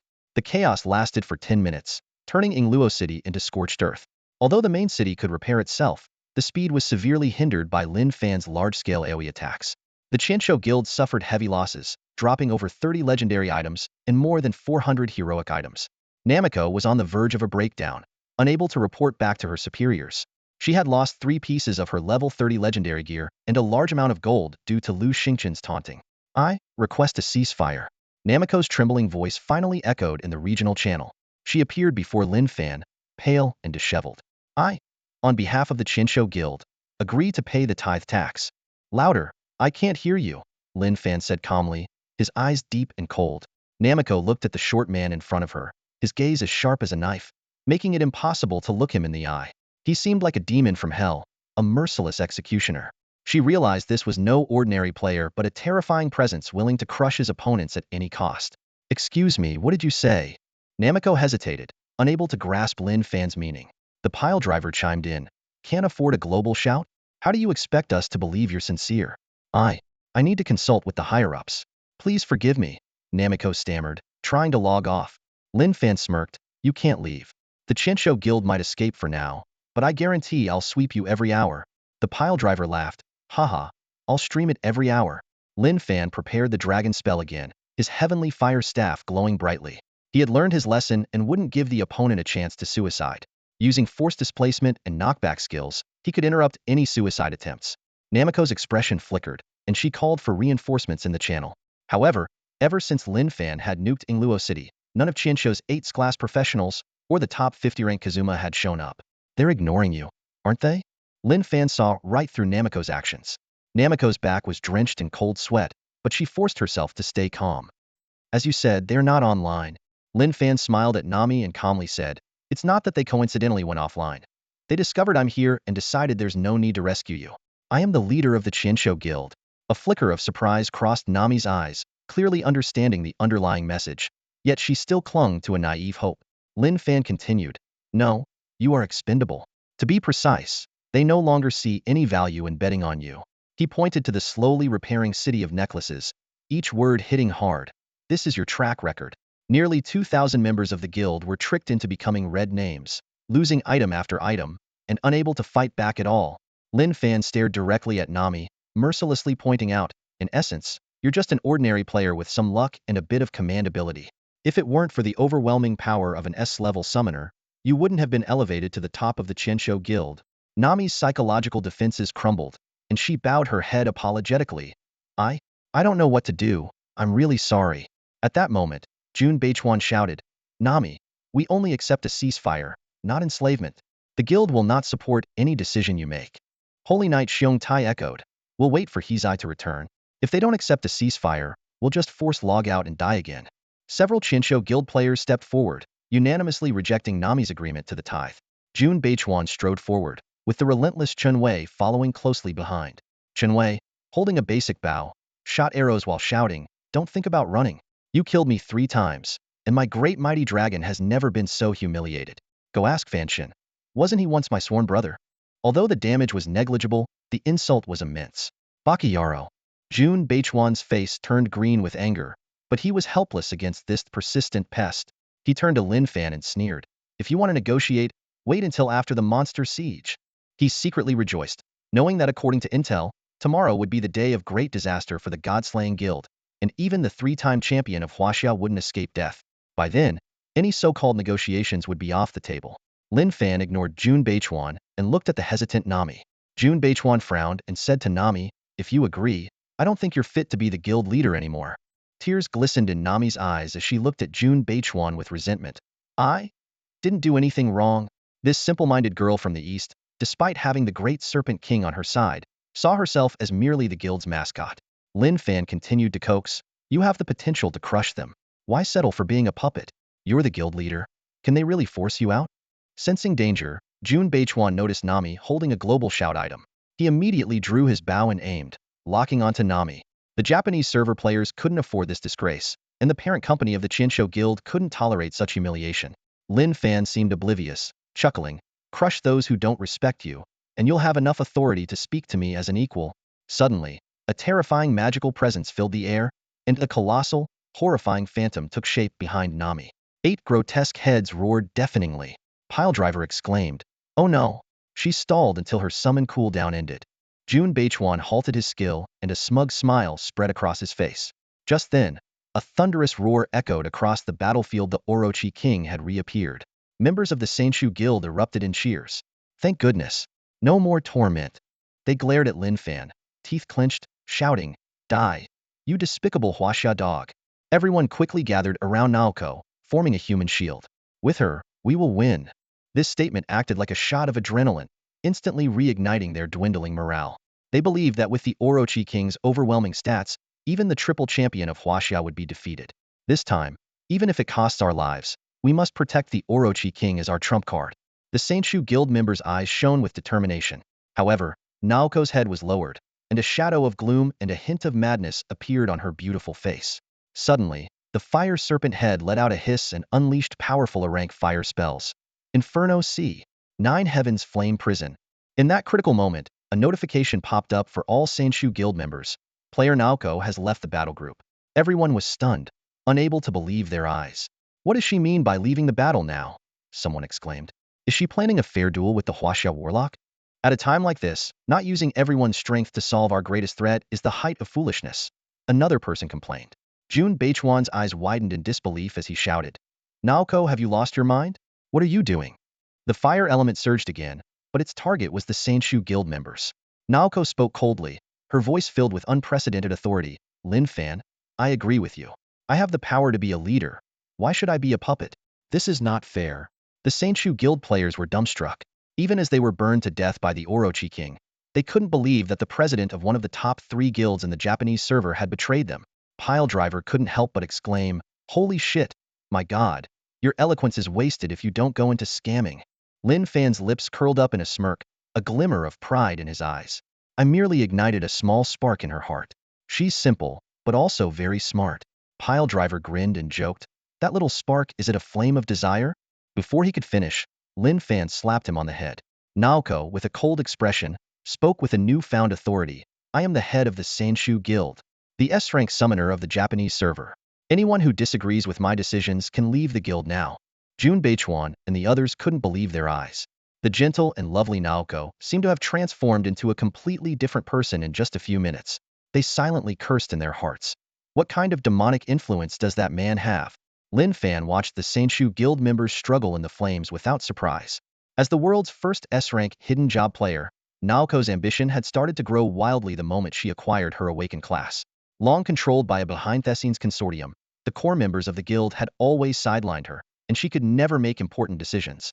Despite her intimidating strength, she could never bring herself to turn against them.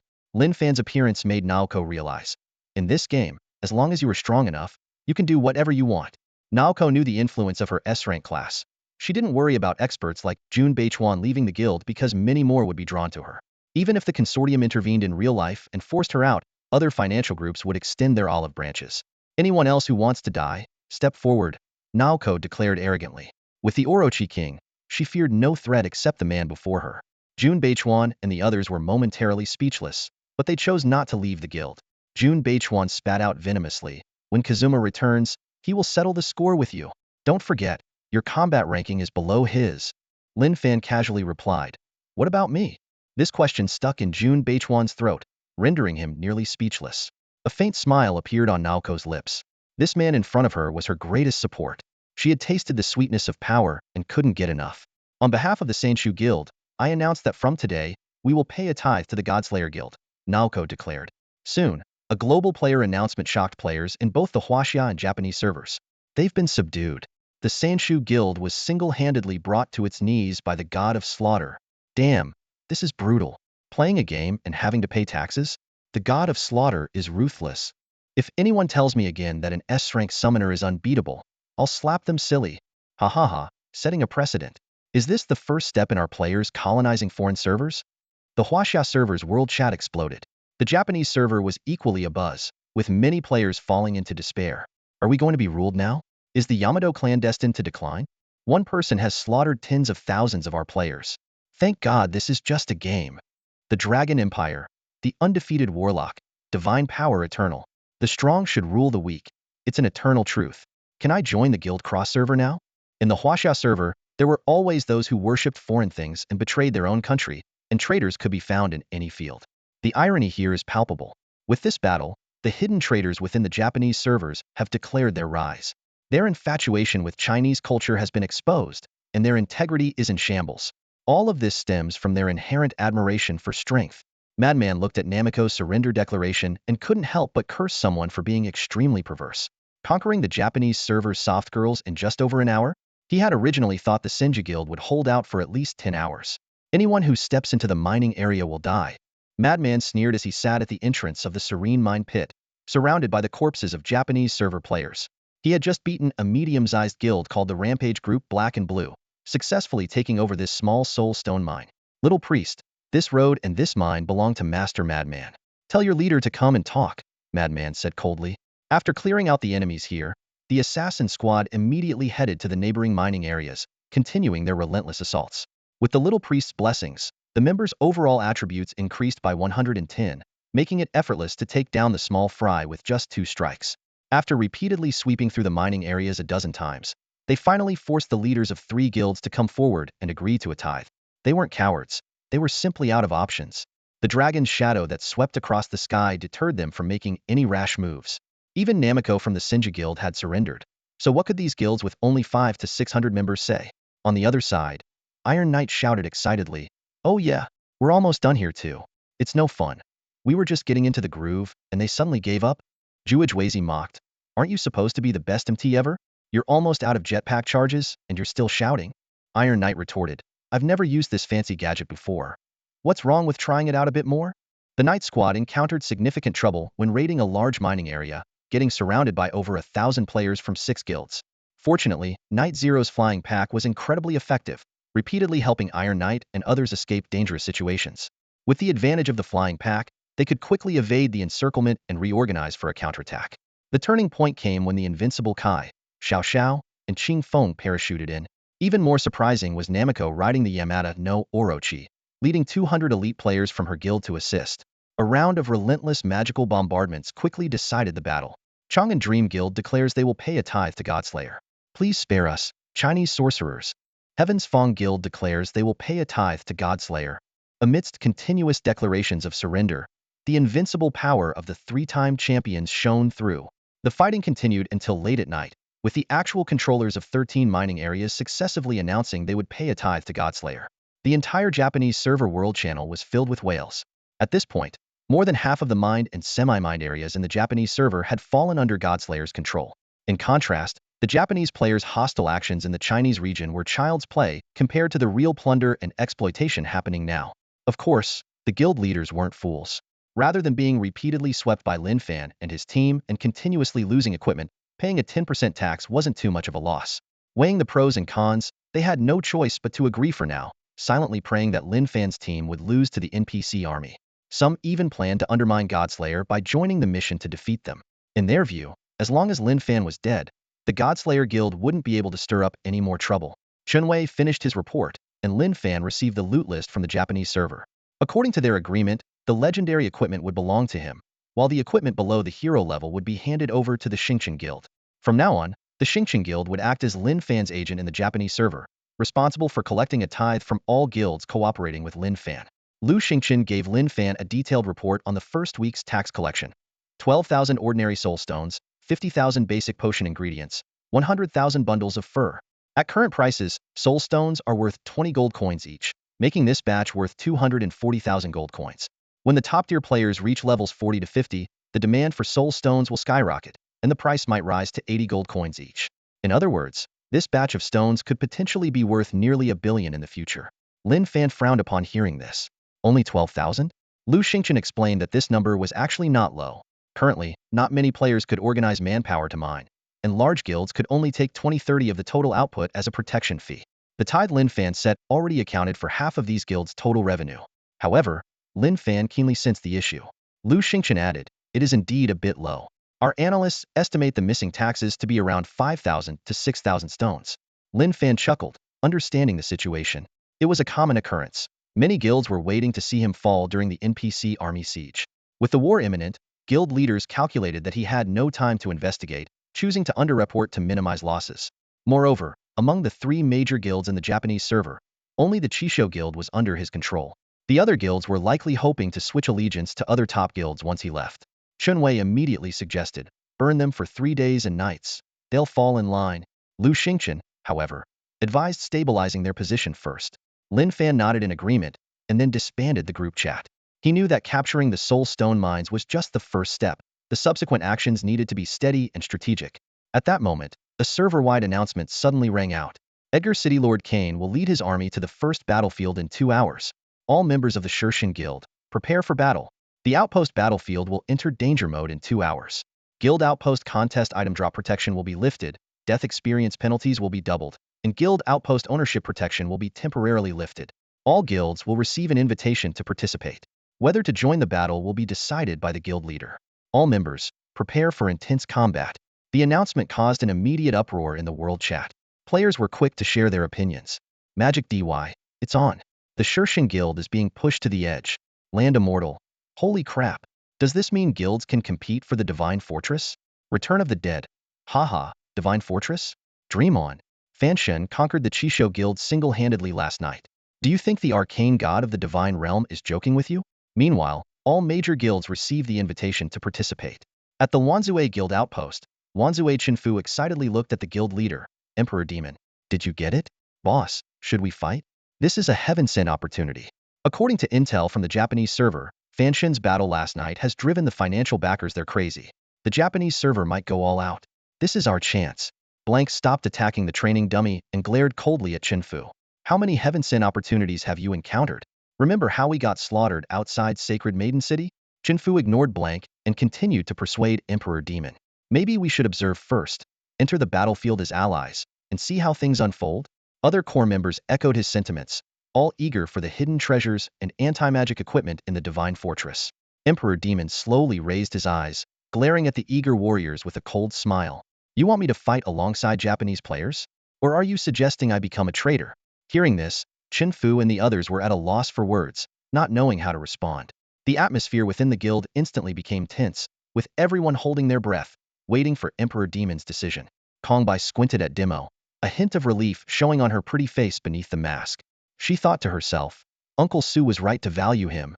Quickly gathering her thoughts, she shouted loudly, wherever there is a fight, there will be us, the Chaos Guild. All combatants, get ready. Charge. Upon hearing this, Demo slowly rose to his feet. His towering and imposing figure stood ahead above the surrounding players. Black magical patterns coiled around him like serpents, making him resemble a war god emerging from a sea of corpses. Kongbai silently assessed him, the torso of a gaudier soul imprint ancient demon. During this period, not only had the Godslayers grown rapidly, but the Chaos Guild's power had also expanded swiftly like mushrooms after the rain. In a desperate place known as the Black Fortress, over 3,000 guild members paid the price of an average 3-level drop and spent millions of gold coins. In the end, Demo obtained this precious gaudier, human soul imprint. The scene shifts to a presidential suite in a 5-star hotel in Jiangchuan City. With a seductive smile, Chi Ziyue said, I've given you everything, my dear. Her skin was as white as snow, exuding allure and tenderness. Zue Mengichang shook his head, a hint of regret in his voice. Sigh, it's a pity I can't see you. I hate myself for it. After saying this, he swiftly got up, seamlessly putting on his pants, shoes, and leaving, all in one fluid motion. Seeing this, Chi Ziyue laughed softly, hesitatingly asking, leaving already? Don't you want to? Zue Mengichang felt a bit panicked, thinking to himself, if not me, then who? If I'm going to act, I have to play the part fully. A few hours earlier, he had gotten drunk at a bar and woke up here. Although he was blind, his mind was clear. The hands he had trained over the years were enough to judge a girl's beauty. With the situation already set in motion, he could only go with the flow. Feigning calmness, he replied, I have something to do later. I need to get back to the game. In reality, Zure Meng had learned about the invitation from his subordinates.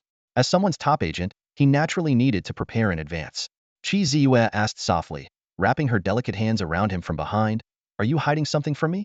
Zue Meng's body stiffened, and he stammered, Huh? No, of course not. A glint of coldness flashed in Chi Ziyue's eyes as she whispered in his ear, Would you betray me, my dear? Zue Meng's heart suddenly raced. Ever since someone started wreaking havoc on the Japanese server and collecting taxes everywhere, Chi Ziyue's suspicions had grown day by day. Zue Meng knew full well that Chi Ziyue was far from just a pretty face. She had clearly sensed something was off yet chose to get him drunk and have a relationship with him. This meant Chi Ziyue was confident she could keep him under her control. Zue Meng didn't fully understand Chi Ziyue's methods. Little did he know, from the moment he first contacted Lin Fan at the clubhouse entrance, she had already placed people to monitor him secretly. However, disguise and patience were her fortes. Even when the ancient teleportation array coordinates and the alliance with the Japanese server were exposed, she didn't confront Zue Meng directly. If Lin Fan could turn Zue Meng into an undercover agent, Chi Ziyue was confident she could make him her own. Chi Ziyue chuckled softly, her tone devoid of blame. You will join the battle, won't you? And stand against me. The panic on Zue Ming's face flickered briefly. For some reason, the more Chi Ziyue acted like this, the more he felt guilty. He said in a low voice, "That's right, Ziyue. You can't beat him. In the realm of the gods, he's no longer human." Chi Ziyue's red lips brushed his ear as she whispered, "I might lose alone, but it's different with you. With the support of the Xian family and the Silver Dragons, we can control our destiny." Hearing this, Zue Ming felt an inexplicable irritation. Shaking his head, he grabbed his cane and prepared to leave. Chi Ziyue said softly, "Did I touch your heart? If I did, I'm very sorry." These words threw Zue Ming into a state of confusion.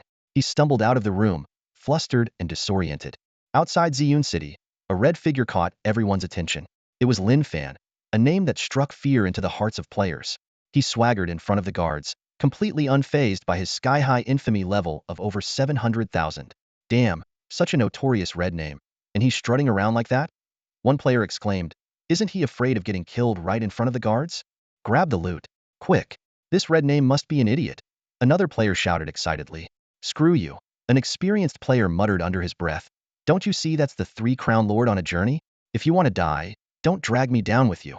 Players who were leveling up and grinding nearby started to gather, but quickly dispersed upon recognizing Lin Fan.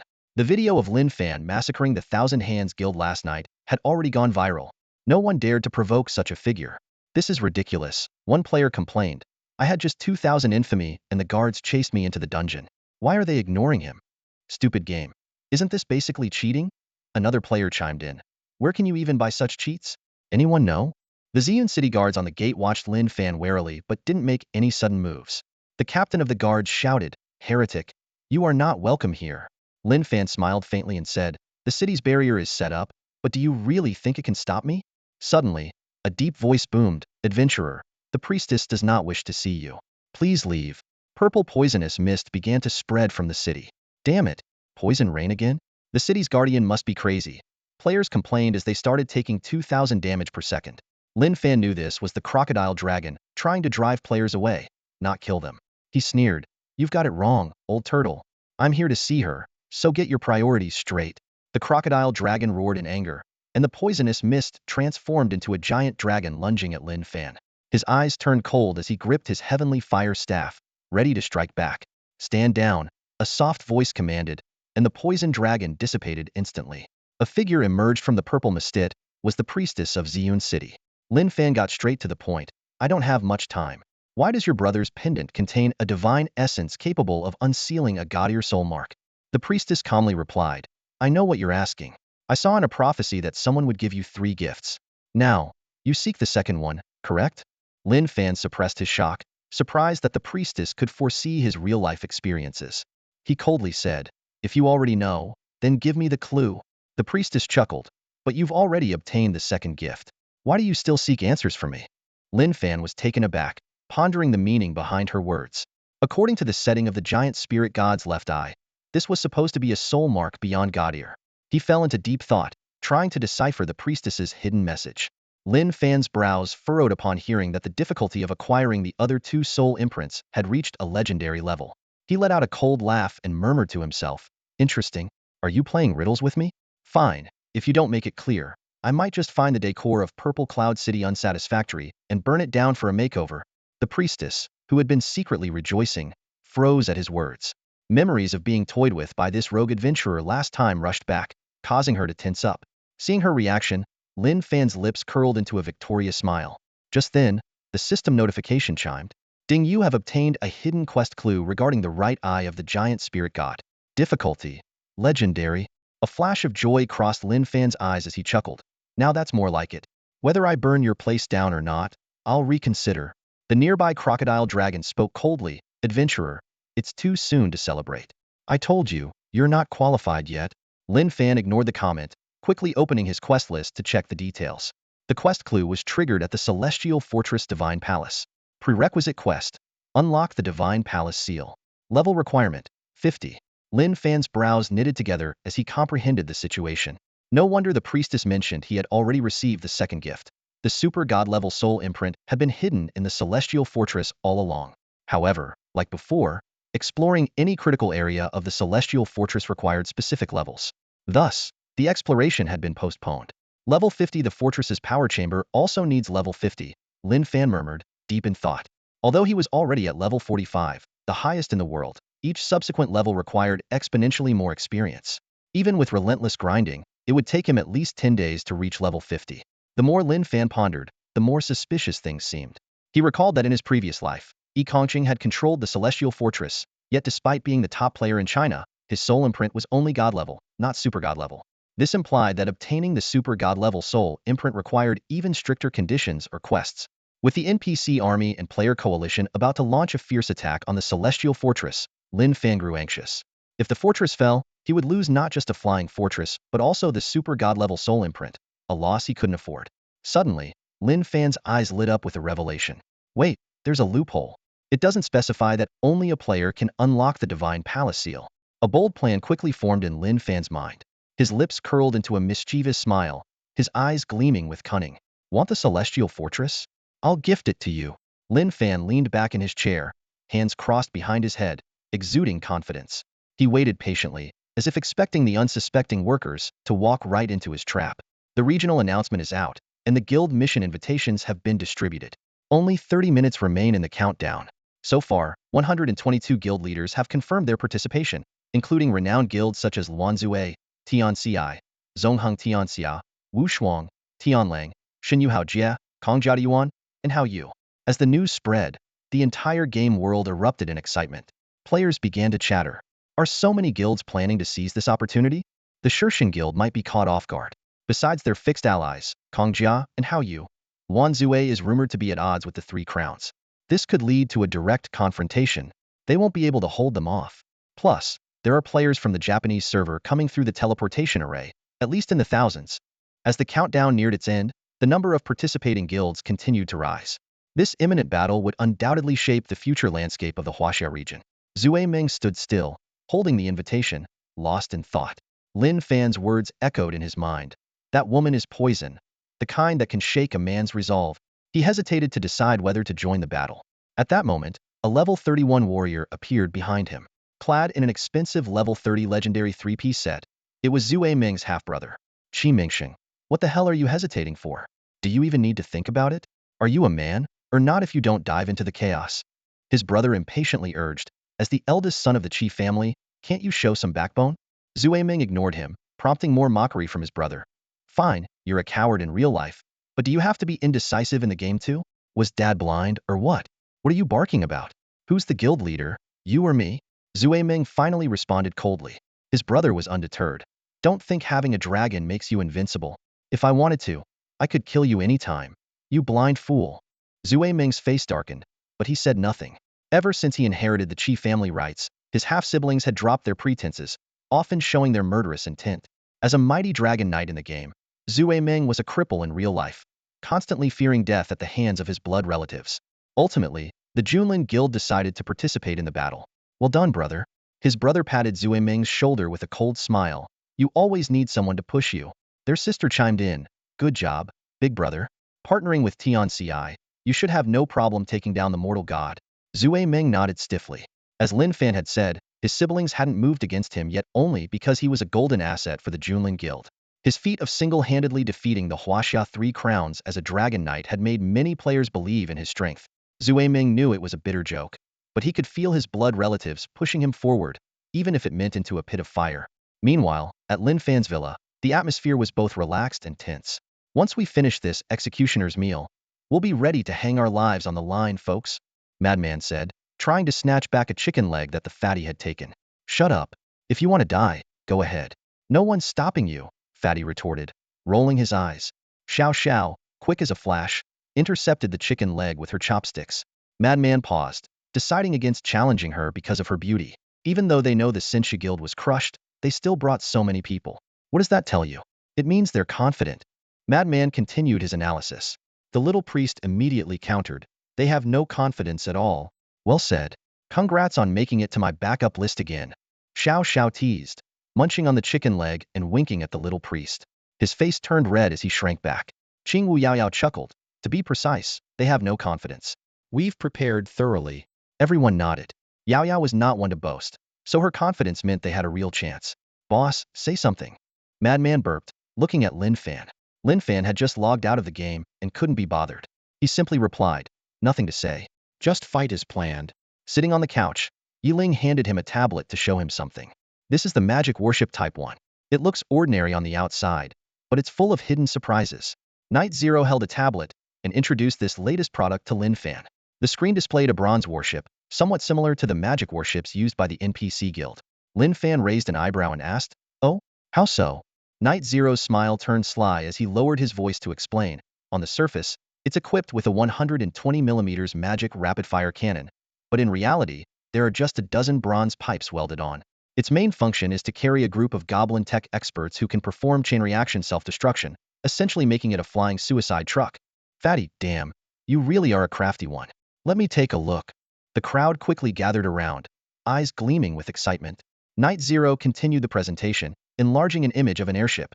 This one appears to be a Kirov airship. In fact, the large balloon on top is fake, and even if it gets shot down, it won't affect flight. It can attract a lot of enemy fire. The main cabin is filled with magic bombs, capable of bombing ground targets. Holy crap, you're mixing steampunk tech into a magic world? Crazy couldn't help but curse. I didn't expect this college student to be this deviously clever.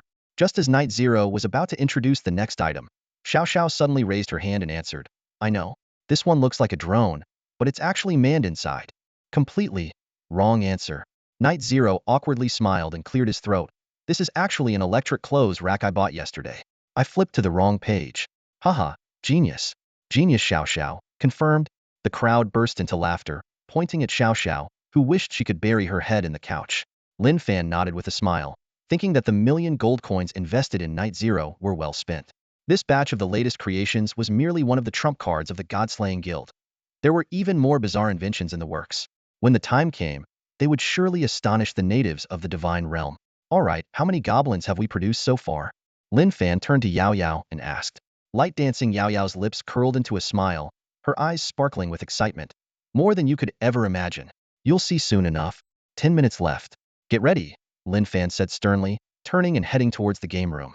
Let's crush them. Yeah, destroy them so they can't even cry out. Who dares say our God-slaying guild is defeated? Prepare to die. Hearing this, everyone's eyes filled with determination, their blood boiling with excitement. Even the two girls joined in, screaming without a care for their ladylike image. To challenge 100 major guilds and NPC armies with the strength of one guild, what audacity and madness. Since this man wanted to fight, they would fight. Since he wanted to stir a storm in the divine realm, they would give their all to dance with him. Folks, I've missed you all so much today. Piledriver's enthusiastic voice echoed through the live stream. As he stood in front of his teammate's camera, the magnificent landscape of Wulong's first battlefield behind him. Everyone, stay calm. In 3 minutes, I'll be streaming the first-person view of the Godslayer Guild's battle. Don't forget to hit that like button. With Godslayer flashing above his head, it was clear that Piledriver was now an official member of the Godslayer Guild. Not only had he joined, but he had also convinced a few colleagues to change their IDs and join the guild, effectively becoming their walking advertisement. Godslayer Tour Group 01. Hold on a sec, a colleague reminded him. Piledriver was about to start but got interrupted. Annoyed, he snapped. What is it? We're about to begin. Don't waste my time. He stepped out of the frame, focusing the live stream on the scenery of Wulong for the moment. Suddenly, Tour Member 2 frowned and said, something's off with the viewer count. We had over 3 million people when we were selling snacks earlier, and now, right before the big battle, we only have 4 million. Piledriver was taken aback. Are we being throttled by the platform? His colleagues nodded in agreement, with one adding, the Huaxia Esports Association is also streaming, and they're badmouthing us. Their viewership is several times ours. Are you kidding me? The game's operations team must be out of their minds. Piledriver cursed and quickly opened the Esports Association stream. Shockingly, their viewership was over 30 million. While the Godslayer Guild had invested substantial resources but only had a fraction of the viewers, Piledriver, with his professional insight, knew something was fishy. The official promotions for God's Domain should be handled by their PR department, with platforms like Maya only taking a cut. But the current situation was clearly abnormal. Just then, a sweet voice from the Esports Association stream filled the air. Welcome, everyone, to the Godslaying Battle livestream. Commentator Jun Chuan added, the Godslayer Guild has been quite dominant lately. Although their chances of winning are slim, they've certainly caught the attention of players worldwide, especially those in the Japanese server. He chuckled meaningfully. Xian Xian quickly chimed in. Absolutely. The presence of the Godslayer Guild's president has, to some extent, negatively impacted the overall game environment. Junchuan laughed. Haha, no doubt. After all, he has a record. He continued, some viewers are asking why we don't mention his name. It's best not to. Those in the know understand. Xian continued, yes, due to some improper cross-server activities with the Godslayer president, it might affect Sino-Japanese relations. Junchuan added, our association has received numerous joint complaints from Japanese guilds. Unfortunately, the Godslayer president is beyond our jurisdiction. Their back and forth filled with sarcasm infuriated Piledriver and his team. The livestream chat was flooded with trolls mocking Lin Fan, calling him names like Matchfixer and Noob Basher. Anyone defending Lin Fan was quickly muted and labeled as paid shills. Tour member 2 suddenly noted, hey, some fans are saying they can't find our stream. Tour member 1 exclaimed, no way. Our viewer count is dropping. I'm making a call. Furious, Piledriver dialed the operations manager's number. What the hell, Director Zhou? We paid you, and now you're throttling us? A nervous voice responded, sorry about that. The Esports Association is putting a lot of pressure on us. They want exclusive rights to this battle. Go to hell. Pressure? Or did they just pay you more? Piledriver raged, and the two began arguing. Seeing the viewer count plummet, Piledriver hung up and immediately reported the situation to Lin Fan. The Huaxia Esports Association? It's expected. They've pulled this stunt before, Lin Fan said with a sly smile.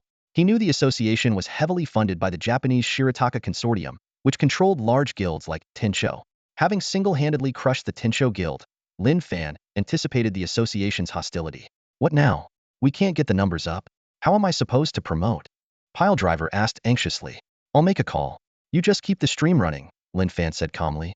As the top-ranked player, he had already fulfilled his promise to Old Su of single-handedly decimating the Tensho Guild. Now, it was time for the Xianling Palace to show their efficiency. Lin Fan dialed Uncle Su. Lin, shouldn't you be busy? The siege is about to start, Uncle Su said, sounding surprised. You play games too? Lin Fan was taken aback. Yeah, occasionally, Uncle Su replied. Imagining Uncle Su's stern face engrossed in a game was amusing to Lin Fan. What class? Need me to help you grind? He joked. A soldier, of course. Charging ahead suits me, Uncle Su said with a hint of a smile. Almost level 35. Just got my awakening class and figuring out the skills. Wang Defa. He's almost level 35? Lin Fan's eyes widened in disbelief as he stared at the screen. This so-called casual player had managed to break into the top 200 on the leaderboard. His heart raced as his fingers flew over the keyboard to gather more information. Class profession, Blood Axe of the Peak? Lin Fan's scalp tingled when he saw Uncle Su's profession. He quickly searched the leaderboard and found Uncle Su's ID. Junwu Shiyin. Typical naming style for someone born in the 80s. Lin Fan muttered to himself. Suddenly, a thought struck him. Wait, he's Junwu Shiyin. In a state of shock, memories of Junwu Shiyin from his previous life flashed through Lin Fan's mind. This guy was a renowned expert in the Heaven tier, with formidable strength. Even more impressive was his guilding Huan. Inghun Guild was truly peculiar. With 60,000 members, their profession distribution was unbelievably balanced. 10,000 priests, 10,000 knights, 10,000 thieves, as if designed by someone with obsessive-compulsive disorder. Even more interestingly, the vast majority of members had only class professions, as if they were mass-produced. Warriors all followed the sword and shield style, priests were all healers, and knights were uniformly Templars. Lin Fan suddenly recalled the comments from well-meaning observers about Inghun Guild in his past life. This isn't a guild. It's a legit army. Indeed, Inghun Guild operated with such discretion that even in hardcore mode, their expedition details were tightly guarded, making it hard for anyone to truly understand their capabilities. At that moment, Lin Fan had an epiphany. It wasn't just him, a reborn individual, who knew about the impending crisis. It seemed the state had been preparing for it all along. By the way, did you need something from me? Uncle Su's voice came through the phone, noticeably softer than when they first met. Lin Fan took a deep breath to calm himself. It's nothing major. I just need your help dealing with the Huaxia Esports Association. They seem to have issues with me, and it's affecting my interests. Someone is already looking into it. That association is indeed not very clean, Uncle Su chuckled wryly.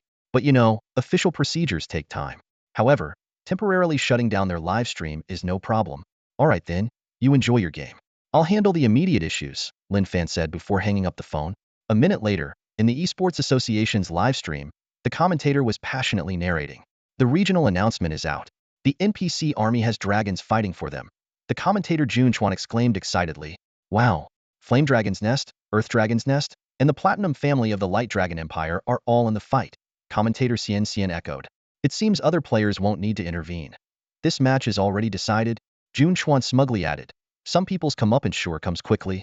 Don't think temporary glory can erase past misdeeds. Everyone, stay tuned. Before he could finish, the livestream screen suddenly went black. The commentators stood frozen, staring at a single line of text. This live stream has been closed due to violations. That's all for today. Thank you so much for watching. I hope you guys enjoyed. If you wish to have another part of this recap, please give us at least 1,000 likes. Please don't forget to comment and subscribe to our channel for more content like this. Until next time.